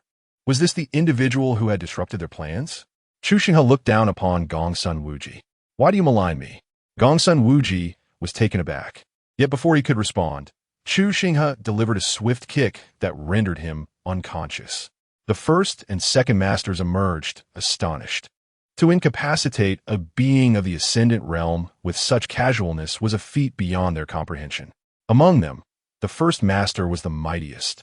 Yet even he could not fathom Chu Xinghe's true prowess. Young master, should we eliminate him? Chu Xinghe shook his head. This individual possesses the means to procure elixirs that could elevate him to the ascendant realm. His backing must be substantial. It will be prudent to draw him out, for the young master does not wish to be coveted. Upon concluding his remarks, Chu Xinghe transformed his spiritual energy into blades, severing Gongsun Wuji's meridians and infusing his vital points with energy. The first, second, and third masters watched in disbelief, their lips twitching. Are you not a scion of a great clan? Must you be so meticulous? Chu Xinghe was aware that this fellow harbored a secret treasure. He intended to extract it. With careful arrangement, a spectacle would unfold for their viewing. The three masters were left in a state of bewilderment. As night deepened, Gongsun Wuji gradually regained consciousness, only to be engulfed by excruciating pain and overwhelming terror. A cold sweat broke out upon his brow as he realized his limbs were bound, their meridians severed. More pressing was the mystery of his missing garments. The first, second, and third masters exchanged furtive glances, a hint of inferiority flickering within them. The third master stepped forward, producing a pill. You are fortunate, young sir, for the master has bestowed upon you this elixir, which will amplify your sense of pain tenfold. After uttering these words, he pinched Gongsun Wuji's mouth and forced the pill down his throat. He then ignited the flames below, and a pungent scent of burning hair filled the air. Gongsun Wuji was rendered utterly dumbfounded. Roasting birds? What a beastly act! Who devised such a cruel method? Upon returning, the third master pulled over Madame Zhan. Are you pained? If I am not mistaken, you have already given him something, haven't he you? Madame Zhan pressed her lips together, remaining silent, her gaze filled with concern for Gongsun Wuji. Her powers had been stripped, her meridians sealed. She was powerless to intervene, forced to watch helplessly as tears streamed down her cheeks. Chu Xinghe glanced at Gongsun Wuji, sensing his brother's chill, and lowered him slightly. The chief felt a cold sweat break out on his forehead. Were the young masters from these noble families truly this twisted? Even a ruthless bandit like him felt a twinge of fear. Gongsun Wuji, suspended, was thoroughly bewildered. Such a malicious scheme, was it truly yours? As the pillar binding Gongsun Wuji descended, an intense heat enveloped him. Cold sweat poured down his face. If you intend to kill me, what purpose does this torment serve? Gongsun Wuji retorted defiantly. Chu Xinghe shook his head. I relish your expression of wanting to kill me, yet being unable to. Surely, you have a backup plan. Why not reveal it? Gongsun Wuji lowered his head, internally wavering. Perhaps the young master would spare him.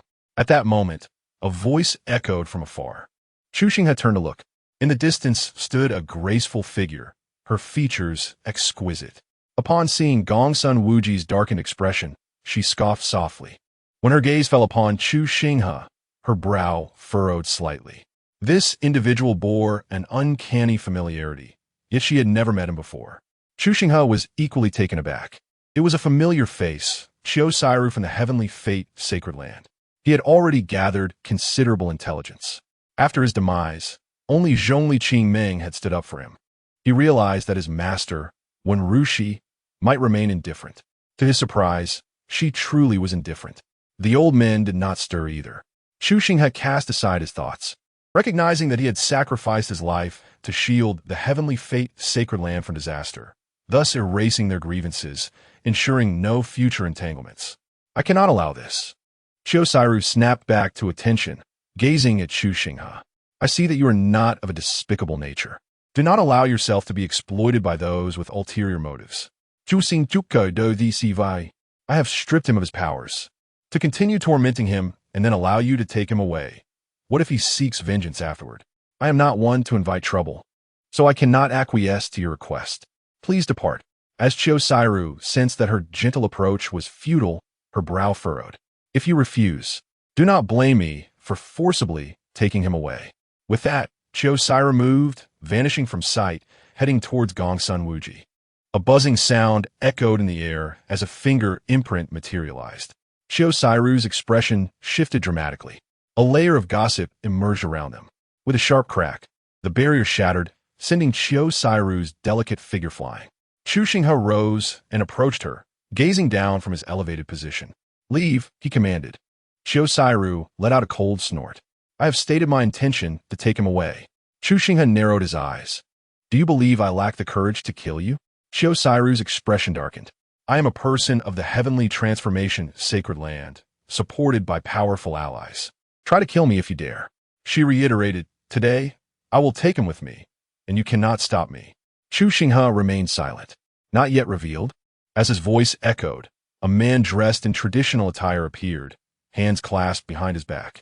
Chu Xinghe observed the newcomer quietly. He recognized this individual, the sixth elder of the heavenly transformation sacred land, the alchemy elder. The sixth elder regarded Chu Xinghe, sensing a faint familiarity, as if they had crossed paths before. Might I implore you to spare Gongsun Wuji this once? You may name your terms. Chu Xinghe let out a derisive laugh. The heavenly transformation sacred land certainly knows how to protect its own. Chapter 58. The End of Affection, Encountering Death. The sixth elder remained silent, sensing the sarcasm in those words. You must be aware that after your holy son's demise, you made not the slightest move? The sixth elder gazed at Chu Xinghe. Is your allegiance to the heavenly transformation sacred land, or is it merely personal? After a brief silence, the sixth elder inquired, what if it were personal? Then I would not comply. Chu Xinghe replied without hesitation. The sixth elder was taken aback. And if it were on behalf of the heavenly transformation sacred land? Chu Xinghe met the sixth elder's gaze. You should have your holy master speak. There's a troublesome matter at hand. The sixth elder was momentarily stunned. After some hesitation, he produced a jade pendant. Holy master, I find myself in a predicament. I have encountered a disciple with exceptional alchemical talent, and bringing him back poses certain challenges.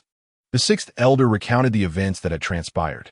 And who is this troublesome individual? A voice emanated from the jade pendant. The sixth elder looked at Chu Xinghe. Xinghe. Chu Xinghe uttered a name. The sixth elder paused for a moment.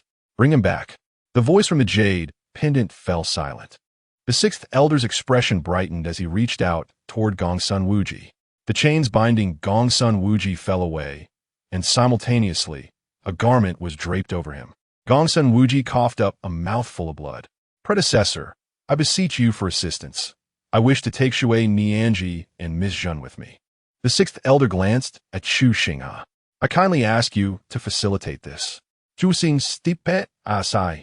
The leaders were eager to escort Shui Nianji away from the Black Wind stronghold. Shui Nianji stood next to Gongsun Wuji. Her head bowed as she regarded the sixth elder and Chu Star River. Previously, when she visited the heavenly transformation sacred land, she had held herself in high esteem. Now, she found herself reliant on the sacred land for salvation. We shall not impose further, the sixth elder remarked to Chu Xinghe. Gongsun Wuji had intended to voice something, but hesitated, ultimately refraining from speaking. He merely lifted his gaze to glance at Chu Xinghe, a glimmer of coldness in his eyes. As the sixth elder departed with Gongsun Wuji, he mused, "You insisted on finding your own path to vengeance instead of accepting my apprenticeship. Now, it seems you have learned your lesson." The sixth elder shook his head and sighed. It was a rare opportunity to discover a disciple of such prodigious talent. "I never anticipated that circumstances would unfold in this manner." Gongsun Wuji remained silent, consuming a pill that swiftly healed his injuries. The sixth elder swiftly pressed on several points on his body, expelling the spiritual energy trapped within his death points. Gongsun Wuji's dantian began to recover rapidly, his power surging forth. Previously at the King's realm, he had consumed a pill with the intention of utilizing the Ascendant realm to eliminate the third leader. Who could have foreseen that Chu Xinghe would intervene, rendering him powerless? As his strength restored and his realm ascended rapidly, he brushed against the Emperor's realm. The sixth elder's previously grim countenance transformed into one of blooming astonishment. "Well, young lad, I did not anticipate you possess such means. Come with me back to the heavenly transformation sacred land. Even if you seek vengeance, you must first attain sufficient strength." Gongsun Wuji nodded. However, he harbored an instinct that the Black Wind stronghold contained what he required. He would return to claim it once he broke through to the Imperial Sovereign realm. The chief, the second chief, and the third chief observed the silent Chu Xinghe, hesitant to intrude. Chu Xinghe took a deep breath, and the flicker of tenderness within him vanished entirely. From this moment forth, paths would diverge and bridges would be burned. Upon their next meeting, they would be adversaries. Annihilate the Black Wind stronghold, leaving not a trace behind. As his voice echoed, 9-headed dragons manifested, appearing in unison. Within minutes, the entire Black Wind stronghold was reduced to ashes.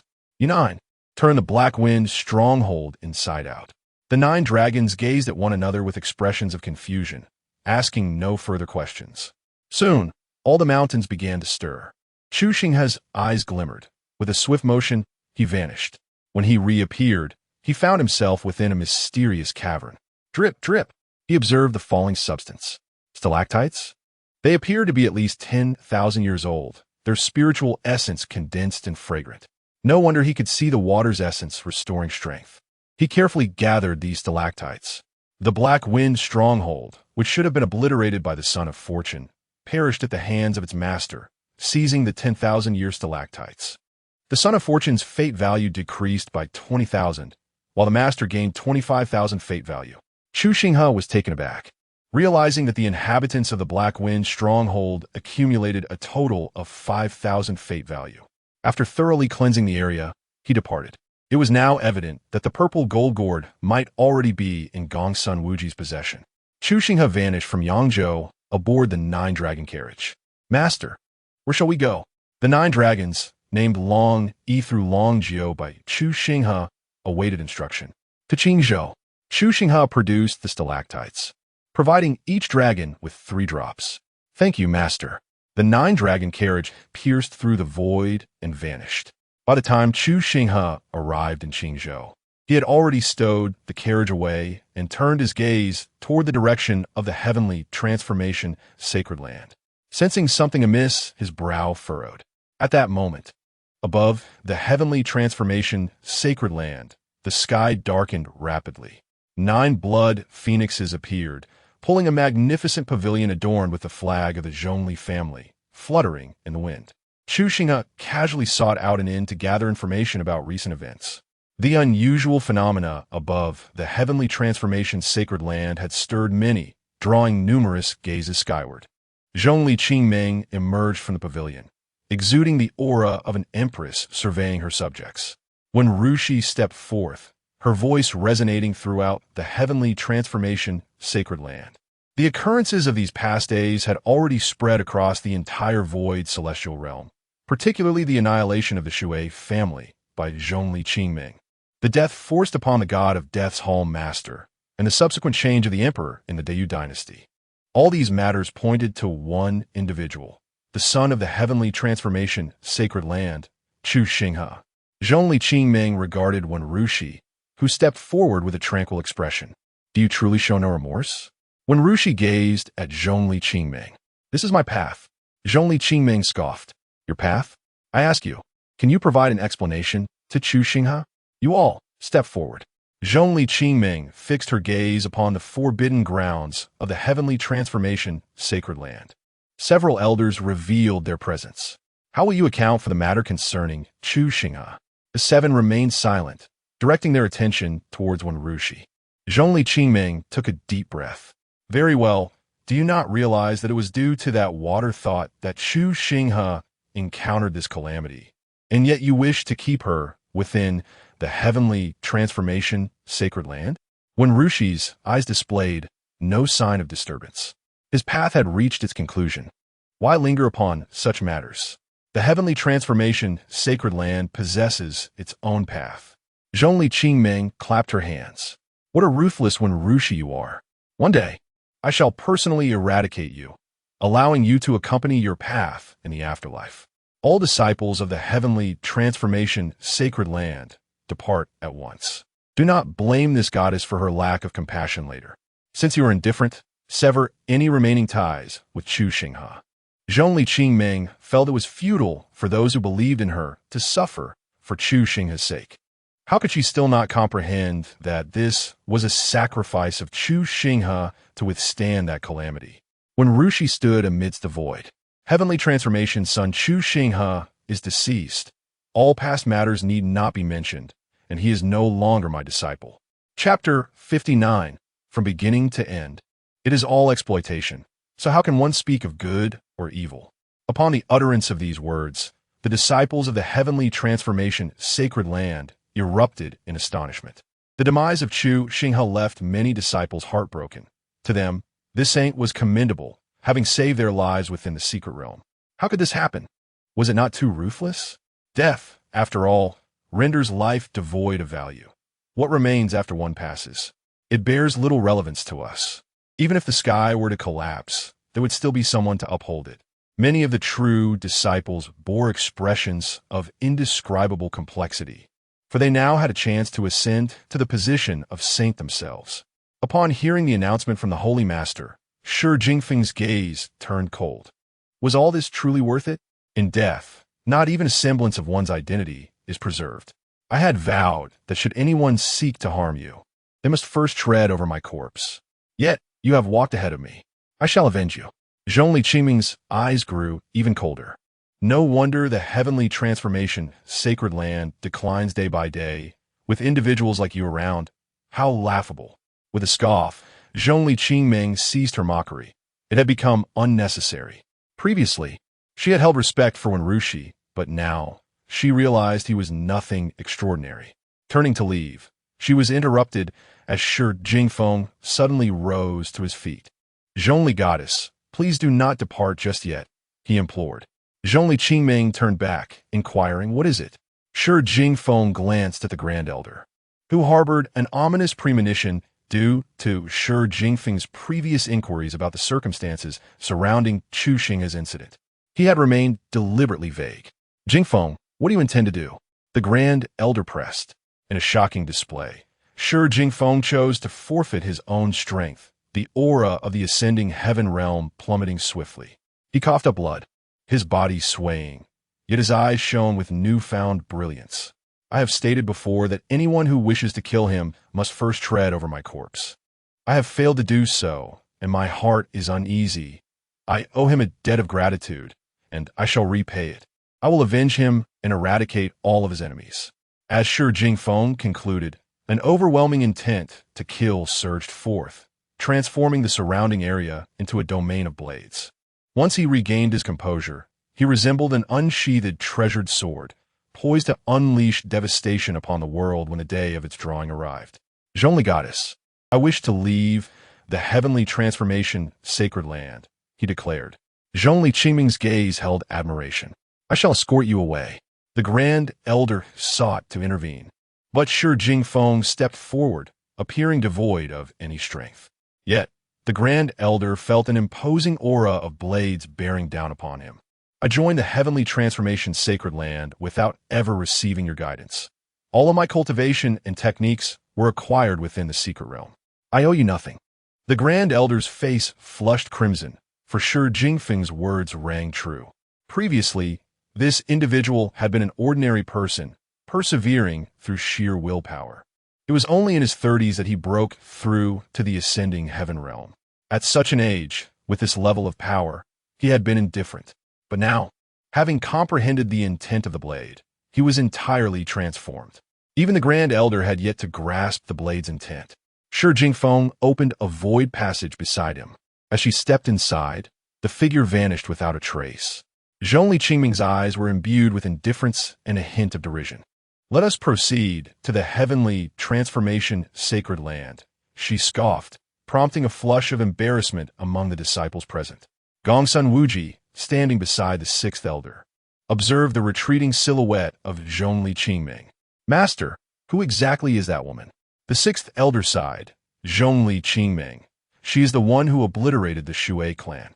Gongsun Wuji nodded, contemplating the prospect of the position of Saint Son of the heavenly transformation sacred land. He turned to Shui Mianji, who had her head bowed. Miss Shui, are you unwell? Shui Mianji shook her head, though the sorrow in her eyes was unmistakable. Do not despair. As long as one lives, there is hope. The Zhongli family also ascended step by step. I believe you can too. Shui Nianji lifted her gaze to Gongsun Wuji, recalling how she once looked down upon even Chu Xinghe, who possessed a celestial demonic physique because of her standing in the Shui clan. Now, receiving comfort from someone perceived to be lesser than Chu Xinghe stirred an unexpected emotion within her. Thank you. Gongsun Wuji shook his head, indicating no need for gratitude. I can assist you. Shui Nianji was momentarily taken aback, her heart full of disbelief yet tinged with a flicker of hope. Meanwhile, Chu Xinghe sat in a private booth, now accompanied by a woman who scrutinized him. What is your name? She asked, her gaze scrutinizing. Chu Xinghe lifted his head to meet the doubtful eyes of Zhongli Qingming. Tianming, he replied. Zhongli Qingming furrowed her brow, sensing a familiar aura emanating from him, though it quickly dissipated. The glimmer of expectation in her eyes vanished as she turned to leave. Chu Xinghe remained seated, taken aback by her sudden approach. Master, I did not anticipate your mentor to be so unhelpful, seemingly less supportive than the villainous sorceress. The voice echoed in his mind. Chu Xinghe sipped his tea, choosing silence. It had always been about utilitarianism. Notions of kindness were irrelevant. What shall we do next? He murmured, already fading from sight. We shall head to the Black Wind stronghold and wait for opportunities, he instructed. What if people from the heavenly transformation sacred land come? Chu Xinghe looked up at the sky. Then we shall eliminate them. He had already extended the final courtesy to the heavenly transformation sacred land. He could stand up for a stranger, but not for his own disciple. Ultimately, it was all about use. Perhaps he saw a glimmer of hope in him that could alleviate the calamities faced by the heavenly transformation sacred land. 3 days after Chu Xinghe's departure, at the ruins of the Black Wind stronghold, a figure stealthily approached. Gongsun Wuji had already crept in, having discovered a mysterious entrance previously, albeit guarded by fierce beasts that were beyond his current capabilities. He had delayed his return to avoid alerting others.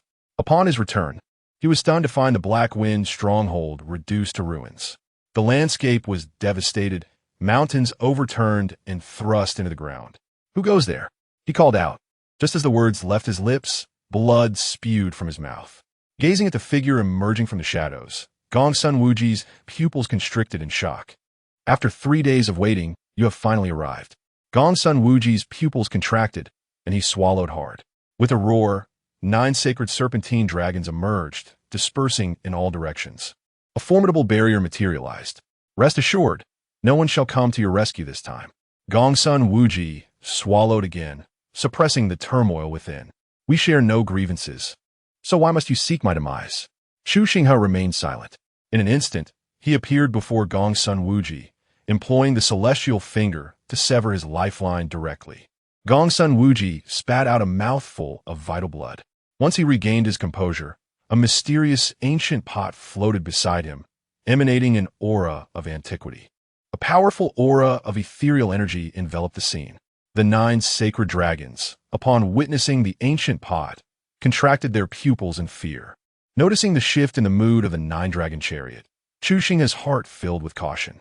Could this be the treasure Gongsun Wuji acquired back then? It indeed possesses some merit. Chu Xinghe mused. Just as he was about to strike again, a voice echoed from the distance. Why must you, young master, persist in opposing our heavenly transformation sacred land? Upon hearing these words, Chu Xinghe's eyes narrowed, fixating on the approaching sixth elder, his gaze laced with murderous intent. Truly, the specter of the past lingers. If you seek death, do not blame me. Chapter 60. The supreme strike descends upon the heavenly transformation sacred land. The sixth elder gazed helplessly at Gongsun Wuji, who lay upon the ground. From the moment his disciple had fled, a sense of foreboding had settled within him. He had taken a particular interest in this newly acquired disciple, fearing that he might encounter peril in the Black Wind stronghold. Thus he had secretly followed. Does the young master truly wish to oppose our heavenly transformation sacred land? The sixth elder crossed his arms, observing Chu Xinghe. In his estimation, this individual would surely refrain from offending the sacred land. The fact that he had previously managed to take Gongsun Wuji away was indicative. To eliminate him, Chu Xinghe had grown weary of idle chatter. That shred of sentiment had long since dissipated. Upon receiving the command, the flood dragon roared, with one of its kind soaring forth, emanating the oppressive aura of a sage. The sixth elder, being of the divine king realm, stood no chance against such a formidable opponent. A mouthful of blood spewed forth as he plummeted through the void. Master, no. Chu Xinghe approached the sixth elder, a blade of spiritual energy poised at his throat. If you wish for your master to survive, you must surrender that ancient vessel to me. Otherwise, as Chu Xinghe's words fell, Gongsun Wuji felt a tightening in his heart, instinctively clenching his fists. You cannot have it. If you dare to kill me, the sovereign will not let you go. The heavenly transformation sacred land will not spare you either. Chu Xinghe scoffed, raising the blade. With a swift motion, the sixth elder's hands were severed. Such noise, he remarked. Hiss. The sixth elder gasped in shock. With you rendered powerless, can your disciple aid in your recovery? Chu Xinghe cast a glance at the flood dragon, which extended its claws towards the sixth elder's dantian. Who dares to harm an elder of the heavenly transformation sacred land? A formidable presence surged forth. A faint ethereal figure emerged, causing the flood dragon to retreat a step. The sixth elder beheld this scene, tears welling in his eyes. Ancestor. Coldness glimmered in Chu Xinghe's gaze. System store refresh, 1 discounted item available. The supreme strike can be purchased for 100,000. Master, deal with them. A smirk played upon Chu Xinghe's lips. The disappearance of 100,000 destiny points would yield the supreme strike. En overwhelming aura soudainly envelopped Chu Xinghe, the ethereal figure fracturing in response to the supreme energy. The sixth elder stood dumbfounded, and even Gongsun Wuji, who lay nearby resisting the dragon's might, was utterly bewildered. Chu Xinghe unleashed the supreme strike, a tremendous force shattering the ethereal figure and surging towards the heavenly transformation sacred land. Taking a deep breath, Chu Xinghe mused, is this the strength of the supreme? I shall attain it swiftly. Surrender it, he commanded, before severing the sixth elder's legs without uttering a single word. Gongsun Wuji clenched his fists tightly. You must swear, if I give him this item, you will spare my master. Chu Xinghe narrowed his eyes. You have no standing to negotiate with me. Should you dare to speak further, I will descend upon the heavenly transformation sacred land and annihilate everyone associated with you, eradicating your entire bloodline. Gongsun Wuji's pupils constricted violently, and he swallowed hard. You cannot do this. As a young prodigy, how can you be so despicable? Chu Xinghe had the Jiaolong shatter the sixth elder's dantian. You may continue your futile chatter, he remarked, observing the sixth elder's attempt to speak. With a swift kick, Chu Xinghe struck the elder's mouth, causing teeth to scatter. Gongsun Wuji dared not take a gamble. His survival amidst the siege of the city lord's mansion was due to the assistance of many. Chu Xinghe exuded an aura of supremacy, one that could undoubtedly uncover the truth. Were it solely his own fate at stake, he might have risked it. In haste, he relinquished control of the mysterious ancient pot and tossed it to Chu Xinghe. Gongsun Wuji lost the refining demon pot, and his destiny value decreased by 70,000. The master gained 5 million destiny value. Chu Xinghe paused at the sound of the system prompt. It seems the system has encountered glitch. Master, there is no error, for the destined child of fortune will utilize this artifact to assist many, and those individuals will undergo transformation due to their loss of the refining demon pot. Chu Xinghe, note that you still possess a purple gold gourd, do you not? Upon hearing this, Gongsun Wuji's pupils contracted again, only to return to an expression of indifference. I do not comprehend your words. I have already given you what you desired. Feel free to kill me. Chu Xinghe promptly severed the sixth elder's head and tossed it to Gongsun Wuji. Master, Gongsun Wuji felt a chill envelop his limbs. I have surrendered the ancient pot to you. Why must you still slay my master? This is utterly despicable and devoid of integrity. Chu Xinghe, gulp. I advise you not to play tricks with me. I am a man of little patience. He produced a list. Do you truly believe I have been idle these past few days? Chu Xinghe cast the list before Gongsun Wuji. Gongsun Wuji's expression turned to one of terror as he gazed upon the names inscribed. Even those who had subtly aided him had been uncovered. Who on earth are you? Long, go to Haicheng and eliminate these individuals. They assisted your escape, yet you intend to harm them. Can you truly live with such a conscience? Furthermore, that item never belonged to you in the first place. Gongsun Wuji's eyes flickered, his complexion darkening. I cannot trust you, whether I surrender it or not. I face death either way. Chu Xinghe raised an eyebrow. Ah, so you become clever. His aura erupted, causing Gongsun Wuji's garments to tear apart. What? What do you intend to do? To continue the task left unfinished last time. Do you enjoy roasted birds? Cold sweat poured from Gongsun Wuji. With a sudden flare, flames erupted. Gongsun Wuji swallowed hard, palms slick with perspiration. He was bound tightly. No, let's discuss this calmly. Long, he brandished his stick, his beard fluttering. Master, let us start with a roast of the posterior. The meat is tender. Chu Xinghe sat nearby, watching the spectacle unfold. Do as you wish. Chu Xinghe realized that these 9 jiaolong seemed rather unorthodox. Just hold on a bit longer. It will be over soon. Long, stepped forward. Brother, this flame lacks the requisite intensity. Observe my prowess. With that, he exhaled a breath of fire, causing the temperature in the vicinity to rise precipitously, even melting the ground beneath. Overcome by the searing heat, Gongsun Wuji lamented his decision to sneak over. I surrender, I concede, he cried out, feeling utterly oppressed. Chu Xinghe raised an eyebrow, declaring, I no longer desire it. Gongsun Wuji, on the verge of tears, pleaded, Brother, esteemed sir, I implore you to accept this. I acknowledge my mistake. With that, a purple golden gourd floated into view beside him. Unmoved, Chu Xinghe regarded the gourd with indifference. Gritting his teeth, Gongsun Wuji relinquished his claim to the gourd, which emanated an ethereal glow as it hovered in the air.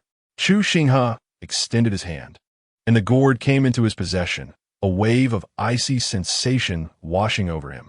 Blood oath to claim ownership. It seems you have grown swiftly alongside the destined child of fortune. This can indeed be used to concoct elixirs beneficial to those in the realm of celestial beings. You have received the item. Will you not grant me mercy? The fated child Gongsun Wuji has lost the purple golden gourd, resulting in a decrease of 30,000 in destiny points, while the master gains 300,000 destiny points. Chu Xinghe shook his head. It was never my intention to treat you in this manner.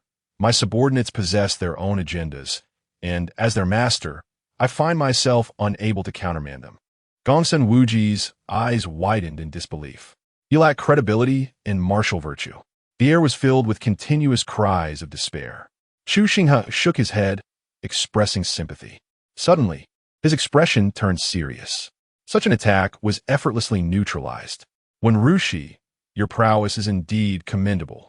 Chapter 61. Breaking through to the true God. In the heavenly transformation sacred land, the 3 ancestors initially intended to rescue the 6th elder. However, sensing the shattering of the phantom, they were caught off guard. A supreme attack surged forth, following his aura directly.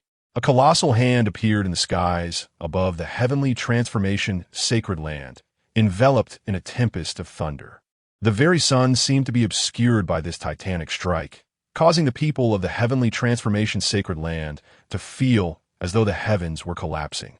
When Rushi intervened, effortlessly dissipating the hand's onslaught, standing in the void, her garments billowed gracefully. "Everything is well. Let everyone continue their cultivation," she declared. After speaking, a golden light suddenly flickered in her eyes, as if she were piercing through the fabric of time and space, gazing towards the Black Wind village. There, a blazing fire consumed a charred figure, a wooden stick skewering its lifeless body, vitality extinguished.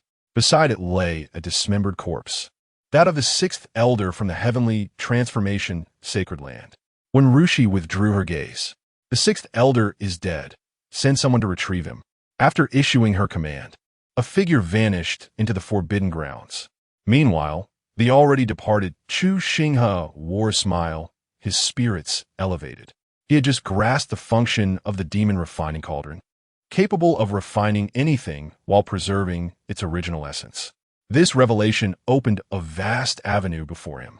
Alas, the cauldron was also damaged, akin to the purple gold gourd, only able to refine items of the heavenly god realm. Chu Xinghe glanced at the system interface. Master, Chu Xinghe age, 20 strength, early void god, 1000, 000, physique, fate void body cultivation method, void transformation scripture martial skills, instantaneous movement, heart demon inducement, sky severing finger weapons, demon refining cauldron, purple gold gourd mount, 9 dragon carriage, pure blood flood dragon in early sage realm, destiny value, 8,033, 500 backpack, 20 drops of 50, 000. Year, stalactite, gazing at the 8 million destiny value.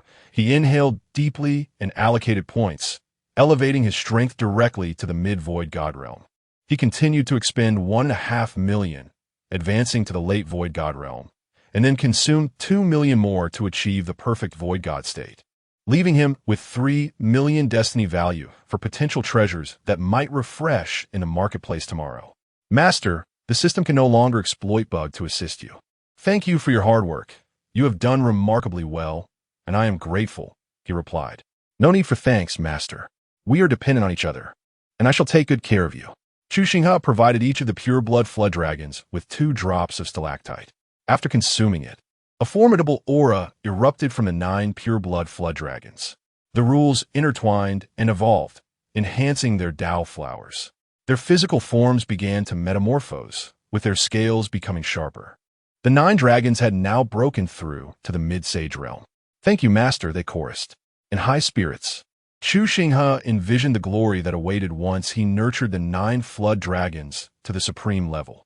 Let us descend, he suddenly commanded. The 9 dragons pierced through the clouds and descended into the mountain range below. You 9, go capture demon beasts. I have need of them, preferably those of the heavenly god realm. Upon hearing Chu Xinghe's words, the 9 dragons acted without hesitation. Before long, hundreds of beasts of the celestial realm, including a considerable number of divine, king-level creatures, were suddenly extracted from their peaceful slumber. Chu Xinghe confined these beasts within the alchemy cauldron, and soon, anguished cries echoed from within. Observing the continuous refinement of the creatures, Chu Xinghe's expression turned to one of astonishment. The process of refining these beasts could restore the artifact. A surge of pure essence from the heavens and earth materialized in his hand. The 9 dragon serpents turned to gaze at the primordial essence, their eyes gleaming with desire.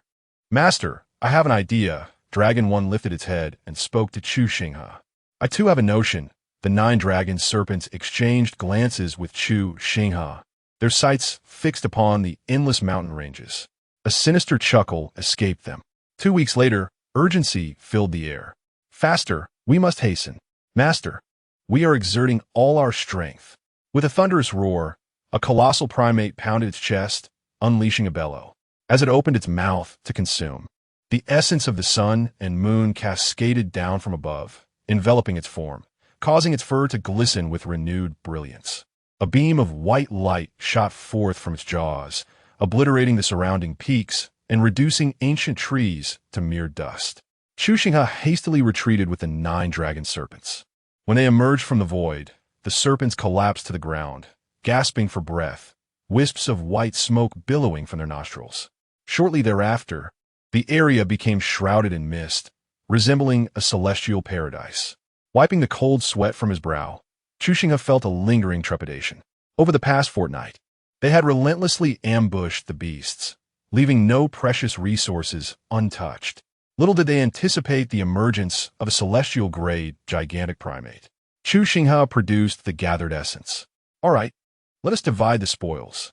The 9 dragon serpents transformed into humanoid forms, encircling Chu Xinghe, their eyes glistening with greed as they beheld the treasures in his hands.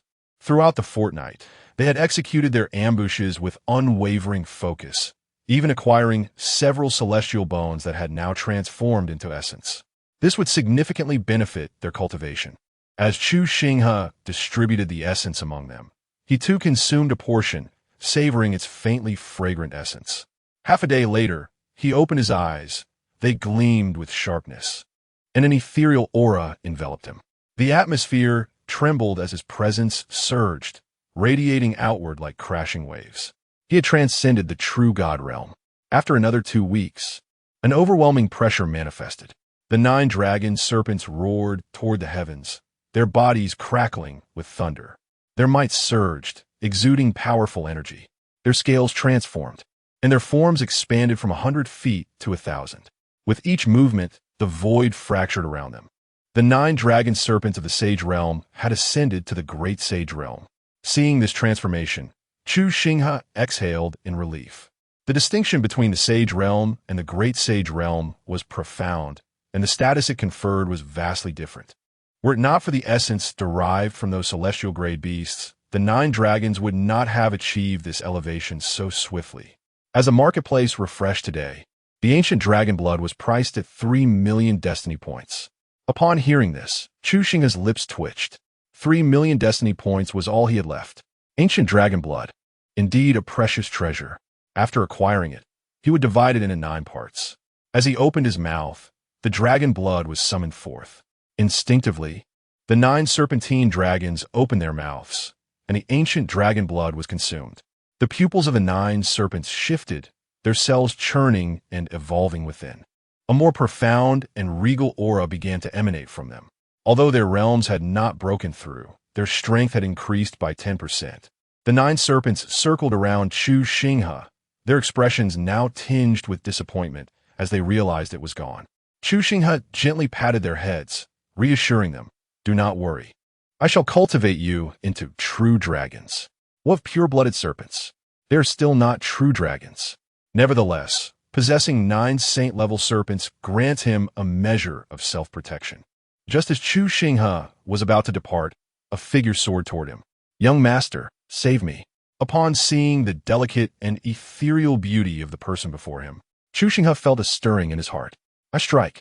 With a swift kick, he sent the individual flying. The 9 serpents cheered in unison. "Well done.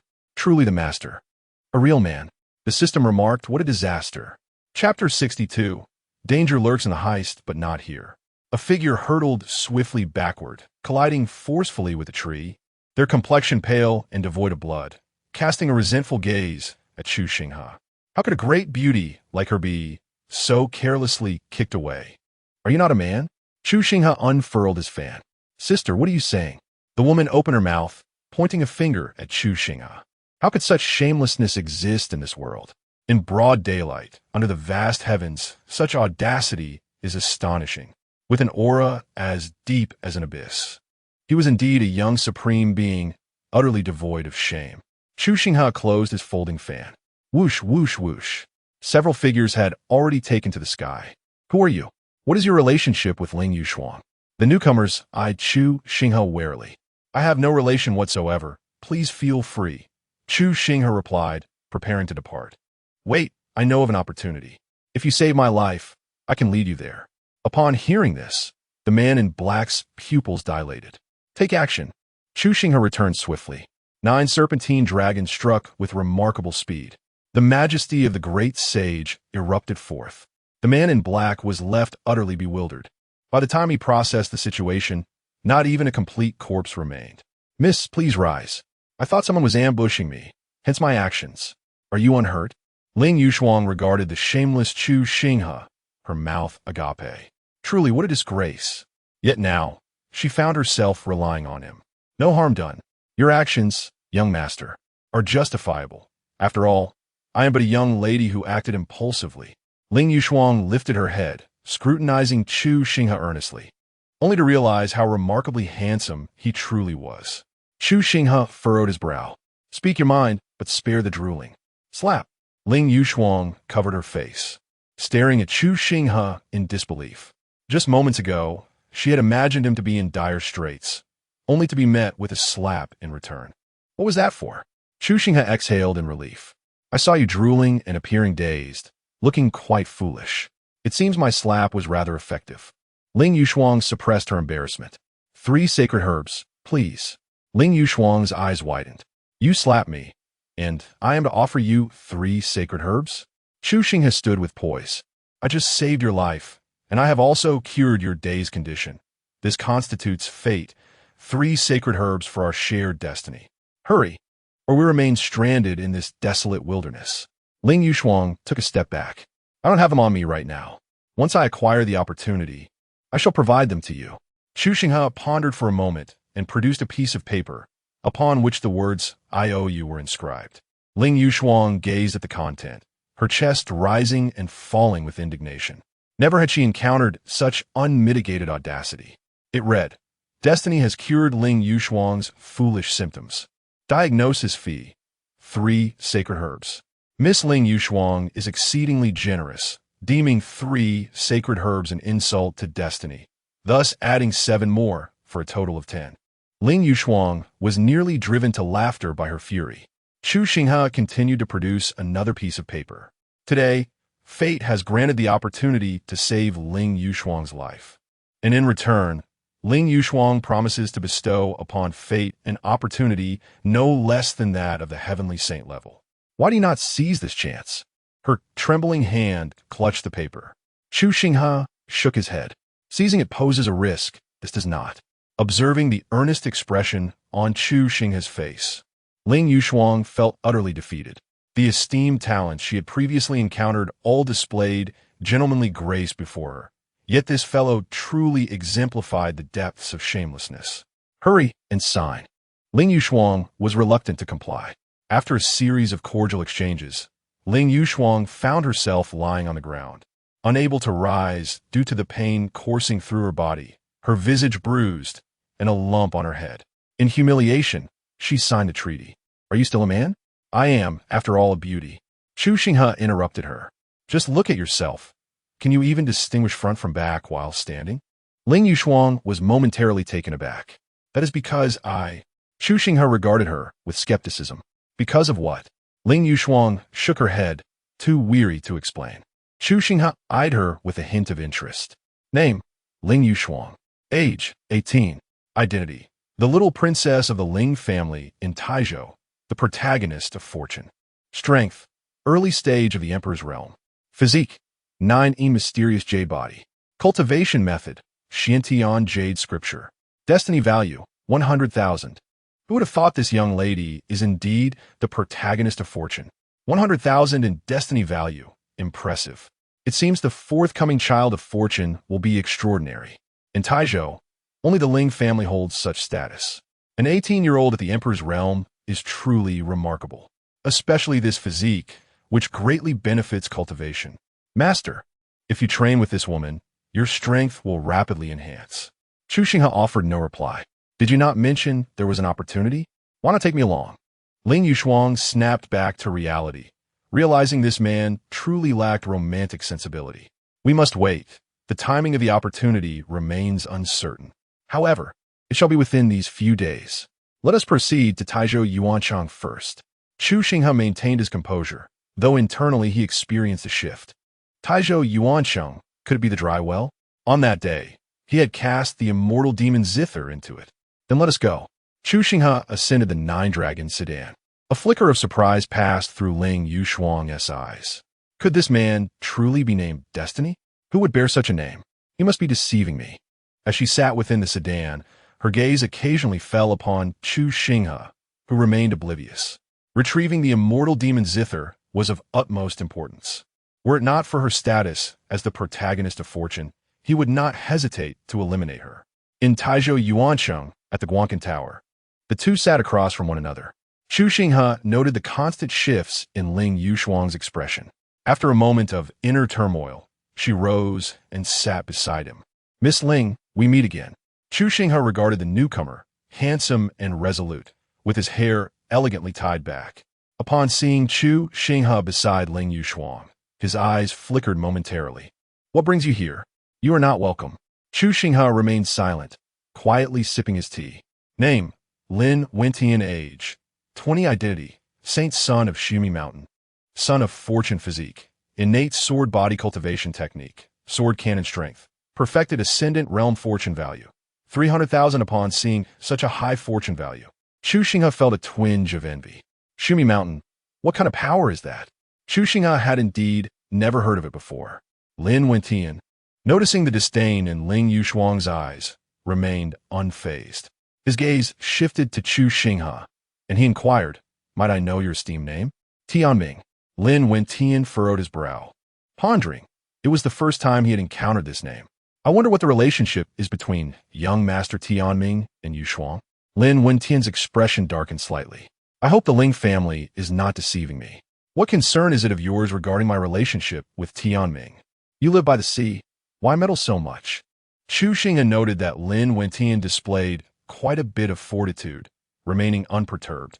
He was simply a devoted admirer. "I am her creditor." Before Chu Xinghe could finish his sentence, Lin Wentian interjected, "Indeed, he saved me.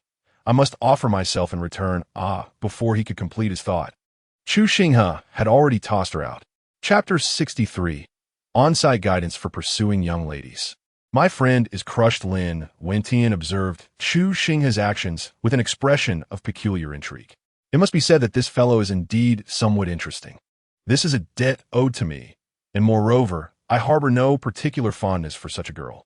Seeing that Chu Xinghe's words bore no semblance of deceit, Lin Wentian felt a secret sigh of relief. However, upon examining the contents of the IOU, Lin Wentian's brow furrowed in concern. It was quite a considerable amount. "After such lengthy discourse, I still do not know the esteemed name of the young master." Lin Wentian: "A fine name. Are you pursuing Miss Ling?" Lin Wentian's gaze flickered evasively. "To like is to like. To dislike is to dislike. I am not a fool. I can see the intense possessiveness in your eyes, Lin." After his subtle thoughts were laid bare, Lin Wentian could not help but feel a flush creep across his face. Chu Xinghe internally scoffed at such a display, thinking how absurd it was for a man to blush like a teapot.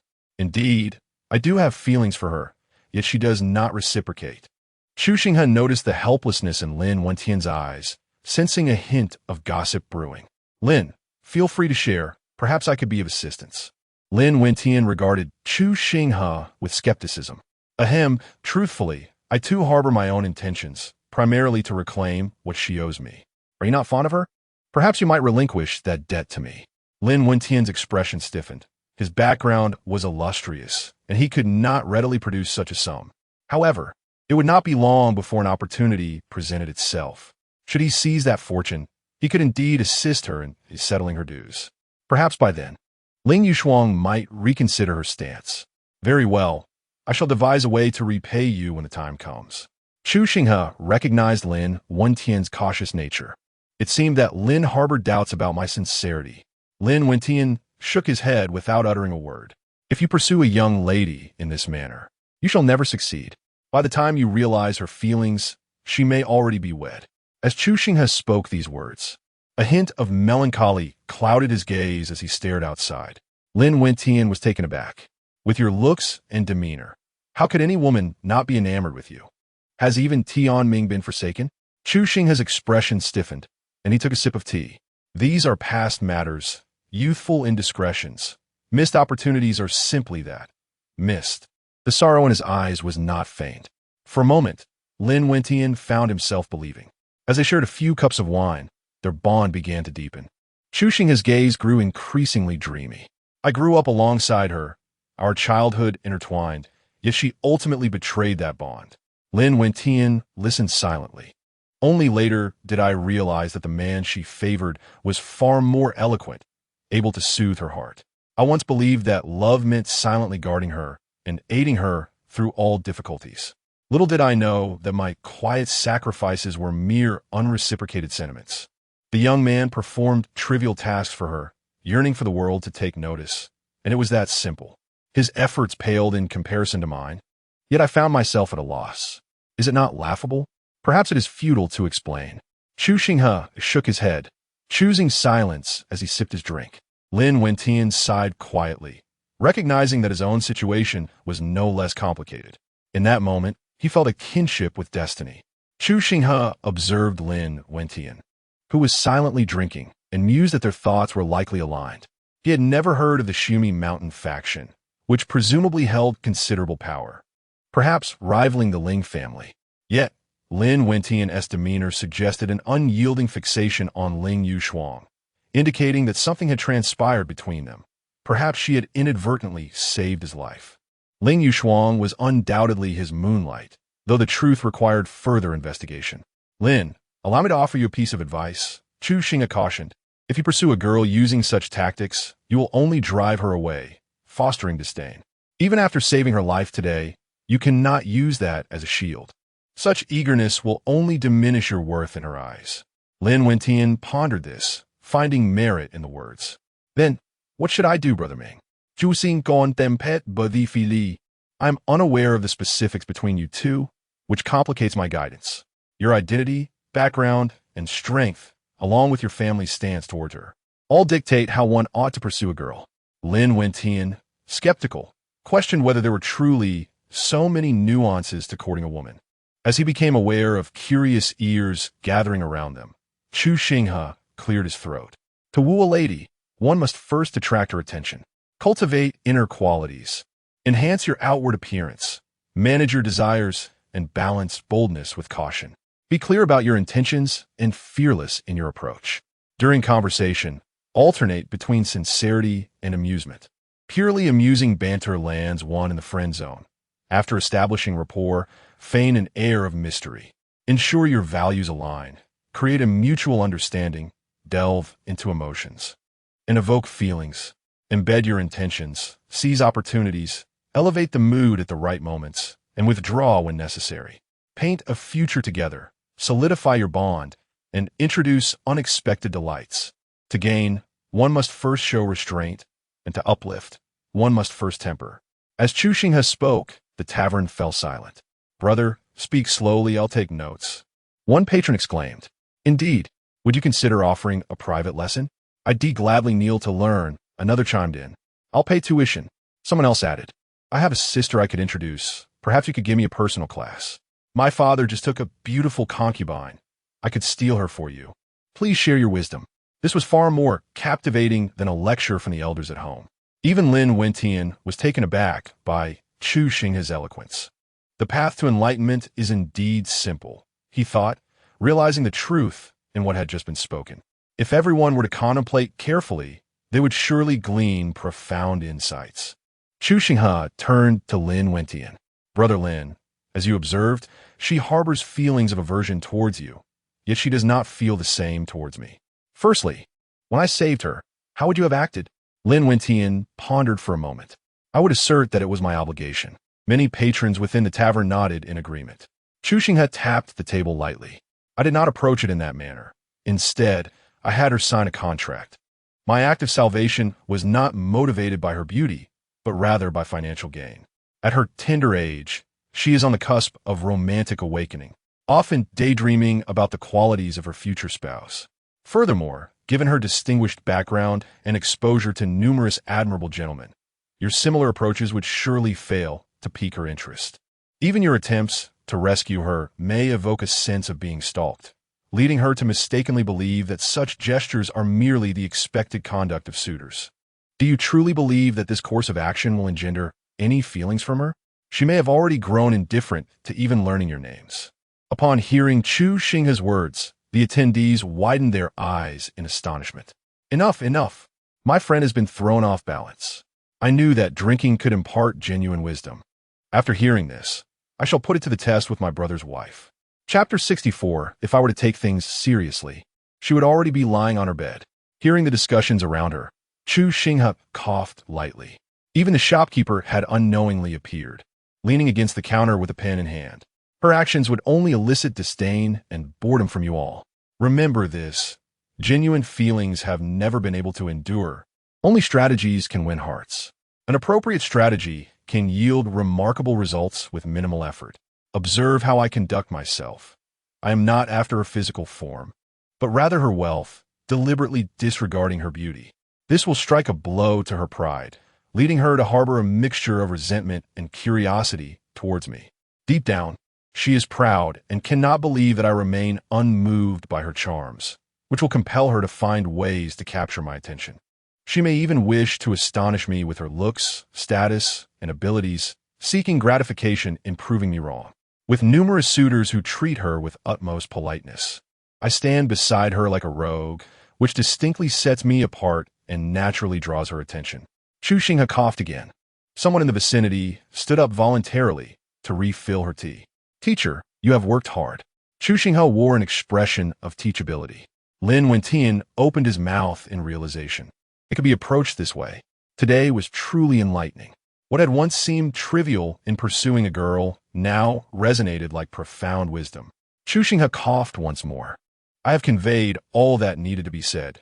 In the pursuit of a girl, do not resort to the same old tactics as others. If others throw money, and you do the same, it will only make her feel like a commodity awaiting a buyer. Now, take note of these next few words. Upon seeing Chu Xinghe's serious demeanor, everyone sat upright, their expressions grave, fearful of missing a single word. If she is inexperienced, show her the splendor of the world. If her heart has weathered storms, guide her back to innocence. These are two methods for pursuing girls. Next, let us consider the approach for pursuing boys.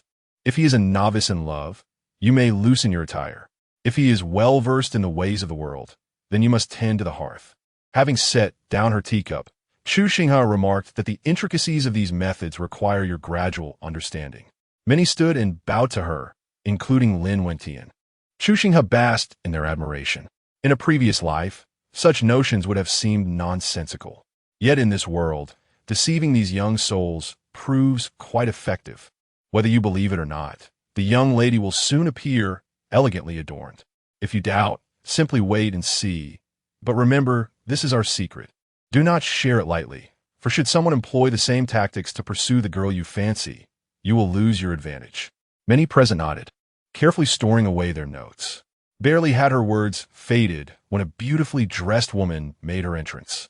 A faint scent of jasmine wafted through the air as she donned a flowing aquamarine gown. Her hair cascaded naturally, slightly damp and clinging to her cheeks, coupled with a complexion reminiscent of someone who had just bathed. Her flushed face evoked a rather captivating allure. Many present exhibited expressions akin to that of infatuation.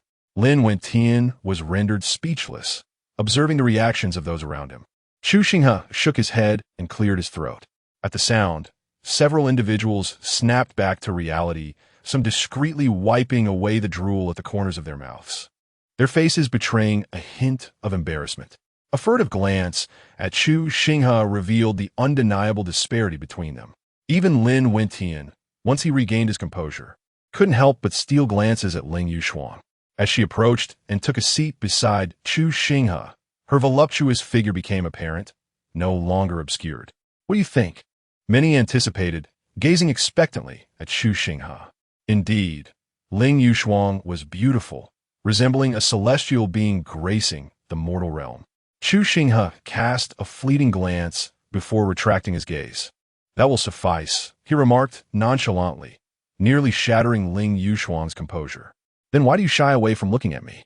Chu Xinghe turned to scrutinize Ling Yuxuan from head to toe. You are indeed beautiful, akin to a fairy descended from the heavens. Is that satisfactory? Do you have any further inquiries?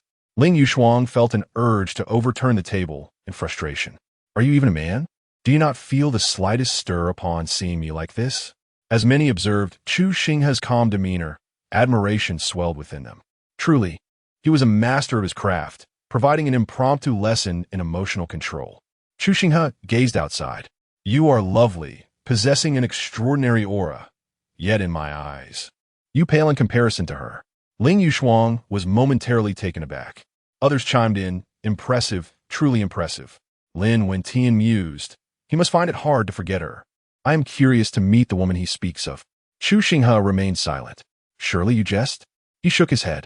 You are beautiful and possess your own unique character. Every individual is an independent entity with their own merits.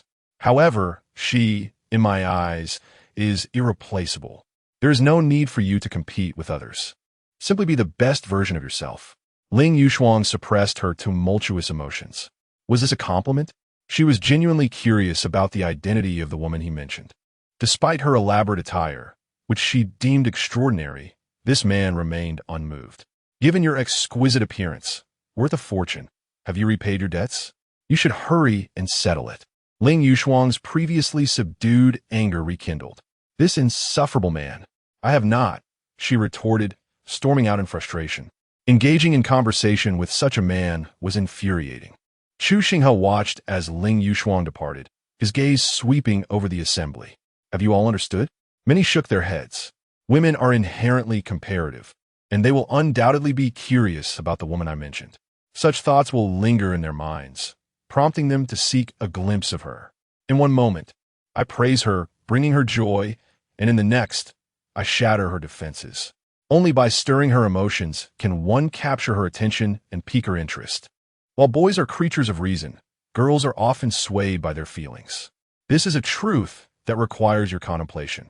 Many find themselves in a state of perplexity, sensing they grasp something elusive yet failing to do so. Chu Xinghe observed Lin Wentian, who was lost in thought. Brother Lin, have you learned this? Lin Wentian, contemplative, oscillated between shaking his head and nodding. Chu Xinghe sighed and shook his head. A master can only lead you to the door. The journey of cultivation relies on the individual. Just as Chu Xinghe finished speaking, Lin Wentian had an epiphany. Wait a moment. Doesn't this mean that you wish for Yushuang to be solely interested in you? What chance does that leave for me? Did you not just claim to have no interest in her? Lin Wentian's gaze turned wary as he scrutinized Chu Xinghe. Chu Xinghe shook his head. Today, I merely employed a small tactic to broaden your horizons. If I were serious, she would already be in my bed. Brother Lin, do you believe that? Lin Wentian felt compelled to argue, but found himself at a loss for words.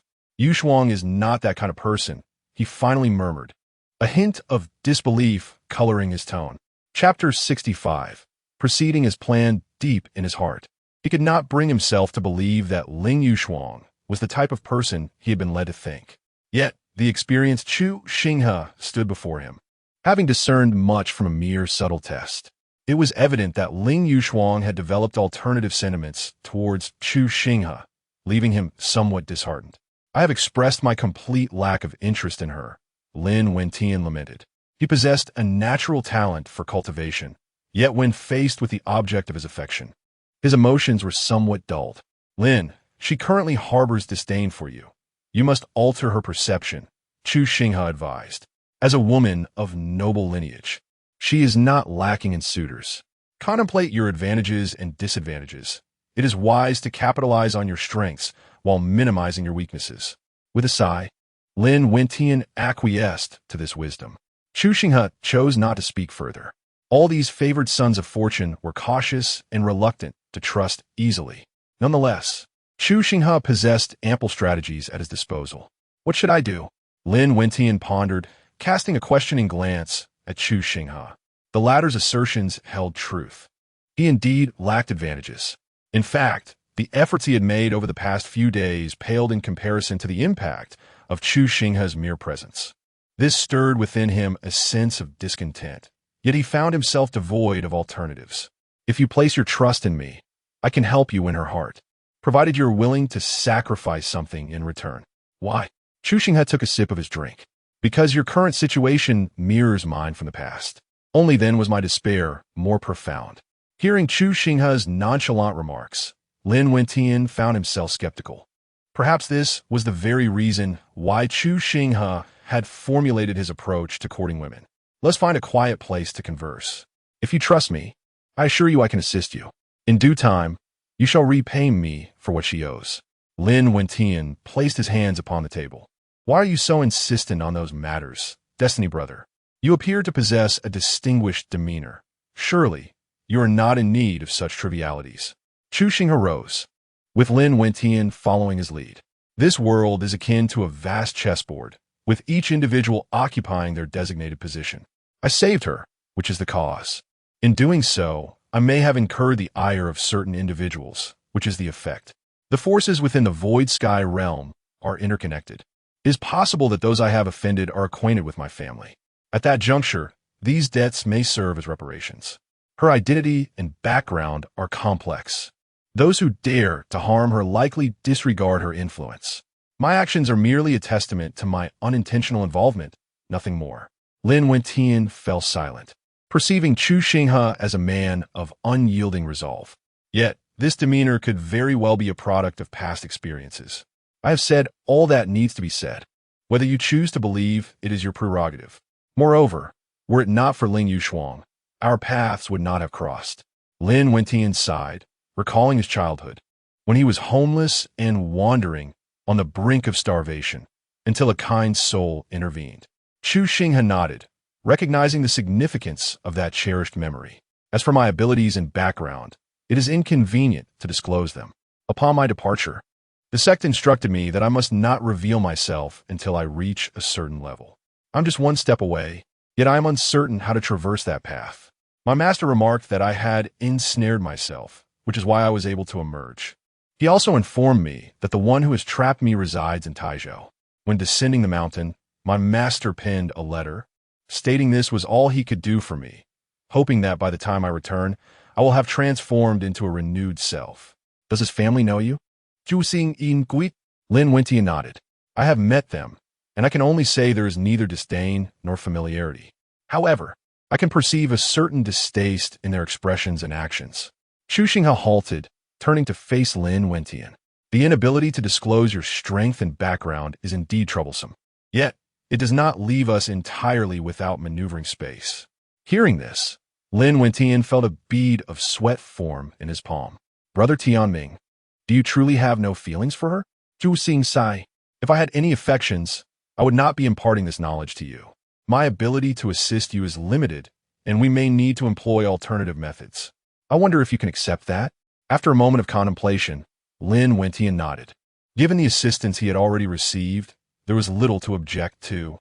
Chu Xinghe was aware that this child of destiny was not particularly easy to handle, especially considering the forces backing him, which would likely complicate matters. The next steps would require a diversion of blame. First and foremost, we must alleviate her hostility towards you. Lin Wentian's expression grew serious. Regardless of what transpires, do not rush in. Such eagerness will only diminish your value and render you unremarkable in her eyes. Lin Wentian appeared thoughtful. I fear I may not succeed. Even if you doubt your abilities, you must endeavor to try. I will support you. Chu Xinghe nodded. You must also know some beautiful female cultivators whose demeanor and prowess rival hers. Lin Wentian nodded. Then let them come into play. A supporting role will make her envious if she sees others vying for your attention, provided we first mitigate her animosity. Lin Wentian agreed, finding Chu Xinghe's reasoning compelling. She informed me that a secret realm will soon manifest, and we can leverage this time to secure her interest before the realm concludes. Moreover, you must seize the opportunities within that secret realm to cultivate a distinctive aspect of yourself. Lin Wentian began jotting down notes. After Chu Xinghe finished speaking, he produced a contract. Sign here. Lin Wentian gazed at the document, momentarily speechless. It stated that Tianming would assist Lin Wentian in pursuing Ling Yushuang, and all ensuing events would be Lin Wentian's responsibility, leaving him indebted to Tianming for a heavenly sane opportunity. Brother Lin, if it suits you, please sign to avoid any doubts about my intentions. Lin Wentian opened his mouth to speak. One cannot deny that, upon reflection, the doubts have considerably diminished. Is it truly the case that Destiny Brother lacks such opportunities? Chu Xinghe. The previous chances were squandered on nurturing others, rendering all efforts futile. Thus, I have emerged, reliant solely on my own abilities. Lin Wentian cast a sympathetic glance towards Chu Xinghe. It appears this fellow has indeed been let down. With even the resources expended going to waste, it is rather pitiable. Only through such experiences can one develop a pressing need for money and accumulate a wealth of wisdom. Now, let us embark on the first step of our plan. After watching Lin Wentian sign his name, Chu Xinghe carefully stored the document away. The notion of a hero rescuing a damsel in distress is indeed a potent strategy. However, previously, you were akin to a sycophant, and such heroics would only provoke her aversion. Thus, a different approach is required. Lin Wentian's eyes sparkled as he listened to Chu Xinghe's unfolding strategy. Excellent. This plan is remarkable. A smile crept across Chu Xinghe's lips. Now, we must proceed with our clandestine preparations. Chapter 66. Selling you off while counting the money after parting ways with Lin Wentian. Chu Xinghe vanished with 9 dragon-like creatures, having transformed them into human forms. He discreetly sought out several formidable individuals, employing the heart demon technique to manipulate them, yielding satisfactory results. As his strength grew, so too did his comprehension of the heart demon technique, enabling him to control another's thoughts and actions. Meanwhile, Ling Yushuang was meandering about. Upon rounding a corner, a sack was suddenly thrown over her head. Before she could react, her powers were sealed, rendering her speechless and ensnared. Surprise flickered in her eyes. What kind of tactic was this? Brother, last time she escaped, we did contribute to her rescue, didn't we? One of her captors remarked. Silence. Stop babbling and don't ruin the young masteress' plans, the other retorted, and they fell silent. Ling Yushuang felt a sense of despair. Surely, she wouldn't be. Thud. The 2 captors tossed Ling Yushuang into a room, obscured from the outside world, her powers still restrained. Her heart raced, threatening to leap from her throat. Thud, thud. The sound of footsteps echoed.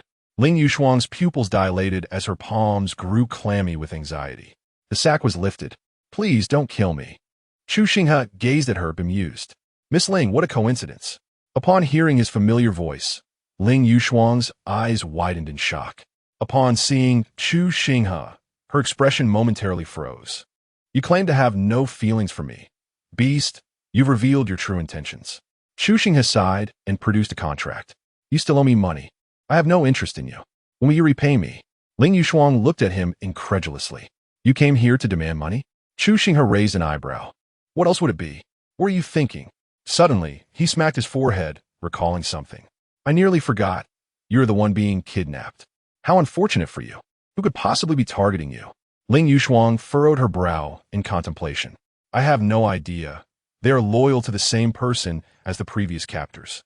Chu Xinghe scrutinized her, pondering. Kidnapping typically revolves around money or desire. You're not particularly attractive and lack wealth. What could they want from you? Ling Yushuang felt an urge to bite Chu Xinghe in frustration. Do tell how you ended up in this predicament. If I hadn't sent someone to look for you, you would have been lost. What a hassle. I should have left you to your fate. Ling Yushuang's gaze held disdain for him, tinged with a hint of grievance. When had she ever endured such indignities? Regaining her composure, Ling Yushuang recounted her abduction. Surely, it can't be someone coveting you, attempting a heroic rescue. Before she could finish her thought, she mused, it's not entirely impossible. A tragic ploy would fit well. Young master, someone is approaching. Came a voice from outside the door. Chu Xinghe, I'll discreetly release your acupoints. Let us see who is orchestrating this. If one truly admires you, it is best not to sever ties, as it may be possible to profit from him. Observing Chu Xinghe's avaricious demeanor, Ling Yushuang felt a wave of exasperation. Why should I cooperate with you? After some contemplation, Chu Xinghe replied, You are not wrong. If necessary, I shall seek assistance from the Ling family. Ling Yushuang hastily declined. Chu Xinghe vanished without a trace. The sounds of a fierce struggle echoed from outside. Moments later, a figure stumbled through the doorway. Upon hearing the commotion, Ling Yushuang felt a twinge of anxiety. As the burlap sack was lifted, her eyes widened in astonishment upon seeing Lin Wentian. It's actually you. Lin Wentian nodded, releasing Ling Yushuang without uttering a word, and walked towards the exit.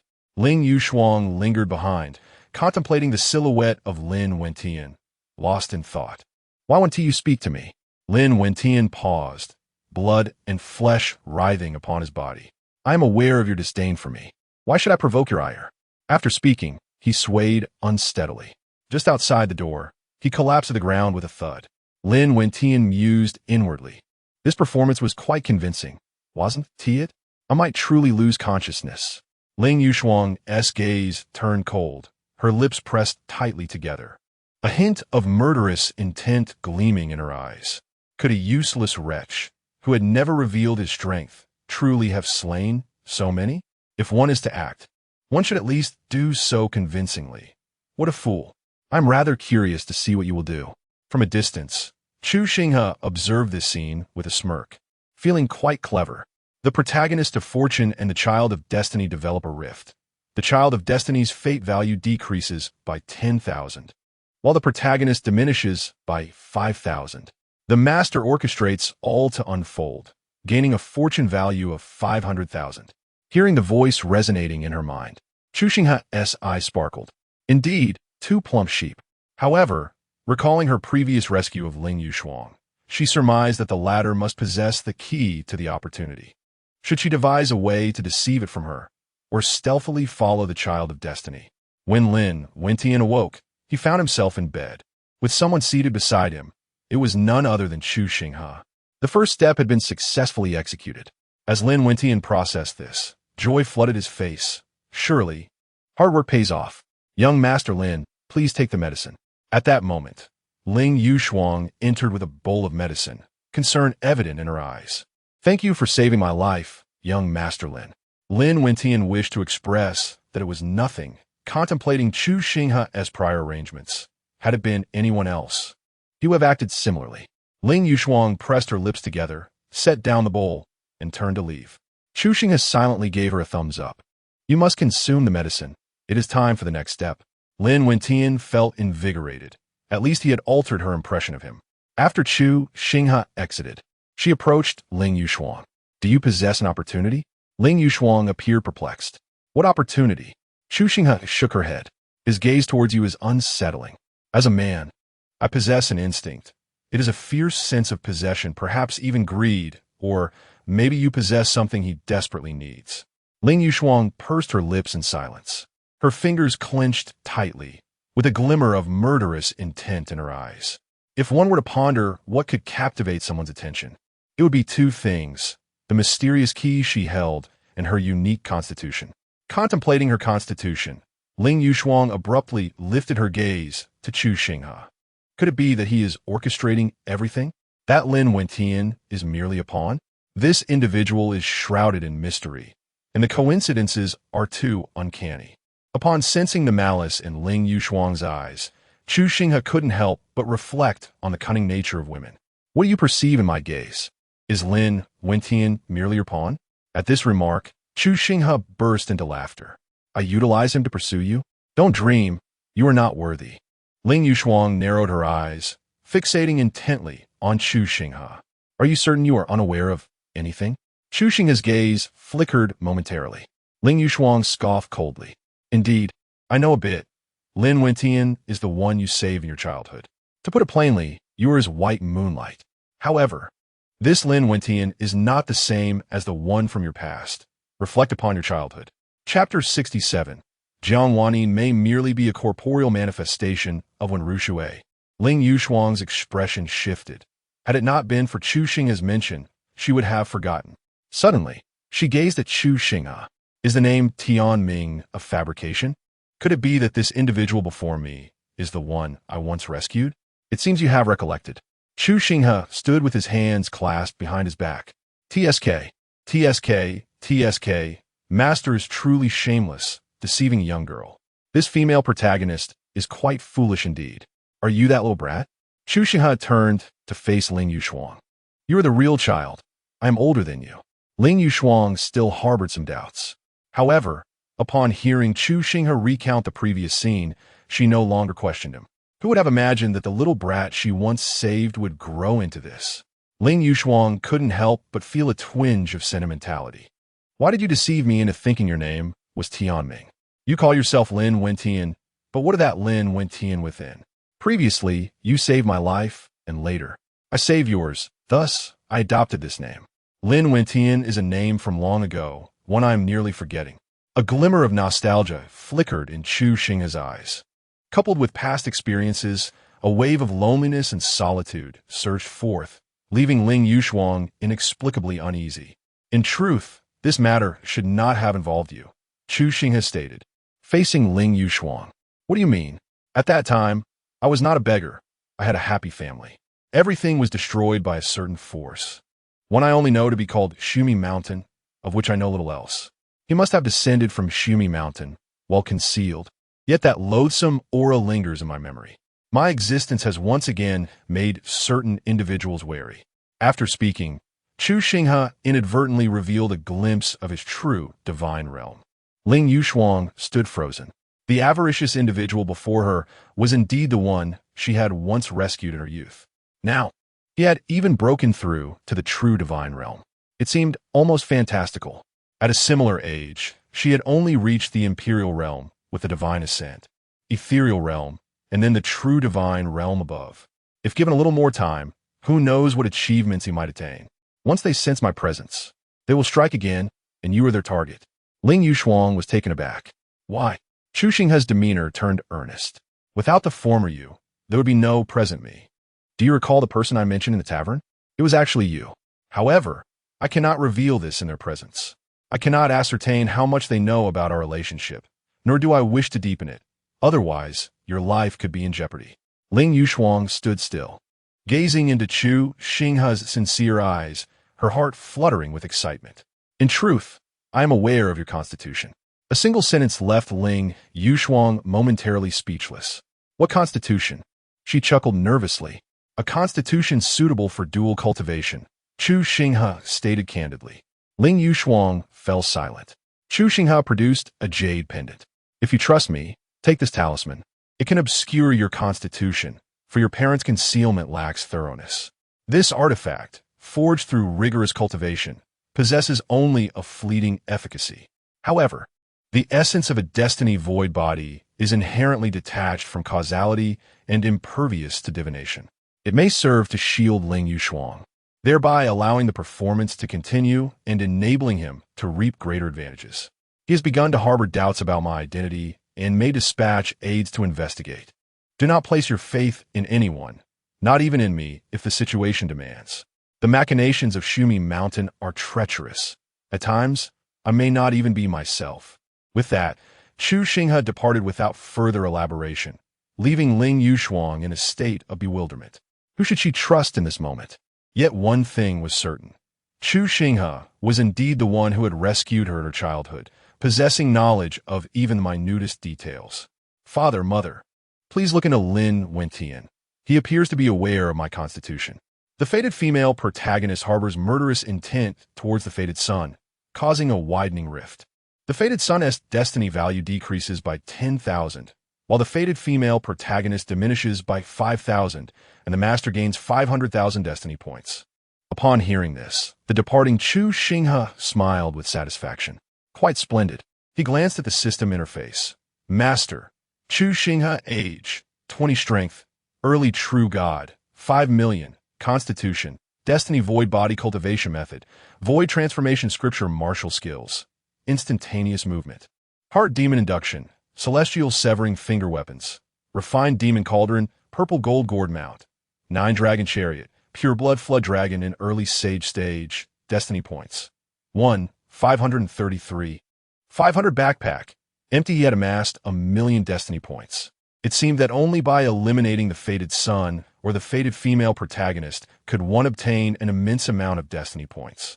The autumn Sairu of the heavenly fate holy land, and that Shui Nianji had yet to perish. However, Chu Xinghe dared not send anyone there. That one Rushi was no trifling matter. While wandering aimlessly, Chu Xinghe noticed those around him hastily departing. Confused, he overheard that the goddess of the Zhongli family had come to confront the Hong family. Was it the one responsible for the annihilation of the Shui family and the demise of the god of killing? Indeed, the very embodiment of malevolence. Rumored to have previously crossed paths with the Hong family. We should swiftly vacate the city. If that female demon goes mad, it could spell disaster for the entire Haicheng. A flicker of surprise crossed Chu Xinghe's eyes. That female demon was rather endearing. He mused about the charming Zhongli, seated at the head of the Hong family. All members of the Hong family knelt in the grand hall, silence enveloping the space. Cold sweat trickled down their brows, fearful of offending the ancestral figure looming above. "Miss, no one has seen young Master Chu appear here." Upon hearing this, Zhongli eyes gleamed with a bloodthirsty red. "Who is responsible for your death? You offer me no guidance." "Miss, a clue has been discovered at a desolate well, 30 kilometers away." Xinghe emerged from the void, gazing at Zhongli and uttering, "Let us depart." After Zhongli left, the entire Hong family was engulfed in flames that soared to the heavens. Illuminated by the blaze, Zhongli resembled a rose ablaze with fire, lifting her gaze towards the distant sky. "Anyone suspected shall be eradicated, regardless of their identity or background. I shall not cease until I can no longer wield my blade, or until death claims me. Only then will all come to an end. As long as I draw breath, I will seek a means to resurrect you, even if it requires the sacrifice of the entire Taishu heavenly realm." "My lady, there is news from the Tianji Tower regarding the investigation," Xinghe reported. Zhongli halted her steps. "What do they say?" Xinghe hesitated, uncertain how her lady would react to the news, fearing it might drive her to madness. Stammering is unbecoming. "He is already dead. There is little left for me to care about." With a steely resolve, Xinghe continued, "Jiang Wenyi may merely be a Dao body of Wenrushui." Chapter 68. Zhongli arrives at the dry well. Upon hearing Xinghe's words, Zhongli was indeed taken aback, even finding it somewhat fantastical. However, she refrained from hastily drawing conclusions. Her disdain for Wenrushi, due to the matters concerning Chu Xinghe, did not imply that Wenrushi lacked capability. Otherwise, she would not have remained inactive regarding the heavenly mystery sacred ground. "How confident is the Tianji Tower about this matter?" "Over 70%, Xinghe replied candidly. Zhongli squinted her eyes. "Let me return to my clan and consult my mother to see if there exists any possibility. If so, it is likely that Wenrushi is far more formidable than anticipated with grand ambitions. Could it be that she has even managed to deceive my mother?" Zhongli murmured. "For now, let us keep this matter under wraps. Once your affairs conclude, I shall have someone continue the investigation. If this proves true, the Jiang family will no longer be necessary, and I shall not allow anyone to exploit him." Xinghe remained silent. Ever since Chu Xinghe had aided the young lady, and now that he was deceased, her heart had been sealed away. In fact, her cultivation time had increased significantly. Only the matters concerning Chu Xinghe could pique her interest. "Let us proceed to the dry well and discover what lies within," Xinghe suggested as she led Zhongli to the desolate well, located 30 miles away. Standing at the edge of the well, Zhongli narrowed her eyes. "Is this the long-locking well? I am not entirely sure. This dry well is shrouded in mystery. I have dispatched people to investigate, and locals claim that this well has existed for a long time without ever containing water. Many have attempted to seal it, but those individuals mysteriously perished, leading to a significant reduction in visitors to the area. Why do they wish to seal this ancient well? According to our inquiries, it has been reported that numerous children have fallen into it while playing, and once they do, there is no way to retrieve them, leaving onlookers helplessly witnessing their demise." Zhongli chose not to pursue the matter further. "This is indeed intriguing. It appears that those extraordinary individuals will soon make their appearance. There must be great fortune hidden within. Without those special beings, this place cannot be unlocked." Xinghe nodded, having spent time by the young lady's side. She had gained an understanding of the enigma surrounding those unique individuals. While investigating the well, she had also contemplated this. "Miss, what shall we do next?" Zhongli gazed into the dry well. From her vantage point, she could only see the parched interior, devoid of anything, resembling a place that had long suffered from drought. Yet, she sensed an undercurrent of danger, perhaps even aimed at her. As she circled the well's edge, Zhongli suddenly halted at a particular spot. "Miss, what is it?" "He has been here," she replied, and he was taken aback. What was the young lady implying? "I can feel danger emanating from this dry well. Yet standing here brings me a sense of reassurance. as if he is by my side. He has indeed visited this place, and I can be certain of it. You remained silent. Did you anticipate that someone might act against you, or perhaps use this to confront me, thus preparing in advance? Murmurad zon likimang. The thought of the person in her mind caused her lips to curve into a smile, only to swiftly transform into a murderous intent. Let them attack this barren well. Since there's an opportunity, why conceal it? Zhong Liqingmeng spoke calmly. If the sage cannot suffice, let it be the great sage. If the great sage fails, let it be the heavenly sage. If the heavenly sage is inadequate, let it be the supreme. If the supreme falls short, let it be the quasi-emperor. I'm keen to see just how much prowess a desolate well possesses. Yi remained silent, not wishing to unveil her mistress. Even in the supreme, secret realm, her indifference was palpable. She was undoubtedly eager to discover what Chu Xinghe was preparing. Shortly after, several figures emerged from the void, commencing their assault on the desolate well.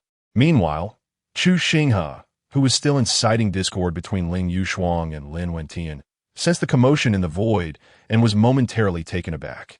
Could they be attempting to forcibly unlock that opportunity? However, for Chu Xinghe, it was not necessarily an adverse development.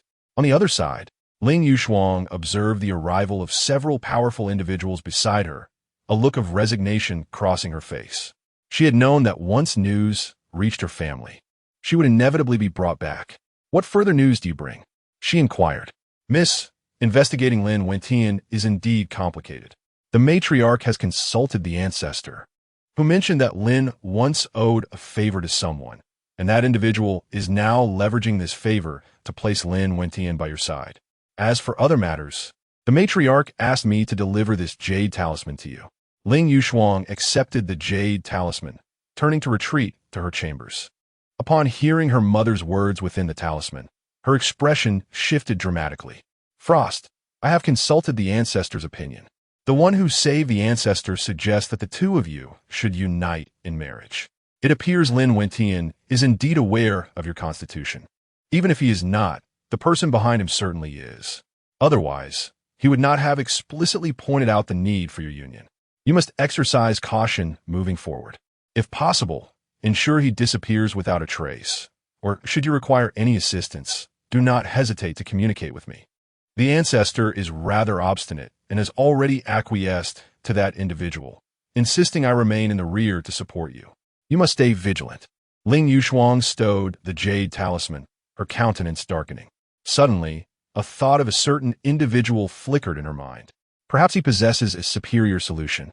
After all, I once saved his life. Now it is his turn to assist me. Ling Yushuang exited her room, where others awaited her. Miss, please return with us now. Ling Yushuang shook her head. You shall remain by my side for now. An opportunity is about to manifest here, potentially even a supreme one. My mother instructed that you remain to protect me.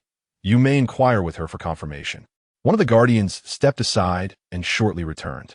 Please, miss, get your orders. From now on, do not act without my command. It is imperative that you adhere strictly to my directives, she instructed. The guardians exchanged glances and nodded in agreement. Do not jeopardize my endeavors. After Ling Yushuang departed, she sought out Chu Xinghe. Can I place my trust in you? Chu Xinghe cast a glance at Ling Yushuang. What is it that you desire? I require your assistance in dealing with someone. Chu Xinghe did not hasten to respond. Consider this carefully, whatever transpires in between. You must bear the consequences yourself. Ling Yushuang's fingers curled tightly. She had previously rescued Chu Xinghe once, yet he had also saved her in return. I saved you. Chu Xinghe's expression remained impassive, a cold derision brewing within. I shall assist you. There's an opportunity at hand. Remember, our relationship is far from amicable. You hold me in disdain. That Lin Wentian, who once saved your life, is your benefactor, and now you ought to go deliver the medicine.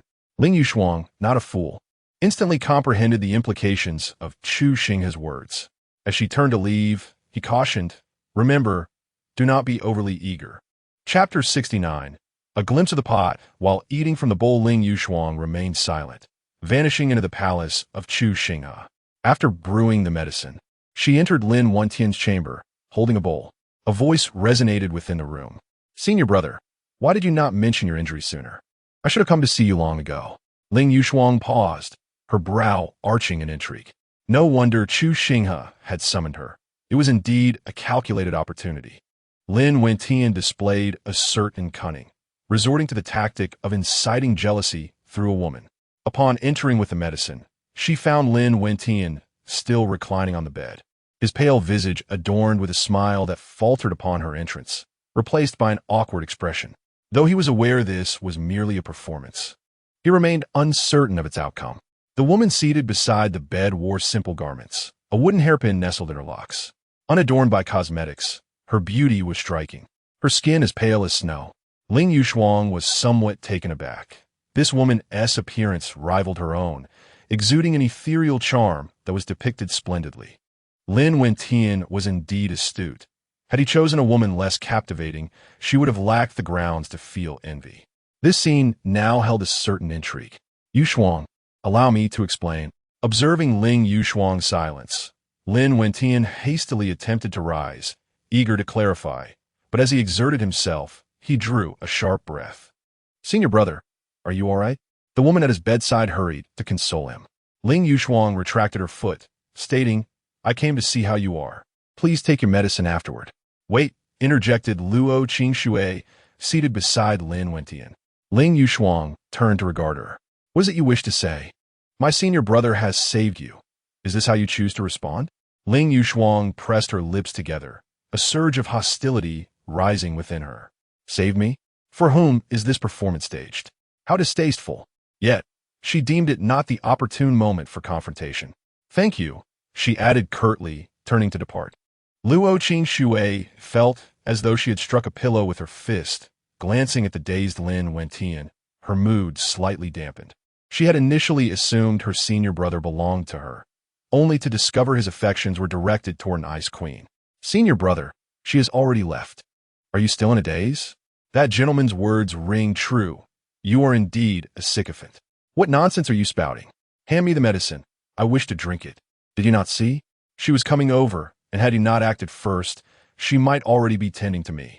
Could you not possess a modicum of insight? Luo Qingxue acquiesced. She has begun to regard me differently. Truly, I must extend my gratitude to Tianming. A spark ignited in her eyes. Senior brother, I wish to meet this Tianming you speak of. Upon hearing this, Lin Wentian was about to agree wholeheartedly, but as the words hovered on his lips, he found himself reluctant to voice them, perplexed by the sudden tide of emotion. Senior brother, have you lost your voice? He has helped you so much. I must express my gratitude to him. Lin Wentian hesitated for a moment before reluctantly conceding. Very well, assist me in rising, and I shall take you to meet Brother Tianming. A smile returned to Luo Qingxue's face. As the two approached Chu Xinghe's room, they found him engaged in a game of chess with Long, Yi, and the others, where he was pitted against the 9 of them. Long Jiu, do you think I am blind? I am missing 3 pieces. Master, you cannot blame me. These pieces have their own will, desiring to leave the board, pleading for my assistance to escape. I could only indulge their whim. Chu Xinghe opened his mouth in disbelief. I have seen shamelessness, but never such audacity. And what about the extra pieces? Longba coughed lightly. Master, in my opinion, it seems that 9th brother assisted them in their escape, and in gratitude, they transformed from white to black. Chu Xinghe was simultaneously amused and infuriated. Truly impressive. Today has been quite an eye-opener. There are indeed those more shameless than me. No, Long. Then tell me, why did these white pieces end up beneath the board? Longy pondered for a moment. Master, these white pieces wished to break free from your control, seeking an escape. Hence they burrowed through the hole. Chu Xinghe stood up, banging the table. The expressions of Long, Yi to Long Jiu were filled with grievance as they gazed at the furious Chu Xinghe, rendered speechless. Were you not our master, we would have easily dealt with you. Yet, with such treasures in your possession, they must be well protected. You lot are insufferable. Long Air urged Chu Xinghe to sit down. Master, do not be angry. Though your current strength may be lacking, your physical form and appearance somewhat wanting, to us, you remain an invincible presence. Chu Xinghe had no desire to engage with these fools. My emotions are akin to a roller coaster. Brother Tianming, are you present? I am coming in now. Long Yi to Long Jiu resumed their normal demeanor, seated in their places, exuding an aura of authority without anger. As the two entered, they suppressed their laughter, not expecting to witness such a playful scene involving Tianming. Chu Xinghe shot a fierce glance at the nine of Long Lin. What brings you here? Before Lin Wentian could respond, Luo Qingxue could hardly contain her excitement. You are Tianming? Chu Xinghe looked at Luo Qingxue, then turned to Lin Wentian. Brother Lin, you are indeed fortunate. Upon hearing Tianming's words, Lin Wentian appeared somewhat embarrassed, aware of his junior sister's interest in him. In his eyes, Luo Qingxue was no different from his own sister. Had this been earlier, he would have offered an explanation. However, at this moment, he merely smiled awkwardly. Even Luo Qingxue regarded Chu Xinghe with surprise, assessing him from head to toe. He is slightly more handsome than senior brother, taller, and possesses a better demeanor.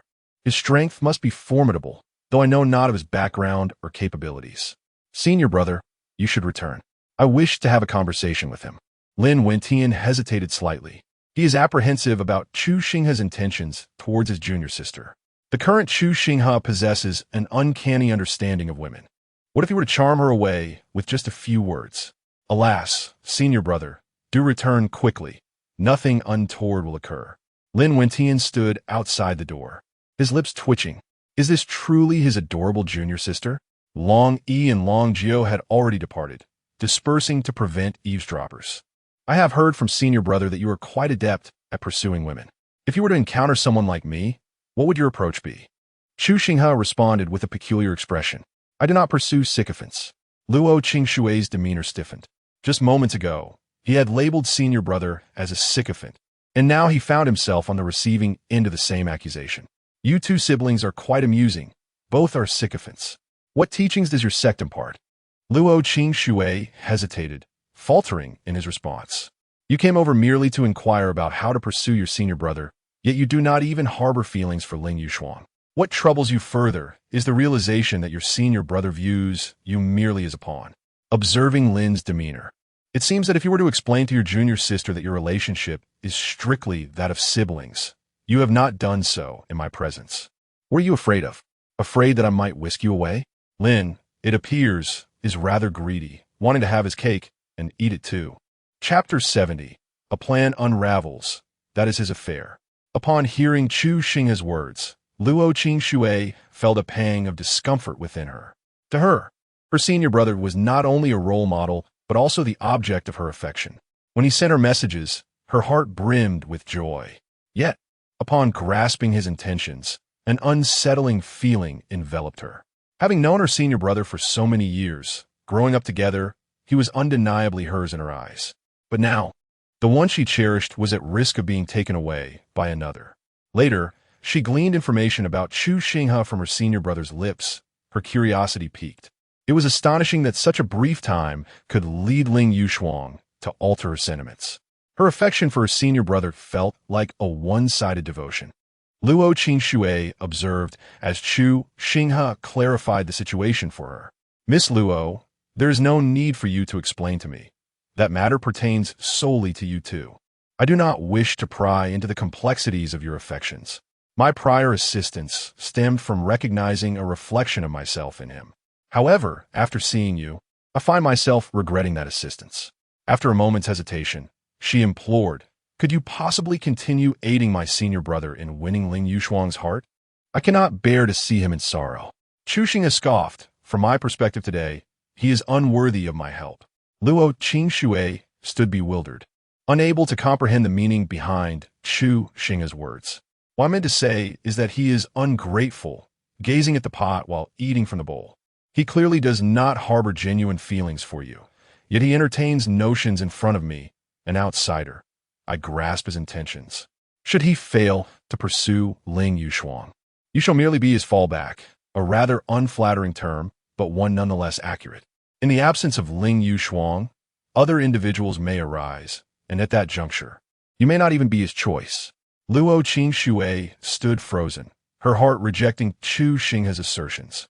Impossible, my senior brother cannot be that kind of person. Chu Xinghe shook his head. You need not explain.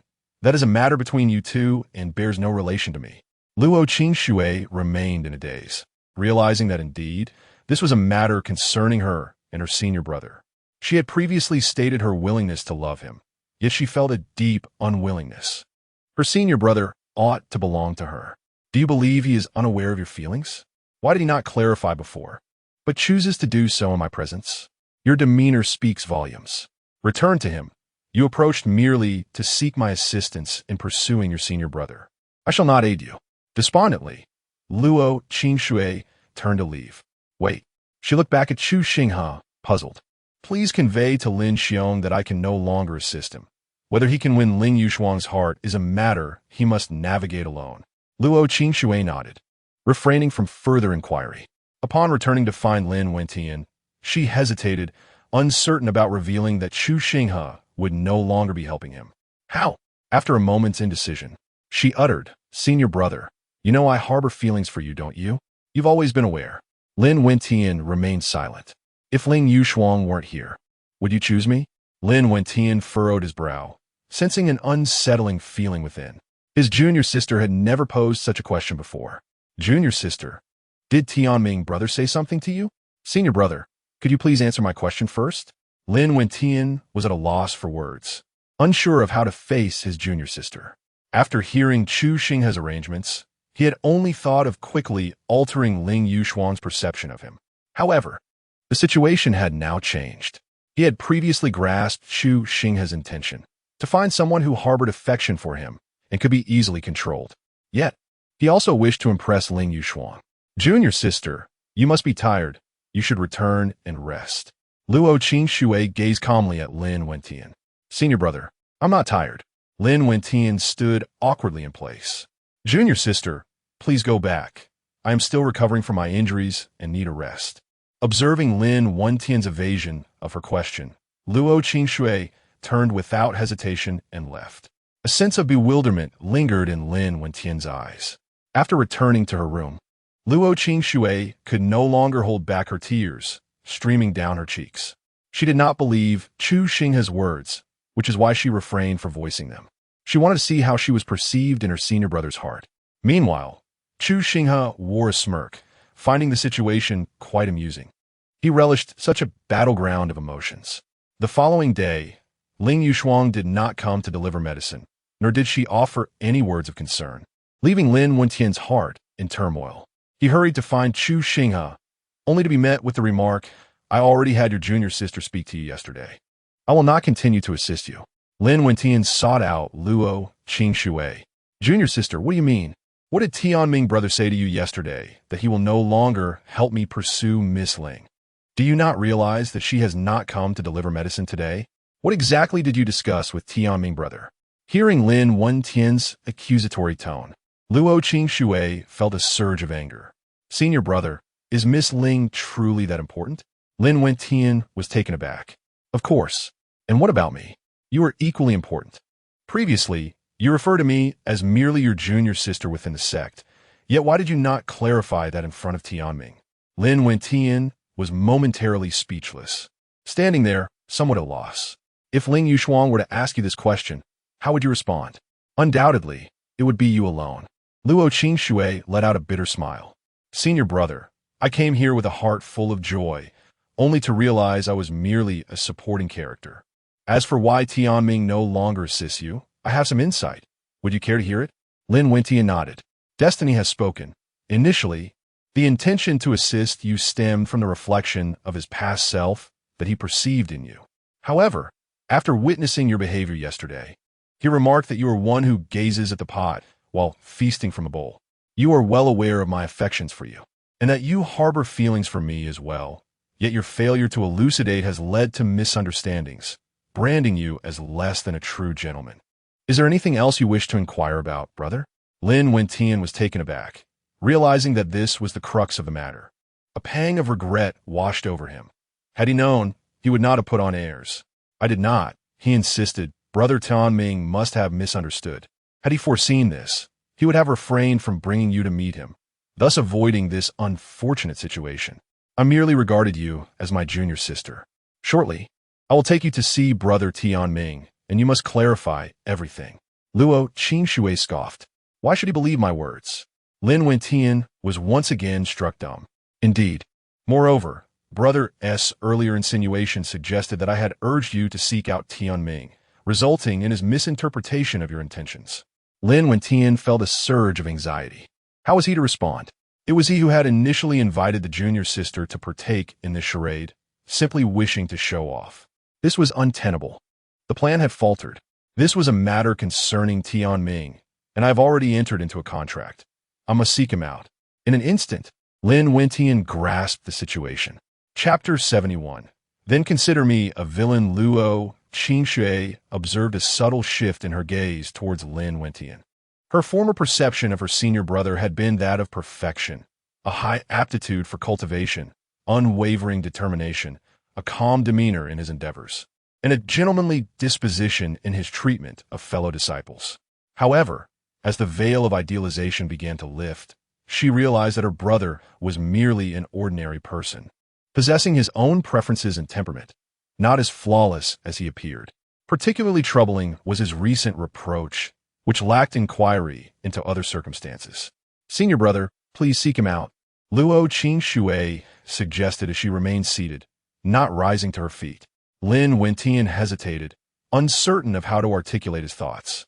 Yet, the possibility that Ling Yushuang might harbor misunderstandings filled him with urgency. He turned to find Chu Xinghe. Inside his chamber, Chu Xinghe was engaged in the preparations for their forthcoming plans when he heard a voice resonate in his mind, causing the corners of his mouth to curve upward. The destined son and the destined heroine have developed a rift. Lin Wentian's fate value decreases by 10,000, while Luo Xinghue's diminishes by 6,000. The master gains 700,000 fate value.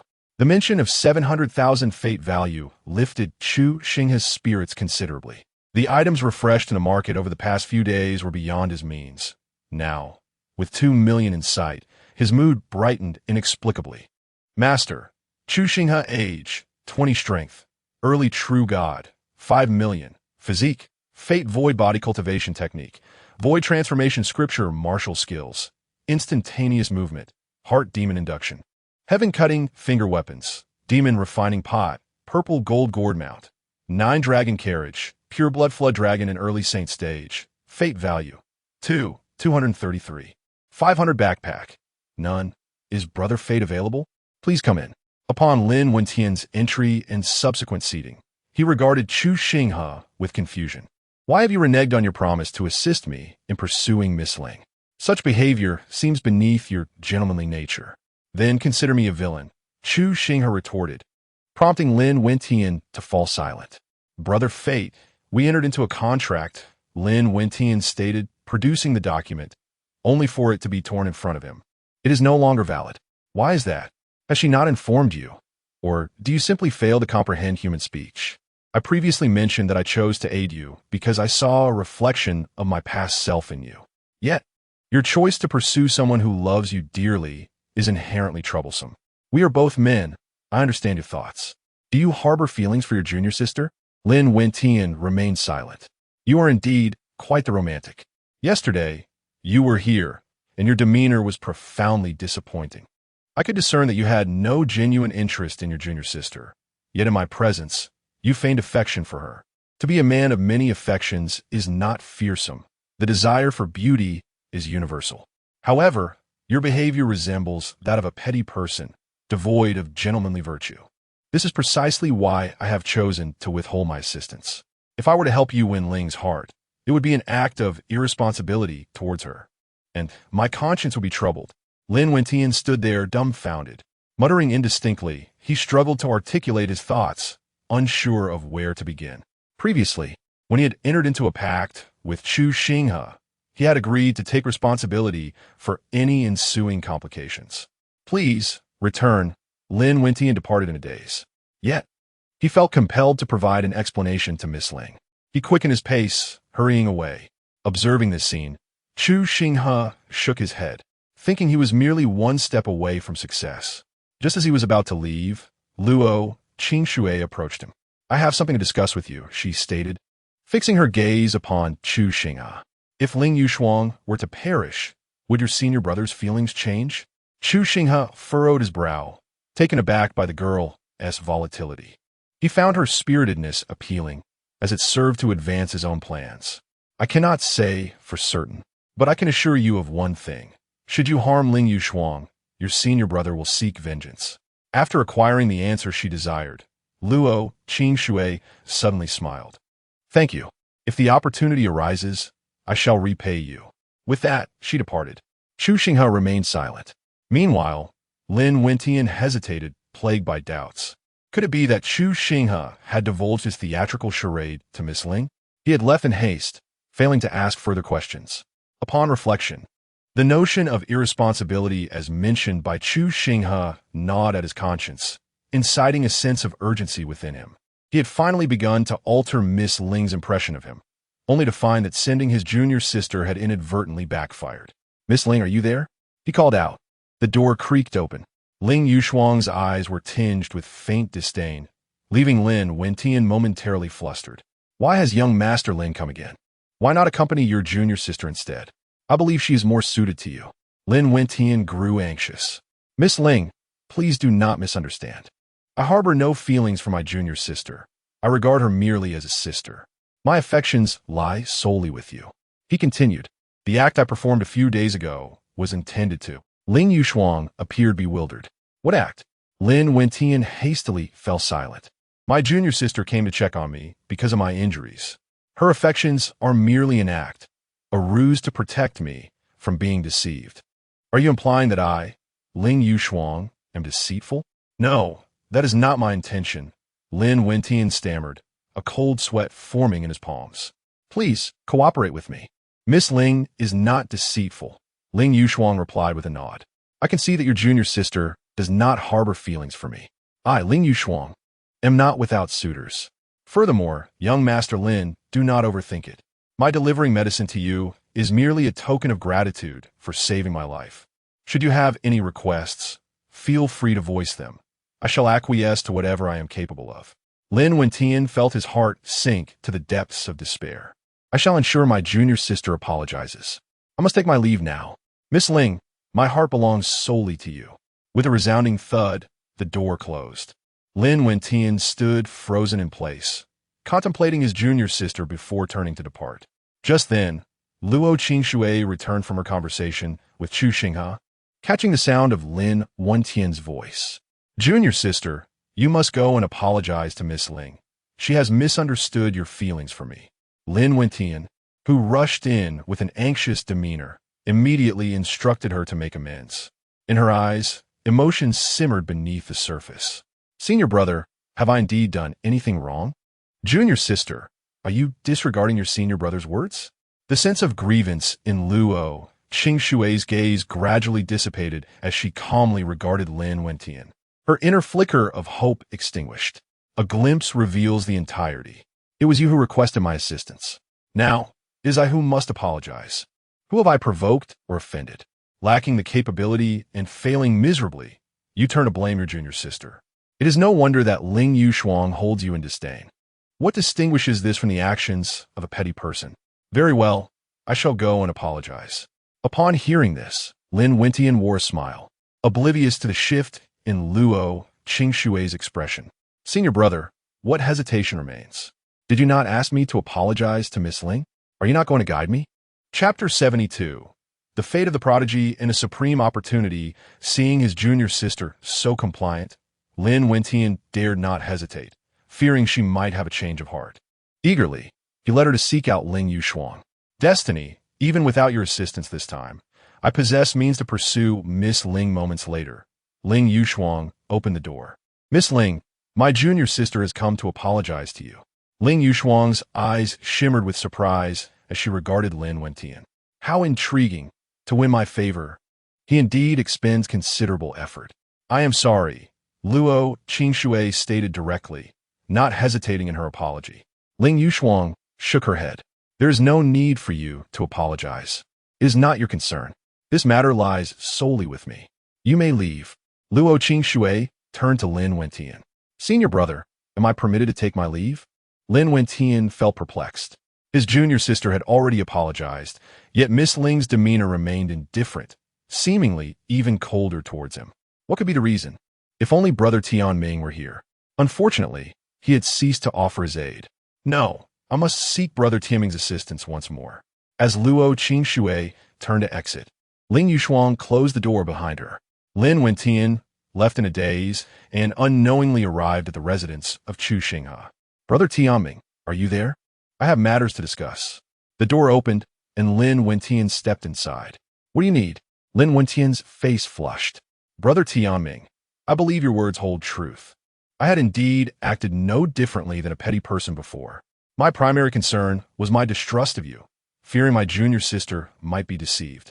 She is quite favored within the sect, and if she were to fall prey to deceit upon returning to the sect, our master, uncles, and senior brothers and sisters would not spare me. This was why I refrained from explaining, leading Brother Tianming to misunderstand. Chu Xinghe regarded him with a mixture of belief and skepticism. Are you being sincere? Upon hearing this, Lin Wentian felt a flicker of hope. If you doubt me, I can have my junior sister clarify. I have already spoken with her. I regard her merely as a sister, and she sees me as an elder brother in return. I had her apologize to Miss Ling just now. After pondering, Chu Xinghe replied, I still harbor some doubt. Lin Wentian, flustered, quickly left and soon summoned Luo Qingxue again. She reiterated her explanation.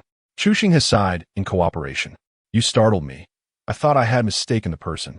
Brother Lin, it seems I have misjudged you. Lin Wentian's spirits soared, a smile gracing his face, oblivious to the increasingly frigid expression on Luo Qingxue's countenance. What does she think of herself, a mere jester? Summoned at will? Now that the misunderstanding has been cleared, I shall not assist you. Lin Wentian stood there, taken aback. Why? Chu Xinghe shook his head. Brother Lin, you just stated that if you do not trust me, you may seek another. As a young prodigy, with a mysterious force backing you, I am certain you can win the heart of a beauty. Lin Wentian was thoroughly alarmed. If Chu Xinghe did not offer him assistance, he truly would be at a loss regarding what to do next, especially considering the situation had escalated to this point. He found himself devoid of any plans or ideas. Luo Qingxue felt a sense of disappointment towards Lin Wentian. The child of destiny's fate value had diminished by 10,000, while Luo Qingxue's own fate value had decreased by 8,000, with the master acquiring 800,000 fate value. Upon hearing the voice resonating in his mind, Chu Xinghe nearly allowed a smile to grace his lips. Brother of destiny, if you doubt me, I can still enter into a contract. However, Chu Xinghe shook his head, concluding that he did not particularly need that opportunity, especially since Miss Ling still owed him one. Luo Qingxue's emotions shifted perceptibly. At this moment, Chu Xinghe's thoughts were no longer focused on the two of them, as the system shop had refreshed with a new item, a card for attaining the perfect divine realm, valued at 3 million fate value. Chu Xinghe was still at the initial stage of the divine realm, and advancing to the mid-stage would require 5 million fate value. Reaching perfection through self-cultivation or using fate value would demand a significant amount of time. He had not anticipated the system shop to be so generous. It was worth all the planning he had undertaken. Without a second thought, he made the purchase.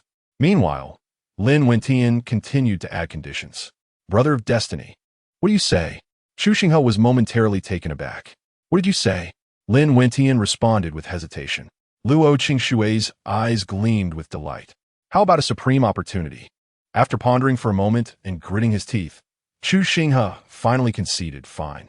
Considering your sincerity, I shall agree.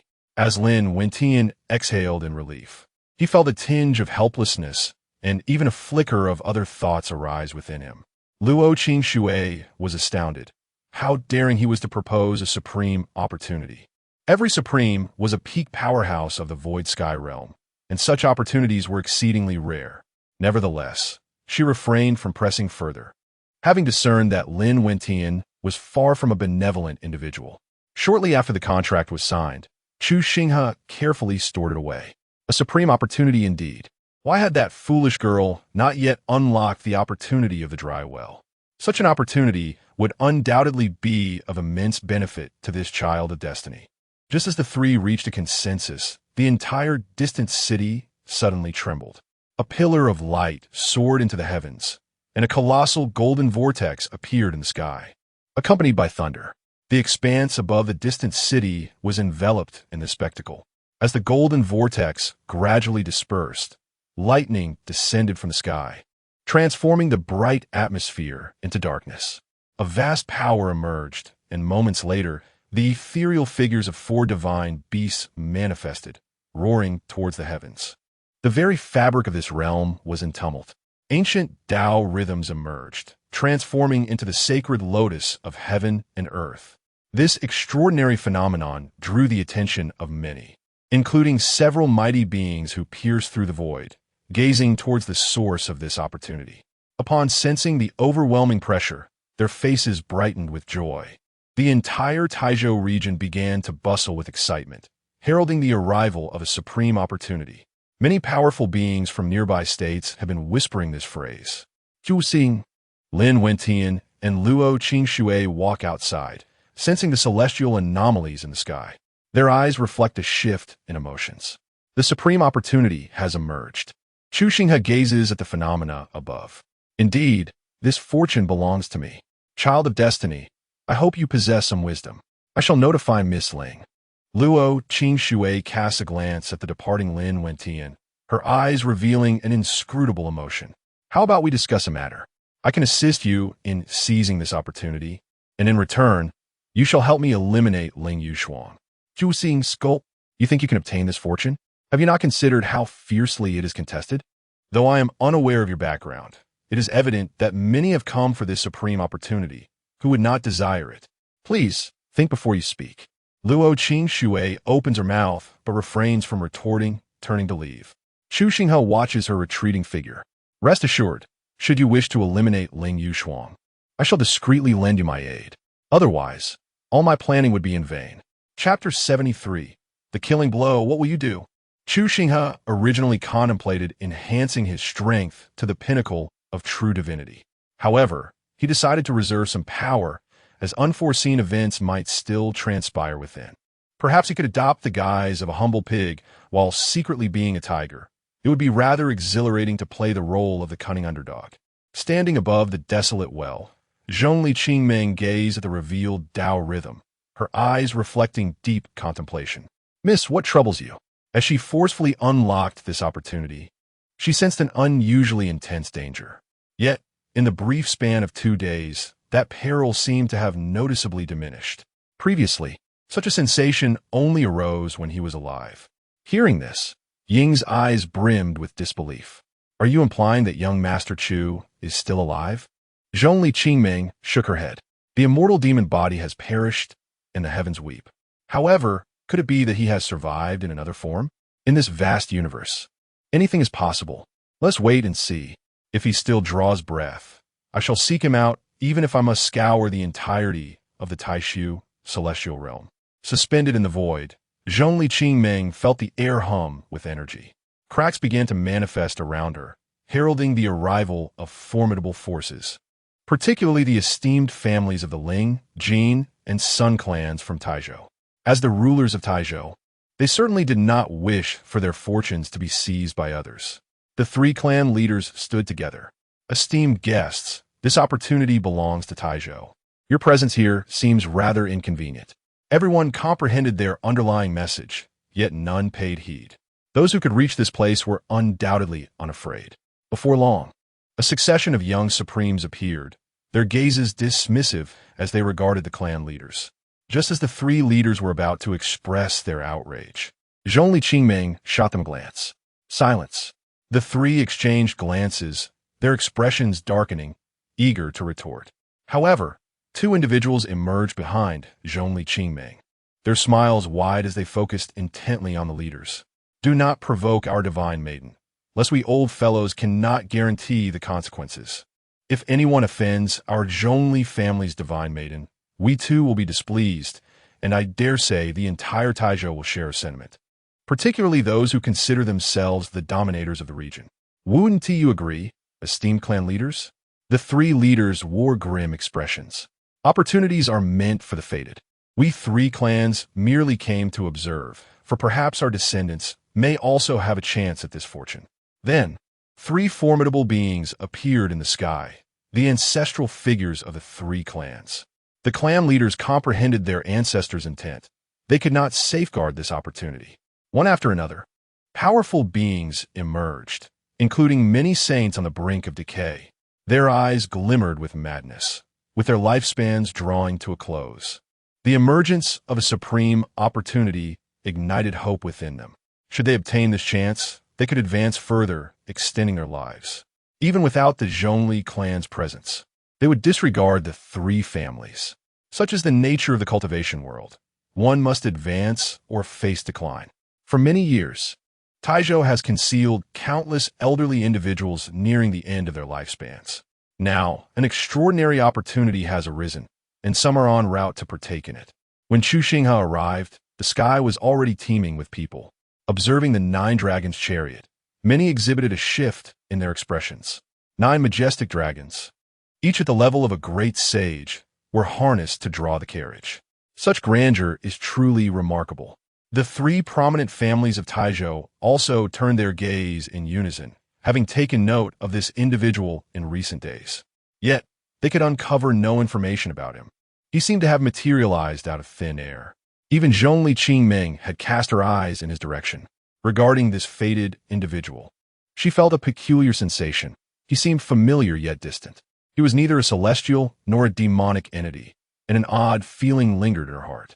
Reflecting on those letters, Zhongli Qingming inadvertently glanced at the sky. Could it be that after Chu Xinghe's demise, the laws of heaven transformed, giving rise to this person, destined to annihilate my Zhongli clan? In recent days, she had dispatched individuals to investigate, yet not a single clue emerged. Upon seeing Chu Xinghe today, her thoughts intensified, for she could inexplicably sense a subtle tranquility emanating from him. A dragon trapped in the wild, divided and devoured. The heavenly laws continue to shift. Is it so unwilling to spare my Zhongli clan? With this thought, her gaze hardened into indifference. This individual before her must perish. She also sought to resurrect Chu Xinghe, unimpeded by distractions. Buzzing.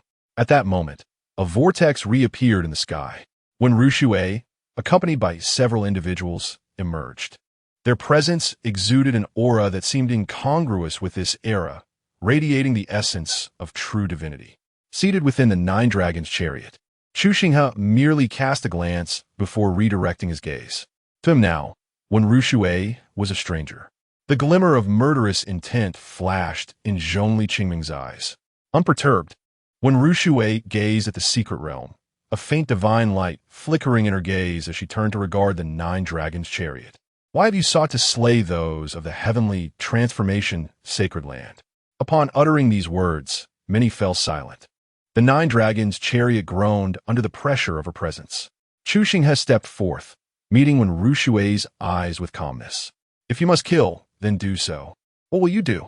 When Rushui's fingers, hidden beneath her robes, twitched with agitation, unable to conceal her changing countenance. What? Unable to deduce my intentions. She retorted. You, a sovereign powerhouse, attempting to unravel the fate of a mere junior. How unbecoming. Observing Chu Xinghe's smile, when Rushui maintained her composure, yet turmoil brewed within her. The deduction revealed a void, as if this person did not exist. To learn without mastery is to vainly aspire to manipulate fate, Chu Xinghe scoffed, his gaze shifting away from her. When Rushui's expression shifted, since Chu Xinghe's death, she sensed her mentality continuously evolving. Previously, she would not intervene in any matters. While Chu Xinghe was alive, she had foreseen his capability to aid the heavenly transformation sacred land in overcoming a calamity, which led her to accept him as her disciple. The projections of Chu Xinghe posed no peril, yet he met his demise. She began to reassess herself, once more seeking her path. However, this time, she found herself increasingly lost, having forgotten her very essence. She began to act like an ordinary holy master, safeguarding the heavenly transformation sacred ground. Whether it was guilt or something else entirely, she could not ascertain.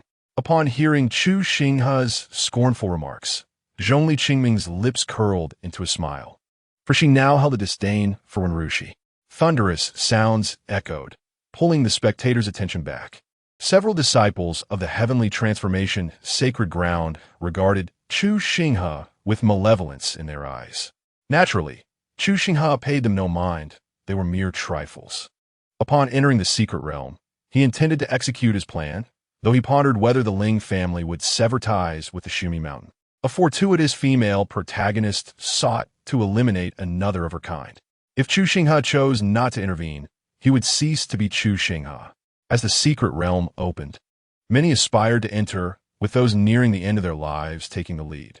A wave of golden light surged forth, and in an instant, those saints vanished completely. Chapter 74. The arrival of the battlefield, the sudden scene, caused many to halt in their tracks. Those of the divine realm and above ought not to enter, for doing so would be tantamount to courting death, remarked a spectator among the strong. Many powerful beings, upon their demise, transformed into forbidden grounds, awaiting the destined inheritors. Naturally, they would also select disciples of considerable talent. Upon noticing Lin Wentian disguised and entering, Chu Xinghe contemplated sneaking in as well. Meanwhile, Zhongli Qingming's gaze was similarly drawn, as he sensed a repugnant aura emanating from this individual. Chu Xinghe ventured into the secret realm, feeling a surge of spiritual energy coursing through him, subtly enhancing his strength. Truly, it was a realm forged by the Supreme. Yet, he pondered whether any primordial essence remained. Should exist, it might enable the 9 serpentine dragons to transcend into the heavenly sage realm. At that moment, he could roam freely with them. For as long as the Supreme remained absent, he would reign supreme. Of course, such thoughts were mere musings for now. Just because others could not bring in their powerful allies did not imply that Chu Xinghe was similarly constrained.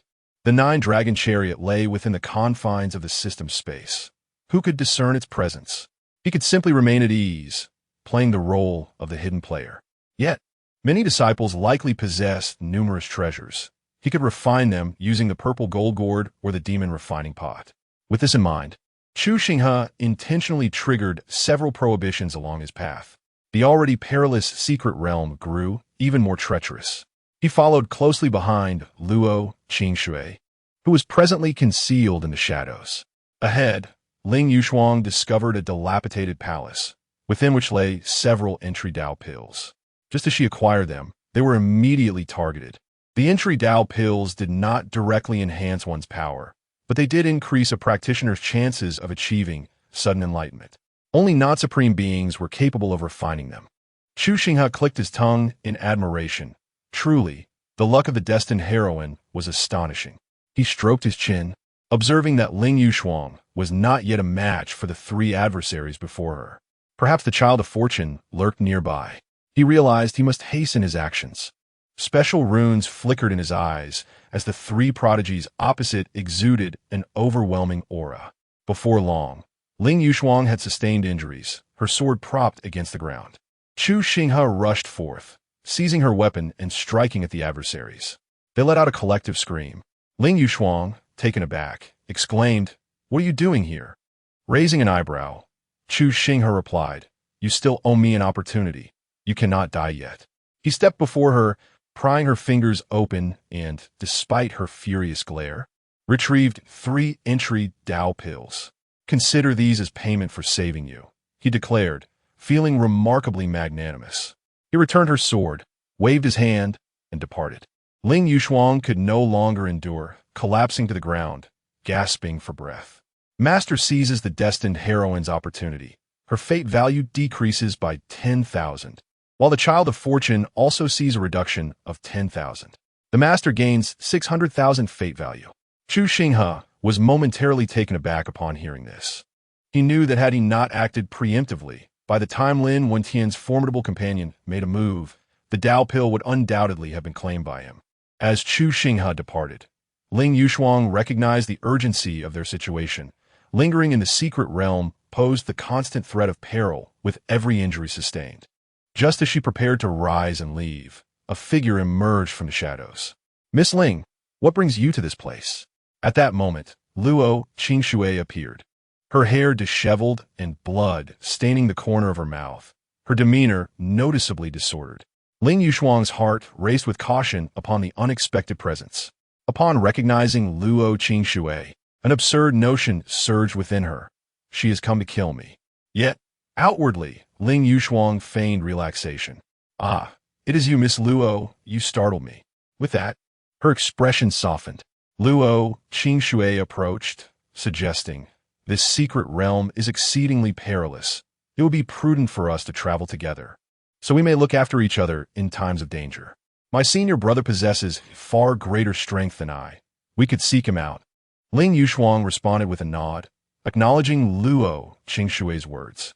Soon, however, Ling Yushuang felt her steps growing lighter while her head became increasingly heavy. Turning to face Luo Qingxue, she noted the enigmatic smile upon her face, triggering alarm bells within her mind. She had just discreetly ingested an antidote pill, fearful of Luo Qingxue's potential malice. What have you done to me? Ling Yushuang questioned, panic beginning to bubble within her as she sensed her strength rapidly dissipating, her meridians closing. It was merely a fusion of something tainted with supreme, poisonous blood. Ling Yushuang's complexion paled dramatically. I knew you had consumed an antidote pill, Luo Qingxue replied, catching her off guard. How did you know? Ling Yushuang stammered, bewildered, as she had taken it in secrecy, her back turned. You might not perceive that aura, but I can, for that pill was developed by me. Ling Yushuang's eyes widened in realization. You were the genius apothecary. Many factions were aware that the antidote pill had been crafted by a prodigious young woman, yet she had only heard of her, never having seen her until now. Indeed, I want you dead, Luo Qingxue declared, launching an immediate assault against Ling Yushuang with a sweeping palm. Ling Yushuang attempted to defend herself, but her efforts proved futile. With a sickening sound, she spat out a mouthful of black blood, her body hurtling backward like a kite with its string cut. From the shadows, Chu Xinghe observed this scene with astonishment. Jealous women are truly terrifying. However, Luo Qingxue was an unexpected surprise. Her talent was remarkable and could be of use. Chu Xinghe noticed the son of fortune approaching from a distance and smirked. How intriguing. This is indeed a battlefield of chaos. Luo Qingxue looked down upon Ling Yushuang with a disdainful gaze. What do you suppose attracts my senior brother to you? Is it your beauty, your physique, or something else altogether? As she spoke, she produced a pill from her palm. Once consumed, you shall find your release. With that, she knelt and pinched Ling Yushuang's mouth shut. Come now, my dear, if you simply consume this, all will be over, and you shall no longer suffer. Luo Qingxue was poised to place the elixir into Ling Yushuang's mouth. Stop! Lin Wentian finally arrived. With a resounding clang, the sound of the sword echoed, transforming into a phoenix that forcefully repelled Luo Qingxue. Luo Qingxue raised her head, enduring the pain, and directly forced the elixir down. Scoundrel! Lin Wentian's expression was filled with fury. Junior sister, I believe you have lost your senses. Quickly, administer the antidote, or else. Or else what? Will you kill me? Luo Qingxue's voice was strained. It is you who has compelled me to play this charade, and it is you who has demanded apologies from me. Senior brother, what audacity you possess. Lin Wentian's countenance grew rigid. The antidote is in my possession. If you kill me, you can save her. Otherwise, within 3 minutes, she shall surely perish. Senior brother, do you not find it exhilarating to witness your beloved die before your very eyes? Luo Qingxue laughed mockingly. I am quite eager to see how you shall transform. Lin Wentian gazed at Ling Yushuang's pallid countenance, his eyes filled with sorrow. Junior sister, produce the antidote, and I shall provide you with an explanation. Luo Qingxue let out a derisive laugh and produced a golden elixir. Senior brother, is this what you desire? Chapter 75, to eliminate a fortunate female protagonist. Lin Wentian's expression brightened upon seeing this. Junior sister, cease your antics and hand it over swiftly. We shall seek opportunities together. You do not comprehend Miss Ling. Once you delve deeper, you are bound to develop an affection for her. Senior brother, I have no desire to understand her depths, but I am quite curious about yours. I wish for that antidote. After saying this, Luo Qingxue swallowed it whole. Now that the antidote is gone, however, my blood may serve to save her. I wonder how you will proceed, senior brother, she casually remarked, waving her hand. In the shadows, Chu Xinghe furrowed his brow. This has turned into a case of obsessive infatuation. Truly terrifying, and she is even a poison master. The chosen one is on the verge of being undone. A corrupted woman is indeed fearsome. Lin Wentian stood there, utterly stunned. Suddenly, Ling Yushuang spat out a mouthful of blood, black strands appearing on her face. These strands traveled down her neck, converging towards her heart. "Junior sister, I beg your pardon," Lin Wentian said, seizing Luo Qingshui's hand and swiftly cutting her wrist. Crimson blood, imbued with the fragrance of medicine, trickled down. In no time, Ling Yushuang's complexion began to restore. Lin Wentian exhaled in relief, then applied pressure to Luo Qingshui's wound, not daring to turn and face her. "Junior sister, I shall make amends later." With that, he embraced Ling Yushuang and vanished from sight. Luo Qingshui stood up calmly, observing Lin Wentian's departing figure, her face devoid of emotion. Chu Xinghe emerged from the shadows. "It seems he harbors no affection for you.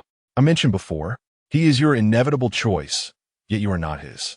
Luo Qingshui turned to face Chu Xinghe. "What brings you here?" Chu Xinghe approached her. "Of course, I am here to eliminate you." Luo Qingshui's pupils contracted as a realization dawned upon her. "So it is you. You have orchestrated this all along, sowing discord. Why?" Chu Xinghe remained silent, producing a purple gold gourd. "Divine medicine, how delightful this surprise is." Upon hearing this, Luo Qingshui's expression shifted dramatically as she turned to flee. A powerful suction emerged from the gourd, more eager than Chu Xinghe himself. Luo Qingshui's face paled. With a pop, she vanished. Chu Xinghe felt a tremendous Tao rhythm erupting from the gourd and hastily tossed it into the system space. Master has slain the fortunate female protagonist, Luo Qingshui, clearing her destiny value to 0. Master gains 10 million destiny value. With Luo Qingshui's demise, the chosen one's destiny value decreases by 100,000. Master gains 3 million destiny value. A profound astonishment filled Chu Xinghe's eyes.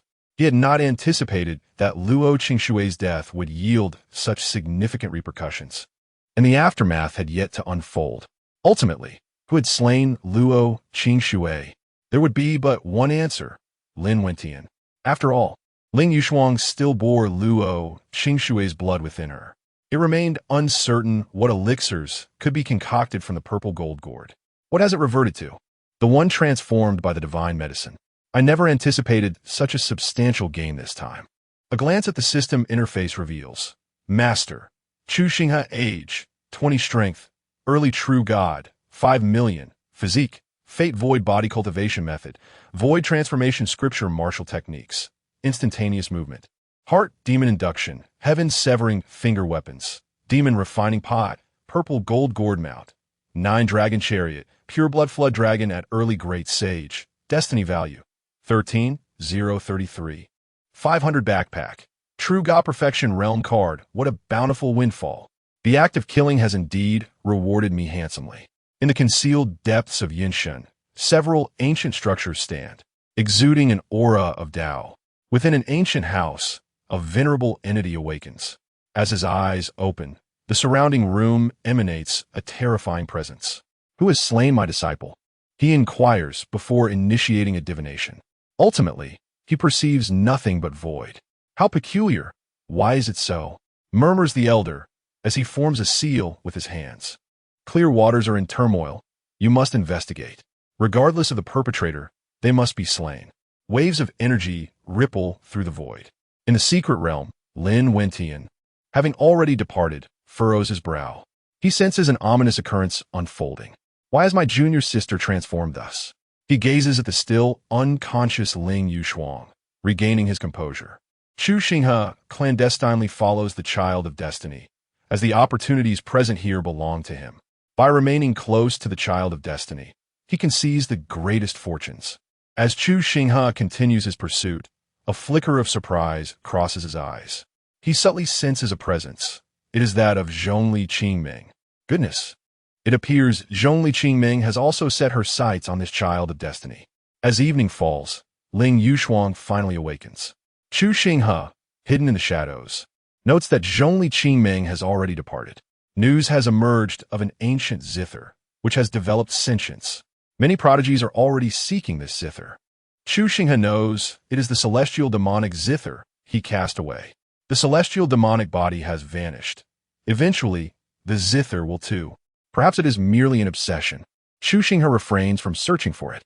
Zhongli Qingming is astute enough to avoid discovering anything. Presently, Chu Xinghe feels quite content with his identity. For the next 3 days, Chu Xinghe continuously trails the child of destiny, watching him acquire opportunities, which stirs a tinge of envy within him. However, what delights Chu Xinghe even more is that the purple gold gourd has regained its capacity to refine saint-level elixirs, particularly those few crystal-clear pills within, devoid of any impurities. When the secret realm concludes, the ensuing seclusion for cultivation will undoubtedly yield tremendous benefits. Ling Yushuang remains by Lin Wentian's side, observing the fortunes this fellow acquires. Astonished by his remarkable luck, at that moment, a resounding sword cry reverberates throughout the secret realm, echoing between heaven and earth. A pure black iron sword emanates an astonishing sword intent. A river of sword energy manifests, slicing directly towards the prodigies in pursuit. Many of these young talents are taken aback, hastily shattering the jade talismans in their hands. The torrent of sword energy is momentarily halted. Quick, restrain him. This sword has awakened a spirit. We must not allow him to escape. The companions may first unite, deferring the distribution of benefits for later. Numerous youthful prodigies awaken their unique spiritual weapons, unleashing a symphony of diverse hues of Tao resonance. The iron sword spins gracefully in the air, embodying the pride of a supreme artifact. In a previous battle, it sustained grievous injuries and fell into slumber. Yet now it senses a familiar aura, a resonance akin to that of its master. However, just as it seeks this presence, the trace vanishes. Everyone attack. Numerous sacred artifacts burst forth in radiance. Various beams of light morph into chains, ensnaring the iron sword. In the sky, colossal phantom beasts emerge. Their Tao resonance transforming into chains that bind the sword, preventing its escape. The iron sword recalls the techniques wielded by its master in life. With a single swing, many sacred artifacts are reduced to mere fragments. Upon witnessing this, Chu Xinghe's lips curl into a smirk. The opportunity has arrived. Earlier, he had instructed Long Yi and Long Jiu to summon a beast tide. This moment is perfect to incite chaos, ensuring that numerous prodigies meet their demise amidst the onslaught of beasts, a fate entirely detached from him. Chu Xinghe. Chapter 76. I arrived late. Upon the command of Chu Xinghe, an endless tide of beasts began to emerge. The once confident prodigies who had besieged the sword were now filled with panic at the sight. The sentient sword, sensing the impending chaos, severed the chains that bound it and plunged directly into the throng of beasts. The ground trembled incessantly as the beast tide swept in like a dark cloud. Run! The beast tide is upon us. Damn it! How could this happen? Who knows? Perhaps a great opportunity has arisen? As the prodigies scattered to avoid the oncoming tide, Chu Xinghe, like a specter, began to hunt them down. He collected their resources and stored them in his alchemical vessel, feeding their remains to the beasts. Unbeknownst to him, he accumulated millions of destiny points. As for the sword, it had vanished without a trace. Chu Xinghe understood that the sword was undoubtedly the key to unlocking the true legacy. It was destined to seek out the child of fortune. Suddenly, he sensed a suffocating aura. Looking up, he beheld a powerful disturbance in the distant void. A melody resonated, and upon sensing the movement of the celestial demon Zither, Chu Xinghe narrowed his eyes. Someone was intent on destruction. Teleporting away, the prodigies around the Zither gazed upon it with avarice. This was a Tao artifact, an existence even more formidable than a sacred weapon. The Zither emitted a mournful wail, its sound waves pulsating with immense brilliance. When Zhongli Qingming arrived, her eyes sparkled with excitement at the sight of the celestial demon Zither. How could it be here? Did he leave behind some means within it? Suppressing her inner thrill, she dared not dwell on it, fearing it might only be a fleeting moment. Surrounding the Zither were several sacred weapons. Everyone attack. This Tao artifact is currently in a damaged state. It cannot endure much longer. Who can seize it will depend on their prowess. Buzzing resonated as the zither's tones surged. Two opposing Tao rhythms, one black and one white, soared into the heavens. Ethereal images of the celestial and demon appeared in the sky, their gazes haughty and domineering, looking down upon all beings. Numerous sacred weapons trembled, clearly filled with trepidation. Slowly, the two figures began to dissipate, transforming into an unfamiliar silhouette. When Xinghe recognized this figure, her eyes widened with excitement. It was Chu Xinghe. She had not been mistaken. It truly was him. Why had he not informed her? Had he confided in her, none of this would have transpired. Buzzing filled the air again, the zither's melody flowing like a gentle breeze, then transforming into a fierce gale. The surrounding sounds settled as the zither's tones descended. Cracks began to appear densely across the surface of the sacred weapons, and many prodigies displayed expressions of horror. No, how could this be? Why is this zither still so powerful? Something was amiss. The strings of the celestial demon zither continued to snap. The ethereal figure began to fade as well. No, this Tao artifact is going to self-destruct. Run. The prodigies no longer lamented the destruction of the sacred weapons. Remaining in this place may lead to death. The resonance of the zither began to reverse. Flames erupted upon its surface. Xinghe stood still, making no attempt to intervene. The artifact has its master.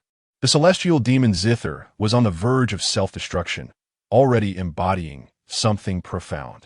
The flicker of hope within began to fade away. The heart grew increasingly cold. Memories of past smiles, playful banter, and whimsical moments replayed in her mind. Yet, Xinghe shed no tears as she turned away. A suffocating atmosphere enveloped her surroundings.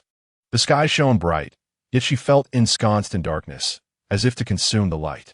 When Chu Xinghe arrived, he concealed himself in the shadows. Watching Xinghe's retreating figure, the celestial demon zither continued to burn, as if sensing something. The flames intensified. Chu Xinghe observed the zither calmly. As the fire blazed in the air, the artifact immolating itself, the heavens and earth uttering mournful cries. In the shadows, Chu Xinghe produced a leaf from his hand and gently blew upon it. The zither responded, harmonizing with him. I have come, he murmured softly. The flames upon the zither extinguished, its body now a deep black. A single white string fell, and Chu Xinghe reached out, catching it as it wrapped around his right index finger. Blood oozed from his finger, saturating the string. At first glance, it appeared as though he adorned a slender red ring. Gently, Chu Xinghe caressed the crimson string. Do not worry, I shall restore your former glory. Forgive my tardiness for not being able to keep you by my side. The red thread drifted slightly, as if to comfort him. Chu Xinghe pressed his lips together, the string tightly entwining his finger. Rest assured, I am unscathed. I am well now, he whispered, his figure fading from sight. When he reappeared, a formidable talent stared at him in terror. Who are you? They questioned. You are already a dead man. Why burden yourself with such knowledge? Chu Xinghe crushed the head of the talented one beneath his foot, observing the body devoured by a beast with an expression of calm. All who besiege you must perish. In the blink of an eye, 3 days passed within the secret realm. Chu Xinghe eliminated the last assailant of the celestial demon zither. Gazing ahead at the enchanting silhouette before him, Xinghe stood still, quietly regarding him. Chu Xinghe mirrored her stillness. With a resounding clang, the sound of a sword echoed. A black phoenix charged at Chu Xinghe. Xinghe's gaze turned frigid. You have disturbed my prey. Chu Xinghe gathered his spiritual energy, manifesting his finger towards the heavens. A look of gravity crossed Xinghe's eyes. Seeking death, she declared, unleashing a sword strike imbued with merciless intent. A glimmer ignited in Chu Xinghe's eyes. This was yet another form of sword intent. For others, grasping even one such comprehension was a cause for gratitude. Xinghe has now manifested 2 distinct sword intents. Chu Xinghe extended his finger, and an essence of emptiness emerged, causing the sword intent to vanish. Xinghe materialized before him. The voice of the heavenly emperor echoed, shaking the heavens. Thousands of fissures spread through the void, shattering into fragments. An imperial seal descended from the sky. Chu Xinghe retreated incessantly, cursing under his breath. Burdened by an imperial-grade weapon, unable to confront her, he sought an opportunity and vanished from sight. Zhongli Qingming halted her steps, gazing at the fading silhouette of Chu Xinghe. Had it not been for her desire to conceal the devouring demon body, she would have consumed him moments ago. The one who had provided him protection was no longer present. She needed to exercise greater caution. Her survival was paramount for the chance to resurrect him. The visage of that loathsome individual crossed her mind. It must be that peculiar person. Having delayed for so long, it was possible that he had already seized an opportunity. As for the recently spared Chu Xinghe, she felt no animosity towards him, which was why she refrained from further action. Stowing away the imperial weapon, she turned and departed. After Chu Xinghe left, he attempted to contact Ling Yushuang, only to find her unreachable. A frown crossed his brow. Something felt amiss. Chapter 77. Healing your woman with the pill derived from your junior sister. At this moment, Ling Yushuang and Lin Wentian sat beside the campfire. Ling Yushuang's complexion was pale. The emergence of the beast tide had exacerbated her condition. She had initially presumed that Lin Wentian would take advantage of her vulnerability. To her surprise, he had remained by her side, offering care without any hint of impropriety. A sense of doubt began to rise within her heart. Could it be that this was all orchestrated by that fateful being? She had been pondering this for several days. Lin Wentian, having awakened from his meditation, took a deep breath. Beside him lay an iron sword, which had unexpectedly fallen into his possession. Sensing its potential, he had kept it close. In just a few short days, his sword intent had intensified once more. He suspected that this sword was anything but ordinary. Yet he found himself unable to store it in his spatial ring. It appeared to be merely a common iron sword. Observing Lin Wentian as he stirred from his reverie, Ling Yushuang tentatively inquired, "Did you not desire my body? Why not take advantage of my injury?" Lin Wentian was momentarily taken aback. "Why would I do such a thing?" Ling Yushuang appeared somewhat stunned. "Are you unaware of my physical constitution?" This time, it was Lin Wentian's turn to be bewildered. "What constitution?" "Nothing of significance," she replied. "Can you elucidate why you harbor feelings for me?" After a moment of silence, Lin Wentian began. 12 years ago, in Taizhou Martial City, during a heavy downpour, a young girl descended from a carriage, offering a bun and 3 spirit stones to a beggar by the roadside. Even sharing a sip of spirit spring with him, he produced the 3 spirit stones, which, although not particularly abundant in spiritual energy, were remarkably smooth and aesthetically pleasing. As Ling Yushuang listened, her mind grew foggy, especially as Lin Wentian accurately recounted the location and time and even presented tokens of that day. "Someone else has spoken these words to me, yet their recounting lacked your detail," she confessed. Lin Wentian paused, reflecting. He had seldom shared this memory with anyone. Suddenly, a name flashed in his mind, Tianming. "Tianming," he exclaimed. Ling Yushuang nodded. "He claimed to be that person, suggesting that you merely sought to possess me and that you harbored a grudge against him. He asserted that you hailed from Shumi Mountain, with the intent of cultivating through my constitution." A flicker of murderous intent ignited in Lin Wentian's eyes as he recalled every detail of his encounters with Tianming. "Curse being, so was you pulling the strings all along. I shall personally see to your demise." He struck the ground fiercely, his thoughts turning to Chu Xinghe, who was aware of his background and had the audacity to deceive him.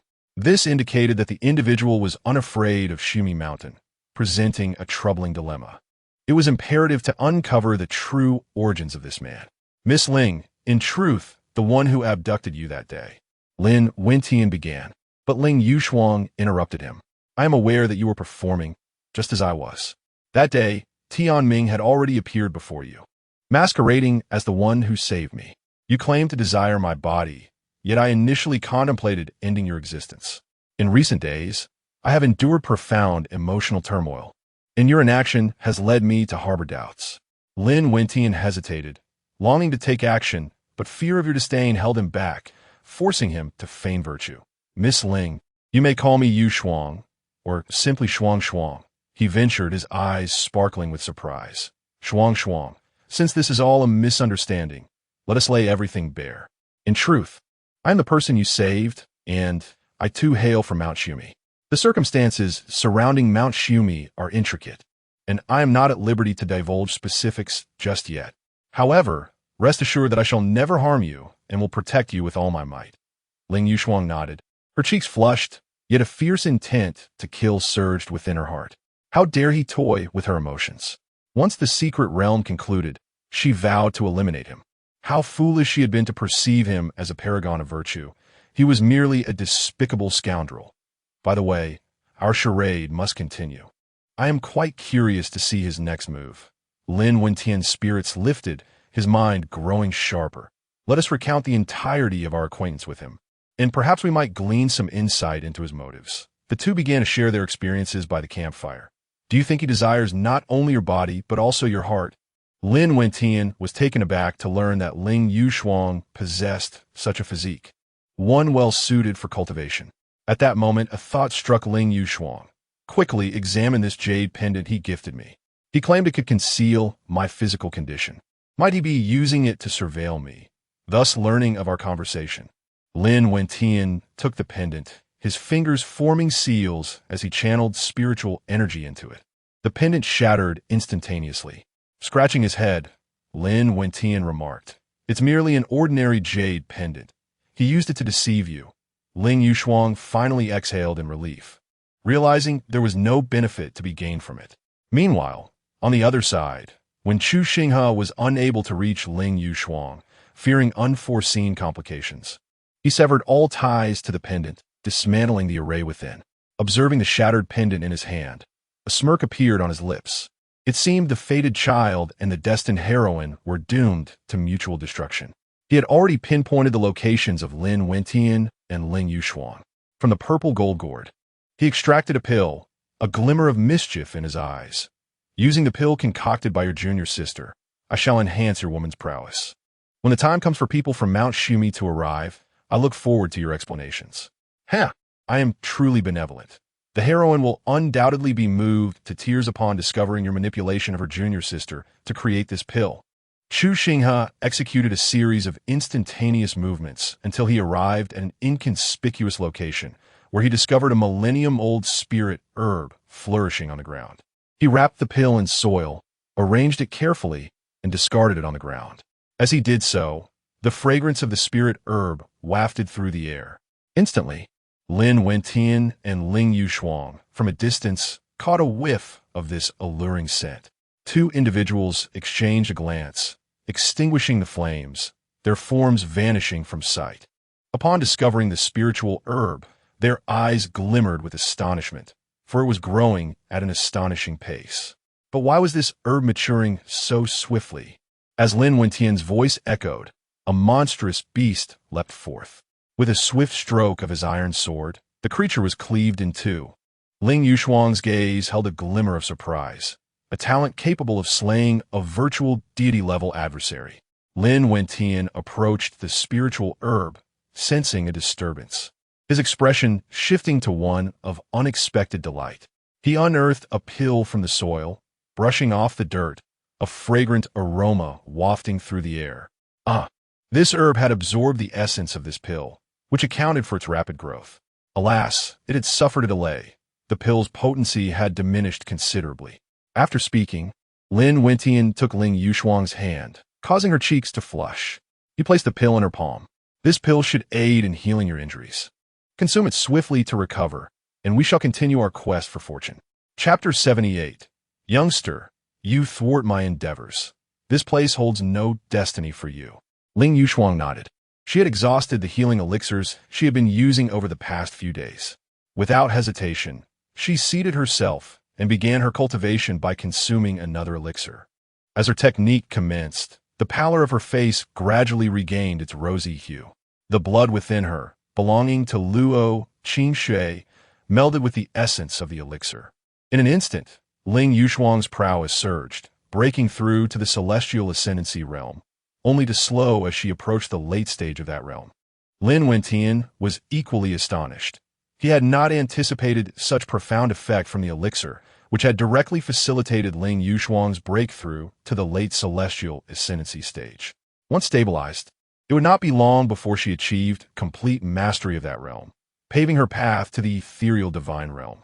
"Thank you, Wentian," she expressed, her tone imbued with gratitude, causing Lin Wentian's heart to race uncontrollably. You should keep these spiritual herbs. They are over 3,000 years old and may assist you in transcending to the ethereal divine realm. I have already consumed the elixir. This spiritual herb is yours. Are you not on the verge of breaking through to the ethereal divine realm? Lin Wentian shook his head. In these past few days, I have been on the cusp of a breakthrough. I have dispelled that layer of mist. Yet, my intuition warns me that the time is not yet right. As he spoke, his gaze remained fixed on Ling Yushuang, who lowered her head, her cheeks flushed. "Do not look at me like that," she murmured. Lin Wentian stepped forward, taking her hand gently. "Frost, rest assured, I will protect you." Ling Yushuang attempted to withdraw her hand, but to no avail. Her face was crimson. Observing her lack of resistance, Lin Wentian's lips curled into a smile.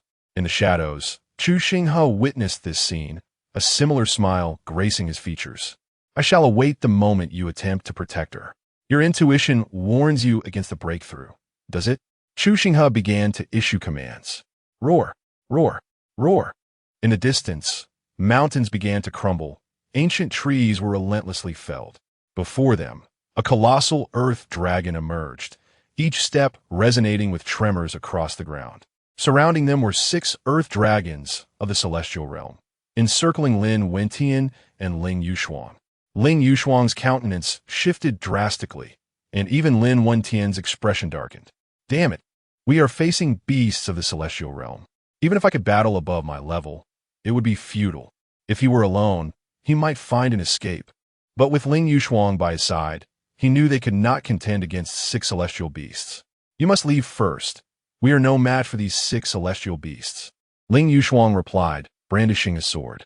The 6 earth dragons continued their relentless advance. Lin Wentian sighed deeply as a potent aura began to emanate from him. In the blink of an eye, he reached the mid-stage of the ethereal divine realm. "Let us go. I shall ensure your safe passage," he declared, swiftly lifting Ling Yushuang into his arms. She gasped, gripping the fabric of his chest tightly as Lin Wentian transformed into a fleeting shadow. Just as he pondered the direction of their escape, it was then that they realized the 6 earth dragons had chosen to ignore them entirely, departing in unison without so much as a quarrel. Lin Wentian's expression darkened, a curse escaping his lips. He had been played. What, then, was the meaning of his breakthrough? Chu Xinghe, lurking in the shadows, savored the unfolding scene. "If you do not wish to break through willingly, I shall compel you to do so. As for the earth dragons launching an attack, unforeseen events may arise." Just as Chu Xinghe turned, a pair of eyes appeared behind him, fixated on him with a calm intensity. His body stiffened, as if frozen in place. "Is this amusing to you, young one?" The flatness of the words sent chills down Chu Xinghe's spine. He turned rigidly to meet those eyes. His throat tightened. "I have the honor of meeting you, senior." Anxiety gripped Chu Xinghe's heart.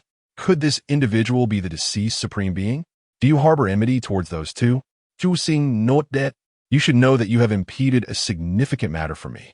Chu Xinghe remained silent, fully aware that it pertained to pressuring Lin Wentian to break through to the virtual divine realm. Yet he felt no remorse. Such is fate. Perhaps destiny has woven a trial for him. Those eyes scrutinized Chu Xinghe. "You, young man, have dallied within, and now you must leave. The opportunities here hold no favor for you." Before Chu Xinghe could fully comprehend, he found himself outside. Numerous figures from various factions watched him emerge, their expressions rife with surprise. He summoned the 9 dragons' chariot. "Young friend, what transpired?" someone inquired. Several aging powerhouses gazed at Chu Xinghe, their eyes glinting with avarice. "Nothing at all. I was merely teleported out," he replied, a frown etched on his face. As his words settled, more prodigies began to appear. Many factions welcomed their own back, all having received the same tidings. The inheritance was beyond their reach. A chorus of bewildered glances ensued. Could that supreme being still be alive? Speculations arose among the strong. At that moment, Zhongli Qingming was also teleported outside. Upon her emergence, she wore a perplexed expression, quickly turning her gaze towards the secret realm with a scowl. "You really have gone too far. Ancestor, destroy this secret realm." Chu Xinghe couldn't help but admire her audacity. Indeed, Zhongli Qingming was formidable and unapologetic. "Stand down," she commanded, as the ancestor of the Zhongli family prepared to act. In the distance, the void shattered, revealing a colossal sword that blotted out the sun. An elder appeared, carrying a wooden sword and a wine gourd at his waist, exuding an aura of profound depth. Zhongli Qingming's pupils contracted as she regarded this newcomer, and many present felt a shift in the atmosphere. "This is an ancestor of my sword god sect, long thought to have vanished from ancient times, only to re-emerge now," Jian Qinkuan remarked with a sigh. "Should the Zhongli family proceed with their actions, do not blame me for turning against you." Hearing mention of ancient times, Zhongli Qingming's heart skipped a beat. The ancestral patriarch of the Zhongli family urged a cessation of hostilities. Many years ago, Jian Qinkuan was a supreme powerhouse. After years of absence, none could fathom the extent of his current prowess. Previously, he was among the targets the Zhongli family sought to devour. However, this individual proved to be excessively formidable. When the Zhongli family dispatched 3 of their strongest warriors, one perished while the other 2 sustained injuries, now recuperating in the Forbidden Grounds. "Zhongli goddess, here are some insights from my cultivation. They should prove beneficial to you," Jian Qinkuan remarked, presenting a tome. Zhongli Qingming accepted it with a smile. It was evident which legacy she would favor, the inheritance of the deceased supreme or that of the living. Observing her acceptance, Jian Qinkuan exhaled in relief. Should the Zhongli family truly stir up trouble, the sword god sect would find itself in a precarious position. Who could ascertain the number of powerful beings hidden within the Zhongli family or the ancient monsters they harbored? A low hum resonated, and the void trembled incessantly. An overwhelming pressure from heaven and earth suddenly descended, darkening the sky. A mountain peak tore through the void, emerging into existence. The expressions of Jian Qinkuan, the Zhongli family, and numerous other factions shifted dramatically. What could possibly account for the appearance of these individuals? Chapter 79. The situation is dire. Visitors from Mount Xumi. With the emergence of formidable beings from Mount Xumi, both Jian Qinkuan and the ancestral figure of the Zhongli family exhibited subtle shifts in their expressions. Only those with a long-standing heritage like theirs comprehended the true strength of the seemingly unremarkable Mount Xumi. The powerful figures from Mount Xumi surveyed the assembly with a dispassionate glance. The ancestral figure of the Zhongli family narrowed his eyes, astonished to see their presence. Had not Mount Xumi looked down upon external lineages? Surely they had not permitted their disciples to infiltrate this lineage, had they? Such a scenario would be an affront to their pride. The Mount Xumi elder cast a cold glance at the Zhongli ancestor, letting out a disdainful snort. Were it anyone else, such mockery would have resulted in their demise. But alas, the Zhongli family was not a force to be trifled with. Even Mount Xumi had to tread carefully in their presence. TSK, TSK, TSK, the 3 esteemed mountain lords have graced us with their presence. Could it be that one of your disciples has met their end? Speculated the Zhongli ancestor, only to be met with silence from the Mount Xumi representatives. Oomph. The elder of Mount Xumi retorted with a cold snort, continuing to ignore the Zhongli ancestor. The latter ceased his taunts, while Jian Qinkuan maintained an air of calm. Apart from Mount Xumi and the Zhongli family, he regarded all other factions with indifference. Sitting within the 9-dragon chariot, Chu Xinghe was lost in contemplation, acutely aware that today might bring peril to himself. His gaze fell upon the system interface. Owner, Chu Xinghe. Age, 20 strength, early true god, 5 million, physique, fate void body cultivation technique, void transformation scripture martial skills, instantaneous movement, heart demon induction, heaven severing finger weapons, refined demon cauldron, purple gold gourd mount, 9-dragon chariot, pure blood dragon of early great sage, destiny value, 14,033. 500 inventory, true god perfection realm card gazing at the impressive sum of 14 million in destiny value. His attention shifted to today's marketplace. Today's refresh, summon a supreme perfect level innate sacred spirit for half an hour, priced at 12 million destiny value. Chu Xinghe refrained from making a purchase. contemplating the possibility of unexpected opportunities arising. Just as the assembly remained in a stupor, the secret realm before them began to collapse, and two figures emerged from within, Lin Wentian and Ling Yushuang. Upon seeing the unexpected visitors from Mount Xumi, Lin Wentian felt an unsettling premonition. With everyone in the sect in seclusion, what could have prompted the three mountain lords to arrive? Did they perhaps know of his acquisition of a supreme opportunity and come to ensure his safety? Jian Qinquan's gaze fixated on Lin Wentian, particularly on the sword he held. What did Mount Xumi intend? Were they attempting to usurp the fortune of my sword god sect? The Zhongli ancestors' lips twitched at this revelation, finding Jian Qinquan's shamelessness appalling. As he opened his mouth, it was as though he had become an old trickster. Chu Xinghe found amusement in the unfolding drama, while the elder of Mount Xumi let out a derisive laugh. In the realm of fate, those destined to know shall do so. The elder of your sword god sect has chosen to favor me, a denizen of Xumi Mountain, over you, revealing a certain dissatisfaction with your younger generation. A surge of sword intent ascended. Surrender your inheritance, or today I shall test the prowess of your old mountain master from Xumi Mountain. One of the elder mountain masters stepped forward, casting a malevolent gaze upon Jian Qinquan. While others may fear your sword god sect, we harbor no such trepidation, especially given that your protective sword has vanished. What do you have to wage war against us from Xumi Mountain? The speaker, oblivious to the implications, was overheard by those attentive. Chu Xinghe's gaze settled upon the sword held by Lin Wentian, and even Zhongli Qingming couldn't help but steal a glance at it. Lin Wentian sensed something amiss, yet his expression remained unchanged, for to others, the blade in his hand appeared to be a mere iron sword. Upon hearing Jian Qinquan's words, he felt a flicker of suspicion arise within. Jian Qinquan let out a cold snort. This was the pain of their sword god sect. Had the protective sword remained, they would not have sealed their sect for so many years. That sword was their lifeblood, capable of unleashing unparalleled power. Regrettably, it had been missing for many years, with no trace to be found. We from Xumi Mountain can assist you in your search, the elder mountain master casually promised, not wishing to offend the sword god sect entirely. Whether they would truly search or not would depend on the mood of Xumi Mountain at that time. Jian Qinquan understood that even if he were to act, it would be futile. Moreover, following their previous battle, his internal injuries had yet to fully heal, forcing him to suppress his frustration. He never imagined that the illustrious sword god sect would fall to such depths. The elder mountain master regarded Lin Wentian kindly. Wentian, it is time for you to return. Lin Wentian had now transcended the void god realm, indicating he had crossed that threshold and could now accept the inheritance. Yet, Lin Wentian hesitated. Suddenly, another elder mountain master's gaze fell upon Ling Yushuang, imbued with an unusual emotion.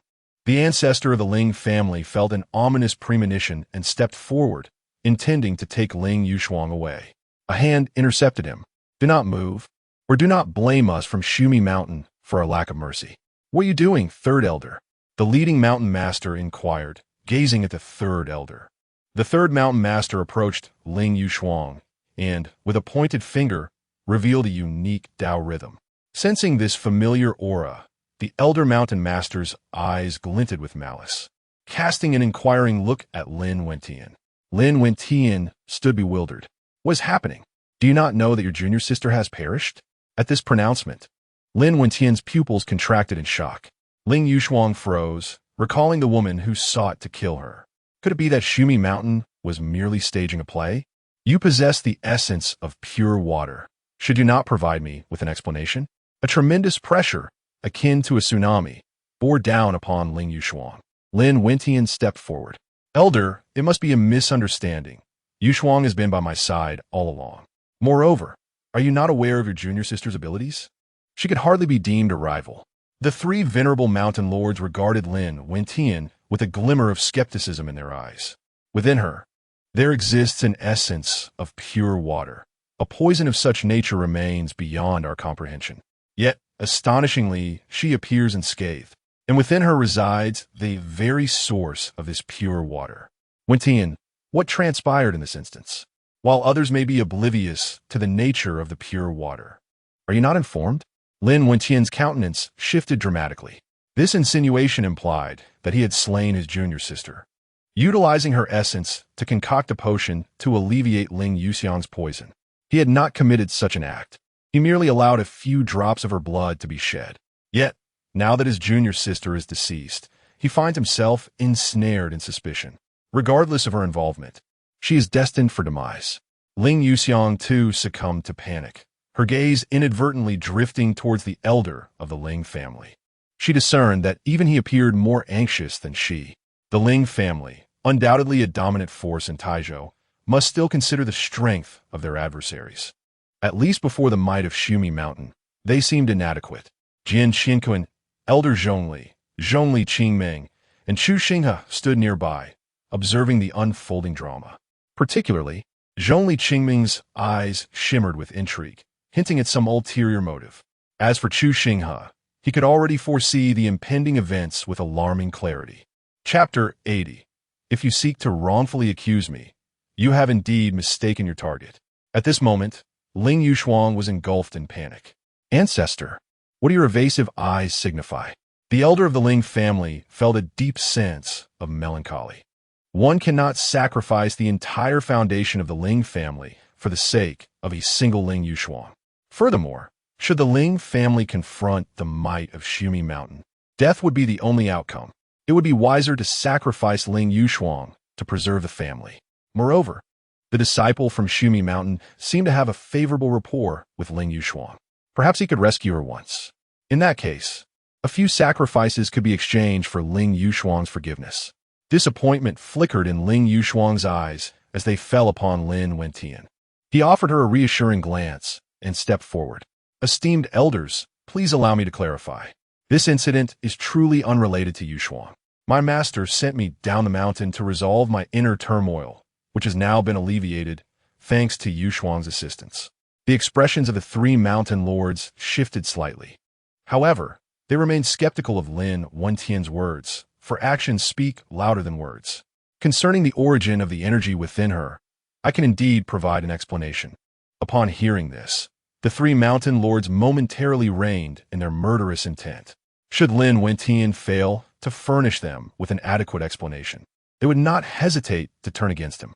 The thought of Luo Qingshui's predicament pained them deeply. It was Luo Qingshui who had aided them in prolonging their lifespans when they were nearing the end of their tenure. Now, to learn of her misfortune, if it were indeed tied to Lin Wentian, they would not hesitate to exact vengeance, even if it meant confronting his master. Esteemed elders, you must be aware that my junior sister has long harbored affections for me. Due to my past experiences, I have always been fond of Miss Yuxuang. Upon discovering this, my junior sister resorted to poisoning her. In truth, Miss Yuxuang is the victim here. Had it not been for my affection for her, she would have suffered dire consequences at my junior sister's hands. Left with no choice, I had to use a drop of my junior sister's blood to aid Miss Yuxuang in detoxification. I subsequently healed my junior sister and took Miss Yuxuang away. As for why my junior sister encountered danger thereafter, I am genuinely unaware. The three elders regarded Lin Wentian with calm scrutiny. His heart raced, anxiety coursing through him. He wondered if the elders would believe him. As he inadvertently glanced at the enigmatic Chu Xinghe, a chilling thought struck him. Could my junior sister's demise be intertwined with the fates? Perhaps he was aware of her circumstances, intending to lure her out for his own nefarious purposes. Once this notion took root, it spiraled uncontrollably. The more he pondered, the more convinced he became. His gaze inadvertently met Ling Yuxuang's, and her heart skipped a beat as well. The family's abandonment weighed heavily on her. The powerful beings of Xumi Mountain remained uncertain of Lin Wentian's truthfulness. She knew she had to save herself. Perhaps she could leverage the might of Xumi Mountain to uncover the secrets of fate. She had already surmised that if fate were indeed behind this. What lies behind this purpose? The atmosphere grew still. From a distance, Chu Xinghe observed Lin Wentian, whose gaze inadvertently fell upon him, causing his heart to skip a beat. This was troubling. It seemed he had caught the attention of a sixth. Fortunately, he had his own means at his disposal. This matter bore little relation to him. At worst, he would procure the Supreme Phantom. Yet, it was evident that the Ling family dared not make a move against Xumi Mountain. Such a waste of his sentiments. He had hoped to instigate discord and profit from it, but alas, his aspirations would not come to fruition. The three elder mountain masters exchanged glances. Wentian, we cannot place our trust in your words. Even with your master present, we would assert that 10 of you are worth less than one Xinghe. Regardless of your eloquent explanations, we are aware of one undeniable truth. Xinghe was summoned by you. You are also cognizant of your junior sister's affections towards you. Why then did you call her forth? Even if Xinghe has poisoned her, she has met her just fate. Now that Xinghe is in trouble, you must bear the responsibility. Lin Wentian's countenance darkened. His master's absence perhaps signaled a predicament, allowing these three ancestors to step forth. He understood that, for his master, Xinghe held greater significance than he did. Perhaps there was someone aware of his junior sister's circumstances. Upon hearing these words, the three men simultaneously fixed their gazes upon Lin Wentian. You must be accountable for your words. Lin Wentian nodded, his attention shifting to the observing Chu Xinghe. Heaven's destiny brother, why do you linger in the shadows? Should anything befall my junior sister, your culpability would be the greatest.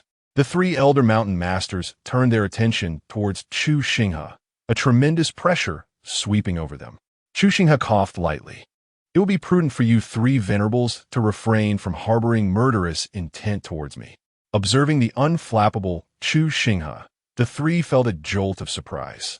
They were indeed three supreme powerhouses, and even a hint of their oppressive aura was beyond the endurance of ordinary prodigies. Chu Xinghe stepped forward. Lin, this is not in accordance with our agreement. When will you amend your habit of inconsistency? As these words left his lips, the three elder ancestors of Xinghe Mountain regarded him with contemplation. What did this imply? Could it be that the two had conspired to eliminate Xinghe? The more they pondered, the more convinced they became. Chu Xinghe coughed again, producing 2 sheets of paper. I am unaware of how Xinghe met her fate, but I do know that Ling Yushuang owes me a heavenly saint opportunity, and you, Lin Wentian, owe me a supreme opportunity. After Chu Xinghe spoke, silence enveloped the scene. One supreme opportunity, one heavenly saint opportunity. To obtain even one would be a cause for celebration. Yet, now both had fallen into the hands of a single individual. Many present exchanged peculiar glances. Even the 3 elder mountain masters of Xinghe Mountain began to doubt the veracity of this matter. Standing by, observing, Zhongli Qingming furrowed her brow. Why did this method of handling affairs seem so familiar? Why did it resemble that individual so closely? Yet the appearances and temperaments of the two were entirely different. While one might argue that these could be altered, what of their innate constitutions? The sorrow of heaven and earth, the celestial and demonic bodies had vanished without a trace. Even the celestial and demonic loot has succumbed to self-immolation. No longer does the world harbor celestial or demonic bodies. Cursed fate, are you attempting to assail the Zhongli family by employing a different stratagem? You have orchestrated the presence of someone familiar to me, inciting affection within me, thereby leading my family into a realm of annihilation. This cannot be allowed. This individual must perish. No one can take their place. Even a mere resemblance warrants death. Chu Xinghe. I understand that everyone finds this astonishing. I too wish to avoid misunderstandings. Luo Xinghe has emerged from Xinghe Mountain, and I indeed bear some responsibility. The 3 elder mountain masters exchanged glances, their eyes reflecting a tumult of emotions. Lin Wentian felt a foreboding sense of unease. Even Ling Yushuang sensed an approaching danger. Instinctively, they wished to silence the decree of destiny. Chu Xinghe produced the promissory note regarding the heavenly saint's fortune. Miss Ling, is this note not your signature? Ling Yushuang was reluctant to acknowledge it. She found Chu Xinghe's intentions somewhat opaque. It is indeed my signature. Chapter 81. After all I have orchestrated for you, this is how you repay me? Chu Xinghe note that. Miss Ling has already acknowledged that I have a few more words to say regarding this IOU. Firstly, it is evident to all of you that this IOU exists because I saved her life. The 3 venerable mountain masters appeared somewhat perplexed by Chu Xinghe's intentions, yet they could only endure and listen on. The others were in no rush. After all, they were merely idle. and now there was a spectacle to behold. Why not indulge in it? Furthermore, this IOU was signed in the presence of a supreme opportunity, a detail you must also remember. Lin Wentian and Ling Yushuang were equally baffled by Chu Xinghe's antics. There remains another significant matter. When Miss Ling found herself in peril, she cried out for help. My initial intention was to refrain from aiding her, knowing that such a decision would lead to complications. However, she beseeched me for assistance, promising a reward. Am I mistaken in this, Miss Ling? Ling Yushuang reflected momentarily. Indeed, this was the case. Miss Ling can now attest that this fact largely demonstrates we were previously unacquainted, with no prior relationship whatsoever. This IOU serves as my recompense for the apprehensions surrounding certain individuals' ulterior motives. The individuals present regarded Chu Xinghe with newfound respect. His approach to resolving issues did not resemble that of a typical youth. It was remarkably astute. Had it not been for Ling Yushuang's desperate plea for salvation, he likely would have refrained from intervening. Next, a question for you, Lin. Prior to Ling Yushuang, were we acquainted? Lin Wentian shook his head. Very well. I shall now recount the first occasion I encountered Lin Wentian at the Guangzhong building in Taizhou, which was facilitated through Miss Ling Lin. This fact is indisputable, correct? Lin Wentian nodded.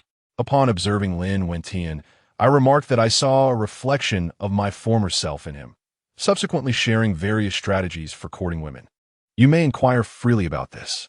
I even jested that due to my distinct demeanor towards Miss Ling, unlike that of other men, she would undoubtedly adorn herself in finery. Eager to alter my perception, this matter, Lin, as a party involved, you must surely be aware of. Lin Wentian nodded. Following this, I expressed my willingness to assist Lin in winning over Miss Ling Lin. You should acknowledge this, shouldn't you? I even had you sign an IOU for a heavenly sacred opportunity. Lin Wentian nodded, preparing to offer an explanation. Lin, please hold your words. Your turn shall come later. Allow me to clarify my own matters first. I stated my intention to aid Lin in courting Miss Ling in exchange for a heavenly sacred opportunity, thus establishing our contract, and we commenced our endeavors. The first task involved the classic hero saving the damsel by abducting Miss Ling. At least it proved effective. The second task entailed finding a woman who harbored affection for her, yet was not hers, to incite jealousy in Miss Ling. As for the type of person Lin should seek or where to find them, I cannot say. This was precisely why Luo Qingxue made her appearance. I am not acquainted with Luo Qingxue at all. It was Brother Lin who took the initiative to introduce me to his junior sister. I trust one am not mistaken in this regard. Am I, Brother Lin? Lin Wentian nodded. I could discern that the young lady harbored a profound affection for Brother Lin. He must be aware of it as well. However, it seems Brother Lin is somewhat avaricious, gazing at the pot while consuming from the bowl, which is precisely the crux of the matter. I relinquished my assistance in Brother Lin's pursuit of Miss Ling, even tearing apart our shared celestial opportunity. Subsequently, Brother Lin requested his junior sister to apologize to Miss Ling, then sought my forgiveness, imploring me to aid him in courting her, even going so far as to acknowledge a debt of a supreme opportunity owed to me. I would like to inquire of Brother Lin. Am I not correct in this assertion? Lin Wentian nodded again. This indeed holds true. Very well, I believe my innocence has been vindicated. Firstly, I was previously unfamiliar with them, and my actions were solely a consequence of the opportunity they had signed. Secondly, regarding the demise of your junior sister, I genuinely have no knowledge of it, nor is it pertinent to me. Moreover, there is no necessity for me to fabricate lies. After Chu Xinghe concluded, the room fell into a heavy silence. The three elder mountain lords directed their gazes towards Lin Wentian. Do you have any further explanations? Lin Wentian hesitated, uncertain of how to clarify. What Chu Xinghe stated was indeed factual. It was he who had first suggested pursuing Miss Ling Yushuang, appeared to recall something. But why did you assert that you were the one who saved me? What was your intention? You even claimed he was infatuated with my form, and that you harbored enmity towards Shimi Mountain. How do you account for all of this? Lin Wentian immediately grasped the implications. Indeed, how do you explain this? All eyes turned to Chu Xinghe. He shook his head, wearing a look of incredulity. Let us first discuss this contract. Any issues arising during the pursuit of Miss Ling are solely your responsibility, as clearly articulated within. Lin Wentian fell silent. If I am to assist you in your courtship, it is evident that conventional methods will not suffice. Just observe how you two stand united against a common foe now. Previously, I mentioned he sought to possess your body, and you discovered he is not that sort of person. Before the hero came to rescue the damsel, I warned you that he was merely acting, deliberately deepening your misunderstandings to bring about the ensuing entanglements between you. Within the secret realm, you both should have laid bare the previous matters, especially as Miss Ling learned that Lin Wentian was indeed the one, thereby realizing I'd been toying with you, dispelling the misunderstandings, and even fostering mutual affection. How is it that I now find myself cast as the villain? Brother Lin, your ability to sever bridges after crossing is truly remarkable. After all my efforts on your behalf, is this how you repay me? This sardonic remark rendered Lin Wentian momentarily speechless. Is it truly so? Do you genuinely harbor no ulterior motives? Even Ling Yushuang was left astounded. So this is how it transpires. Behind it all lies the endeavor to assist Lin Wentian in his pursuit of her. There's an unsettling feeling that something is amiss. However, there are no issues whatsoever. Everything is flawlessly executed. Chu Xinghe has not erred in her observations. An undeniable affection has blossomed between the two individuals. Lin Wentian surveys the heavens and the earth, casting glances at the three ancestral elders, whose expressions are shrouded in gloom, and then at the sorrowful visage of Chu Xinghe. In this instance, he has unwittingly assumed the role of the greatest villain. Meanwhile, Zhongli Qingming, who stands idly by observing the unfolding drama, suddenly lets out a derisive laugh. All eyes in the room turn toward her, including the bewildered gaze of the elder from the Zhongli clan. Moments earlier, he had struggled to suppress a smile, but now, hearing his granddaughter's laughter, his lips curl upward in relief. Does the divine maiden of the Zhongli clan have something to say? Zhongli Qingming nods. Truly, you are a bunch of pedantic individuals. Your undue emphasis on that young girl suggests she possesses unique abilities. As her senior brother, it would be impossible for you to be unaware of this. Why insist on having her junior sister take the stage?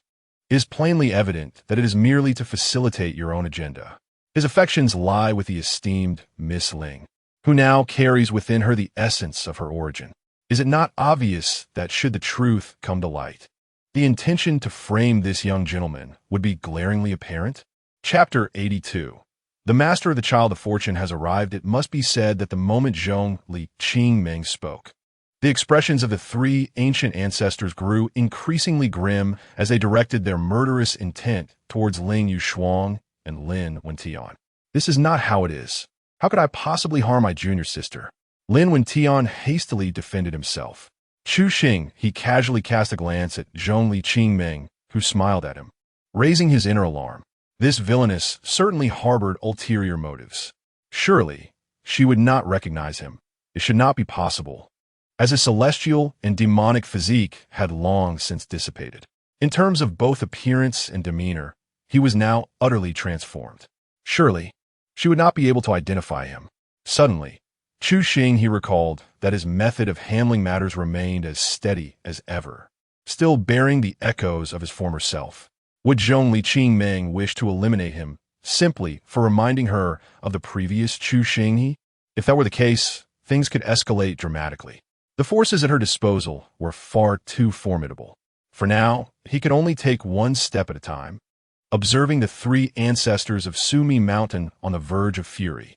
Chu Xinghe he understood that the Child of Fortune surely possessed other means. Thus, he could not be blamed for his ruthlessness. Wait. I find this young lady's argument quite compelling. I am uncertain how the forthcoming events will unfold, but it is indeed true that they owe me a debt. As for Lin, I shall consider this a one-time favor. After all, I have yet to win her heart. Hence, our agreement is null and void. After uttering these words, Chu Xinghe he tore apart the supreme IOU in his hand. Miss Ling, as the saying goes, saving a life is better than building a 7-story pagoda. Your debt to me in terms of opportunity is only fair. However, it was my fault to assist another in pursuing you without your consent, so this agreement serves as my apology. He concluded by destroying the contract. Witnessing Chu Xinghe's calm demeanor, Everyone present cast sidelong glances. Even the ancient ancestor Zhong Li regarded him with admiration, as did Jian Qianquan. Such a young man was indeed a rarity. The three ancient ancestors of Sumi Mountain regarded Chu Xinghe with kindness. He was far more understanding than Lin Wentian. The reason for assisting Lin was that he had previously mentioned that Chu Xinghe he had saved his life, which led him to consider this method of assistance. After tearing up the contract, Chu Xinghe he ceased to speak, signaling that it was now their turn to perform. The three mountain lords turned their attention to Lin Wentian. There are many people here. Come back with us, and Miss Ling should accompany us as well. Upon hearing this, Lin Wentian's heart sank to the depths. He had just secretly contacted his master, but there was no response. He knew that the death of Luo Qingxue would affect many hearts within Sumi Mountain. Yet now even he felt dazed, as if an unseen hand were pushing him forward. However, he was completely unaware of the hand's location. Initially, he had suspected that Chu Xinghe he had ulterior motives, only to ultimately realize that he was merely assisting him in pursuing Ling Yushuang, and that he had actively sought Chu Xinghe's consent, willingly accruing a debt of supreme opportunity. In the midst of misunderstandings surrounding Chu Xinghe, he remained remarkably candid. The breach of the treaty, such noble conduct, continues to cast doubt, which is indeed their own failing. Zhongli Qingming withdrew her gaze from Chu Xinghe, pondering that if Xinghe were still alive, he would not exhibit such generosity. That fellow is notoriously avaricious, a man who would not act unless he sees tangible gain. It is inconceivable for him to display such gentlemanly behavior. Yet, she is drawn to his cunning nature. It is only through loss that one learns to cherish. Lin Wentian's emotions were in turmoil. He understood that returning was not an option. Should he do so, there would be no hope of proving his innocence. Outside, however, there remained a chance, albeit he must first navigate this ordeal. Elders, I bear significant responsibility for my junior sister's death. Grant me half a month, and I shall uncover the truth behind her demise, providing you and our master with a satisfactory account. Upon hearing this, the three elders furrowed their brows. Fully grasping Lin Wentian's implication, he did not wish to return with them. Yet, should Lin Wentian gain opportunities within the supreme secret realm, entanglements with the Sword God sect would ensue, complicating matters further. There is no need. We shall send someone to investigate. If it truly bears no relation to you, it will not be too late for you to emerge later. Lin Wentian's heart sank to the depths of despair. At that moment, Jian Qianquan, who had remained silent, stepped forward. Young friend, your favor from our Sword God sect as predecessors signifies a connection with us. Why not come as a guest to our Sword God sect? The mountain lord narrowed his eyes. What is your intent, Jian Qianquan? Jian Qianquan waved his hand dismissively. It holds no particular meaning. What do you mean by no particular meaning? Simply that it lacks significance. If you find it interesting, then you indeed possess a peculiar sense of humor. Does that mean what I think it means? I harbor no such intentions. Their exchange continued, leaving the onlookers perplexed. If you're dissatisfied, then act upon it. He is indeed a disciple of your Sumi Mountain, yet now bears a connection to my Sword God sect. If you do not wish to keep this disciple, we at the Sword God sect would gladly welcome him. Moreover, the competition among prodigies has always been thus. Those who cannot surpass others must concede, and only those who survive possess true skill. Jian Qianquan regarded the three mountain lords with a mocking glint in his eyes, insinuating that had it not been for others' assistance, they would have long since met their demise. The three men felt their faces flush with embarrassment, their gazes towards Jian Qianquan laced with hostility. It was rumored that Jian Qianquan of the Sword God sect wielded formidable prowess and unparalleled swordsmanship. Today, the mountain lords sought to test him. Jian Qianquan let out a derisive laugh. Be cautious not to find yourselves defeated. Your Sumi Mountain may not wish to see other ancient beings emerge. The mountain lord's expression darkened, sensing the disdain directed at him. Before he could speak, the essence of the Qianquan sword erupted forth. The heavens and earth trembled, the grandeur of the Qianquan enveloping them. The mountain lord felt as though he were ensnared within the Qianquan sword domain, unable to resist. Halt! At that moment, a voice resonated through the void. Upon hearing it, the countenances of those present shifted dramatically. Even Zhongli Qingming gazed intently at the elder who emerged from the void. The elderly man, standing a height of merely 1 meter and 60 centimeters, appeared as imposing as a towering mountain. The essence of the sword of the universe shattered effortlessly with the utterance of a single word. He stood before the Lord of the Mountain, exuding an air of authority. Xiao Qianquan, it has been a long time. Your swordsmanship has significantly advanced, remarked Jian Qianquan as he sheathed his sword and clasped his hands in salute. I pay my respects to the Lord of Xumi Mountain. Only the mightiest of each generation may bear the name Xumi. And this venerable figure was the one who inherited the title from ancient times. He had once offered guidance to Jian Qianquan and was regarded as the sage of Xumi Mountain. Xumi Jing, a name imbued with femininity, gazed at Lin Wentian. Her demeanor was restless, akin to a frog confined within a well, oblivious to the vastness beyond. A single phrase from her caused Lin Wentian's expression to shift dramatically, for his master had never uttered such weighty words before. Xumi Jing then turned her gaze to the 3 elder mountain lords. Might my 3 esteemed uncles grant me a modicum of respect? The death of Qing Shui is not solely attributed to others. The expressions of the 3 elder mountain lords shifted. While they could inherit the title of mountain lord, the name Xumi was beyond their grasp, especially given their awareness of this disciple's formidable abilities. The 3 exchanged glances. Let the disciple take the lead. Chapter 83. Only one of you can survive. Upon witnessing the scene, Chu Xinghe couldn't help but chuckle inwardly. It turned out to be yet another trio of seasoned veterans who thought themselves unconcerned about the master of the Child of Destiny. Little did they know, they were merely jesting like old sows rooting in the earth. Su Mijing's gaze fell upon Chu Xinghe, seemingly unperturbed. However, she was taken aback by the emergence of such a figure within the realm of the void sky. What do you mean? Su Mijing inquit, scutinding Qusing. You appear to be without suspicion, yet I find you highly suspect.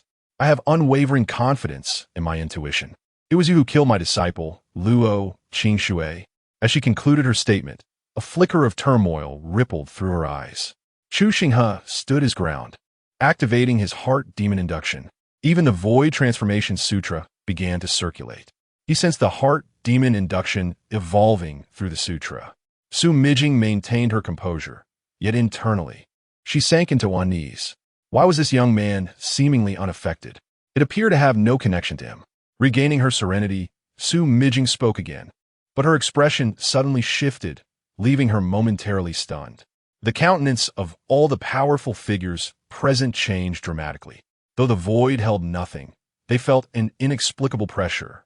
As a supreme being, attempting to provoke my heart demon, was this the active sage from Xumi Mountain? Su Mijing remained silent, while the 3 old mountain lords looked alarmed. Jian Qianquan, who had been observing, along with the elder of the Zhongli family, scoffed. They could not abide Xumi Mountain's hypocrisy, cloaking their shamelessness in a facade of moral superiority. Senior, if you fail to provide me with an explanation today, I shall unleash a supreme being to self-destruct at your Xumi Mountain. I wonder if your grand family can withstand such a blow?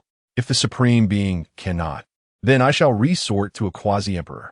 Tell me, does that not justify your treatment of me? Su Mijing's composure faltered. After years of seclusion, she found herself threatened by a mere youth. You accuse me of killing your disciple. Do you possess any evidence? She retorted, I understand your implication. Were it not for my formidable backing against Xumi Mountain, your words would hold weight. However, I fear you not. You have wrongfully accused me today. I demand an explanation. Following her declaration, Chu Xinghe activated his perfect divine realm card, letting the aura of the perfect divine realm manifest. Although insufficient before Su Mijing, Chu Xinghe was young enough to boldly display his wrath to his supreme being. The Phantom Supreme emerged from the shadows, unleashing his perfected aura. Provide my young master with an explanation. Some individuals are not to be trifled with by Xumi Mountain. The Phantom Supreme's voice was calm, as if stating an undeniable truth. After all, Chu Xinghe had instructed him to strike fear by invoking a powerful presence. Su Mijing's expression shifted. The void sky concealed numerous factions. This young man's indifference towards Xumi Mountain was one thing, but a supreme being would undoubtedly be aware of Shumi Mountain's reputation.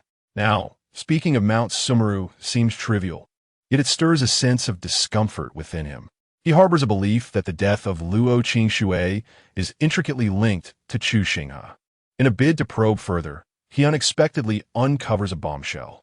Earlier, he had stirred Chu Xinghe's attention, yet there was no discernible reaction. He vaguely senses that he inadvertently assisted Chu Xinghe once again. Moments ago, he had exchanged a jest with the young master. As a mid-level supreme being, Sumeru Jing could not help but feel a twinge of fear upon witnessing a fully realized supreme being. It was merely a jest, after all. Chu Xinghe's words lingered. Yet Sumeru Jing remained momentarily stunned. Suddenly, a shadow lunged toward him. As Sumeru Jing comprehended the situation, he coughed up blood, his complexion paling as he staggered backward, his eyes wide with horror. Such an attack he had utterly failed to detect. The onlookers from afar, too, bore expressions of dread. Ancestor Zhongli stammered, acknowledging the prowess of a peak-level supreme being, especially one skilled in assassination. The earlier feigned awareness was a mere ruse. Otherwise, he would have faced certain death. A glimmer of satisfaction flickered in Chu Xinghe's gaze. Had you not appeared, I could have saved myself 12 million units of destiny value. Your jest has cost me this sum. I just about killing you in return. The expressions of the three mountain lords of Sumeru shifted dramatically. Do not move. If you do, you too shall meet your demise. He had jested with me, and now I shall jest with him. The words of Chu Xinghe sent shivers down the spines of those present. This fellow truly is a living embodiment of death, one who kills without a flicker of an eye. Unbeknownst to him, Sumeru Jing was drenched in cold sweat. It was I who had been impudent, offending the young master.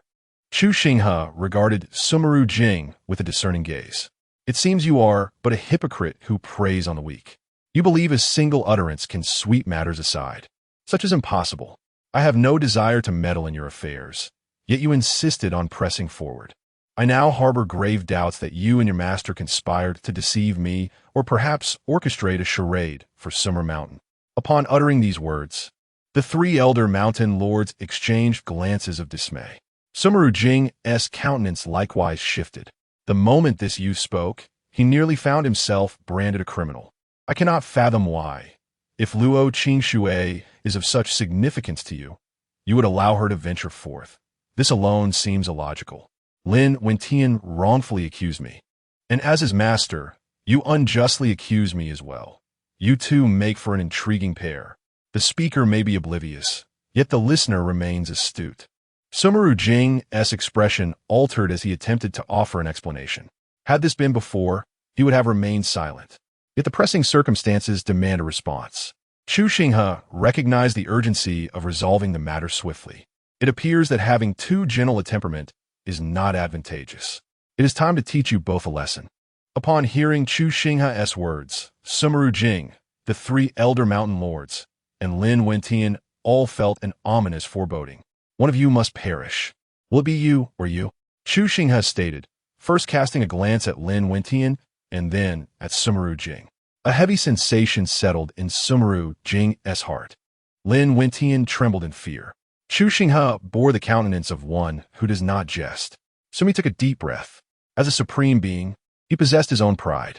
Yet before the Phantom Supreme, such pride seemed utterly inconsequential.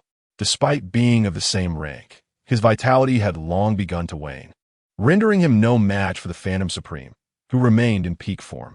Furthermore, the protector of Chu Xinghe was also a supreme being at the pinnacle of power, who could ascertain whether other ancient entities lurked in the shadows. The events unfolding here had already caught the attention of Sumi Mountain. They too possessed supreme beings at the pinnacle of their strength.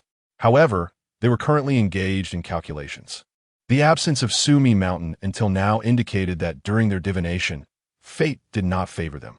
Their emergence in this lifetime was prompted by the realization that a portion of destiny had indeed shifted in their favor. They all believed that Luo Qingxue was the one destined for greatness. The divine medicine had transformed, aiding many aging strongholds of Sumi Mountain in rejuvenating their vitality. Now that Luo Qingxue had perished, they found themselves in a state of urgency. Moreover, this incident bore the shadow of Chu Xinghe. Who could have anticipated that a simple excursion would lead to such a formidable encounter? An elderly figure, stooped and with brows that seemed to brush the ground, let out a sigh. The calculations yielded no results. The several elders exchanged glances, each comprehending the weight of those words. The forces backing Chu Xinghe were even more formidable than their own, able to obscure the heavenly secrets and thwart their attempts at divination. Chapter 84. Forcing the master to kill the disciple, allowing the male protagonist to slay the female protagonist. The few elderly men, already thinning on top, lamented the loss of more strands of hair. The issue was that they were entirely unaware of the young man's background. One of the old men muttered, "In the vast void heavenly realm, who knows how many hidden ancient monsters lie in wait?"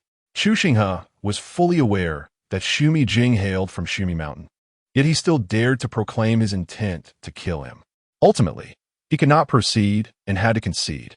One of the elders remarked, "No, Chu Xinghe is after all the saint's son of our ancient Chu Mountain, the inheritor of the Chu title, and he has now reached the mid-stage of the supreme realm. It is possible he may even break through to the later stage in this era.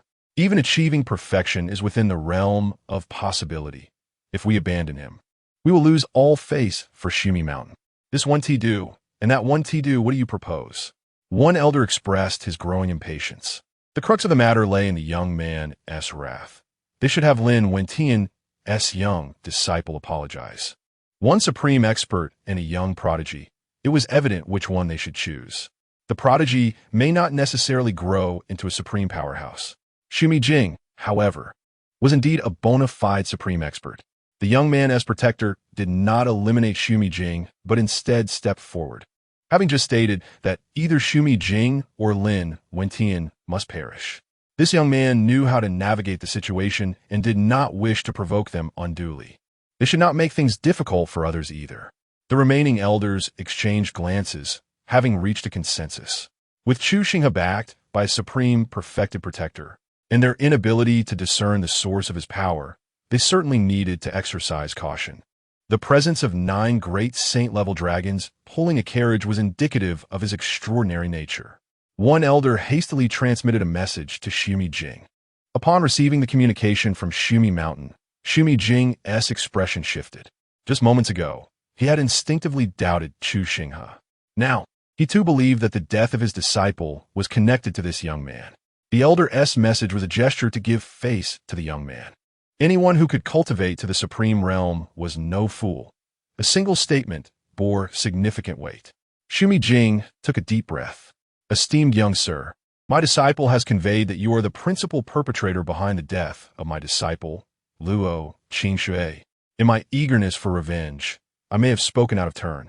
Upon hearing this, the expressions of the onlookers shifted dramatically.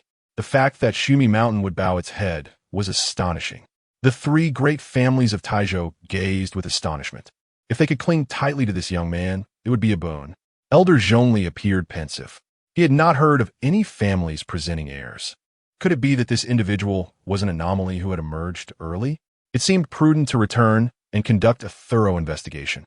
Zhongli Qingming understood the immense power of Chu Mountain. To think that they would yield and that they could not casually eliminate this young man. Chu Xinghe's gaze held a hint of mockery. We're wise men but hypocrites who still care for their own lives. Lin Wentian was left dumbfounded. How could he not realize he had been forsaken? It was clear that he had reconciled with Chu Xinghe. "Due to your presence, I am now compelled to pay the ultimate price. You truly are my esteemed master. So this is Mount Sumeru. The essence of Sumeru's supremacy implies that this matter bears no relation to you. It is entirely the result of your disciple's misdeeds, and you have been deceived." Sumi sighed softly. "Indeed, I have been misled by my disciple. I did not foresee the malicious intent harbored within, plotting against fellow disciples. It is only now that I have come to realize this. This matter does not concern you, noble sir." Chu Xinghe's lips curled into a smile. "If that is the case, then eliminate him, and I shall believe your words." Upon hearing this, Sumi hesitated. He understood that this predicament was of his own making, yet it was now necessary for the disciple to bear the blame. May the opportunities this disciple has garnered save him. With that, he prepared to act. At that moment, Lin Wentian's gaze suddenly shifted toward Jian Xinghe. Chu Xinghe recognized the intent behind the Chosen One's gaze. Swordmaster, I am aware of the whereabouts of your sect's protective artifact. Jian Xinghe's eyes gleamed with excitement upon hearing this. Do you truly know? I would not deceive you over such trivial matters. Jian Xinghe's expression grew solemn. If you can assist our Sword God sect in locating the protective artifact, we shall owe you a favor. Chu Xinghe nodded. One favor shall suffice. It is preferable to hinder the Chosen One from gaining an advantage. In a sudden blink, Chu Xinghe appeared beside Lin Wentian. Before Lin could react, a sharp pain pierced his abdomen, causing him to collapse to the ground, blood spilling from his lips. The iron sword he held fell into Chu Xinghe's grasp. Lin Wentian knelt, veins bulging, cold sweat beading on his brow. Despite having ascended to the Void God realm, he was powerless against even a single strike from Chu Xinghe. More importantly, how could Chu Xinghe discern his thoughts? He could only seek to save himself. He suspected that this iron sword was indeed the sect's artifact and was contemplating a gamble, but he had not anticipated Chu Xinghe's interruption. Chu Xinghe regarded the struggling iron sword. Should you disobey, I shall dissolve you. With this declaration, the iron sword fell silent. The artifact possessed a spirit. It sensed the terrifying aura of the refining demon cauldron. Even when unscathed, it was no match for the cauldron. Reject the bond. Chu Xinghe looked down upon Lin Wentian. Lin scoffed, a glimmer of defiance in his eyes. Chu Xinghe snorted disdainfully. A wave of force emanated from his fingertip, and Ling Yushuang was seized by the throat with one hand, lifted into the air. If you do not dissolve the bond, she shall perish. The formidable members of the Ling family could only swallow their protests. They could not afford to offend Mount Sumeru, and now, even Mount Sumeru dared not provoke this young man. Jian Xinghe finally grasped the situation. That iron sword was indeed their previously lost protective artifact, a realization he should have reached sooner. Ling Yushuang's eyes rolled back, her struggles growing frantic. Lin Wentian cast a venomous glare around the room, especially directed toward Sumi. Lin Wentian coughed up a mouthful of fresh blood, his complexion turning ashen. The iron sword ceased its trembling. Chu Xinghe understood that the bond of ownership had been severed. By seizing the destined artifact of the Child of Destiny, the child's fate value has decreased by 30,000, and a master has gained 4 million destiny points. Chu Xinghe's gaze settled upon Su Mijing. Su Mijing sighed deeply. Lin Wentian harbors malevolent intentions and has harmed his fellow disciples. Today, I, Su Mijing, hereby declare his expulsion from a sect. Lin Wentian offered no resistance, his eyes cold and unyielding. You may release Miss Ling. This matter has nothing to do with her. Chu Xinghe nodded, his fingers moving. With a sharp crack, Ling Yushuang's lifeless body slipped from Chu Xinghe's grasp. Her life was once saved by me. Now, I have regretted my decision and wish to reclaim it. The demise of the destined heroine results in a fate value of 0. The Child of Destiny's fate value decreases by 20,000, and the Master gains 7 million destiny points. As he beheld the fallen corpse, Lin Wentian's pupils dilated in horror.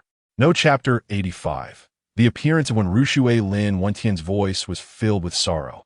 The gazes of the others turned towards Chu Xinghe. When this young man chose to act as a gentleman, his heart was indeed magnanimous. Yet now, when it came to taking lives, he showed no hesitation. He was a formidable figure. The old ancestor Zhongli transmitted a message to Zhongli Qingming, cautioning her not to underestimate this young man. Once he chose to act, he would leave no escape for others. Zhongli Qingming nodded. The fortune of these favored children of destiny had already diminished significantly. They had nearly exhausted their resources. What was the Shumi Supreme still waiting for? Was the earlier encounter merely a deception? With a sigh, the Shumi Supreme extended his hand towards Lin Wentian, causing the void to tremble. Lin Wentian felt as though he were on the brink of implosion. Who dares to show themselves? The voice of Shumi Jing echoed, and footsteps retreated in quick succession. The air quaked as numerous fissures appeared around them. A graceful figure emerged from the void. What brings you here? Master of the Tianyin Holy Land? Shumi Jing recognized Wen Rushue, as they were contemporaries. Wen Rushue, what do you mean by this? Are you seeking conflict with Shumi Mountain? When Ru Shui remained silent, his gaze fixed upon Chu Xinghe, then glancing briefly at the Phantom Supreme. You are an anomaly that should not exist. The Phantom Supreme's eyes glimmered with malice, and Chu Xinghe's heart raced. When Ru Shui, you are courting death. As the favored child of destiny faced imminent peril, when Ru Shui re-emerged. Previously, Gongsun Wujia had done the same, and now here he was again. Do not be deceived. The reason his whereabouts cannot be deduced is that he may possess the fabled physique of Fate's Void. At this revelation, the atmosphere fell into a profound silence. The eyes of the old ancestor Zhongli sparkled with intensity, and even Zhongli Qingming's expression shifted continuously. Xu Jing was taken aback, while Jian Xinquan's demeanor altered repeatedly. The Dao artifact still lingered with him. When Ru Shui, what do you mean? Xu Jing inquired gravely. As a supreme being, he found it impossible to conceive that no remnants of rules remained in this realm. This could only imply that he was a mere illusion, non-existent.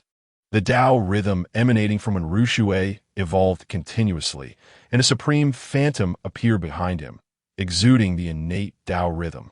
Waves surged within Chu Xinghe's heart. When Ru Shui was indeed an innate Dao body, coupled with the ability to deduce. Most crucially, he had now emerged to thwart his ambitions. With a glint of murderous intent in her eyes, Xu Jing realized that he had been played for a fool all along. When Ru Shui's expression remained tranquil.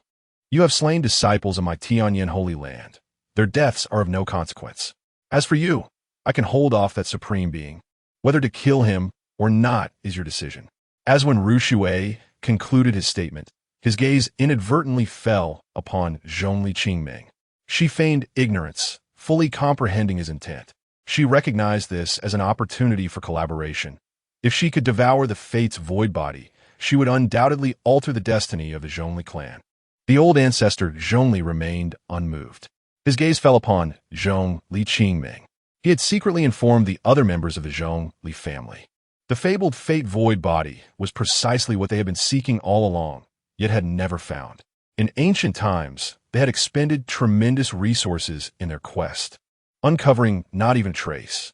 To their astonishment, it had manifested in this era, right before them, instilling a dreamlike sensation within him. Now, Zhongli Qingming was also the devouring heaven demon body. This time, the Zhongli family might truly alter their fate.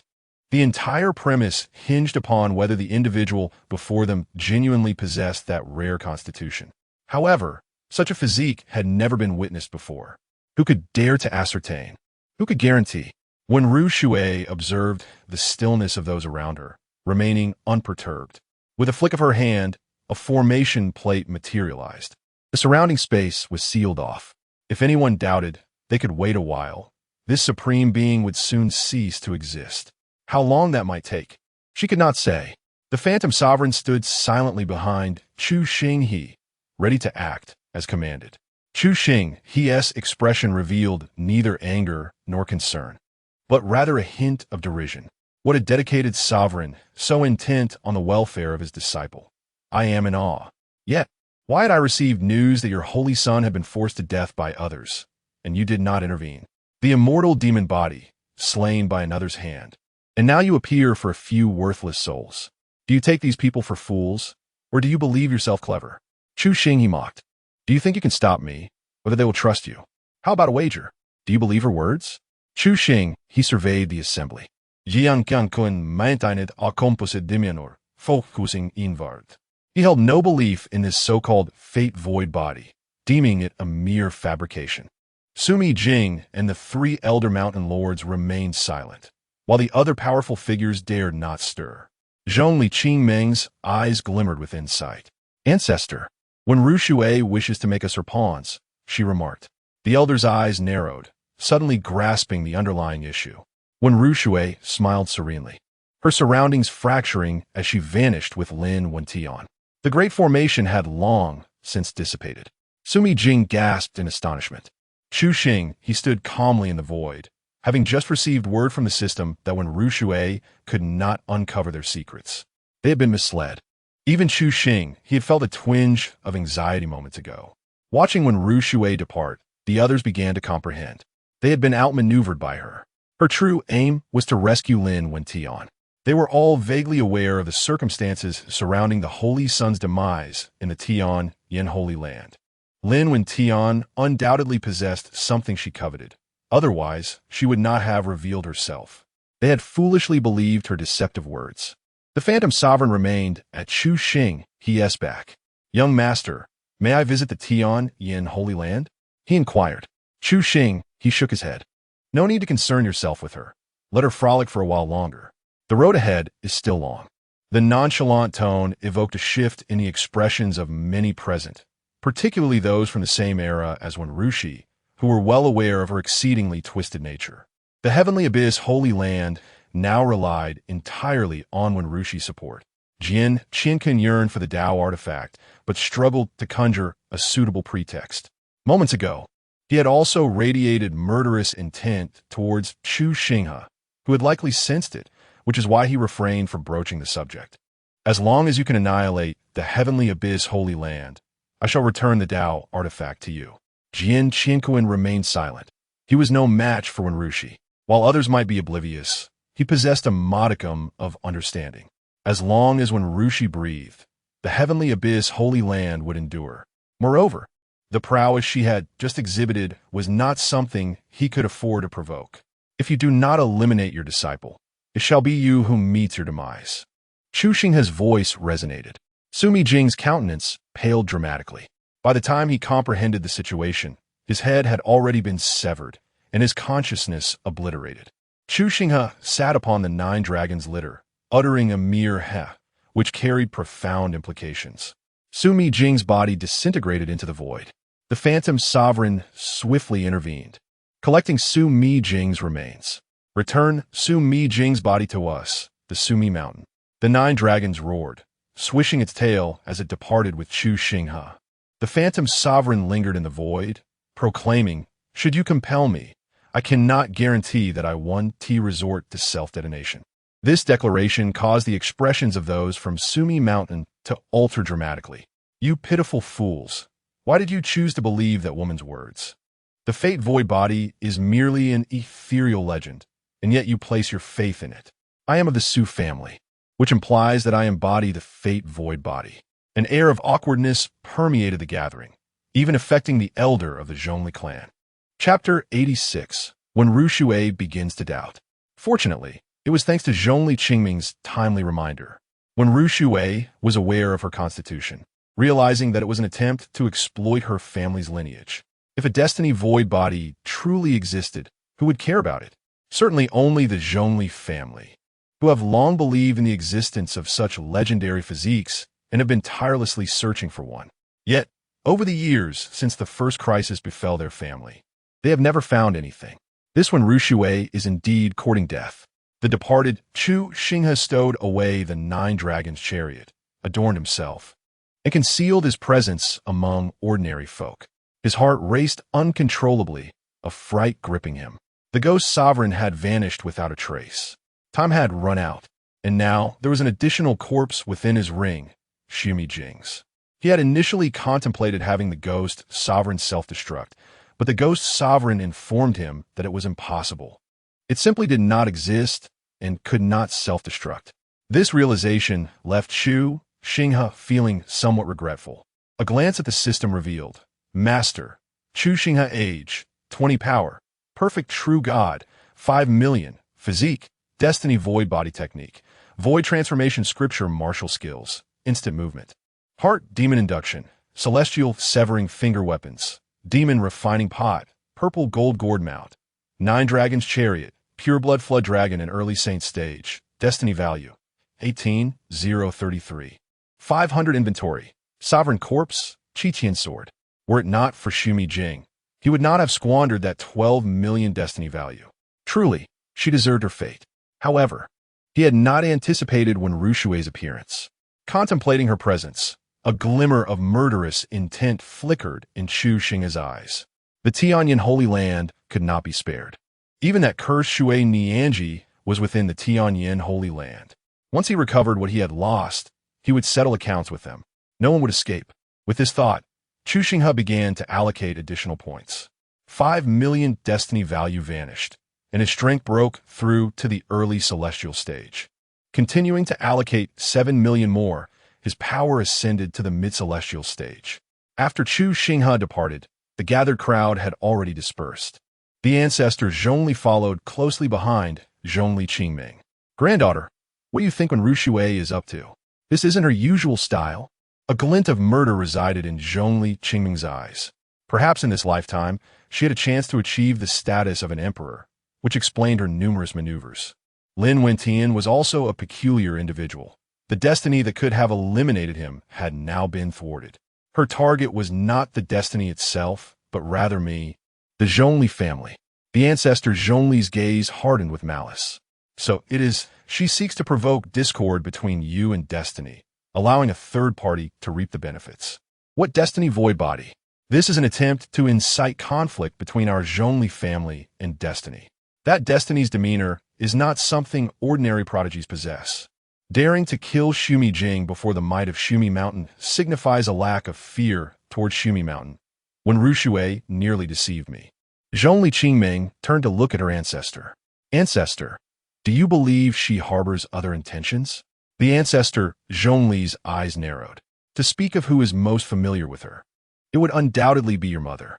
Previously, she maintained a cordial relationship with your mother, and during the ancient times, upon learning that your mother possessed the devouring heaven demon body, she withdrew from the contention for supremacy. However, during that era, no emperor emerged, and the reasons for her withdrawal remain a mystery. Initially, our Zhongli family intended to capture her, allowing your mother to absorb her essence, but your mother declined, even choosing to set her free." Zhongli Qingming sighed. "I had inquired with my mother before, but she merely urged me to focus on my cultivation without divulging anything. She advised that those capable should eliminate when Rushui, while those lacking strength should refrain from provoking her. It seemed that even my mother harbored a degree of trepidation."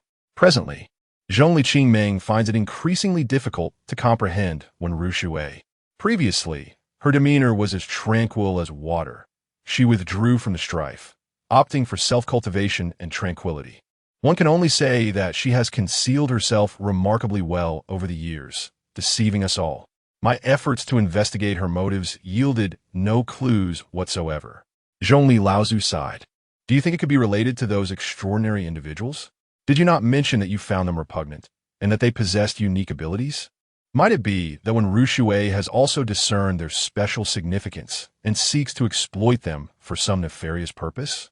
Zhongli Qingming's thoughts swirled incessantly. A terrifying notion suddenly surfaced in her mind. Perhaps she has never truly surrendered. Zhongli Laozu seemed to grasp something. "Are you suggesting that?" Zhongli Qingming shook her head. "This is the worst-case scenario. How intriguing. No wonder she remains indifferent to the demise of Chu Xinghe. If I had discovered this sooner, perhaps things would have been different." Zhongli Laozu gazed at the sorrowful Zhongli Qingming and sighed. That young man is now a matter of the past. Attempting to resurrect him would be an act against the heavens. Zhongli Qingming's eyes narrowed. There is still one possibility for his revival: to traverse the past and locate him. Yet, there is one individual who cannot be overlooked. When Rushui, I had the people from the Tianji Tower calculate, and it appears Jiang Wanyin is one of Rushui's Tao bodies, with the innate Tao of heaven and the reincarnation divine body. Possessing either one could lead to supreme achievement.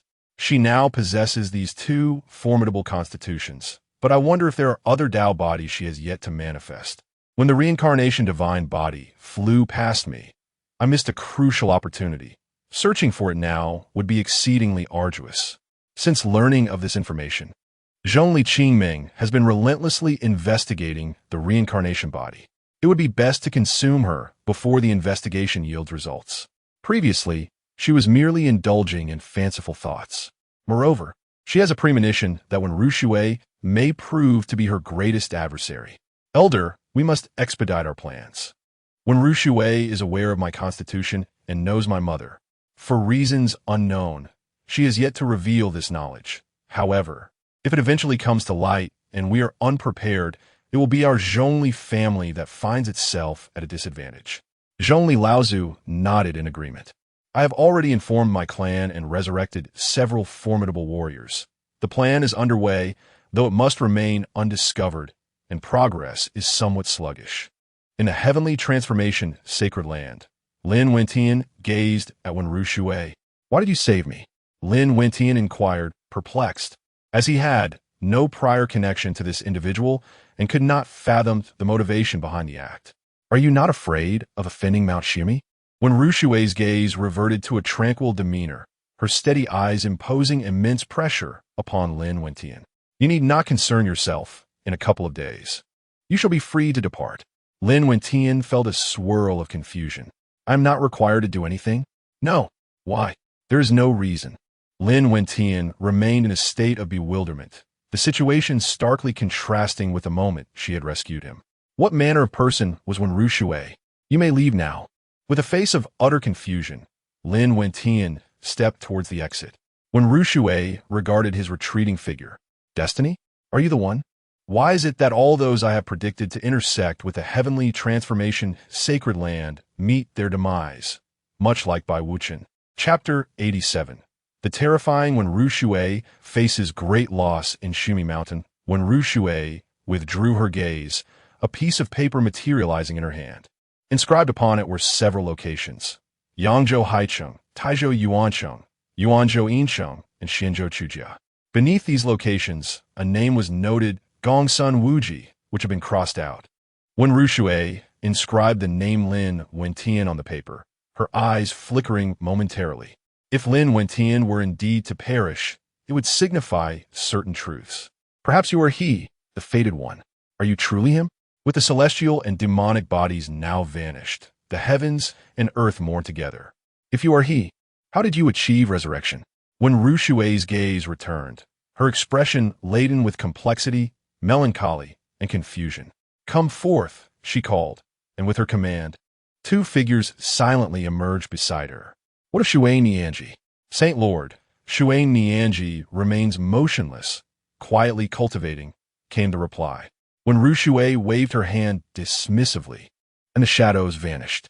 She gazed outward, contemplating the matter of women and the seizing of opportunities, methods strikingly similar. "You shall oversee the affairs of the sacred land. I have matters to attend to elsewhere." Wenru Shui's eyes turned towards the next location, Yuanzhou Incheng. If destiny truly was Lin Wentian, he would undoubtedly visit this place. After Chu Xinghe's breakthrough, he surveyed the system interface. Master, Chu Xinghe age, 20 strength. Mid-stage celestial god, 10 million. Physique, fate void body cultivation method. Void transformation sutra martial techniques. Instantaneous movement. Heart demon induction. Heaven severing finger weapons. Demon refining vessel. Purple gold gourd mount. 9 dragon carriage. Pure blood flood dragon in early saint realm. Destiny value 6033.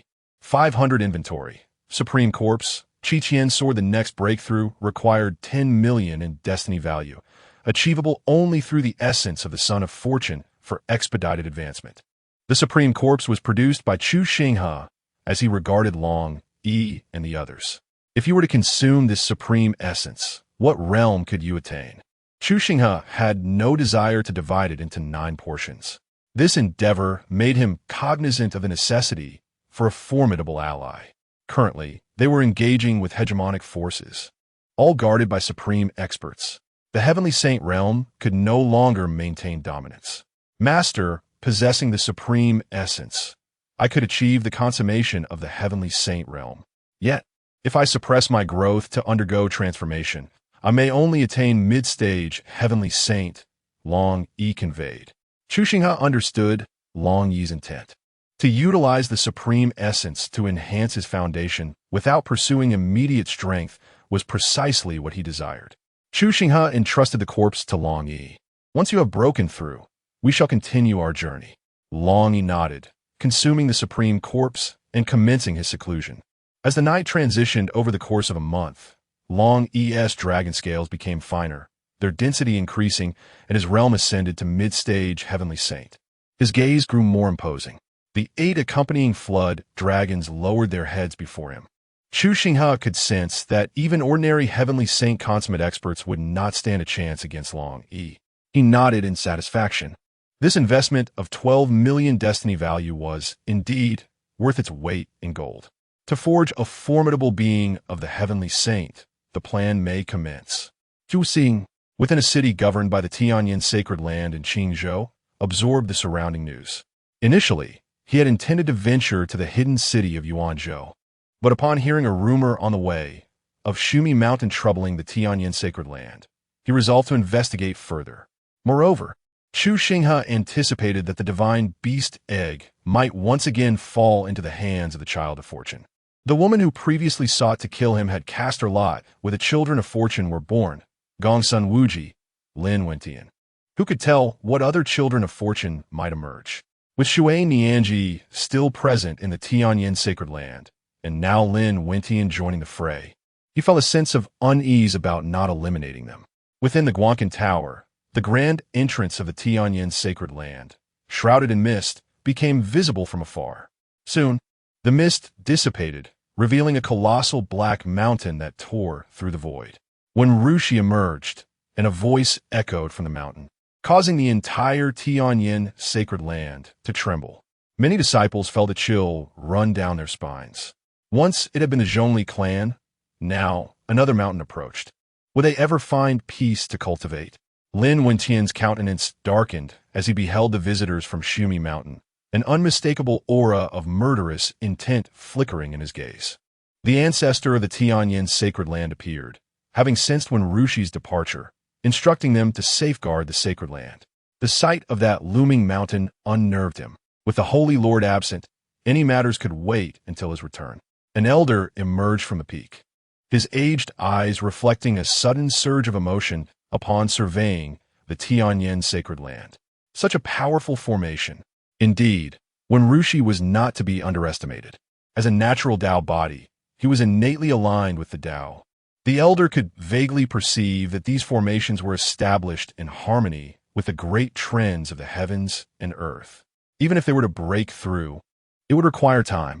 When Rushi had taken away Lin Wentian, leading to the sacrifice of a supreme from Xinghe Mountain. If they did not provide an explanation today, they would bear the consequences for their lack of courtesy. The expression of the Tianyin sacred land's ancestor shifted. He was well aware of the events in Taizhou. We must adhere to the Holy Lord's decisions. The elder of Xinghe Mountain narrowed his eyes, intrigued. Today, he would observe what capital the Tianyin sacred land possessed to act so presumptuously. A mere small, sacred land dared to obstruct the path of Xinghe Mountain. Initially, the elder had intended to extend a gesture of civility, but the Tianyin sacred land, as blatant discourtesy, prompted a decisive response. Kill, commanded the elder of Xinghe Mountain. As his voice fell, a black mountain fully erupted from the void, revealing a throng of cultivators who transformed into streaks of light, descending upon the Tianyin sacred land with an onslaught. The disciples of the Tianyin sacred land were struck with terror as they witnessed the descending cultivators, akin to falling fireballs, igniting fear within their hearts. The strong had awakened, ready to battle. The bells of the Tianyin sacred land tolled 9 times. News of Xinghe Mountain's assault on the Tianyin sacred land swiftly spread throughout all of Qingzhou, even stirring commotion in other regions. Within the Guanqin Tower, the atmosphere thickened with tension. Chu Xinghe vanished repeatedly in a series of instantaneous movements, seizing the opportunity to plunge into the chaos and attempt to eliminate those troublesome individuals. Just as he was about to advance, his steps abruptly halted. A frown creased his brow as the sky above the heavenly transformation sacred land darkened ominously, rendering visibility near impossible. A colossal golden hand of immeasurable size traversed the void, a manifestation of the audacity of Mount Xinghe. A calm voice resonated through the air as the black mountain, bursting forth from the void, descended, unleashing fissures in its wake. The elder of Mount Xinghe's expression morphed into one of horror. How could this be? My Mount Xinghe Tao artifact. How is it possible? Mount Xinghe boasts 7 sacred mountains, each possessing its own Tao artifact. Yet now one mere voice has shattered it. Thunder rumbled across the heavens. A figure, no larger than a sesame seed, stood high in the sky, commanding the descent of the golden hand. The three elders of Mount Xinghe exchanged glances, and three supreme figures materialized behind them. A cold snort escaped one of them. In an instant, the three supreme manifestations disintegrated into countless specks of starlight, vanishing from sight. The three powerful beings of Mount Xinghe coughed up blood. Meanwhile, the giant hand had already grasped the Black Mountain. With a resounding crack, the Black Mountain shattered. When Rushi, with a tranquil gaze, looked down upon the people of Mount Xinghe from above, she extended her jade hand, and the faces of the three elders of Mount Xinghe reflected sheer astonishment. This was far beyond the power that could be wielded by someone at the Supreme Realm. Chapter 88. What does it matter if you know he is alive? A sigh reverberated through the vast expanse of the universe. An aged hand extended from the void. Today, the transgressions of my Xinghe Mountain must be atoned for. In the palm of this ancient hand, a dazzling brilliance emerged, cascading before Wenrushi. Simultaneously, a realm unfolded within the grasp, drawing all inhabitants of Xinghe Mountain into its embrace. The gnarled hand shattered the void and vanished from sight. Wenrushi returned to the heavenly transformation sacred land. For the past month, she had been tirelessly traversing the hidden city of Yuanzhou, yet had not encountered her destined one. It appeared her assumptions had led her astray. He was indeed dead. How could a deceased person possibly be resurrected? Yet her intuition whispered that he might still be alive. With a heavy sigh, a flicker of determination ignited in her eyes.